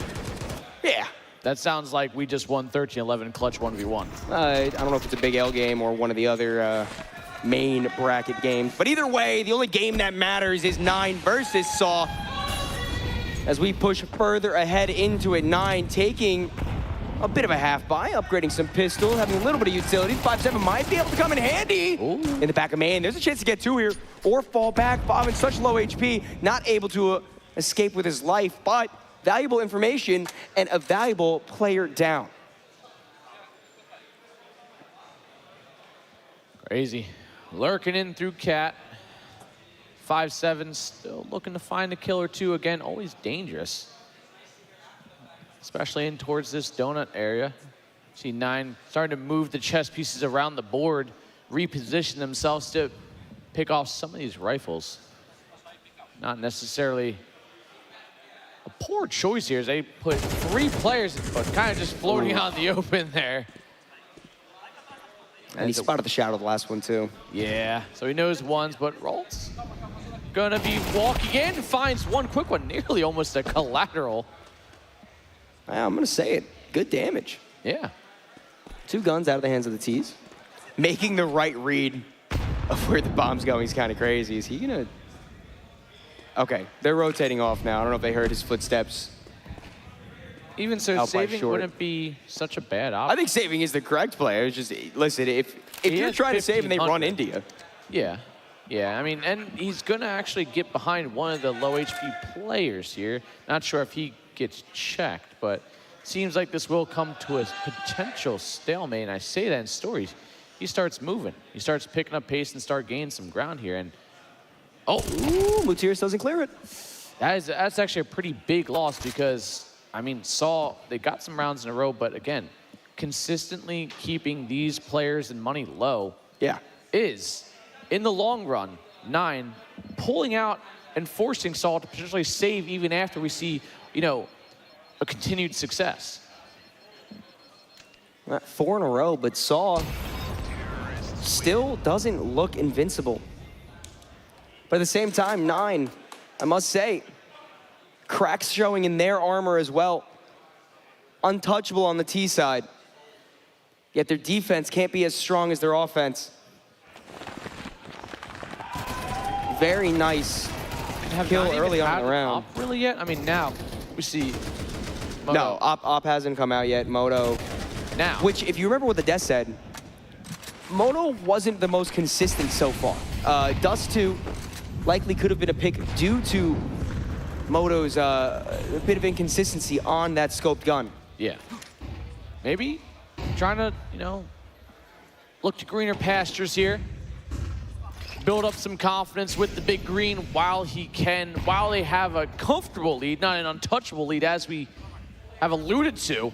They are still but humans, nor demigod. So there is still weakness here for the CT side. I mean, this round's everything, though. If you lose here, you still have not great money on almost the entirety of your team. You're gonna have to take another Sade, concede to 8, let it be a 2-round game. So 9 actually have a lot riding on this. Good reposition here, a little bait and switch, finds skill, grabs the AK, sprays down through the push from the ramp. As his shot comes off, the op of Moto finds nothing, but eventually finds one, repositions towards Guppy, peeks again, gets taken down, and it's down to just Rawls again. He's called upon in a 1v3, and this might just be the save. Rawls will say he wants to fight, but that's not the right decision. As Saw do pick that up, pick up their 7th, and force 9 to make a hard decision. That's 5 in a row, Donnie. They definitely can justify buying here, but yeah, they'll get the buy off. Favin's gonna be a little bit light with his utility for sure. And coach swinging them hands around. Yeah, no, he's getting active a little bit. Oh yeah. Maybe looking a little lax in the chair, but not quite like Lambert last game. No. He was getting excited. There was pacing. Twirling his mustache a little bit. That's true. I'm jealous of that mustache. It is diabolically nice. Well, take a little look at the replays. Very nice crossfire there to put 9 in a decent spot, but this is the point of the game where we're seeing the teamwork of Saul kind of overpower the firepower that 9 has put on the board in that first half. This is a very cohesive T side so far. It's very fluid with its motion, and it has a clear directive. I think a lot of that comes down to not necessarily Saul winning the gunfights like we saw with 9. It's just good tactical placement we're seeing from them. Just a deeper want for this map. 9, they were just running it at them and winning. Saul, maybe feeling a little less scared now, maybe wanting to stretch their legs and, you know, put themselves out into the outer extremities a little more, but 9 actually doing exactly what I was alluding to Saul might wanting to do. Well, this could be bad for 9, but actually Crazy not able to pick up the kill, even with the superior weapon. Oh, that's a pistol player now with the rifle. Exactly. Although no armor, AK still in capable hands. And a push through CT allows 9 to have a 2-player advantage. Is that Story. triple dink? Yeah, Story's in a really hard spot now, playing back from big box. Although there is a flank from the IGL. Coming around through CT, this could be everything. Lines them up, only able to find one, however. 4v2. Smoke down on CT, a player in Donut. Taking their time, clearing the angle. Story fakes the plant, tries to get the pixel angle, spots a leg jumping. Oh. Both the T's push, but the CT push is about to come in at the same time. The Donut player finds one, make that 2. No, not quite. But Story has to turn around. Can't quite get it done. Fabi picks up that last kill, and 9 finally get back on the right track. Their first CT side round, and only 2 more really need to close out this map 1. Their map pick, then proceeding swiftly into Dust 2. And Saw, still close, only being caught off guard by that, again, aggressive downward extremity push through caves. Jaguar wrapping in a little push down through ramp as well, kind of just collapsing on the Donut and that site as a whole. Just really good timing and really good placement from 9. Now Saw, I don't think the momentum's out of their sails at all. And I do think that they were kind of forced to use this timeout here just because of the scoreline. Yeah. I still think that Sirius is able to guide Saw in the right direction and make this game closer. Muterus with the MAC-10. Well, you gotta do what you gotta do. It's good that he has the utility. This might just be kind of a...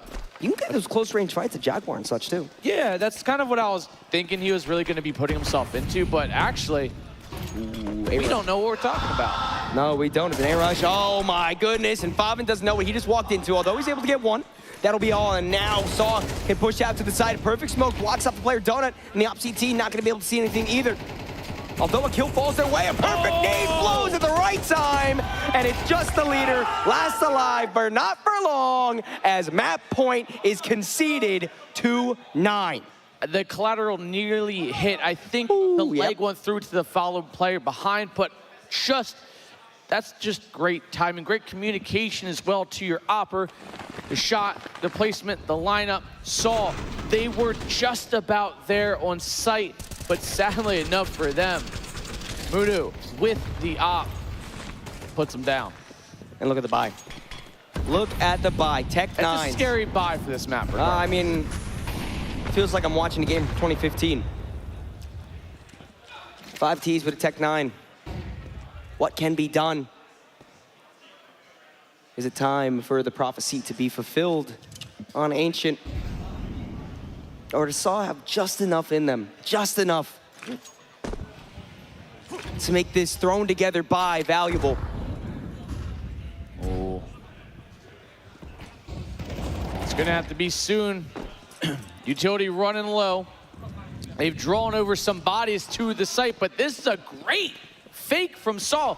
It's the big switch back towards Donut, and Kragan, he's on the rotate, he hears the bomb, he's calling the boys for backup, and he's close by, but it's gonna be 5v5 retake for 9 for map 1. Well, I love the decision here to just go for the retake together. You know that Saw's money's not gonna be great. You got plenty of kits, you can use them to take your time. Kragan forced to try to spray. Close Tech 9 is able to find 1, but the AK is good for a double up. Now in a 3-on-3. Make that a 2-on-2 into a 2-on-1. Story's the last one alive on the flank. Bomb's not planted for him. The defuse is being stuck. He's trying to swing. He's not going to be able to find it in time. And that's 9 picking up the first map in what is now the most important game at Frag Blocktober so far. Exhilarating. Absolutely amazing performance from 9, and hats off to Saw as well, putting 5 rounds in a row before they really were put to a stop. They were definitely starting to make 9 sweat there towards the end, but thankfully they gathered themselves and they're good. Well, I'm sure the desk is gonna have a lot to break down before map 2. We're gonna throw it to a quick break, and then you'll see Big D, System, and Zeph try to make sense of what just happened.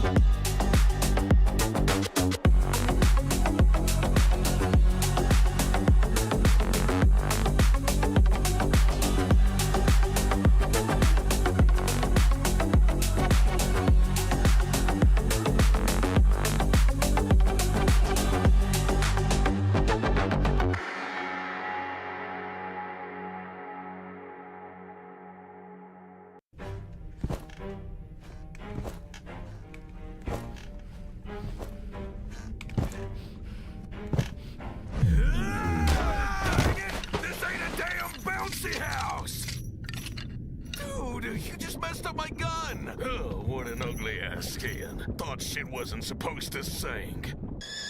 But no worries, Daddy's awake, which means no more gun problems. Let's see what we got in here. Big update on Daddy's skins right now. This ain't it. Oh, you can finally play updated case battles. Try out the new game modes, or maybe...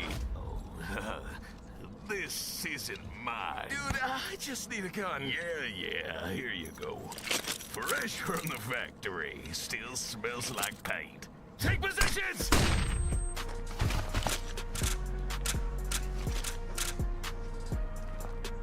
Well, you never asked for ammo. Go jump on your own heads. I'm getting some sleep. Daddy Skins, we've woken up. Bomb has been planted! Oh, come on!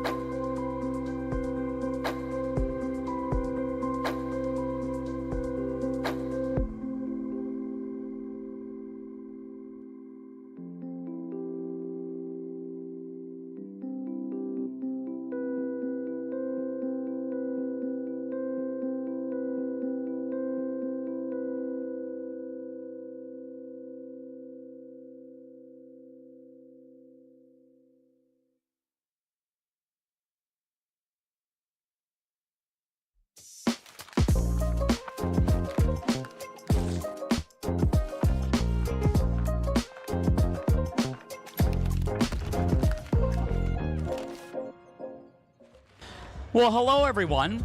Welcome here to Fragadelphia, and along with one of our newest sponsors here, 1v1me.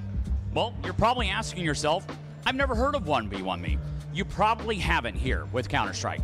They're brand new, trying to enter the Counter-Strike scene, and we're here to help them out here at Fragadelphia. They've been in COD, they've been in all sorts of other games, but guess what? They're here to join us here in Counter-Strike.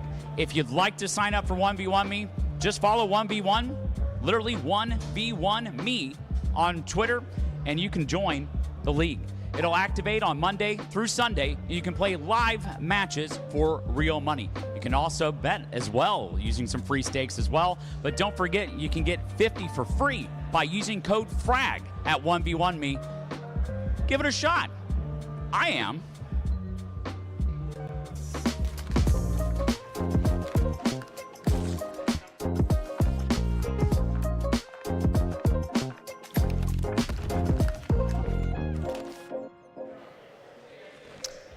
Welcome back, everybody. And you know what, Casey? I think I also am going to check out the 1v1. I'm pretty excited about that. You never know. It could be my pathway to pro.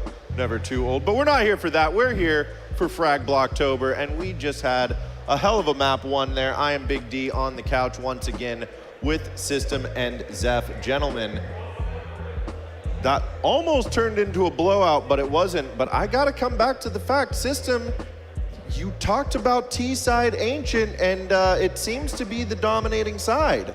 I think when you get into like a situation like that we're in, right, where we watch Counter-Strike on a daily basis, we get a feeling for the maps in general, and that's kind of the way that Ancient is, right? It just feels T-sided. I know, you know, statistically, I don't care about pugs. I don't care about Tier 1 CS. This isn't Tier 1 CS, right? These are Tier 2, maybe Tier 1.5 teams, whatever you like kind of consider it, right? This feels like a T-sided map, and they prove it right every time we watch it. We literally just watched a T-side blowout from 9, and they saw attempt at a comeback on the T-side. So again, everything, we're right, man. We're there. We're right. We're fucking there. When you're right, you're right. Yeah, I mean, it was a very lackluster start, to say the least. You know, I was expecting a little bit more out of Saul there, and on that T side as well. I mean, you know, Muterus, he is very known for these, and we got Kragan as well on the screen. Of course, the GOAT, in my opinion, a 1.42 HLTV against Saul. An absolute dominant performance for them, and I mean, you and I, System, we casted their game earlier in this event, and he was an absolute monster on Inferno as well. Yeah, no, definitely, and Kragan deserves that MVP with that kind of rating like that. But you kind of brought up something interesting as well. Agile, a player on Saw, who is expected to be like this, the kind of the hard carry, right, for their team, and wasn't really there. He was kind of non-existent. He was in the last 3 months, he was like a 1.16 HLTV, if I'm not mistaken. He didn't even break 1 at that point. I think he ended the series or the map like 9 and 14. So really lackluster. Didn't really show that performance that we expect from him there. And I don't want to put all the blame on him, of course. I know Muterus on that T side, he could have maybe called a little bit better. It was just a little disappointing from Saul, but I think we'll maybe see some life out of them in this next map. Yeah, speaking of this next map, we've got Dust 2 one more time, and that was Nine's map pick, so they performed really well there.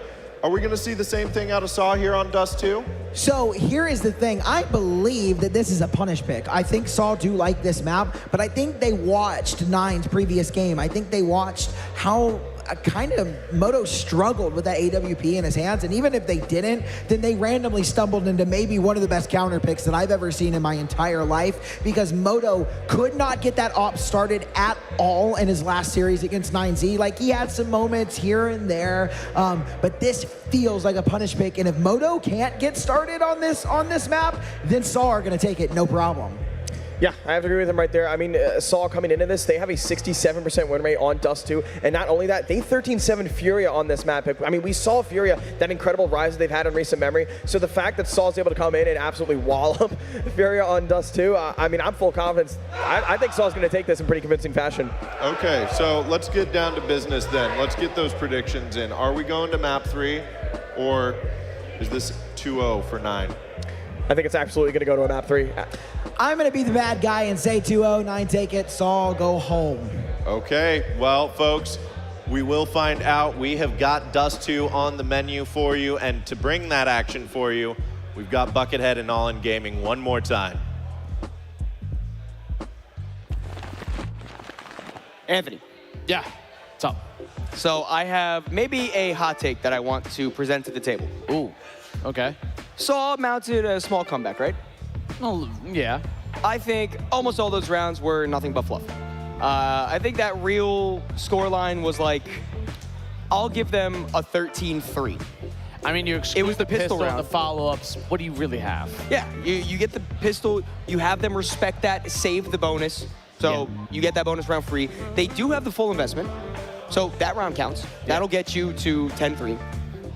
Then you broke their economy again, and then you just had to deal with pistols. I think that this 9 is looking absolutely terrifying. They're starting on the CT side. It's a very interesting point that System brought up multiple times, that Moto really, really, really needs to let loose with that op. He needs to be able to feel himself, feel that confidence, feel the confidence of the team, and push them just a little bit further, because, like I said, this has potential to be one of the most interesting and exciting outcomes of this tournament. Yeah, and I think they had the right mindset a couple times there on their CT side of kind of hurting 9 to where they ultimately wanted them to go. They wanted him to go directly to the remaining players. The rotates were good, and when it looked good, it looked good. But it only happened twice. And I think they need to kind of, implement what went right, what little did go right in Ancient into Dust 2. It is their map pick. They should have a little more confidence, and at least got a couple of those fluff rounds might have built that confidence. Well, there's 2 outcomes here. Either 9 are your 3rd semifinalist, or it is Saw forcing Inferno. Let's hear a little bit of noise, yeah. I don't think they're actually clapping for me, but I take that. Oh. Hey, maybe that's it. No, doubtful, but who knows. Either way. Oh, they're singing Happy Birthday to Classic. Happy birthday. Whose birthday is it? Classic. Oh. But I'm going to take that as me. Yeah, no, absorb that while you can. Yeah, thank you. While you can. Very slow start here to Saul. Very split, very divided here. Yeah, very slow piss around, especially on something like Dust 2. You expect a little more cohesion, at least. Leaving one player out towards long. Bit of a bomb transfer out in T-spawn. Good hold within tunnels. But no real direction yet. They're really making 9 overthink this. You're going to want to start to push soon. No, I think 9 are going to stay right where they are. Think they're comfortable? Yeah. I think this bait, though, is really good timing, and we're seeing 9 react to it, putting 4 players onto site. They're going to draw it out. They're going to at least get some trades going, but they're also going to get the info that they have gambled wrong. 9 quickly on this rotate, though. Thankfully, it's going to be Rawls close by, maybe to get one in contestment here, but they're really concerned about that long player. There is no kit. They need to step it up soon. Yeah, well, the shadow advantage seen by Rawls. Heard the player drop down onto the bottom side. B site, one of the hardest sites to retake in the game, especially when you got no kit, not a lot of util to work with, and this is exactly why you can play these off angles. Although the dual Berettas are good for 1, that's all that she will write for this round. And Saw look to do the opposite of what happened last game in this map. Definitely look to capitalize a little more, hopefully, with the momentum. They're going to bring off this pistol, and 9 are going to actually do opposite of what happened last time when they lost that pistol. They're going to force into it. We got a scout on Moto MP9s, a little extra spice on the boys. Maybe bring some firepower into this round and break this Saw economy instantly. Yeah, I mean, I like it. I like the idea that 9 wants to just gather as much confidence as possible. Obviously, you're going to be riding a high from that last map. But if you can't get a hot start off on Dust 2, it really is all for naught. Saw good long control, although 9 is completely cleared through tunnels, so this should be pretty telegraphed. Moto Scout needs to at least tag 1 or 2 players. Not committing to the push quite yet, but with that flash coming through, it should be obvious what the intent is. No shots able to connect quite yet. Forced to fall back and let the pistols take the brunt of the hit. Pistols or MP9s are gonna bide their time here, wait to let the T's crawl in towards site, and up towards ramp, catch some shots, spots the legs of a player, and the long taps coming from Rage. The MP9 starts shredding. It's down into a 1v1, and Craze with the taps gets the kill, and Saw not so dominantly find their second. Nice shots out from Crazy, and that's exactly what you need. Something that looked exactly dire. It looked so bad when 9 started doing that retake, but able to hold strong with those kills, able to dispatch that flank that was coming in from long. And Crazy doing a great job to close it out for his team, even with the limited ammo. I think there was 3 bullets left in that gun. If he didn't hit that shot, it was wraps. Indeed, but it was a good attempt by 9. Now they're gonna go to the old 5-man, 1-man, 1 unit essentially, making their way through tunnels, Is down this the exact around. same thing that happened last round? More or less, right? No. You sure? No, it didn't happen. Last round they had Scott on site. Okay, well, I didn't, meant like with the tons push and the long and the... Oh, they meant like the cohesion of the teams. There was fighting. The police apparently are pulling up. Oh, no, this is not good. But what's not good for 9? Flank. That A-site's done for. Really nice angle to hold there. Agile might need to find more than 1. That's 2. That's perfect. Flash comes through. But nonetheless, the scout is there for the backup. And although there's another player nearby, Saul's doing a great job to hold on to what they got right now. Not going to let a single player fall unless Rawls had something to say about it, but clearly he's going to keep his mouth shut. Rawls gets railed at long. Couldn't have said it better myself. Now, 3-0. Are these fluff rounds, Donnie? Is 9 going to flip that switch one more time and start just pouring on the aggression? No longer passive. They're not going to be reactive. They're going to just start making their way further down on the side. A little more map control, hopefully. A little less leniency. A little more proactive and not reactive. Well, I think it lays every... Oh, beautiful entry into long. Great movement, great flashes, great shots. A 5v3 already. Kraken stuck in the middle of nowhere, sprayed through the smoke. I was going to say it was all up to the operator to try to get the impact, but clearly, Saw doesn't care even where the op is. And honestly, if I'm 9, I call it. Give him 4.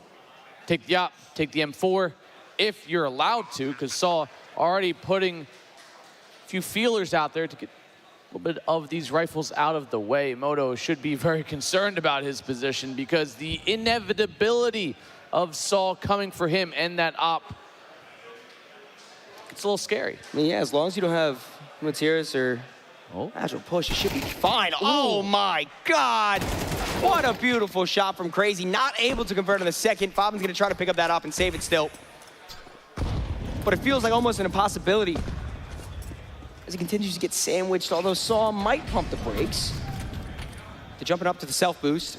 Oh, another kill comes in. This is a really big save.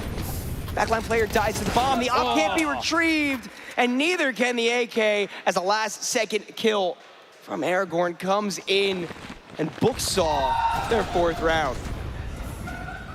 Oh, 9 playing it safe here, calling that pause before things start slipping away. And Saw, maybe Donnie, maybe those weren't fluff rounds. Maybe those were the confident building rolls and rounds that they really needed. It's 9 to pump the brakes a little bit, slow down this momentum, maybe let Saw cool off a little bit. Well, I do think it's too early to say this with certainty, but I do believe System was correct. I do believe that Saw has done their homework, and I do believe this is potentially a fantastic counter pick. Not even based off of the 4-0 scoreline. It's still very early in this game, but just the way that Saw seems to be moving as a unit in this, the confidence that they're pushing out to long, and it feels like they know exactly what these CTs want to do before the CTs even know. To be fair, Saw did win 5 in a row before 9 found much of anything on Ancient. Yeah, but that's fluff. Yeah. We'll see soon if that is a true or not statement. I mean, we shall. Dust 2 is a map where anything can happen. No one can ever be counted out of it. Saw giving up, no pressure at the top of tunnels. Try to move a little bit closer to lower, get mid control. 2 players on Cat, both with pistols, pushed back by that Molotov. Oh, make that 3 players, excuse me. Ooh, and a boost from Favin. It's not quite able to see the op, but that could have been huge. A deal headshot is good for 1. 5-7 combines for another one. 3 on 3. Let's do a 3 on 2 and a spray through that smoke almost. Caused quite mayhem for 9. Fav and Sajat are the only two. And I think for sure you call the save here. You don't even attempt to aggress further, although I guess trying to switch out the MP9 is a good idea. Noise being heard. Azrael doesn't want to give up his position either. But this is perfect. Grab the AK, fall back, try your hardest to not even see another person until next round begins. That is what they will do. And saw a little more leniency this time, not as much aggression. Don't want to continue to overextend themselves and cut themselves short financially. And it was a good setup from 9. The execution just there, but luckily enough for Saul, they had enough bodies there to kind of, you know, trade it out well enough where they mitigated those losses and didn't give 9 really much footing in the round.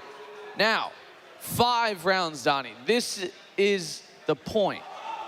9, they have the weapons, they have an op, they have the M4s, they have an AK. Yes. Do or die. I don't think do or die is the right word for it yet, but do or put yourself in quite a sticky situation. A deadly position? Ooh. I was trying to be nice and lighthearted about it, but that works too. I mean, I did say do or die, and if you're in a deadly situation, you might die. That's do or die, correct? Hey, smart guy over here. Spray through the smoke. Crazy gets taken down to about half. Yeah, buddy. That guy's right. Well, that's what Saul's thinking right now. Yeah, buddy. Saul knows that they're in a great spot. They can't get carried away. 5 rounds, realistically, in Counter-Strike is not many rounds. Everything can come crumbling down at any moment. But it is up to 9 to try to put their money where their mouth is. Back up everything they did the previous map.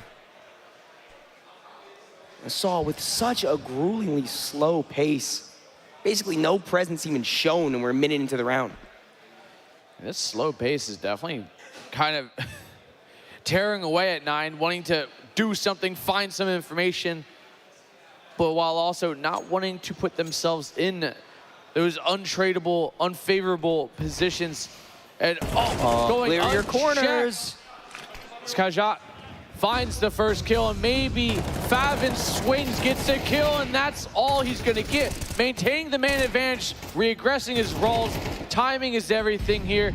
2 on 4, and maybe 9 can lock in their first. You would hope so if you're on 9's side of the camp. 3 players rotating in through the doors and windows, 1 in tunnels. Kraken so close to that op. Pressure builds with every second. Who's gonna swing first? Who's gonna over-aggress? Who? Wait for your teammates to make contact. He's gonna get this kill. The op is the one who finds it, although his teammate died to the back line. Story, a beautiful shot, although it will be forgotten as 9 do find their first round, even though some heroics were attempted to be pulled out.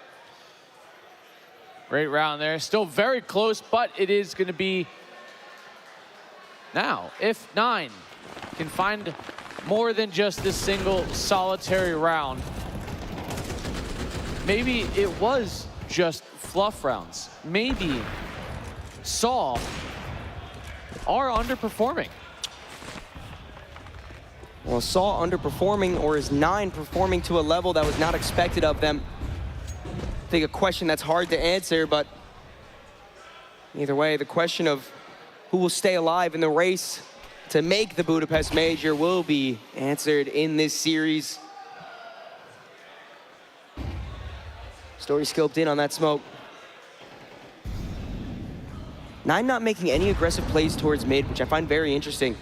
They're very comfortable with just kind of leaving it alone. Besides those eco pushes that we saw earlier on, they play people on the deep angles. Just like that, Crazy getting caught off guard as soon as that smoke fades.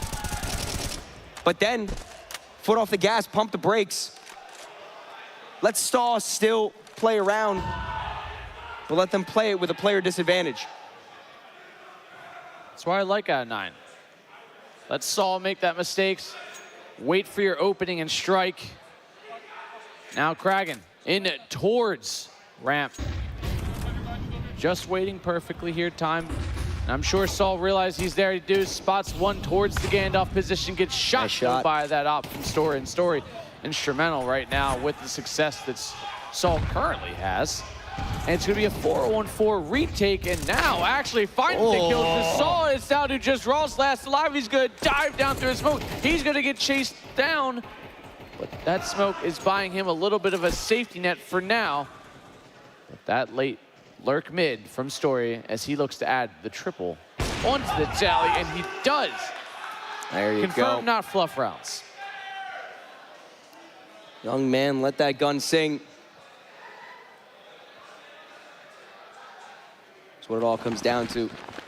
Who is the better sniper on your squad? Who can make the most impactful weapon in the game work the best for their team? And I say Story trying his hardest to make that a reality for Saul. Meanwhile, a lot of pressure out towards long. Kragan forced all the way back. But a deep mid push. Rawls early on, the timing is so good. They are aware of the potential of this. But Agile's looking the wrong way. Depending on how far this swing is, crosshair readjustment might be terrible, but instead he walks back at the perfect time. Door giving him just enough cover. Spots the barrel out. And Saul may have just been gifted a way of success for this round. Unless Moto hit the shot, flash over top, flicks little up, but falling just short. Legs of Story holding this one, and surely he's gonna repeat from a higher angle. And Story unscoping, moving around, adjusting, but he's still laser focused towards his sight. If this duel happens, it's gonna be a very heavy deciding factor of the round. You can tell Moto wants to, but thinks better of it, drops down. Lets the T's make their mistakes. They need to be aggressive. Sajad's on a great flank. The timing could be perfect. Util being thrown. He peeks, not able to find that headshot. Instead, the AK proves to be the better weapon. A falling shot does allow this to become even when combined with the op shot.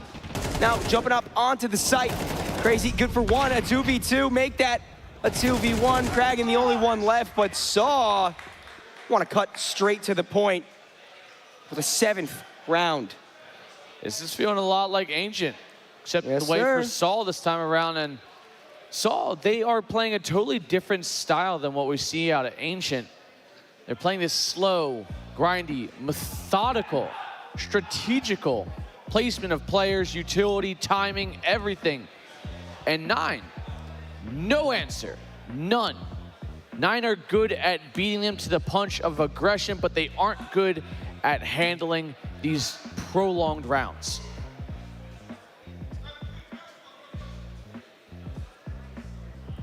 I wonder what Barry's thinking right now. What needs to happen? You know, on the bright side, 4-9, even if they do get absolutely shut out this game, you're still playing with a map advantage. Yeah. Surprisingly enough, they are. Or maybe not so surprising. Who knows, as the boost's gonna come up. Moto wasn't a boost, actually, it was a jump spot. Fires through right as the smoke deploys there. Nade gonna split it open. They look for the nice little tag, too, as Moto doing some good damage early on. I will say Moto has looked pretty sharp this game so far. He hasn't really been put in the position to get a lot of kills, to get a lot of impact, but he's doing his work. Oh! Wow. Speaking of him. Speak of the devil, Moto puts his team up a player. Now they actually got a decent bit to work with. Still 2 pistols, but an AK and an M4 and a scout. 6.57 close range. See what it's done before. Gonna get a little bit more magic done. It won't be able to, and now the B site will fully be in the grasps of Saw. And once again, one of the hardest bomb sites to retake in the game. I saved these rifles. I'm 100% saving the M4 and the AK if I'm 9 right now. I mean, Bhavin even has the armor to back it, so why not let the scout, oh, maybe that might give him a little bit of a green light if he can find maybe a little bit more. They already kind of have a foothold on the outer extremities. The M4 falls, the AK of Raw still up. Moto finds another kill. It's actually one player left. No kit, they gotta speed this one up. They swing, they get it, and they should have just enough time. And I think they have it, I think they have it. I think they do. I think they just got in. It's looking just about there, and they do. 9 with the amazing retake, and we're sitting here saying save. And hey, you know what? Without that scout shot, getting that first kill, you don't go for that. I'm fully convinced 100%. that they were just trying to find some sort of doorway. And getting the defuse that late, absolute thing of beauty. But now, I mean, it's just a matter of if 9 can continue this momentum. Honestly, all that relying on Moto, but now he's got an arguably better gun than the scout. And let's see what he can do with it. He's gonna have to go shot for shot here against Story, who has been having a great game already, sitting at 10 and 5, I wanna say, maybe 6, who knows, kinda hard to tell. They kinda look the same from this distance in all honesty. 5, 6, who knows? That's exactly how tall I am. 5, 6. All right. Minute 15 left in the round. No points of contact really taken. A bit of utility damage thrown around, but nothing besides that. This long push is gonna be where it comes into play. No, flash not even needed. Instead, the team flash allows for the T's to get a kill. Moto, now with that up, he needs to let it sink. 3 more players ahead of him. He already found one, flashes himself in, but goes straight into a line of bullets.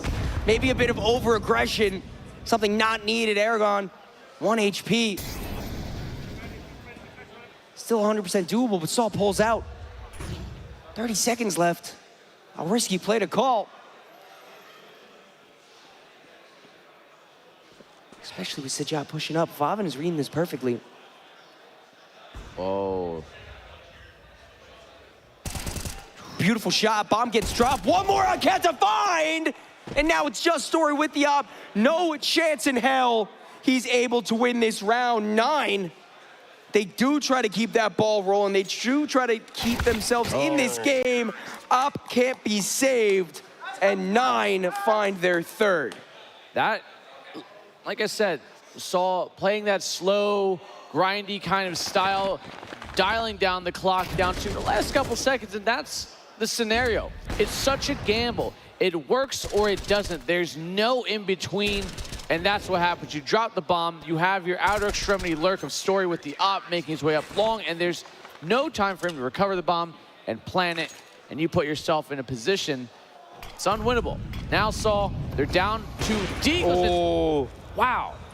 Thought that one connected. Yeah, that could have been big. And yeah, money's broken for Saw, so 9 should be able to look down the eyes of, at minimum, 4 rounds on the half. And this is the beauty of Dust 2. Love it or hate it, no one's ever out of the map. It could swing either way at any time. Big nade. Let's hear us. Only 4 HP left. Oh. It's a fight towards Longdo. Kraken looking to boost the stats a little bit. A triple on the board for him in a much-needed situation. And this is looking like a clean round 4-9 up until...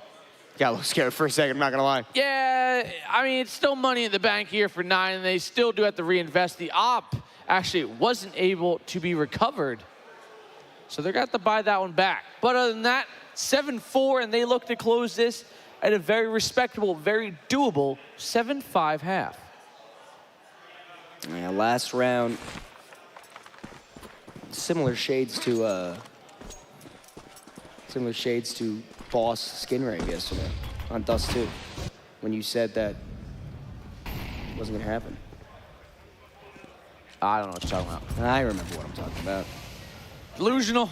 Well, either way, what's going to be delusional is trying to push that smoke, although seems to be working in favor of Saul. Call that crazy. Get it? Because of the player's name.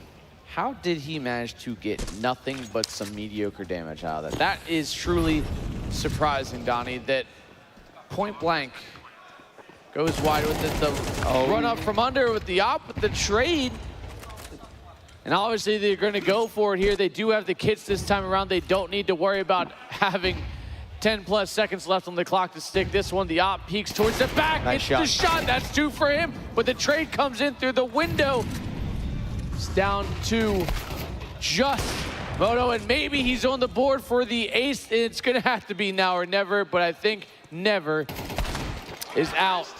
8-4 in favor of Saul. 8-4, not a terrible half, not a good half. Saw definitely feeling a lot better than they did in map 1.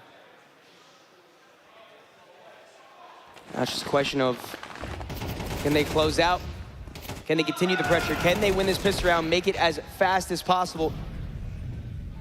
Try to mitigate the emotions from Ancient, replace them with memories of Dust 2, and allow themselves to see a future brighter than their opponents. Only time will tell as the pistol round begins. 9 now on the T side. I mean, to be fair, Dust 2 is pretty bright. Don't know if you noticed. I'm sorry, I'm actually only can see the lights above the TVs. Which are also ungodly bright. Maybe those lights represent the sun in Dust 2. See how, like, when you look at it, it burns your eyes? Same concept as the sun. All right, Dust 2 does burn my eyes, but yeah, Saul might be getting burned on their defense. Stack up towards Cat. It's actually 9 focusing on long. One player did spot a little bit of a gunfight, neither hitting any shots. Still playing it slow. Oh.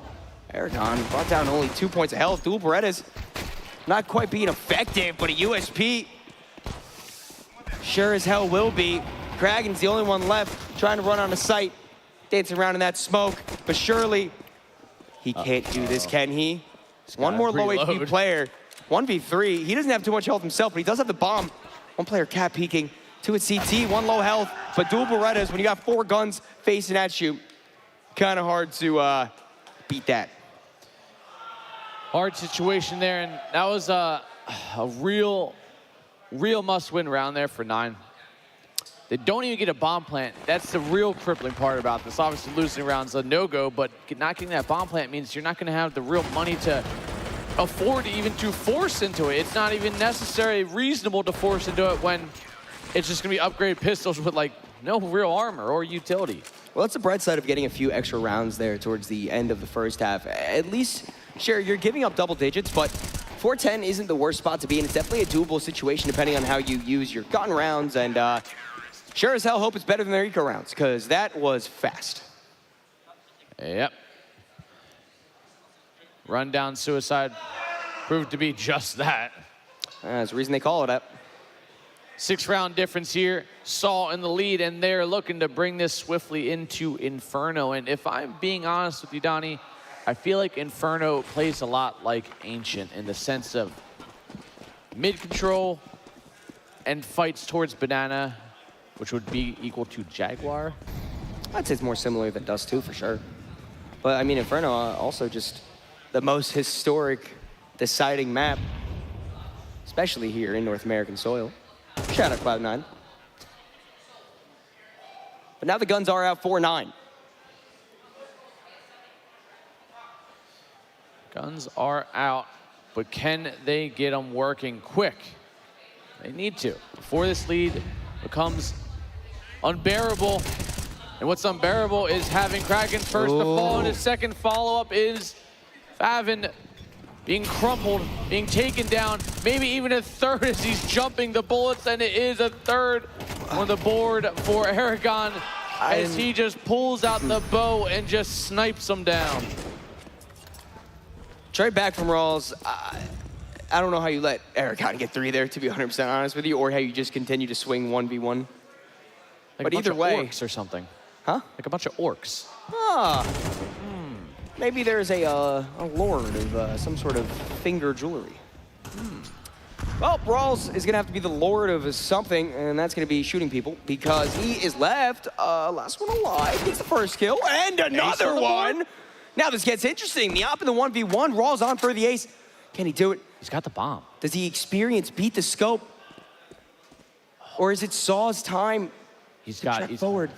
Kukli? Tries to shoot towards Gandalf. He's His gonna do position's it. known now. Shot in the back. You're so vain, Donnie. They're giving Dust 2 a bad name. Sure is, but Saw's giving it a great name, as they are quite literally cutting down their opponents in long with very little capabilities of trading for some reason. But Rawls, thankfully enough, finding a few kills, but couldn't quite find the rounds. Oh my God. Just nasty, honestly. Rawls is doing good for himself, and honestly, not actually too great. It's actually more so Moto. 15-13. Rawls, even after getting a 4K, sits 9-12 and 9. Take a quick timeout here. Maybe they discuss how Aragon got a 3K in pit there. The first 2 kills, meh. Third kill, should have never happened. This feels like a toxic barrel situation again. No, we're not doing that again. We're not. There's no overpass here. I'm not gonna get frustrated. Toxic barrels can't hurt me. Oh, I'm so angry. I'm so frustrated. You know how I get when I see plays I don't like. Oh boy, do I. That's why I've been pacing around for the last 2.5 hours. Don't call me out. Either way, full investment in 4-9. It's not going to be the most pretty thing, but trying to break in them boots. That is actually what I'm trying to do. But only one SMG. The rest at least have a form of rifle. Scout is a rifle. It's not really what you want. It's not. A rifle's a rifle. Yeah, you know, rifle's a rifle's a rifle. No, Donnie. No. Talking about in Counter-Strike terms, Mr. Gunboy. I don't know anything about that. I'm just here to watch video games, and you know what? Hard to watch video games when you're flashed off. Good flash allows for the T's to cross over to Xbox, and Rawls makes his way up towards Cat. Backed up by one more teammate. Molotov stops any more forward progression. Oh. No, you gotta wait it out. A minute has passed through this clock. Moto. Ooh. Huge opportunity, but unscopes before anything can happen. Makes the noise with dropping the smoke. A bit of miscommunication there.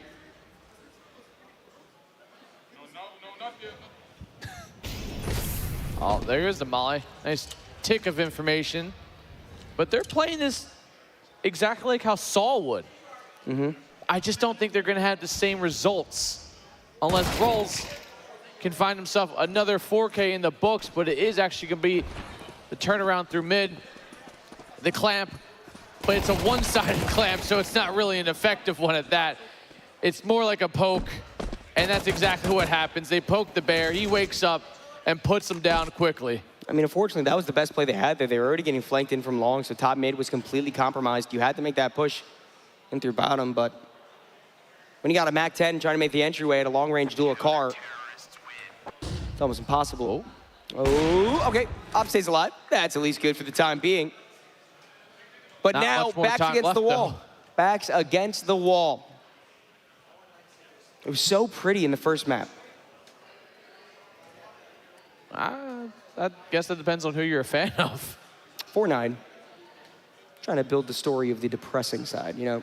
Oh boy, do I love the depressing side. A lot easier. It's my favorite side. It's arguably my only side.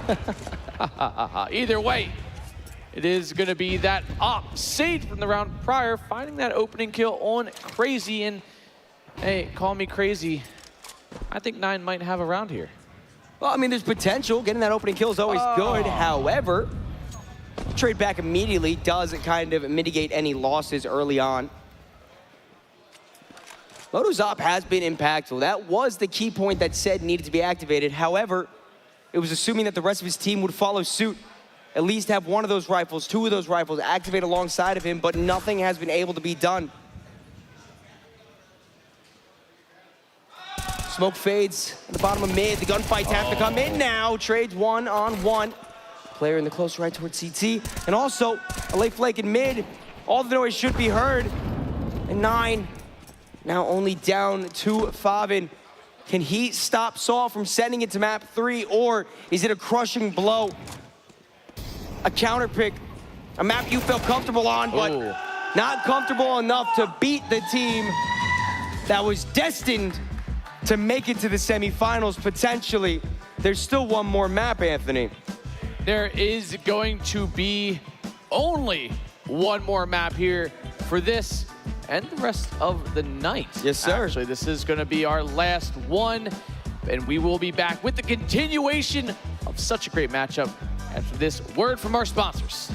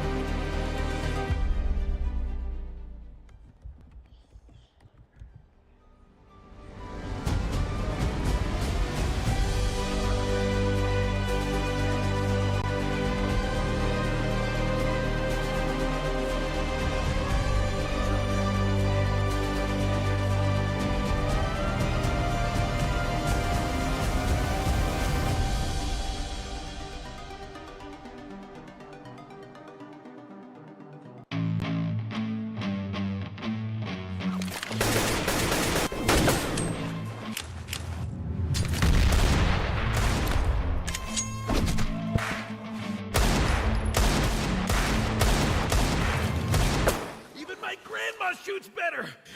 If you were as fat as your mom, I would have hit you a long time ago. What did you say about my mom?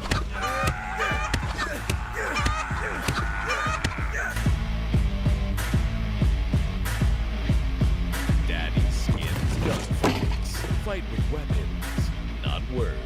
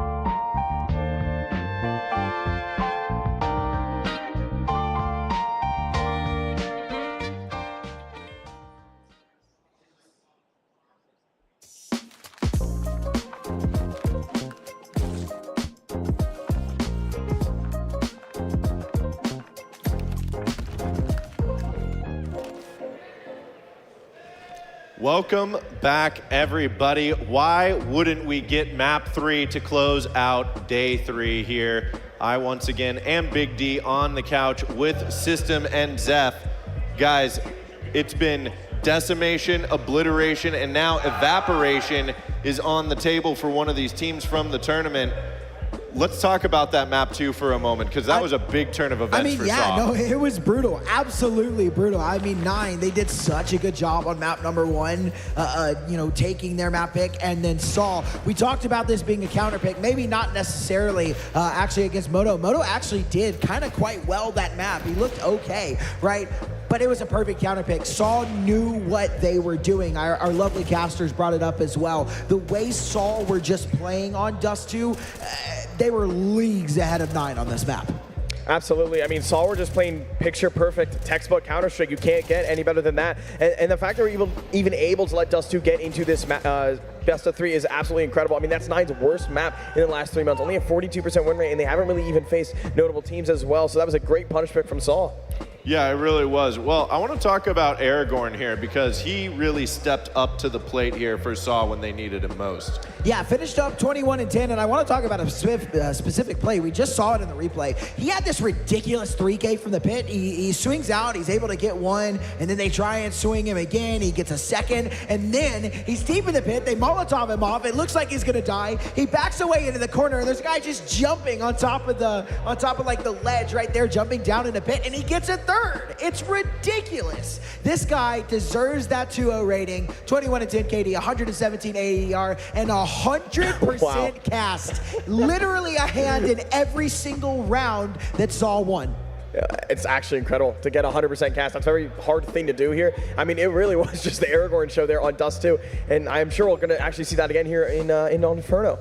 Yeah, I'm curious to know about Inferno here, because this is a map not just for playing forward in frag here. This is a map that a lot of teams in Counter-Strike all around the world are paying attention to right now, because they need Saw to lose this one. Yeah, the race for this last spot in the major is so ridiculous. There are so many teams that need 9 to win this, and I feel like Saw are really the only team that wants Saw to win this. Like, I feel like they are just being hate-watched by every other team trying to make the major right now. Again, there's a lot that has to happen. Like, if 9 beats Saw, then they also need OG to lose. There's a lot of things going back and forth, but there is a lot of hate watch right now on the stream for Saw. They need them to lose desperately, and we just saw in that map, they're not ready to.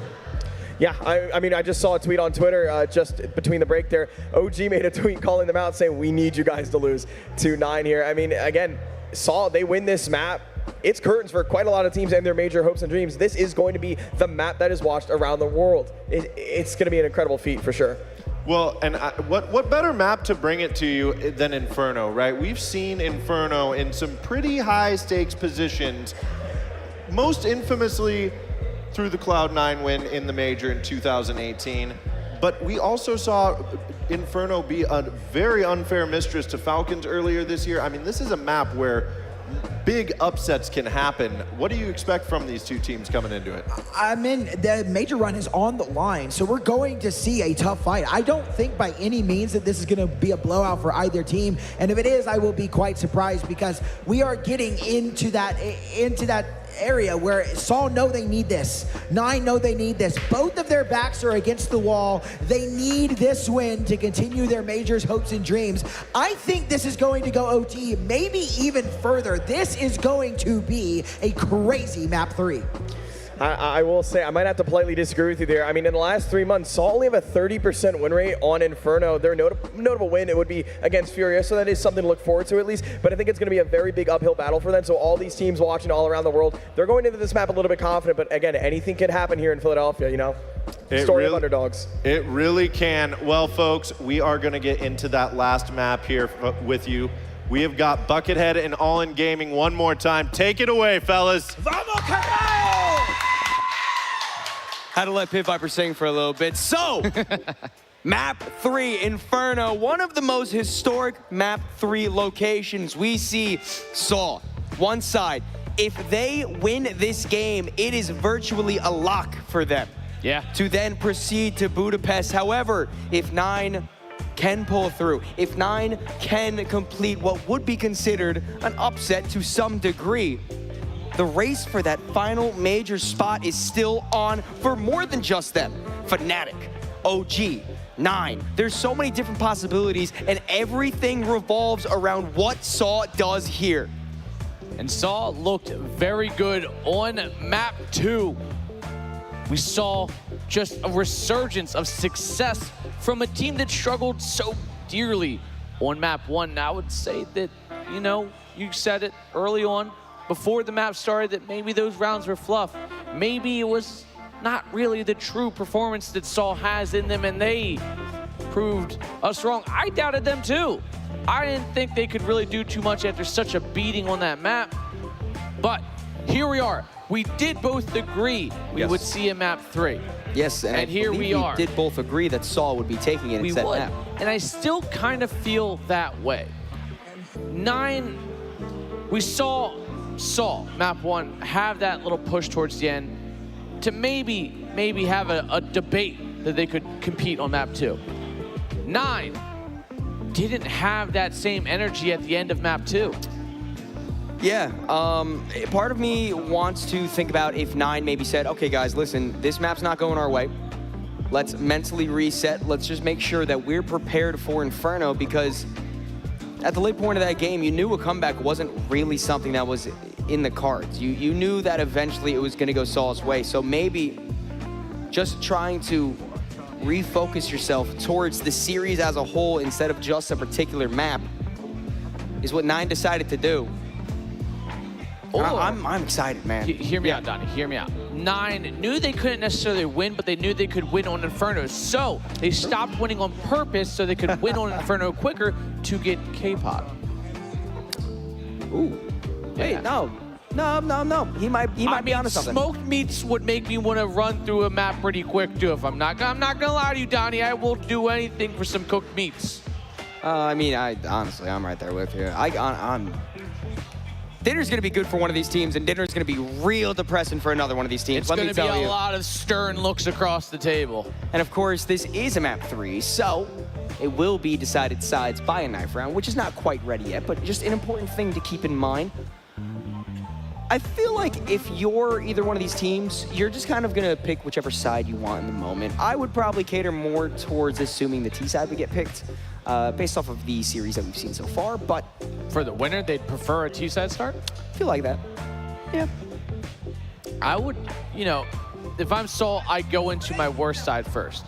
Yes. If I'm 9, I want my best side first because I need that confidence boost. I need that momentum for the team. I mean, you gotta realize that these teams have such even map pools that really anything is possible. Both these teams experienced on Inferno. Yeah, but again, our desk did say Saw has a 33% win rate over 3 months on this map. Well, that means only a 2/3% chance for 9 to win. Speaking of 9 winning, 9 wins that knife round. They're hyped up. They're ready to go. Anthony, I got one question for you. Are you ready? Baby, I was born ready. Okay. I don't think you heard my question. Anthony, I said, are you ready? I'm ready, Donnie. That's what we like to hear. I see the timer ticking until the match gets paused really quick. Yeah, So, just real quick thing. it is quite all right. We can still build the importance of this match as whatever little issue You're gonna does get hype me up sorted to a out. pause, Donnie. Yeah, you know what? I have myself up I've to a been pause. betrayed Now by my very own. My heart's fluttering a little bit right now. I have to say, this is probably, you know, me and you got to cast Energy NIP, which is a very good memory for both of us. Oh yeah, in Vegas. Great map 3. Great match. And honestly, just kind of the best of both worlds. Our love for some EU teams, the older NIP roster, and our love for NA teams going. Yeah, it's a head-to-head, and honestly, this event, I feel like might be over top of that with how these teams are going, these finals. It's looking great. Well, I will say this has the chance to maybe overstep that. This has the chance on Inferno to be such a competitive matchup, or it can be once again a one-sided affair as both of the first two maps realistically have kind of looked. Again, 13-7 was on Ancient. There was a little bit of a comeback mounted by Saw, but at least in my opinion, it did feel as if some of that was a fluff. But speaking of fluff, let's stop fluffing. Let's stop stalling. Stop fluffing around. All right? Because you know what? It's time. It's time for Inferno. It's time for map 3. Saw versus 9. And with the potential to decide that last European spot at the Budapest Major. Do it one more time. Let me hear you. Nice. Well, it is going to be slow again. Saw known for being slow and tactical here. Already taking some damage. It is going to be 9, so it is going to be that quiet walk up mid. Favin being met with the force of a Glock to the head. A little concerning, but doesn't feel good. It does not. It riles the brain a wee bit, especially when you don't have a helmet.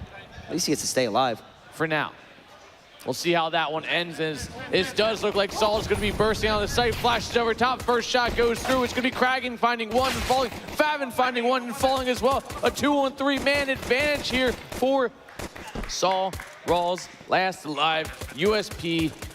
And it does seem like Saul have picked up pistol after pistol after pistol since map 1. As Saul has been looking quite a bit better. Rawls still wanted to, oh, that was really good nade. I don't think he knows how good that nade was. He still wants to stick around for a little bit, see if he can just poke the bear, but with no kit in play, and still 3 enemies to deal with, bomb half ticked, you know it's all for naught. Try to secure your kills, try to get that $50 extra per person, or get shot in the face. I mean, either way, the round's over, and Saul do pick up this first pistol round. They do, and we get ourselves another pause quickly and abruptly. We get 1 round in before we get a nice little tack pause back on. Sorry, not tack pause. Well, like, yeah, tack pause technically. During this tack pause, I was going to actually ask you, how'd the Fnatic match go? So Fnatic did beat Big. That was a 2-1 victory for them. What was map 3? Map 3 was Inferno, 13-11. Ooh, that's maybe is that foreshadowing? Is that foreshadowing? Ooh. And then on the B stream right now, we do have Ecstatic versus Sharks. That matchup is just getting underway. Pistol round just happened. That's also a real good one too. Yeah, that is. I mean, these are very even matchups, I feel like, for all these quarterfinals. I'd say Sharks, honestly, they have been such a prominent figure in the last few frags here, and one of the few international teams that have been pretty consistently showing up to these events. Yep, and you know what else is pretty consistent? Us getting back into the action. It's just a short little break, and now we're here. We're ready to see what Saw's gonna do after that first round 1. 9 does reinvest. The scout that Moto does love oh so dearly is back out. Alongside a singular MP9, a few pistols. Meanwhile, Saw invested quite a decent bit into this. 2 SMGs to work with, try to farm up that cash.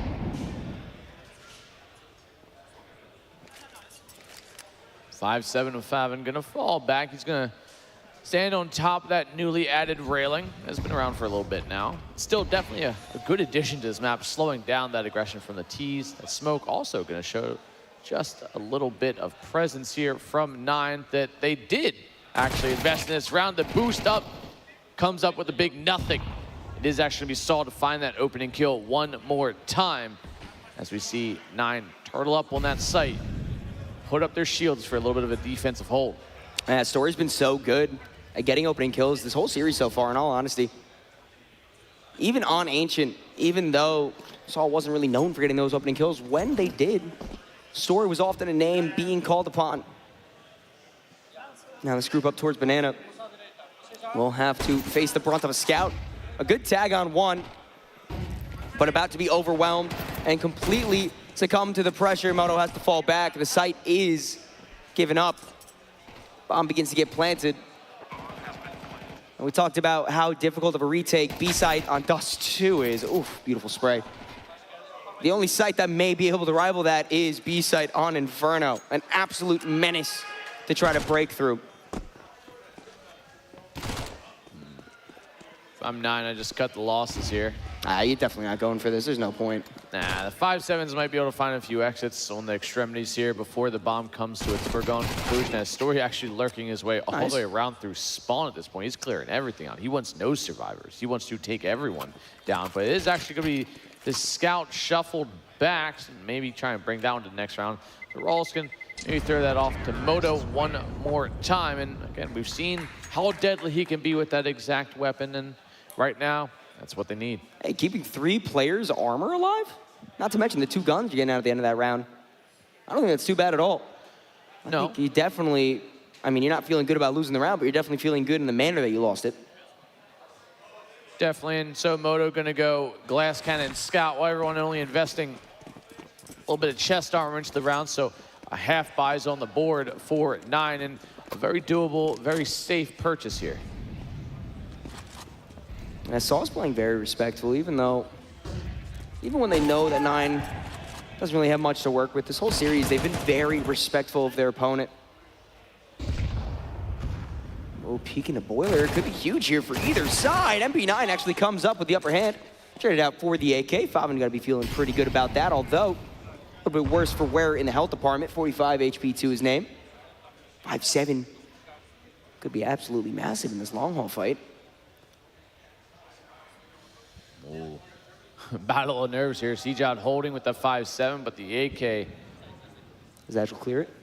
No, he doesn't. Clear your corners, ladies and gentlemen. I don't know how many times I have to tell you in this tournament. It's happened a lot, and oh, this smoke's fading. The timing Oh, for Rawls and his my 5-7 God. might be time to shine. He hears him run past. He lets him run past. He's not being held to 5-7. No way. The smoke also finds a kill, and it's down to just Aragon. I mean, such a great series on Dust 2, but no way you can expect him to win this 1v5, especially considering the recovered rifles that 9 is now working with. We've seen crazier things happen, but I don't think the stars are going to line up in a way that is favorable for Saul. Instead, 9 do punch their way back in very early on to the game. A very drastic difference than we've seen in the other maps where it was kind of just one-sided the entire time. Yeah, and honestly, this round comes off the saved 5-7 in the round prior. If they didn't survive, it would have just been a free round of USPs, probably a stack somewhere, maybe a kill, but instead they have 4 alive. The scout didn't even have to do anything. It was all the pistols doing all the work, and that is a tactical save and a tactical success as well. And that's why it's so important to keep that armor alive too. Nade does good damage, but very nice shot from Mooters. At least keeps it even for now. As the trade comes in from Rawls, trying to spray through that smoke. There's a lot of players in Banana, potential to hit another one, but no one there to answer that call. Instead, an AK picked up for him. Nade does good damage. Does miss the low HP player, however. And allows for a little bit of a reset from the CT side. Falling back as the boost comes up. Perfect timing for Rawls, who's going to drop a smoke. Not let Saul get too comfortable, although they've given up control atop Banana. Saul still don't really have much of an avenue to attack. At least not yet. Saul regrouping and reforming their way up mid, but is going to be into the dangerous scope of Moto. Fires off a shot, he nails it, retreats back, repositions towards the front default site, and he gets taken out. Good time on the flash and swing. Favin biding his time, dodging a utility, dropping from... No, he doesn't drop, not yet, but he does eventually get fallen. 2-on-2 retake for 9. How does he stay alive so long on balcony? No idea. Potentially a blunder, but still a 2-on-2 with decent positioning on the site. Flash doesn't bounce the way that Saul might have wanted it to. Aragon already 2 on the round. Can he make it 2 more? As both CT swing from Moto. Instead, the IGL comes to play. And now just Kragan. There's a chance to do this. Low HP player on one side, full on the other, and the spray transfer's there, so 9 ties up! Kragan coming up huge, and that was an early turn of events here. 9 could capitalize off this and skyrocket up to a pretty decent lead. The money for Saul, they can force. There is a world where they can buy back into this, It all depends on how safe they want to play at this point in time, at this deep on map 3. Very, very well done as the replays come in. Also saw a little bit of a timeout. Beautiful, beautiful way to stay alive, being brought down to 6 points of health. Could never hit a spray transfer on a Galil, ever. I can't even hit a spray on a Galil, much less a transfer. Ooh, we got the music.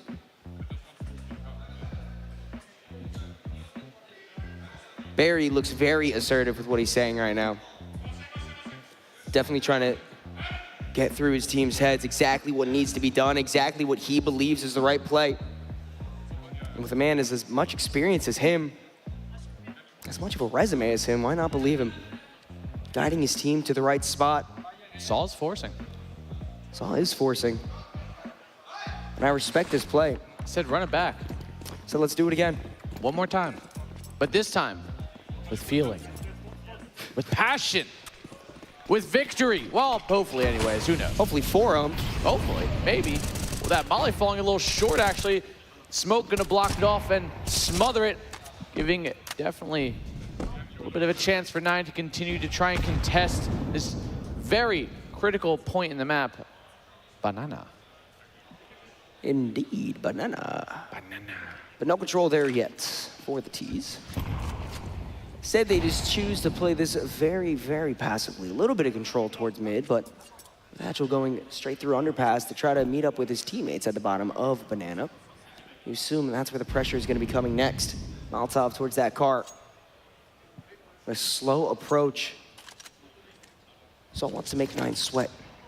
They love going for these agonizingly long plays, not showing any presence really in the round at all. So mid it in, that nade does good damage. About 100 combined through 2 players. There's a follow-up to that. That'd be probably almost 2 kills. All 5 players here for Saul, located at top Banana now, making their way around, and only 2 players posted here for 9. The other 3 remain on that A site. No real activation just yet. As Rawls, he's got a flash. He's looking at timing this one. He's going to flash towards the front, towards pit. He's going to wrist swing in and only find 1. Does some good damage. Can't get the kill.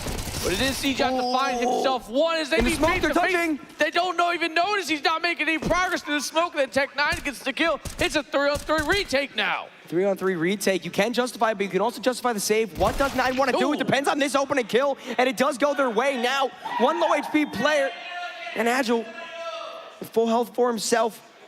They're both lined up to try to cover this CT presence. A nice op shot makes it into a 1-on-3.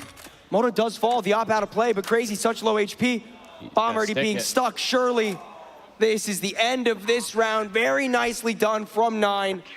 Crazy able to keep an M4 into the next round. The op not able to be secured for the CT side, which is also a big talking point, as it is quite the big investment to get it back.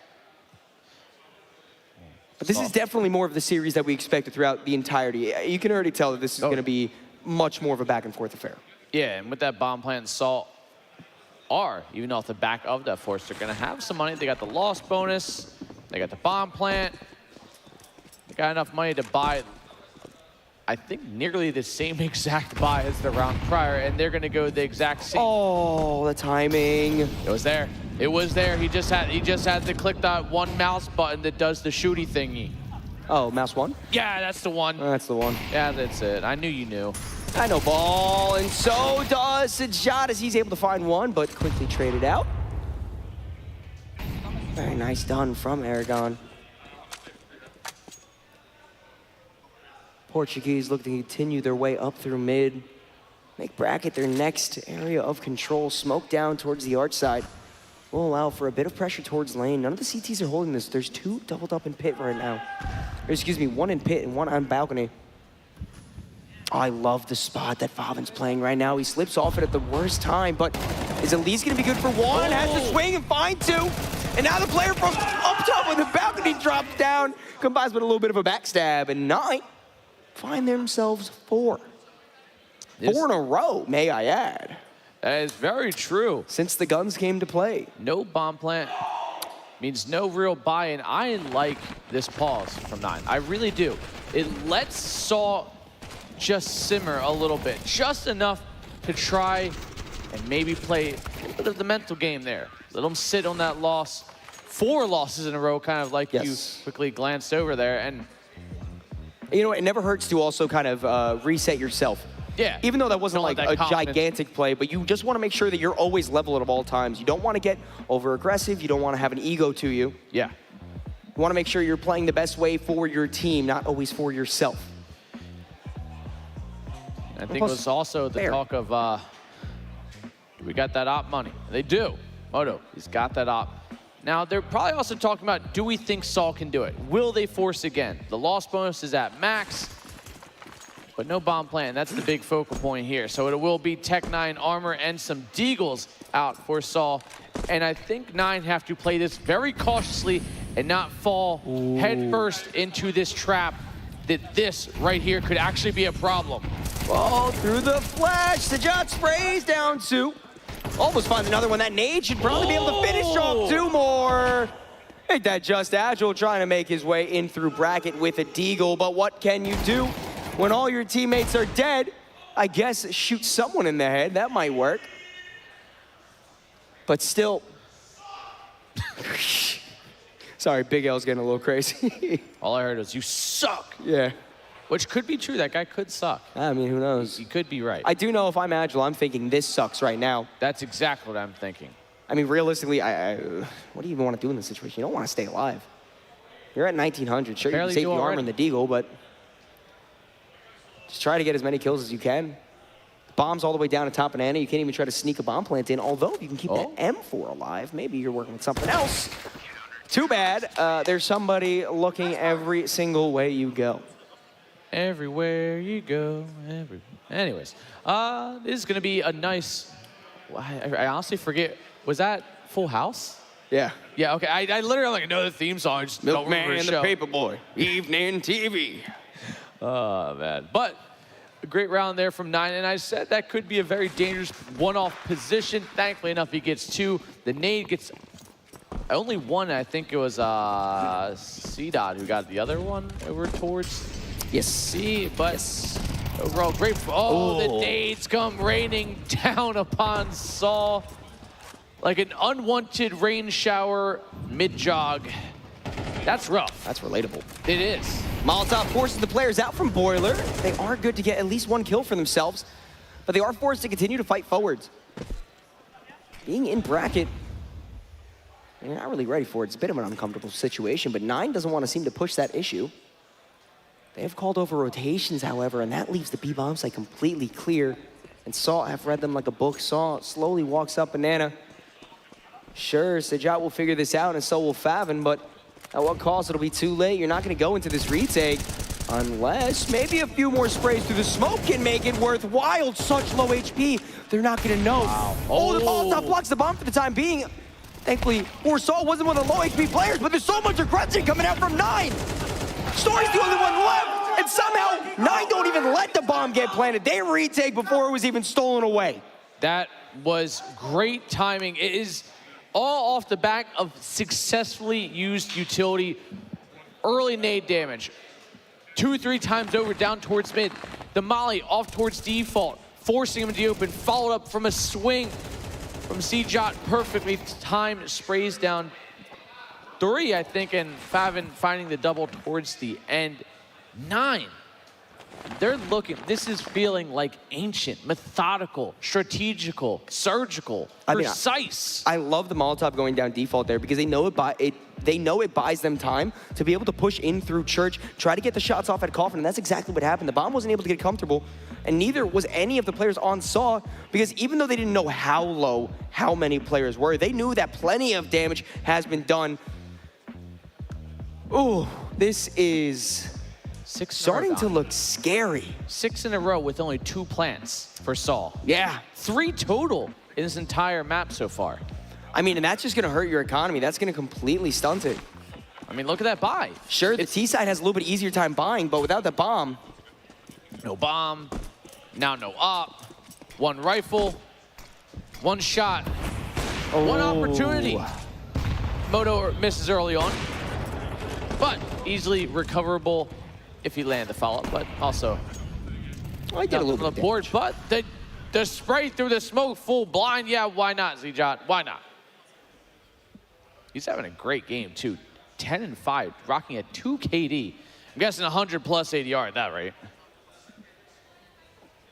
We talked about Moto needing to be active in these last 2 maps, but I mean, he doesn't really need to do much of anything. Yeah. The rifles are just so powerful on 9 right now. 5v3, only 1 rifle to work with. That's not agile.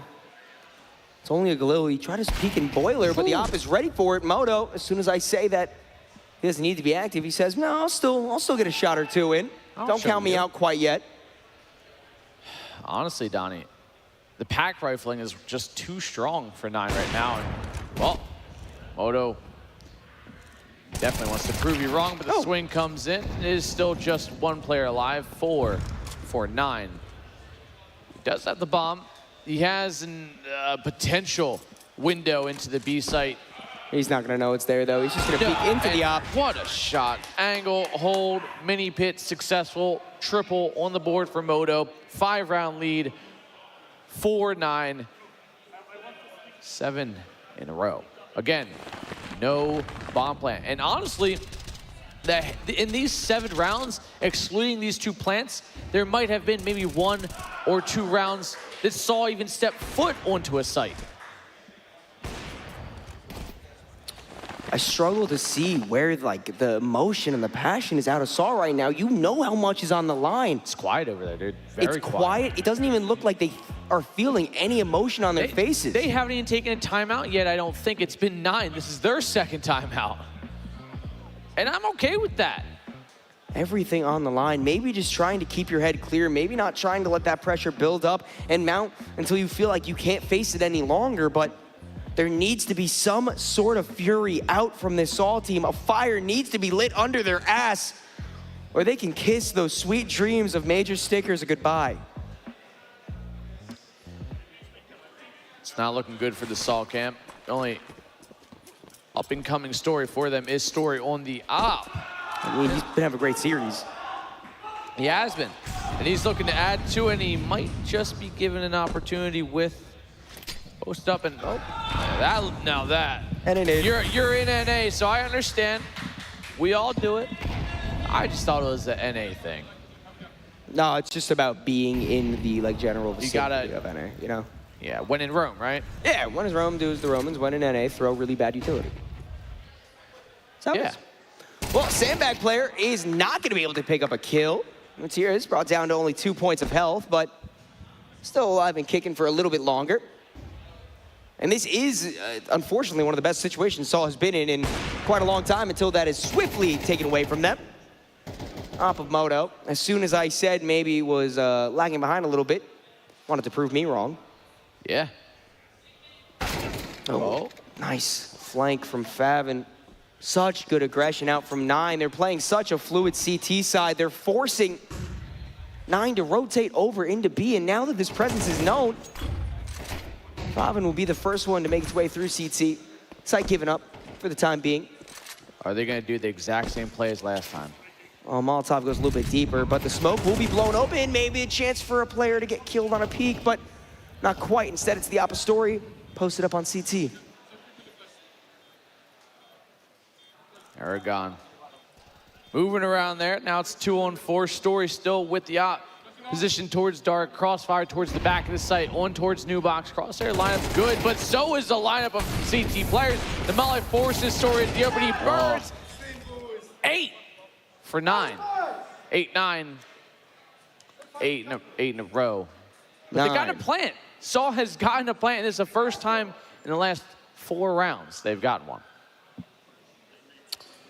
They're practicing flicking for their op shots over there. Yeah, you gotta clear off the mouse pad to your right, because flipping inwards. Oh, so they're forearm. They're not using their wrist. They're using all arm. Yeah, you guys are doing it wrong. They're still doing it. They have no idea what we're talking about. Sensitivity up, way up. You're not gonna hit crazy arm flicks anyway. Just Damn. Way to crush their Maybe dreams. I'm projecting. I don't know. I'm projecting. I'm gonna be honest with you. Oh, we really need to lock in on what's happening over here on the stage. Oh, good nade. Oh, could have been another one if Sajat didn't move out of the way. A little bit of utility battle back and forth, but presence left for the CTs from Banana, and now the Ts should be free to mosey their way on up. And if you're Saul, is 8-4 half acceptable? It's doable. Doable, but acceptable is what I'm looking for.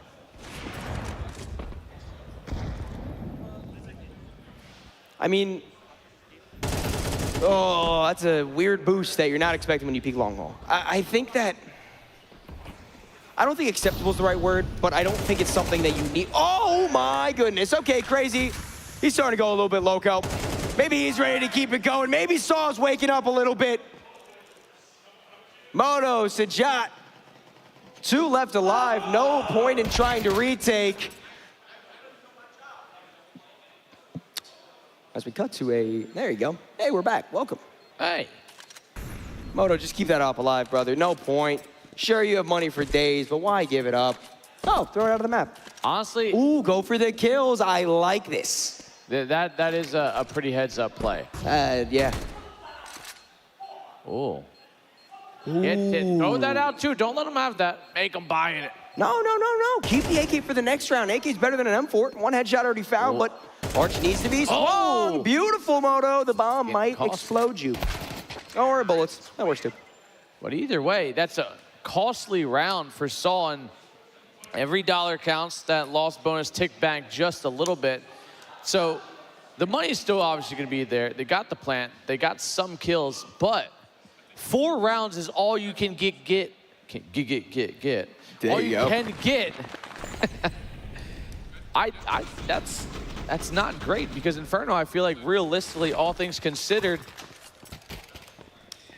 is a 6-6 kind of map.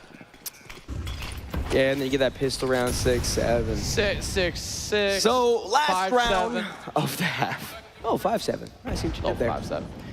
Well, I mean, I feel like no matter what, 9's got to feel good about this half. 9's got to feel pretty. Yeah. Although, bit of a flashbang fight means that they go down a player early. Oh, good damage. Keeps it close for the time being. Smoke down on top of Banana. They don't want to give up that space yet, even though they're down a player. Such a valuable piece of map to have, and 2 kills go in favor. Oh. Spraying back and forth. A 2-on-2 is how this round will end. Bomb getting planted on the A-bomb site. Quick rotates in up through Banana already, and Saul, you're going to be setting up a decent crossfire here. One's going to get himself over. Oh, he's going to actually play towards Ninja instead. I'm playing towards that balcony side, other side of that railing. Raw's going to be ready for this?